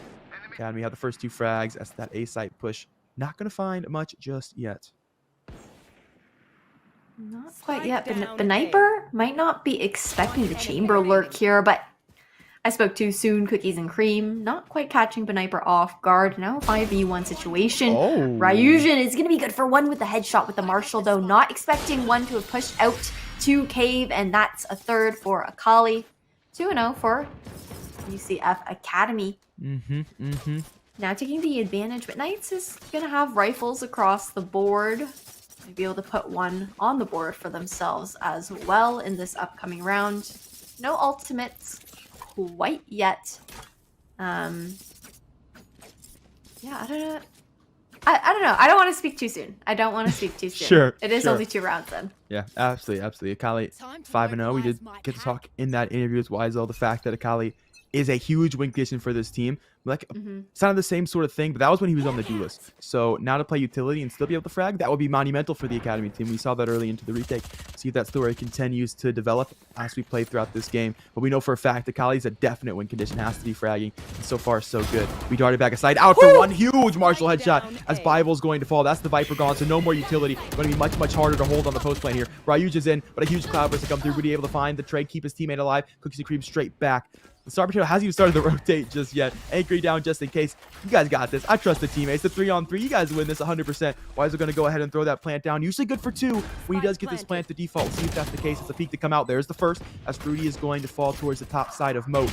Out is Cookies and Cream to find another as Malek is gone. And now the Viper to rotate through. Going to be up to mid door to try to help match this guy's aggression all the way through that backside orange box. 2 flashes in the hands. See how they use them. Well, not going to be able to. Cookies and Cream has him from a headshot angle. A quick trade from Star Potato, but there's the second frag that Weisel consistently good for. The Knights 1-2 as they're going to take that buy-up round. I would have liked to see Academy playing together a little bit more in that round. They definitely gave those 1vx situations on that retake, not really waiting for Star Potato to make the rotation over. But you'll live and you'll learn. Akali now going to have this operator in hand, as well as the Blade Storms ready, just in case they get stuck in a sticky situation. Ryujin, though, however, is able to have those Seekers. This could be a huge win condition for Knights, being able to use that to enter onto a site, just kind of seek out where the defenders are holding. Like early hallway peek. I think did spot one. We'll slide away for now. Tour de Force up towards mid. Going to be looking at an authentic operator in the hands of Seth. See if he's able to find here. Not much just yet. There's no one peeking. We've really slowed down the pace of the game here, default-wise. And Akali, there's the look, and there's the frag. So the first pick comes through. Tour de Force no more. Soul points expended and not going to return any value here for the Knights. I like how Akali's actually changed the angle that they're holding now, kind of waiting for that elbow push. And yeah, Seth's going to fall to the operator. Now it's a 5v3 situation. Academy just has to play together as the Seekers come out and not allow Knights to isolate any 1v1s. So he plants down now, but it's nothing without the frags. Right, he's able to grab one, instantly traded by the shock bolt of Malek. Weisel out, sneaking through default. And now right back into the angle. Rudy will drop Bible. And that's just East Weisel to try to hold on to things on the gun round. Able to grab one. Second pick not to be found. Still stuck in the flash. Sniper has the frag. Academy up 3-1 here. Giving us a run for our money early. A run for their money early. And I just want to point out, I mean, Breeze is Knights' pick, not Academy's pick. Just as a reminder for everybody going out now. And it's looking like they are taking the lead. Knights able to still afford another buy. Weisel will have the Hunter's Fury still in hand. Might be able to use that to do some chip damage, get some information off early on in a round, or maybe save it for the post plant. We'll see how things go. And then Bible, if able to get onto a site, will be able to, you know, pull that Viper's Pit out to try and secure a round in a post plant situation. But I would like to see Melik, you know, trying to fight for that ult orb for themselves to get their own Hunter's Fury online as well. Poison Cloud gonna stall this entire B push. The Knights working to default here. Drones out early. You see the chamber lurk up towards elbow. Shown from the opposite side of things as well. Hasn't found anything just yet, but Star Potato certainly will. Physically present towards the top of Castle. First pick to be found off the Fragile from that snake bite, but now we're going to pick up 2 from the back of the site. It's a fantastic hold early here for the Academy side of things. Another flash out. Blinds to come through. They'll swing anyway. Weisel to find one. Cooks and Cream with another. The Knights now looking to play forward off of these capitalized frags, but Akali has picked up one. Looking for the second of Cookies and Cream, and the shots are cleaned from the operator on the Jet. 4-1 for Academy. I mean, Kat, you were asking before, what can Academy do to take down a monster like Cookies and Cream, especially once the operator is in their hands? And I guess the answer is just giving one to Akali. Yeah. You know, especially when he's online. Just absolutely owning, both with the op and the rifles. Going into round 6, though. Just doing some quick math in my brain. We are going to see Seekers available for Academy on the retake. Knights going for a default attack position this time around. Looking for maybe an early pick or whatnot. Ooh. Well, early pick will be by the way of Academy. Malek will pick up one under Ryujin down hallway. Akali up early. Cookies and Cream will walk straight into the scope. And Akali, all he has to do is pull the trigger. We'll smoke dart, but inside the smoke, so still scanned. We'll speak back out mid door anyway, and Akali's having a hell of a game early. Weisel will fall into mid. And that just leaves 2 members of the Knights to push forward. Stefan first shots. Oh, close but not quite. As Star Potato is able to recover. Takes the clean flick to the head, finds the frag. Bible going to find 2 ghosts, 1 tap, so Akali will fall. That's the out down for now. Rudy with a quick trade, and we'll be able to recover it. So 5-1 for Academy. 5-1 for Academy. It was an eco round, though, for Knights. Now able to buy up. We're going to see Cookies and Cream with an operator of their own. We'll see how this face-off goes between Akali and Cookies and Cream. I'm curious to see if they'll end up at the same sites, but I can't quite... Nope. Maybe? Cookies is just running around with the trademarks right now just to make sure that their flank is covered. But I think they're actually looking to see if Akali will take the same duel here. Double doors. But this time around, it's not quite going to happen. Holding more so for that A main angle. The Trailblazer just clearing the close angles as they slowly creep up.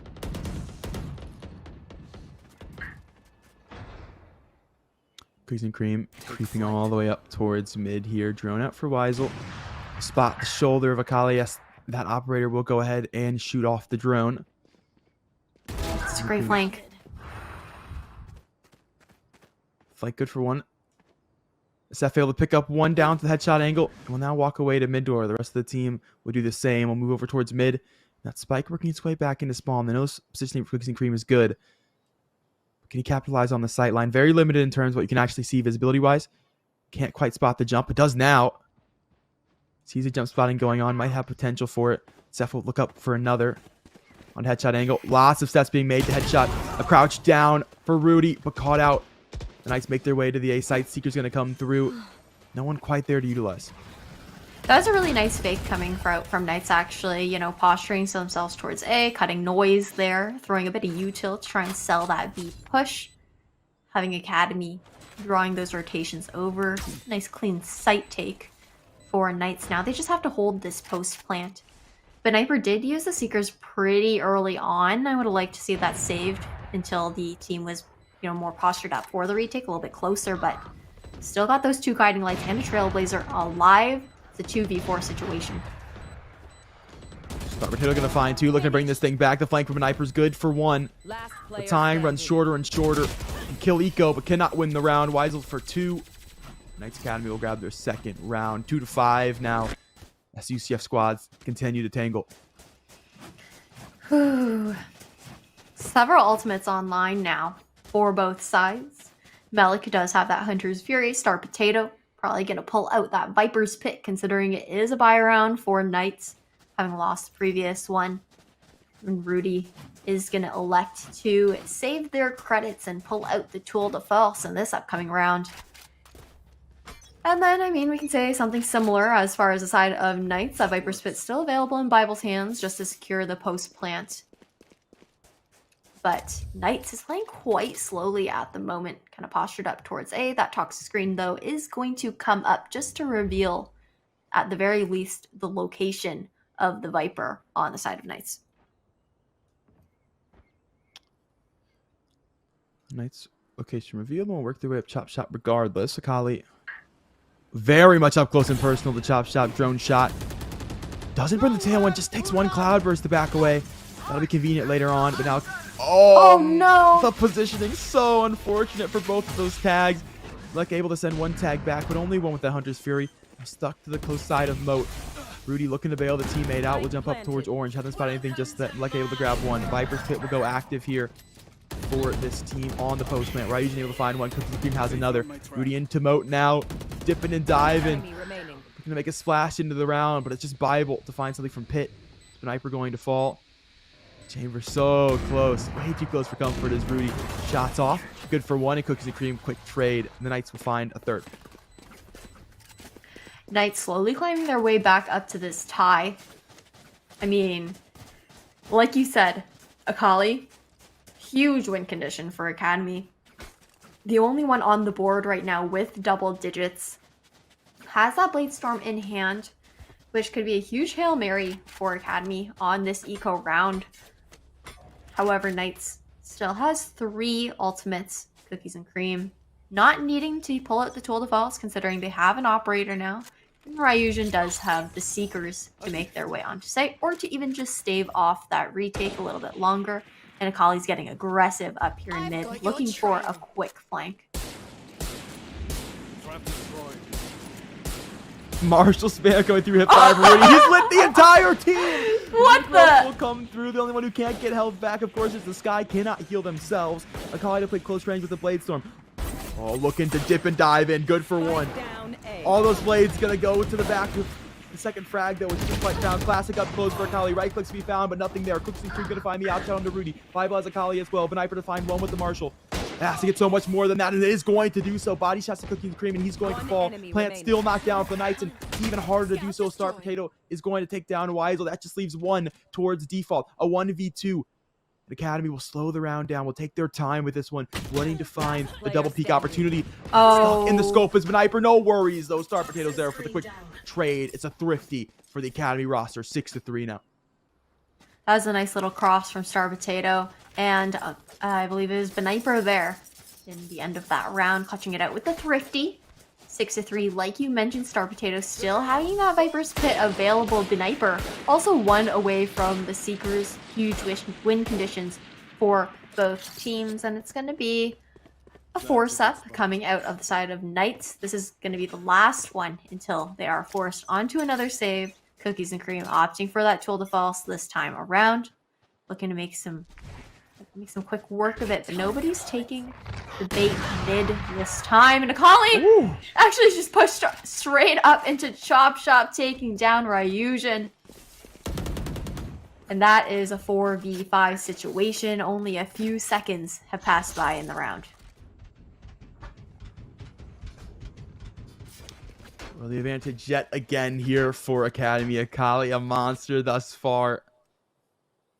And the Knights really stuck here to spawn to rethink. The audible hasn't been called just yet. They now will start to work their way to a B default where that Viper's Pit is ready and wait all over main.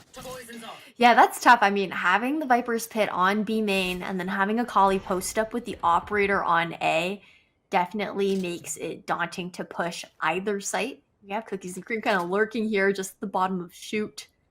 Trying to see if anyone's going to make this rotation, try and flank out. And Star Potato actually left the Viper's Pit, allowing it to go down. It's still hiding from that recon. Is that fake the rotate? Well, not anymore. If the recon comes through.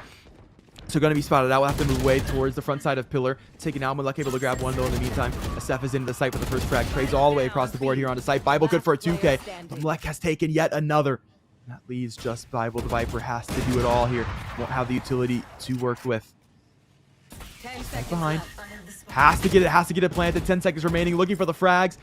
Time to plant. Has to hold on to it, though. And look at this double peek coming out from Academy. Recognizes the footsteps are coming. Able to find one. 180's there, but it's the right clicks from Akali.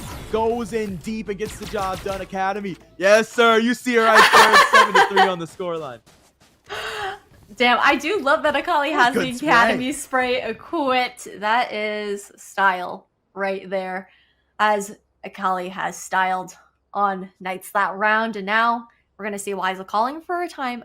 A little bit of attack pause just to slow down the momentum that Academy has built for themselves so far. And I mean, going into this round, Knights has been giving actually, at least the last round specifically, they were giving a lot of respect to Academy. We are used to seeing Knights taking a lot of map control for themselves. And in that previous round that they just lost, they were stuck in their spawn half the time, especially with the fact that Akali had pushed out so far into Chop Shop to get that early frag. It made pushing Cave and A very, very daunting for them. And then knowing that the Viper's Pit was posted up somewhere else, the only place they had to go was mid, and they had no information really on where the other players of Academy were posted up. Going into this round, though, I would be interested to see maybe a fake coming out. I mean, that worked very, very well against Academy the first time around. Academy's one of their weak links is definitely the fact that they are prone to those quick rotations, just being over rotating quite easily as well. But still going back to the default play, Knights is going to be on this eco, so we might see the fake coming out actually on the next rifling round. Yeah, Akali definitely prone to look for those aggressive angles, which means very quick to rotate for opportunities as soon as noise is heard. And all you gotta do, you're absolutely right. Spicy's throw a fake, and that operator's prone to move off the site, and just like that, they're able to find their way in. That's been the answer for them pretty consistently. One of the rounds, at least, that we've seen them be able to take. And we'll see if that ends up being the story yet again. Seeker's going to come out here very early for Academy for information here, and that should kind of give way that this fake is indeed happening. But do they know that the spike is all the way over towards the back of B main, though, is the question. Only one Seeker's gone in that direction. It's just for the Sky. 2 Seekers instead will head into hallway where Chamber's ready to deal with them. Now the rest of the team will recognize, okay, it's a 2-to-1 split. That means we'll move our way over to the B site where they have technically less information. Less information, but Academy is stacked towards A for the most part right now, and that guiding light is going to do a lot of work taking down Star Potato. It's going to be a free site for the taking, and Academy's going to have to play this retake 4v4. It is a free site, unfortunately, just barely caught out, so Viper will make it cost at least 1 life. Viper's Pit will go down now, Bladestorm still up for Sephiroth. They murk their way around into Pillar. Academy have had some good retakes before. Let's see what this one leads to them. A dink to come through, peek from back castle, flash to come through. Everyone blind onto that one. Molecular grab 2 in the meantime. Seth to find a right click. Still more work to be done as Wise will pick up one from the back of the site. To jump the top to castle. Rudy to pick up one. Seth from back castle has yet another, so the trades have come through.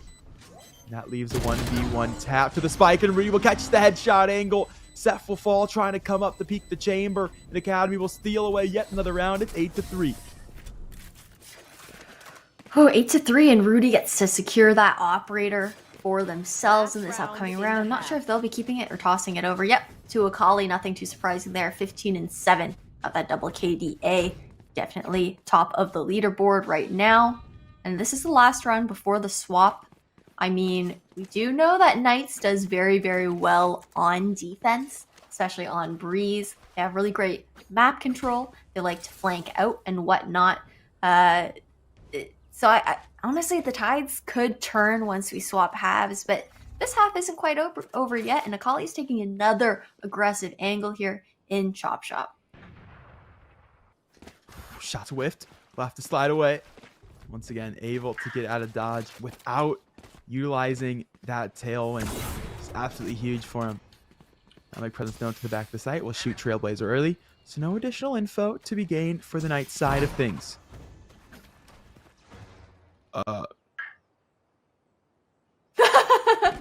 Well, got out of dodge with the tailwind, but unfortunately, you know, sometimes you slip. And so Rudy will slip his way into a frag. So all good as the kill comes through towards hallway, and the rest of the team now for the Knights looking to push their way through tunnel, where Seth is able to pick up the first one. Hunter's Fear going to come through now, and they're absolutely zoned in these tight angles. Seth has to burn at least 1 updraft. Frags to be found. Wise able to pick up 1, so Star Potato is going to fall to the back of the site. That's B site wide open. This is going to be a numbers advantage yet again for the post plant, but we've seen this before from the Knights. We just were here onto the B site. Can they hold strong against the retake this time around? There's going to be a huge flank coming from Elbow right now. Lucky able to find one. He's got shockful timing for Cookies and Cream, but still able to find the double spray down. Massive from him, and that just leaves 1 for Academy onto this retake. 2 going to be over towards main, so very much split is the defensive side of things. Malek really having to bowl this down perfectly to knock one pin into the other, and time runs short. Yeah, Malek had too many angles they really had to worry about there, especially with that mid presence, the elbow presence from Cookies and Cream. Was concerned about tunnel, had no idea that, you know, Cookies fell back to play a B main with Seth there. And now we are swapping sides. Academy still maintaining this lead 8-4. And Academy actually leaning towards the A site this time around, where they will be met with the headhunter of Cookies and Cream, and we saw how nasty that was on defense in the last game during semifinals against USF. 5 bullets for 5 heads. That's all I'm saying. That's very true. We'll see what Cookies and Cream is able to bring to the table. Knights definitely feeling a bit uncomfortable right now. Remember, we saw them just recently. It was 8-4 for them. Now they're on the opposite side of the scoreline. Can they bring things back? Jones in first. Does it clear this backside cubby? Indeed it does, but Cookies and Cream, he's cleared Akali off the server. He's gone just like that. So that's that fraggy potential. That very much needed entry duelist out of the round. They still will get the plant out. Cookies and Cream will spam for another. Rudy trying to spam that back, but Can't quite find the same sort of luck. Shot to come through. It's gone a little bit far. Cookies and Cream a 3K. Massive so far. Seth to pick up 1. And they're going to run it down here. Everybody jumps forward. Team Flash, it don't matter. They're looking for Malek and they'll get him. Seth to take a 2K. The Knights will take Pistol. It's 5-8. That's a flawless round for Knights. Just what they needed going into this half. Taking that advantage with the pistol round, allowing them to buy up very comfortably for the bonus. And just, you know, narrowing this score difference as much as they possibly can. And Akali, feeling confident as always, going to be pulling out this Marshall, while the rest of the team elects for a save. That works. Has the money to do so if he can grab a frag, which, you know, I wouldn't count him out of grabbing a frag, Ash. I definitely would not either. And, I mean, Academy kind of swapping their strategy now on this upcoming round, looking for some more mid control. The recon, though, is going to do a lot of work, get a lot of information as far as, you know, at least mid presence, not knowing quite who is here yet. And Ryujin is going to be able to take down Beniper. Pinned right now, will try to flash themselves out. Angle picked up, first shot found. Sometimes Steph's going to find one. Cookies and Cream, they're absolutely nailing it down over towards the A side as well. That just leaves 2 towards mid. Shots for Agent finally taken out by Star Potato. So good with the go, so consistent. Finding double taps just like that. Still stuck towards mid though. No real presence other than this. Cookies and Cream will make sure there's no presence towards mid door. That's Rudy going to fall, and that just leaves the Viper. Star Potato. It's been good with the Ghost, but I don't think good enough to 1v4, especially against some upgraded utility. Oh, this is a good read on the vertical angle, but Seth actually just dropping back here. This is a really tough spot for Star Potato to be in, and as you said, Star Potato was good for 1 with the Ghost once again on Cookies, but the round will be closed out by Weisel, taking it to 8-6. Knights 2 away from tying it up now. We'll see what they can do with this bonus round. Rifles in the hands of Knights Academy. I mean, Akali actually hasn't gotten a frag yet since swapping halves. It's early, Ash. Just wait. This round, is true. It's going to be a movie. It's going to be different right here. So we do know that it is a win condition, though, for Academy. 1000% is Trailblazers out. We'll get that concussion. And here it is. Akali looking to bring them in early. The entry Julius has jumped through all this Viper utility. There's the first. Bible going to fall. Seth close quarters. Able to dash out. Burns the tail when Akali will find a second. And Beniper is going to take that trade. A 3K. A movie. And we're watching it live right there. Weisel will fall. It's a premium showing as that just leaves Cookies and Cream up towards mid. Akali. Oh, the timing. So the Chamber is going to be able to sneak their way forward. Star Potato looking towards A as well. Which leaves that mid rotation wide open for Cookies and Cream. Oh! For the first. A second as well. And there's more 1v1s on the way. They're going to jump towards CT. Both players walking, though, so shouldn't actually end up walking into one another. Viper can get to the back of sight. Oh, no. Caught from the rear of Star Potato, and suddenly it's a 1v1. Planted for the Sova, though, and time does run short. Cookies and Cream would have to jump on it right now. Certainly no time for the defuse, but such a valiant effort, able to upgrade weapons as well, able to take plenty of guns off the Academy roster, even though they inevitably do go up 9-6. One more gun? One more gun? The flick is there! The shots! Oh, a good call. Good call from Malek. No need to repeat this. Just give me my gun, please. We'll get out the round. It's also just an amazing round for a bonus coming out from Knights Academy as well, even though they weren't, or Knights themselves. Now I'm getting tripped up between these two teams. But yeah, that's a great bonus coming out from Knights. You know, not winning the round, but still doing quite a bit of damage to the Academy's economy. Now Rudy having to, you know, buy up with a Bulldog instead of a full rifle. The tool to fall is also coming out in the hands of Cookies on the A site as Academy poises themselves up for the state take. We got Seekers out in Cookies and Cream. He's out of as well as he'll take down Viper and instantly rendezvous to the back of Orange box. Caught by Malek though, staring at the Seekers, and that's a perfect angle for the Silva to find that frag. They've managed to shut him down, managed to get the sight, and they'll get the spike down with it. Kali towards back site, peeking up towards Overlook. Angle not there quite yet. He'll catch the drop. He'll come out the angle.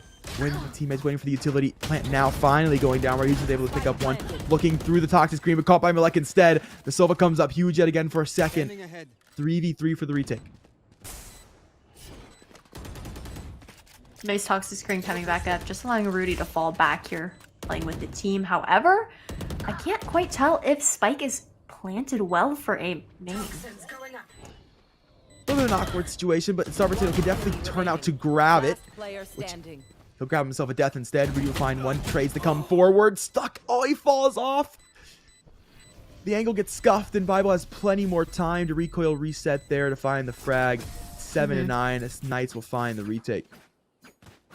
Bible's actually done really, really well in a lot of clutch situations. I mean, being the last alive, Bible has, held strong, been able to actually clutch things out for their team quite a few times now.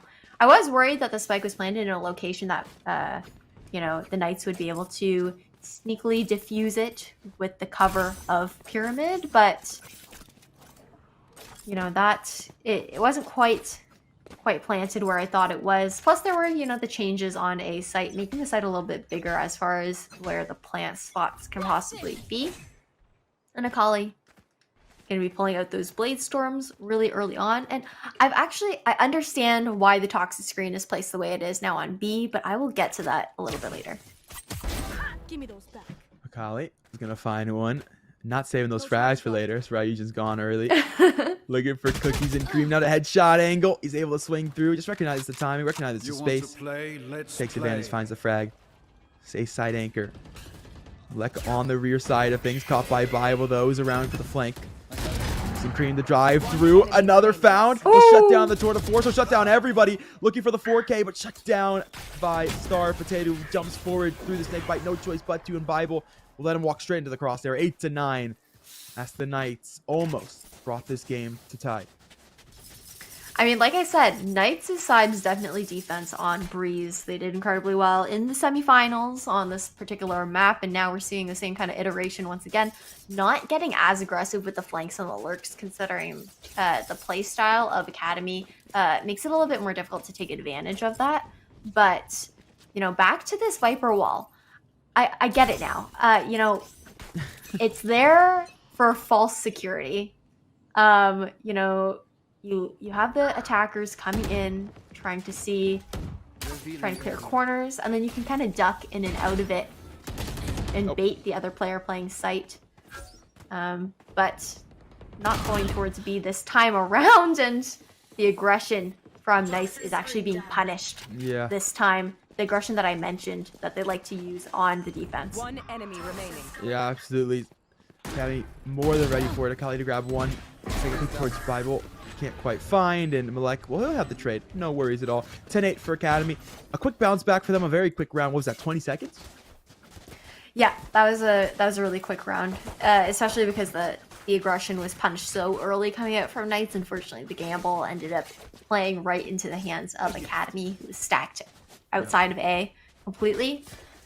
They aren't really willing to risk going towards B again, especially after the way the Vipers wall kind of played out for them. Allowing Kali allowing Seth to kind of bob in and out of it, and try and bait the player on site. And this time around, Seth is actually going to be popping this Blade Storm over on the B site. And a lot of mid-aggression has actually been taken by Academy at the moment as they try to pinch A. They're broken early because he's Cream nonetheless going to get scanned. Ooh, rendezvous to get away from this Hunter's Fury. Looking just for one tag, but it won't be. The Hunter's Fury won't find the value looking for it. In the mid door now, the split on its way regardless. We need to find one. We'll shut down the chamber. That crucial anchor. Ryujin blinded back to orange, they know, and they're looking for the double peek. They'll set it up. The Knights Academy looking to knock it down now. We'll dodge the flash. We'll turn it. Akali to grab one, traded though from Overlook. Where Viper's able to find a clean angle. Very small gap Huge margin for error, but found it nonetheless. And Seth, same story there. I'll pick up one from Staircase, and now I'll move with his teammate to work towards Sight. As Bible has made it through Door, has had phenomenal retakes, as you mentioned in the past. Ash needs to have one now. Seth to jump around. Shots. Oh, dashes forwards, but he's okay. He lives still. Star Potato to take out one as he jumps out of the pit. Huge for Seth here. Can he make it happen? Able to find one. Viper's pit is down, and Star Potato has the frag. Academy 11-8. They win a crucial round. They hold strong in the post play. Holding incredibly strong in the post plant. This is going to be the last buy up for Knights right now before they are forced onto a save. So this is also going to be a crucial round for them. Otherwise, Academy will be taking it to match point. And with Knights being on a thrifty kind of round, it would probably be, you know, a 13-8. But I mean, I'm also not going to count Knights out on any thrifties. Those players do lock onto heads.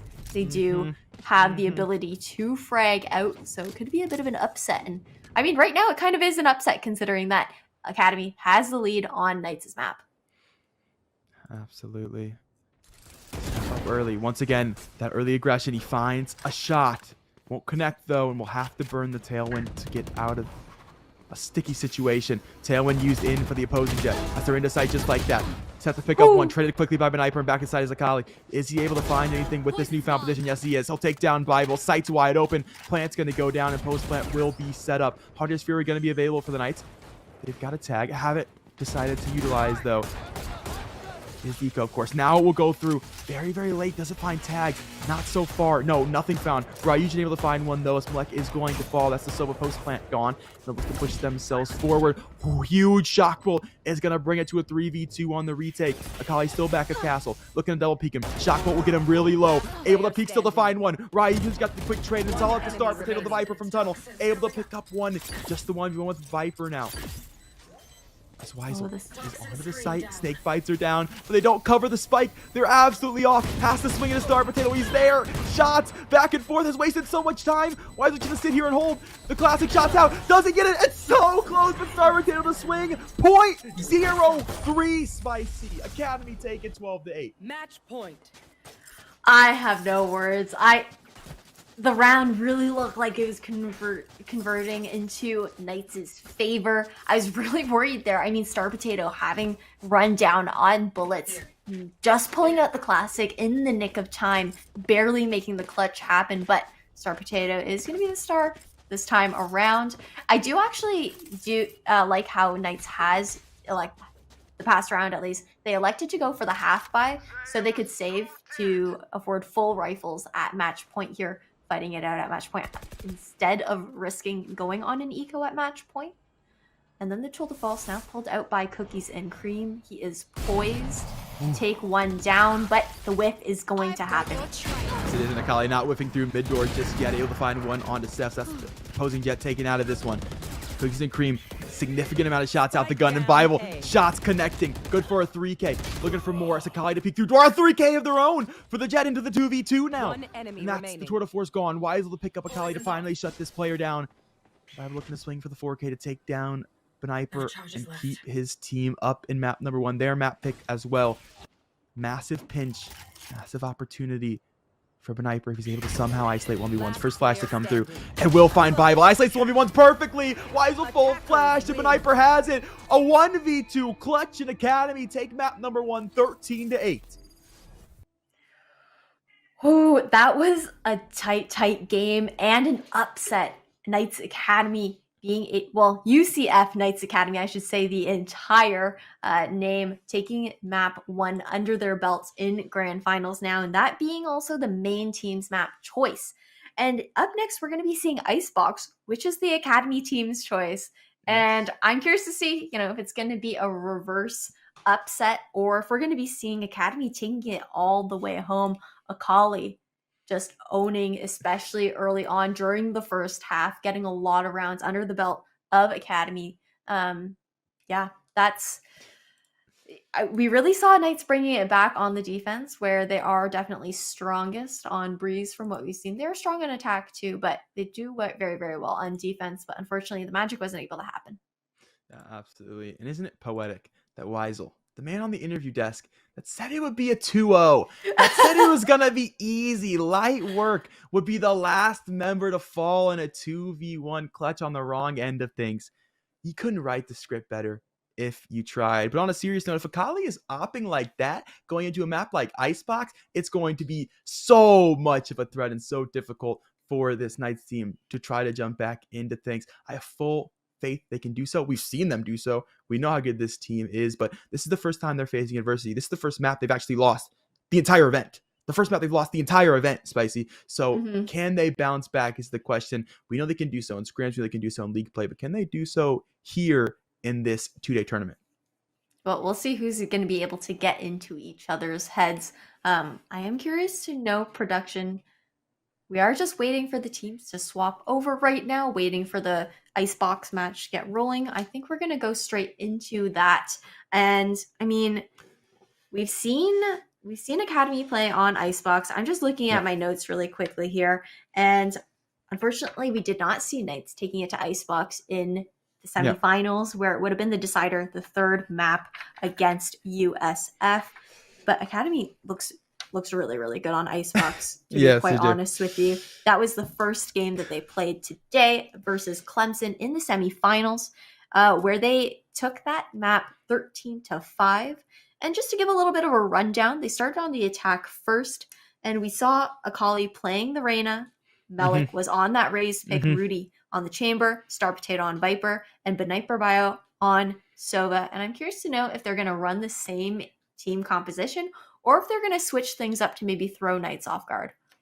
Who knows? I have to wait and see. I definitely can say that Akali, those entry frags were coming in waves. I will say we got a little bit of a buffer towards the middle of the match. We saw Akali start to finally be taken out early in terms of actually getting into sights. And once they did lose that early player, they really did struggle to make the executes happen. But his quick adaptations got right back into the thick of things and definitely looked good through the rest of the map. And then, of course, Akali, man, you know he's going to be good. Even his own teammates on the other side of the matchup here will tell you how good that this player really is. So there definitely is going to be potential here. It's just a matter if they can make this team play happen. But even less so on Icebox, a map that you really can make those individualistic plays that we've been talking about. Yeah, for sure. I think the biggest thing that I'm curious about is the fact that we saw Akali playing Reyna earlier today on Icebox, but then seeing how much of a monster they are on Jet. Yeah. Another Jet map being Icebox. I'm curious to know if Akali will be sticking with the agent that they just played in Breeze, or if they will be making the swap over to Reyna, because obviously the opping power is definitely a lot stronger on Jet, having the tailwind to dash away, the cloud burst to provide you some cover while you're reloading. But enough about that. We are going to be moving into the second map. Teams are ready, and let's take it into agent select. Here we go. Why worry about, why ask the question? Why ponder on whether they'll move agents? We can just find out, baby. We can see straight from the source. Interesting for sure, but I mean, man, Academy definitely surprising me just a little bit. I won't lie. Not to say that I didn't think they could do it, Ash, but a little bit surprised. And we'll get your question answered here in just a second. Absolutely, and I don't know. Maybe Weisel did their own version of Caster Curse in the interview here. We're gonna find out, but maybe this one will be another upset. Knights taking away the map pick of the UCF Knights Academy.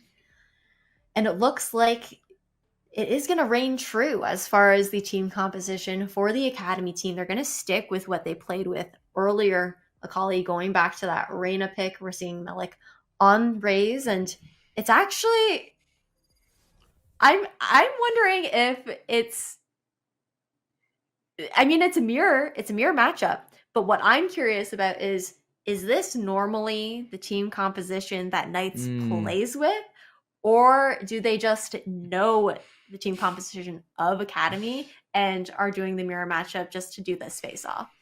That's a very, very good question. I will say the Raze definitely makes the question much more valid, especially because we get to go through, we get to see their Breeze comps and say, okay, well, things are pretty similar here. They feel comfortable on the agents, obviously. But then you get to the Raze, and it's definitely a specialized pick. We definitely see very specific teams play it, and they definitely have strats to work around it. So that is a phenomenal question. Does this roster have strats to work around it? Or are they just hitting them with the young, hey, man, if you can do it, you think we can't do it? Yeah, I think it'll definitely be interesting to see. Like you said, Raze isn't really a meta pick for most teams. It's usually maybe a team composition that's built around certain kinds of plays, certain kind of play styles. But going into this academy is going to be starting out on the attack first. Rudy taking that aggressive vertical angle that we've seen several times before. And it's going to be a blitz onto A site from the looks of things, but actually maybe a fake and a rotate to B. Kali very into this push. Ooh, just barely. Won't be able to dodge the paint shells there. Will stay alive off the shrapnel. Concerned with that decay coming through from the wall, but is very much alive. Not a ton of presence made right now, so the anchor is a little rough, but could be looking for the late lurk instead. Nonetheless, the team has gone their way into sight. The plant's going to go down. Shock bolt is there, but just one. So plant has gone down. And Malek's able to get away as well, all the way over towards B main. And here's that late we're talking about. But look who stayed. Well, he stayed just to get flicked. Akali's got that frag. Is now looking for more down to the bottom of Boiler. More is going to be grabbed as Bible falls. And now we got trades happening to the back of B main as this site gets pushed. Weisel's going to find Star Potato. Akali under tube, and he's shut down now. As Seth is going to have that one. 2-on-2. Paint shells are out. Lots of damage into Weisel. But I'm able to take out Seth, and Malek will finish the job. Academy, they won map 1. They win the pistol here on map number 2. Strong start for Academy. A nice little fake going out on the A site. Actually, something that we haven't really seen from them before. We haven't seen Academy pull too many fakes throughout the series in general. Usually just going for those more aggressive plays. And now being able to buy up here, we're seeing Malek actually opting just for a Sheriff. And if I remember correctly, Malek was the opper on Icebox as opposed to Akali on the Raze.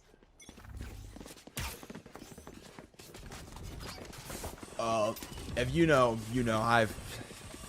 I do not recollect, so I will agree with you every step of the way here. I also agree with the fact that Akali good for at least one frag here. Absolutely is. The shorty is there. Does enough damage to let Weisel get the trade. 2 frags are going to come through from Academy. 1 back the other way. So the post plant should be pretty solidified here. Rudy to grab one. Okay, cookies and cream. The headhunter. Good to find that head as Rudy is going to fall to the 1-tap. Not another shorty frag. Could it be? Yes, it could. As Malek getting absolutely ran over. Steamrolled by this shorty. GG's. That's just how it goes. Weisel out to Raptor looking for a second frag. These players going to be full HP compared to that last one. Spectre picked up for cookies and cream. Viper in the dark, just got the gun back in hand. Oh, able to turn in time. It's to ruin Cookies and Cream's day. Weisel trying to come off the spike, but too little, too late. Viper has the frag, and 2-0 for Academy here. 2 Spectres recovered. Ooh. Shoddy like a melody for Knights, but in the end wasn't able to close it out. It's going to be rifles across the board now, though. And Star Potato actually, I believe, picked up one of the shorties for themselves. We're going to see the same bonus coming out from the Academy team. Going for another A push just because, you know, the angles are a little bit closer as opposed to the long angles of B main and mid here. Trying to get some value out of this Sheriff as well. Melik taking these early peeks, but nobody's going to bite quite yet. Ryujin is going to have to be pushed off of that headshot angle. Paint Shell's going to push him even further away towards screen. This Academy will take all that space. Set utility to recognize they've got it. And they'll make sure they're able to get to site. Go down here momentarily. Plenty of numbers for the retake. Lurk is going to be on to mid right now. Contact being made with that chamber. And that fight will get won by Star Potato towards the back side of things. Malek is able to win the fight with Ryujin as well. So these downgraded weapons have been able to get the job done thus far for Academy. Still up in the flank. A very, very late lurk coming through by the Viper. He'll be around when they get there. As long as this team in front can stall, that'll work out. As Weisel able to find one. Trying to kill that stall potential. Star Potato now on their way around. Making them take their time to look at it. Bible, okay, quick trade though. Is going to find that one a second as well. So they want 80 to find Melik up close towards Maze. Sniper has one in Rudy Headhunter. That's just Rudy things, man. 3-0 for the Academy roster. That is just Rudy things. And, you know, I really like that plant spot for Academy. You can tell that they have that strategy down pat, really working around that specific plant spot where they definitely favor. And I mean, going into this round, it will be finally a rifling round for Academy. Knights forced onto a save after losing their rifling round. Gonna be some Sheriffs across the board. Gonna see a Spectre coming out as well, and Now, onto a default. Academy is just playing a careful anti-eco, not looking to lose a rifle too early on. He's up close contact, and Rudy has that one wrapped up. Spectral close range spray. Be pretty dang good sometimes, especially when you're ready for it. The Ceph will fall. That's B main control gain for the Academy roster, and they'll start to slide their way forward. Looking like they might play off this. They might play a fake as they work the way with Spike into a maze. Gotta make presence B though. Yeah, this is an interesting split push. I mean, Knights doesn't have too much information either right now.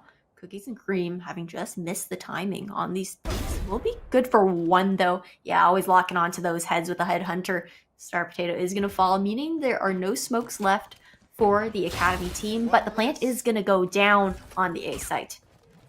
That it is. The chamber's been pulled at the very least. Cookies and Cream's all the way over. So they're still able to get Decipher that to find one. So Bible's going to fall. Malek will catch Weisel coming out towards Rafter, and it's just the 1v3. The chamber now will make their way over to the A site where that spike, of course, is planted. Did manage to pick up a Vandal for themselves, though. It's absolutely true. What can they do with that newfound weapon? Okay, good for one. Rendezvous for Rudy to get out of danger. And now they can set up that double peek. Cookies and Cream has to eventually get the spike to at least half. Rudy just playing with time, jumping around with the Spectre, just doing Rudy things. And Malek will finish it up with a nice little wall bang. 4-0 for the Academy squad. Malek also has really great timing with those satchels for the most part as well. You know, I saw that one being thrown just to push the retake off for a little bit longer. We're going to see this timeout coming from the side of Knights as Academy has garnered this 4-0 lead for themselves. And it's not too surprising that that previous round went in favor of Academy, considering that Knights was on an eco. But now, on the rifling round, they really have to make sure that they secure this one, or else they will be forced onto another save if it goes to a 5-0 instead of a 4-1. It's going to be a critical round for them, and if the observer wouldn't mind pulling up the scoreboard momentarily, I would just love to see what's going on with the ultimate economy for both teams. Well, Ashwell, I can't give you the score, but I can tell you what ults are active. Your memory must be better than mine, because I would love to know. All I can tell you is that we've got 2 Tour de Forces available, a Viper's Pit for the Knight side of things. Oh, look. There it is. I just give you the headers, because I definitely don't remember. Well, you got those down pat. Thank you. Yep, I can't read, but I can see pictures. Don't worry. Hell yeah, you can.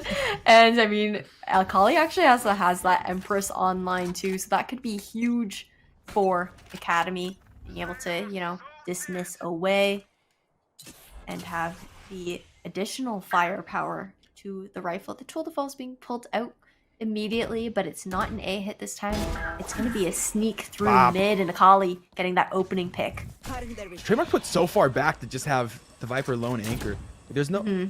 That Trademark for tube is pretty nice, but there's nothing towards under tube, so it allows for play just like that. Absolutely nobody watching Boiler. Just a little bit of a last night happens. Kind of ironic to have it happen straight out of your timeout, but hey, you live and you learn. That's just the way of the road. Or you just be able to get all the way up towards tube, now into hallway.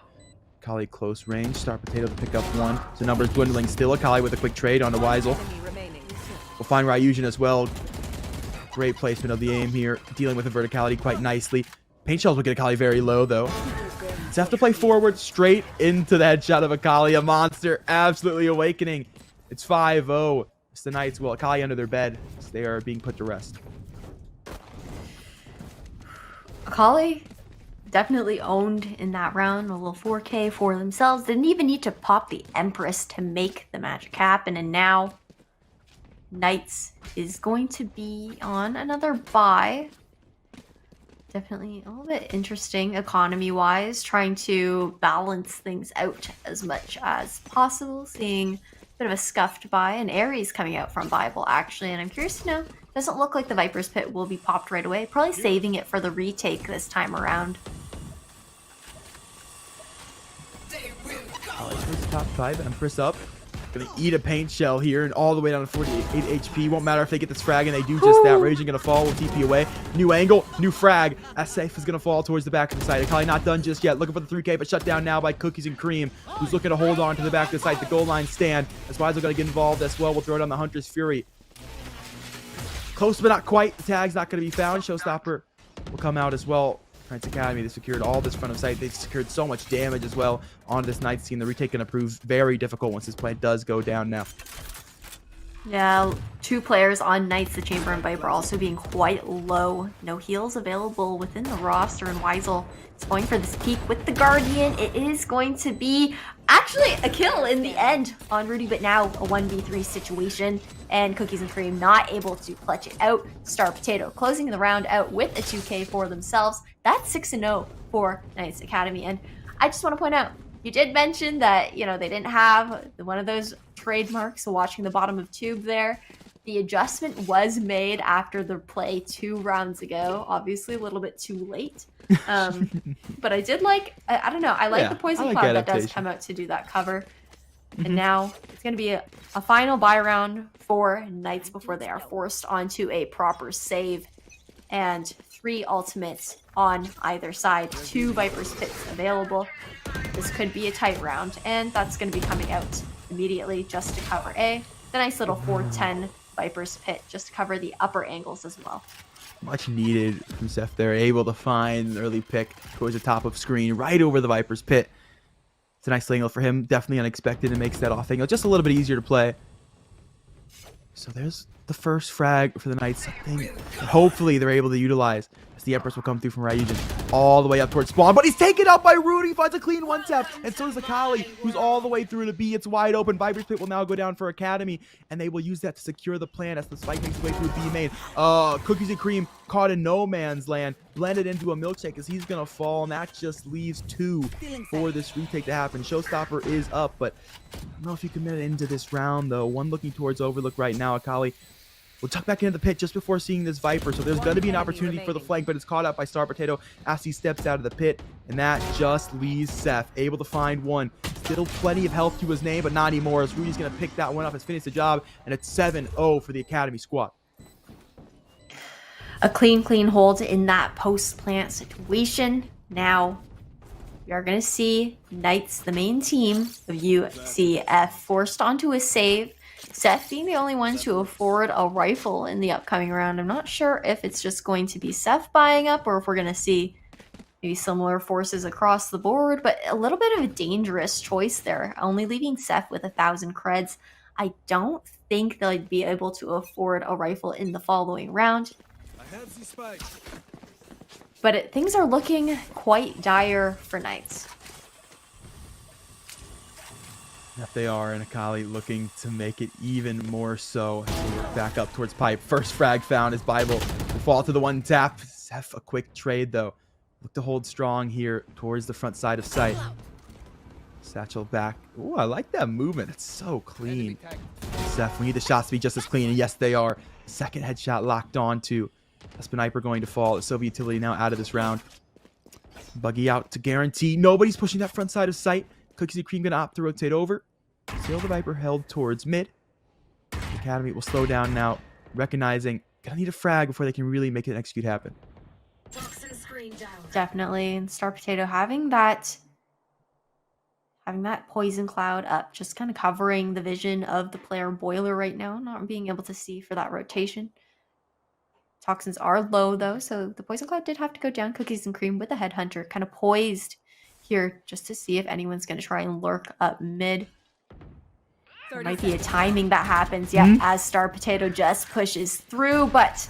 Oh, the timing to get away from Cookies and Cream, but straight into Wiesel, so you miss time one and you perfectly time the other. That's just how it goes. Spike's going to go down. In the meantime, as Academy look to hold the post plant once more. Going to be downgrade utility for the Knights, so it's definitely doable. Lex going to fall, though. Quick trade to come through, and Wiesel to finish the job as Rudy will fall.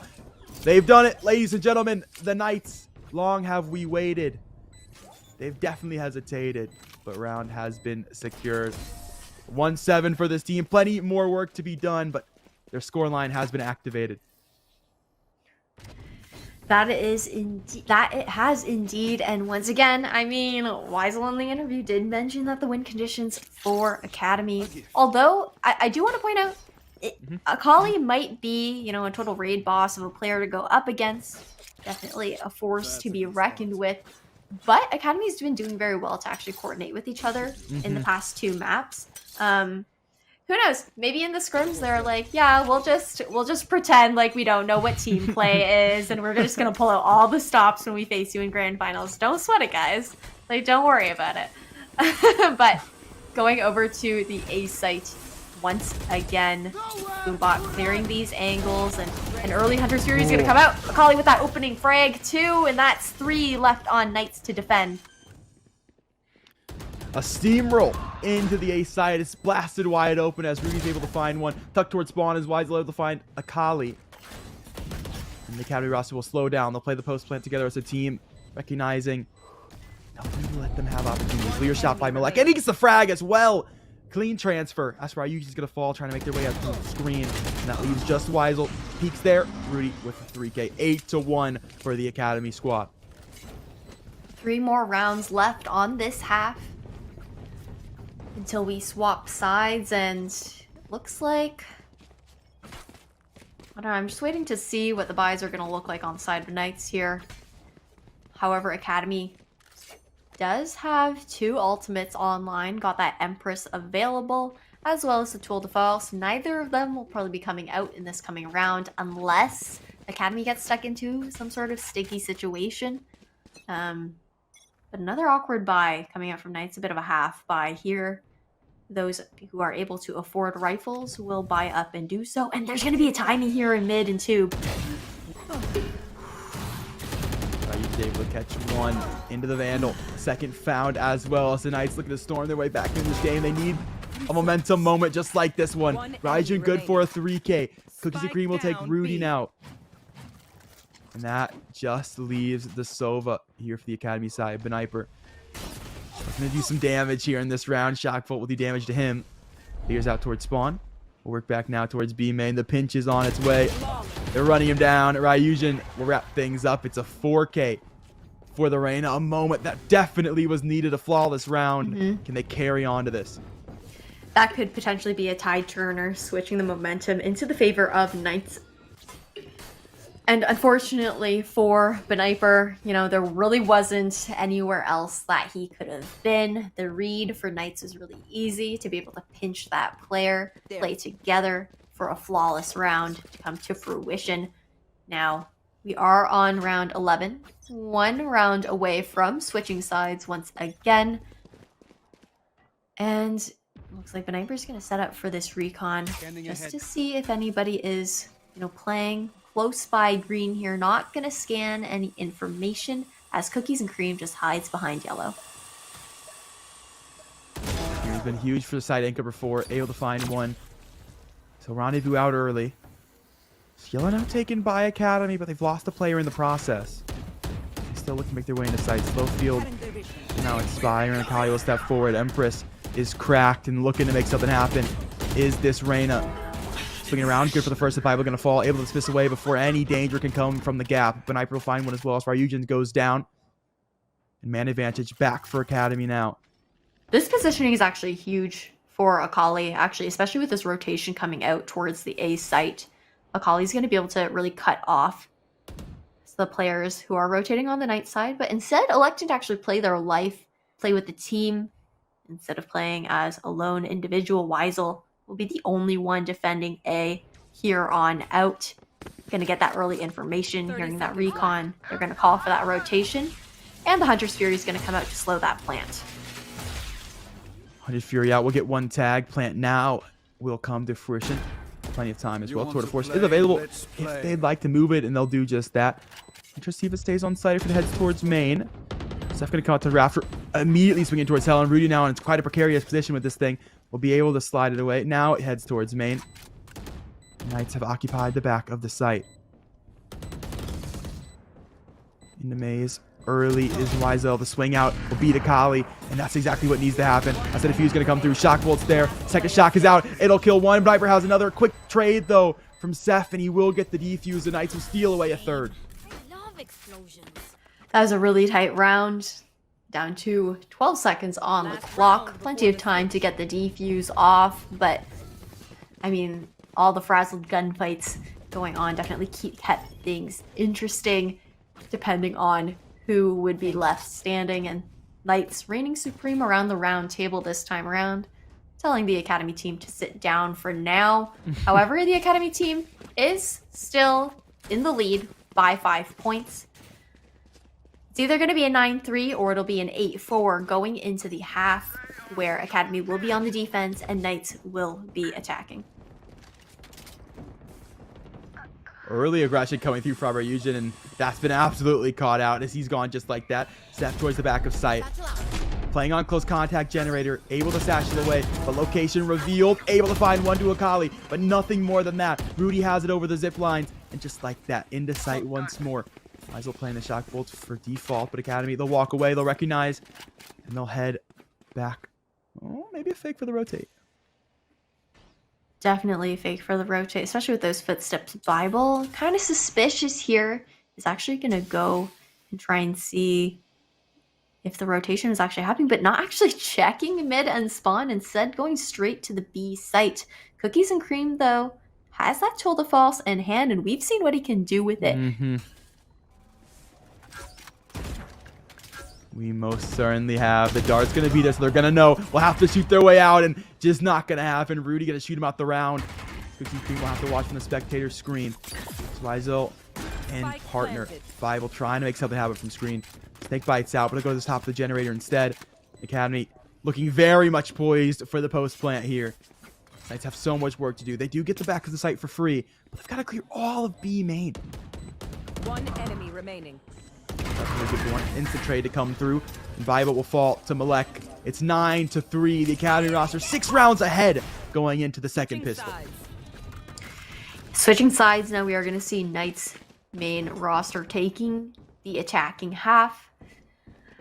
I am interested to see what kind of pacing we're going to see coming out from Knights. We do know that they do enjoy, working those slow defaults, trying to get as much map control as they possibly can before executing a site, trying to gather all of that information as well, as opposed to the raw aggression you usually see coming out from the Academy team. So it'll definitely be a change of pacing. We're seeing that initially coming out from the very first round off the bat as well, with this A heavy kind of default play with the chamber lurk through B and arena lurk through mid here. And, just going into things, Cookies and Cream, Headhunter in hand, is going to see his double chamber, but the talk screen just going to actually slow that down, and a quick rotation is being called over, kind of leaning towards A and mid. Actually, never mind. No, they're just holding strong. They're holding strong. It looked like the players on Academy were actually just going to run over towards the A site, but not this time around.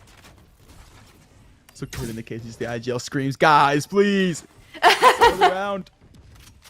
Well, now they'll move over towards A site with all that utility used towards the back of things, but Knights still definitely playing the default. There's potential to move. Spike playing so far to the quick rotate. Now all the way back to spawn. So potential to go anywhere here. 55 seconds left into this round. And we'll start to work over towards that B side. Yeah, slowly creeping up. The Academy kind of taking that bait towards A, having 4 of the members kind of stacked over there, but the toxic screen still doing a lot of work for the Academy team, kind of slowing it down for Knights right now, and Academy having a really good read with the amount of timing that's passed by. Star Potato, the only one lone on site though, really kind of just looking to do some damage through the wall here.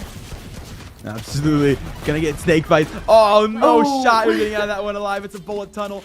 But 2 frags to come back the other way. Akali and Malek both to combine for 2.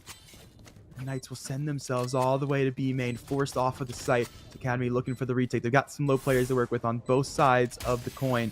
It's up to, if we go heads or tails, Akali in first, taking it head to head, looking for opportunities, able to find one. Just misses away. Malek is able to pick up another to B main, and there's the 3K out for Akali. It's 10-3 for the Academy roster. They managed to snatch the pistol.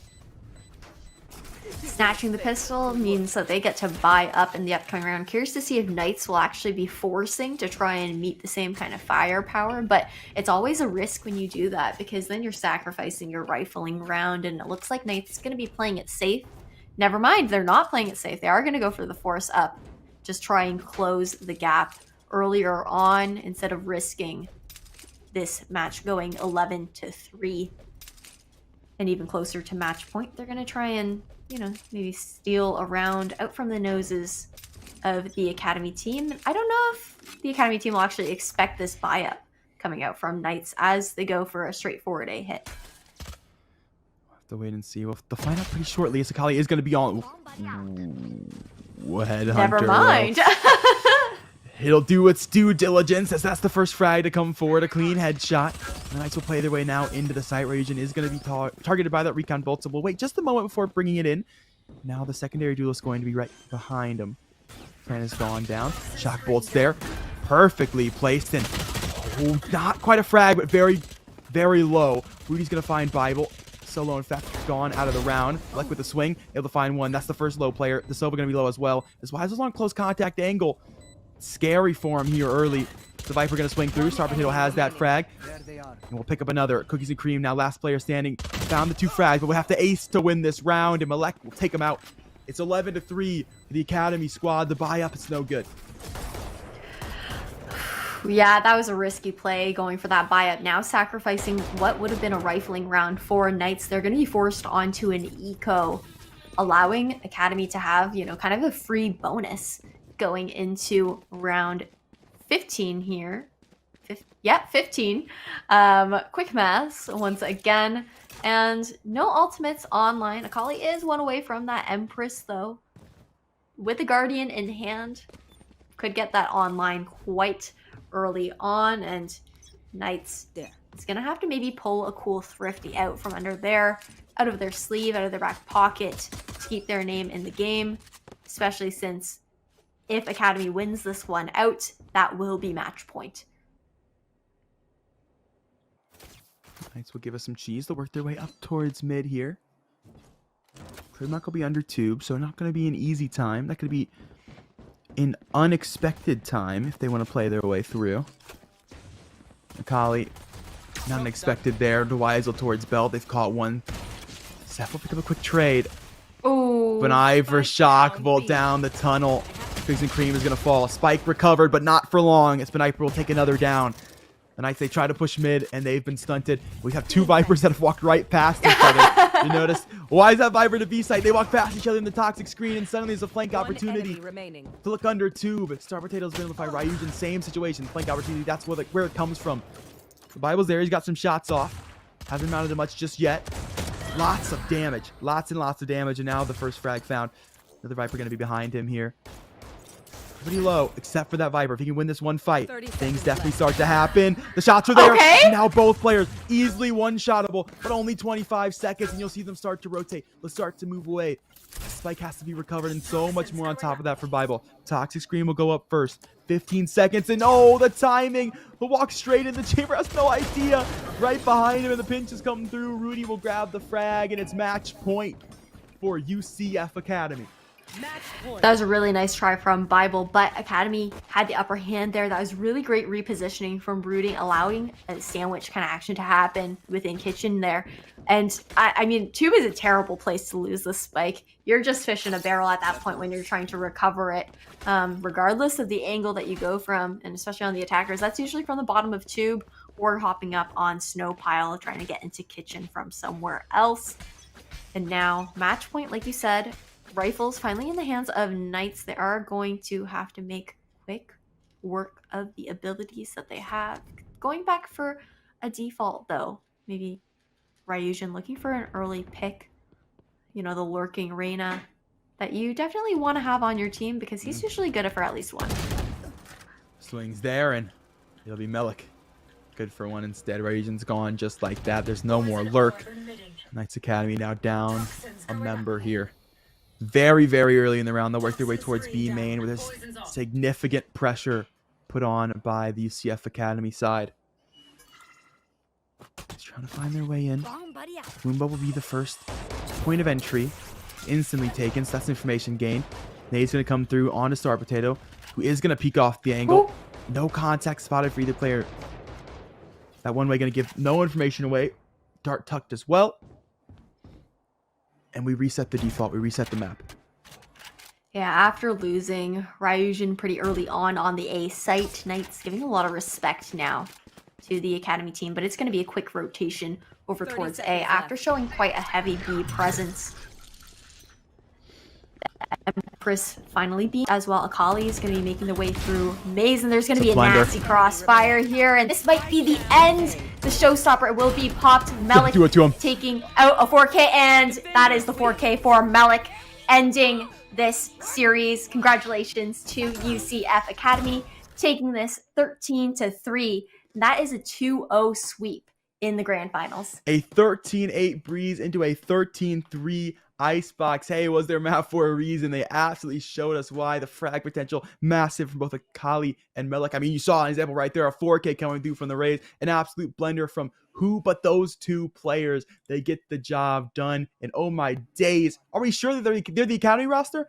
I'm calling them the main roster from now on, and nobody can tell me otherwise. A phenomenal performance.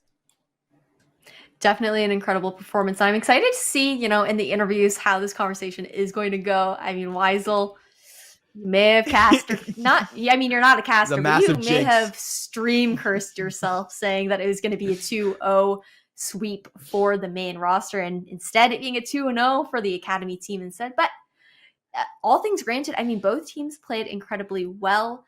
However, I think the Academy team really pulled it together with their team play. And on top of that, Akali just really went off, being, a total monster to go up against. And in the end, Weisel did also tell us that individually, he believes that the players on the Academy team, for the most part, are stronger, and that the main team strength lies in team play. Yep. And the individual performance definitely shown through today. Yeah, and that's it was a really favorable set list in terms of maps coming through. We got maps where you can really make those mechanical plays. You can really show prowess in those areas. And so no surprise to see this team come out and get the dub. And we'll get to hear from them personally. They're going to be here on the broadcast in just a couple of minutes. We'll be back. But after this break, we're talking to the University of Central Florida Academy about their win here and their trip coming up here in May.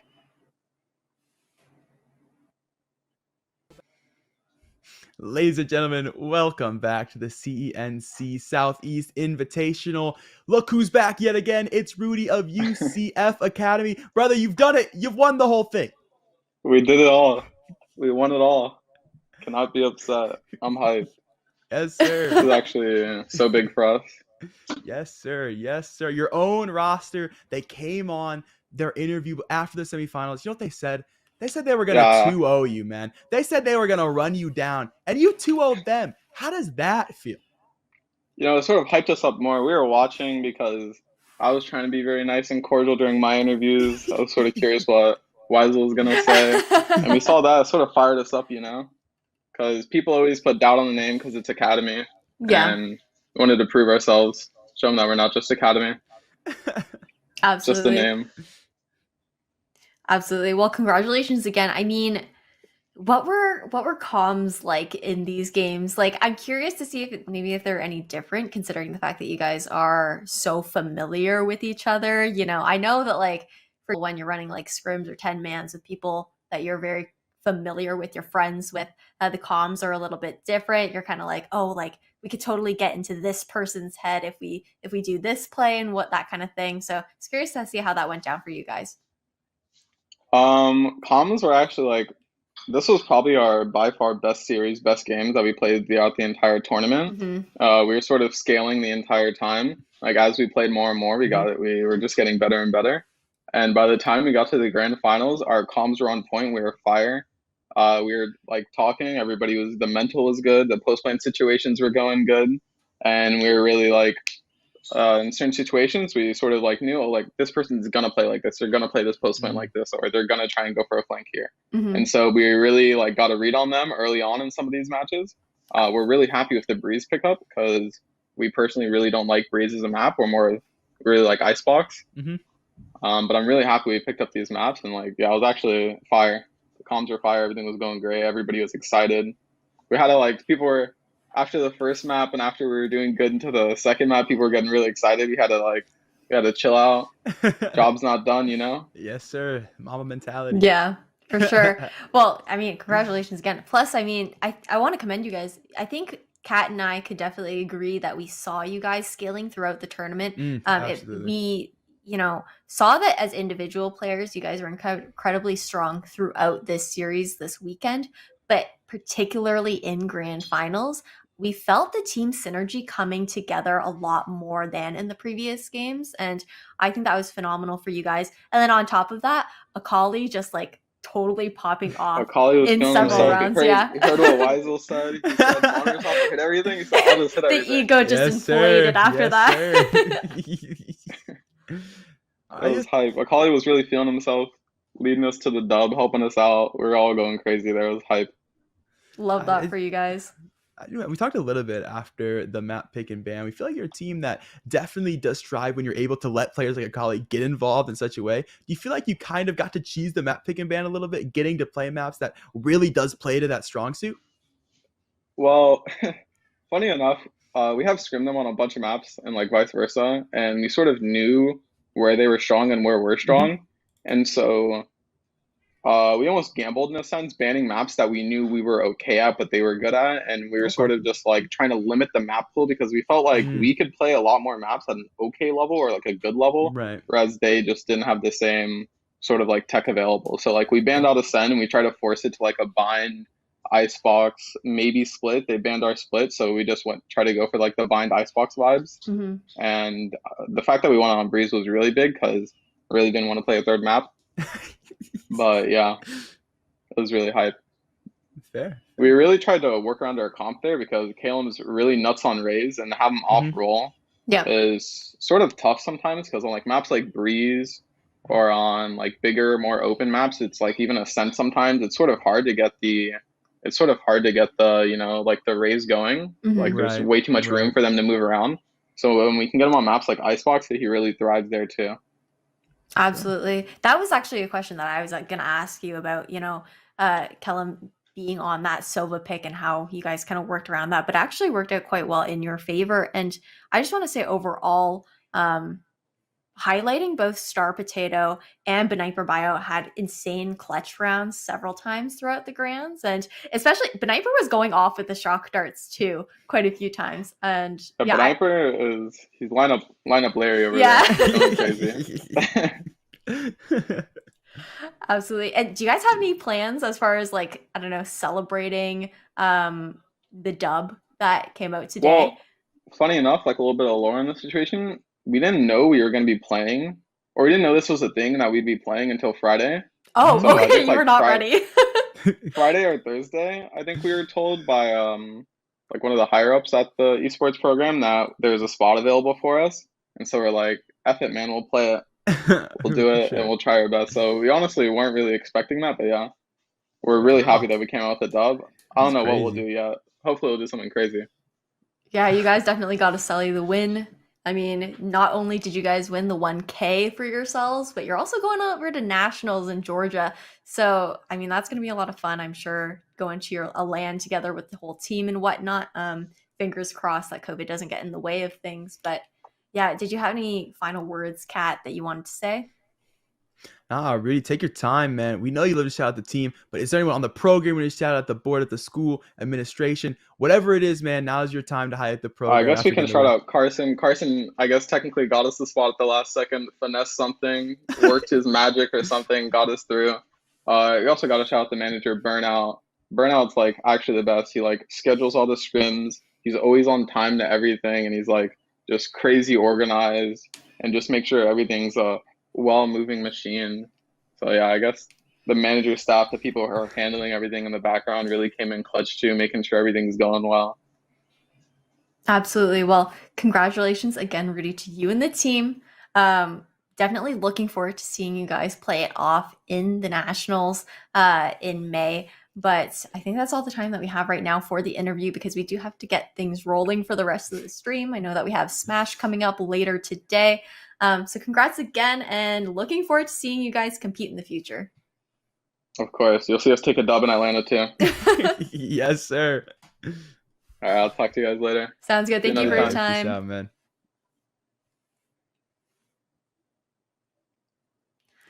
Clean little transition. What a And guy.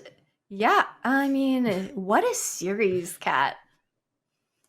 Oh, absolutely. An insane series. Academy, I really do feel like it's got to play to win conditions, man. So much better in terms of maps. I mean, mechanically, dude, Weisel spit straight facts. Mechanically, the team just looks so strong and definitely showed us why. Especially when we got the Icebox map that is all about, man. Having those entry frags. Akali is a menace to society, and Rudy's such an impact player. Someone we don't talk about so much. Impact players, I feel like, get a bad rep sometimes. The fact that like they're just there doing their thing. They're consistent. They're always making plays happen, but nothing like crazy, so nobody really mentions it. But Rudy's always consistently getting something done. So got to give credit to the boy too, and also just he's so chill, so hyped for the interview. I just know he's a great teammate in comms. Absolutely. And that is first place going to UCF Academy and second place going to UCF Knights. UCF Academy snagging a cool 1K prize pool for themselves, and Knights will be getting a nice little $750 USD as well for second place. And I believe that the Midwest regional event is also over now. Northwood reigning supreme in that series. So we actually will be sending over to our host, Polly, after a short break, who's just going to give a little bit of a rundown of what happened in this season this weekend. And after that, we're going to be seeing the semi and grand finals for the Southeast region on Esports U2 for Super Smash Bros. Ultimate, where Kilomiles and Sai will be your lovely casters taking you throughout the rest of that series. We're going to see which school comes out on top for Smash later tonight.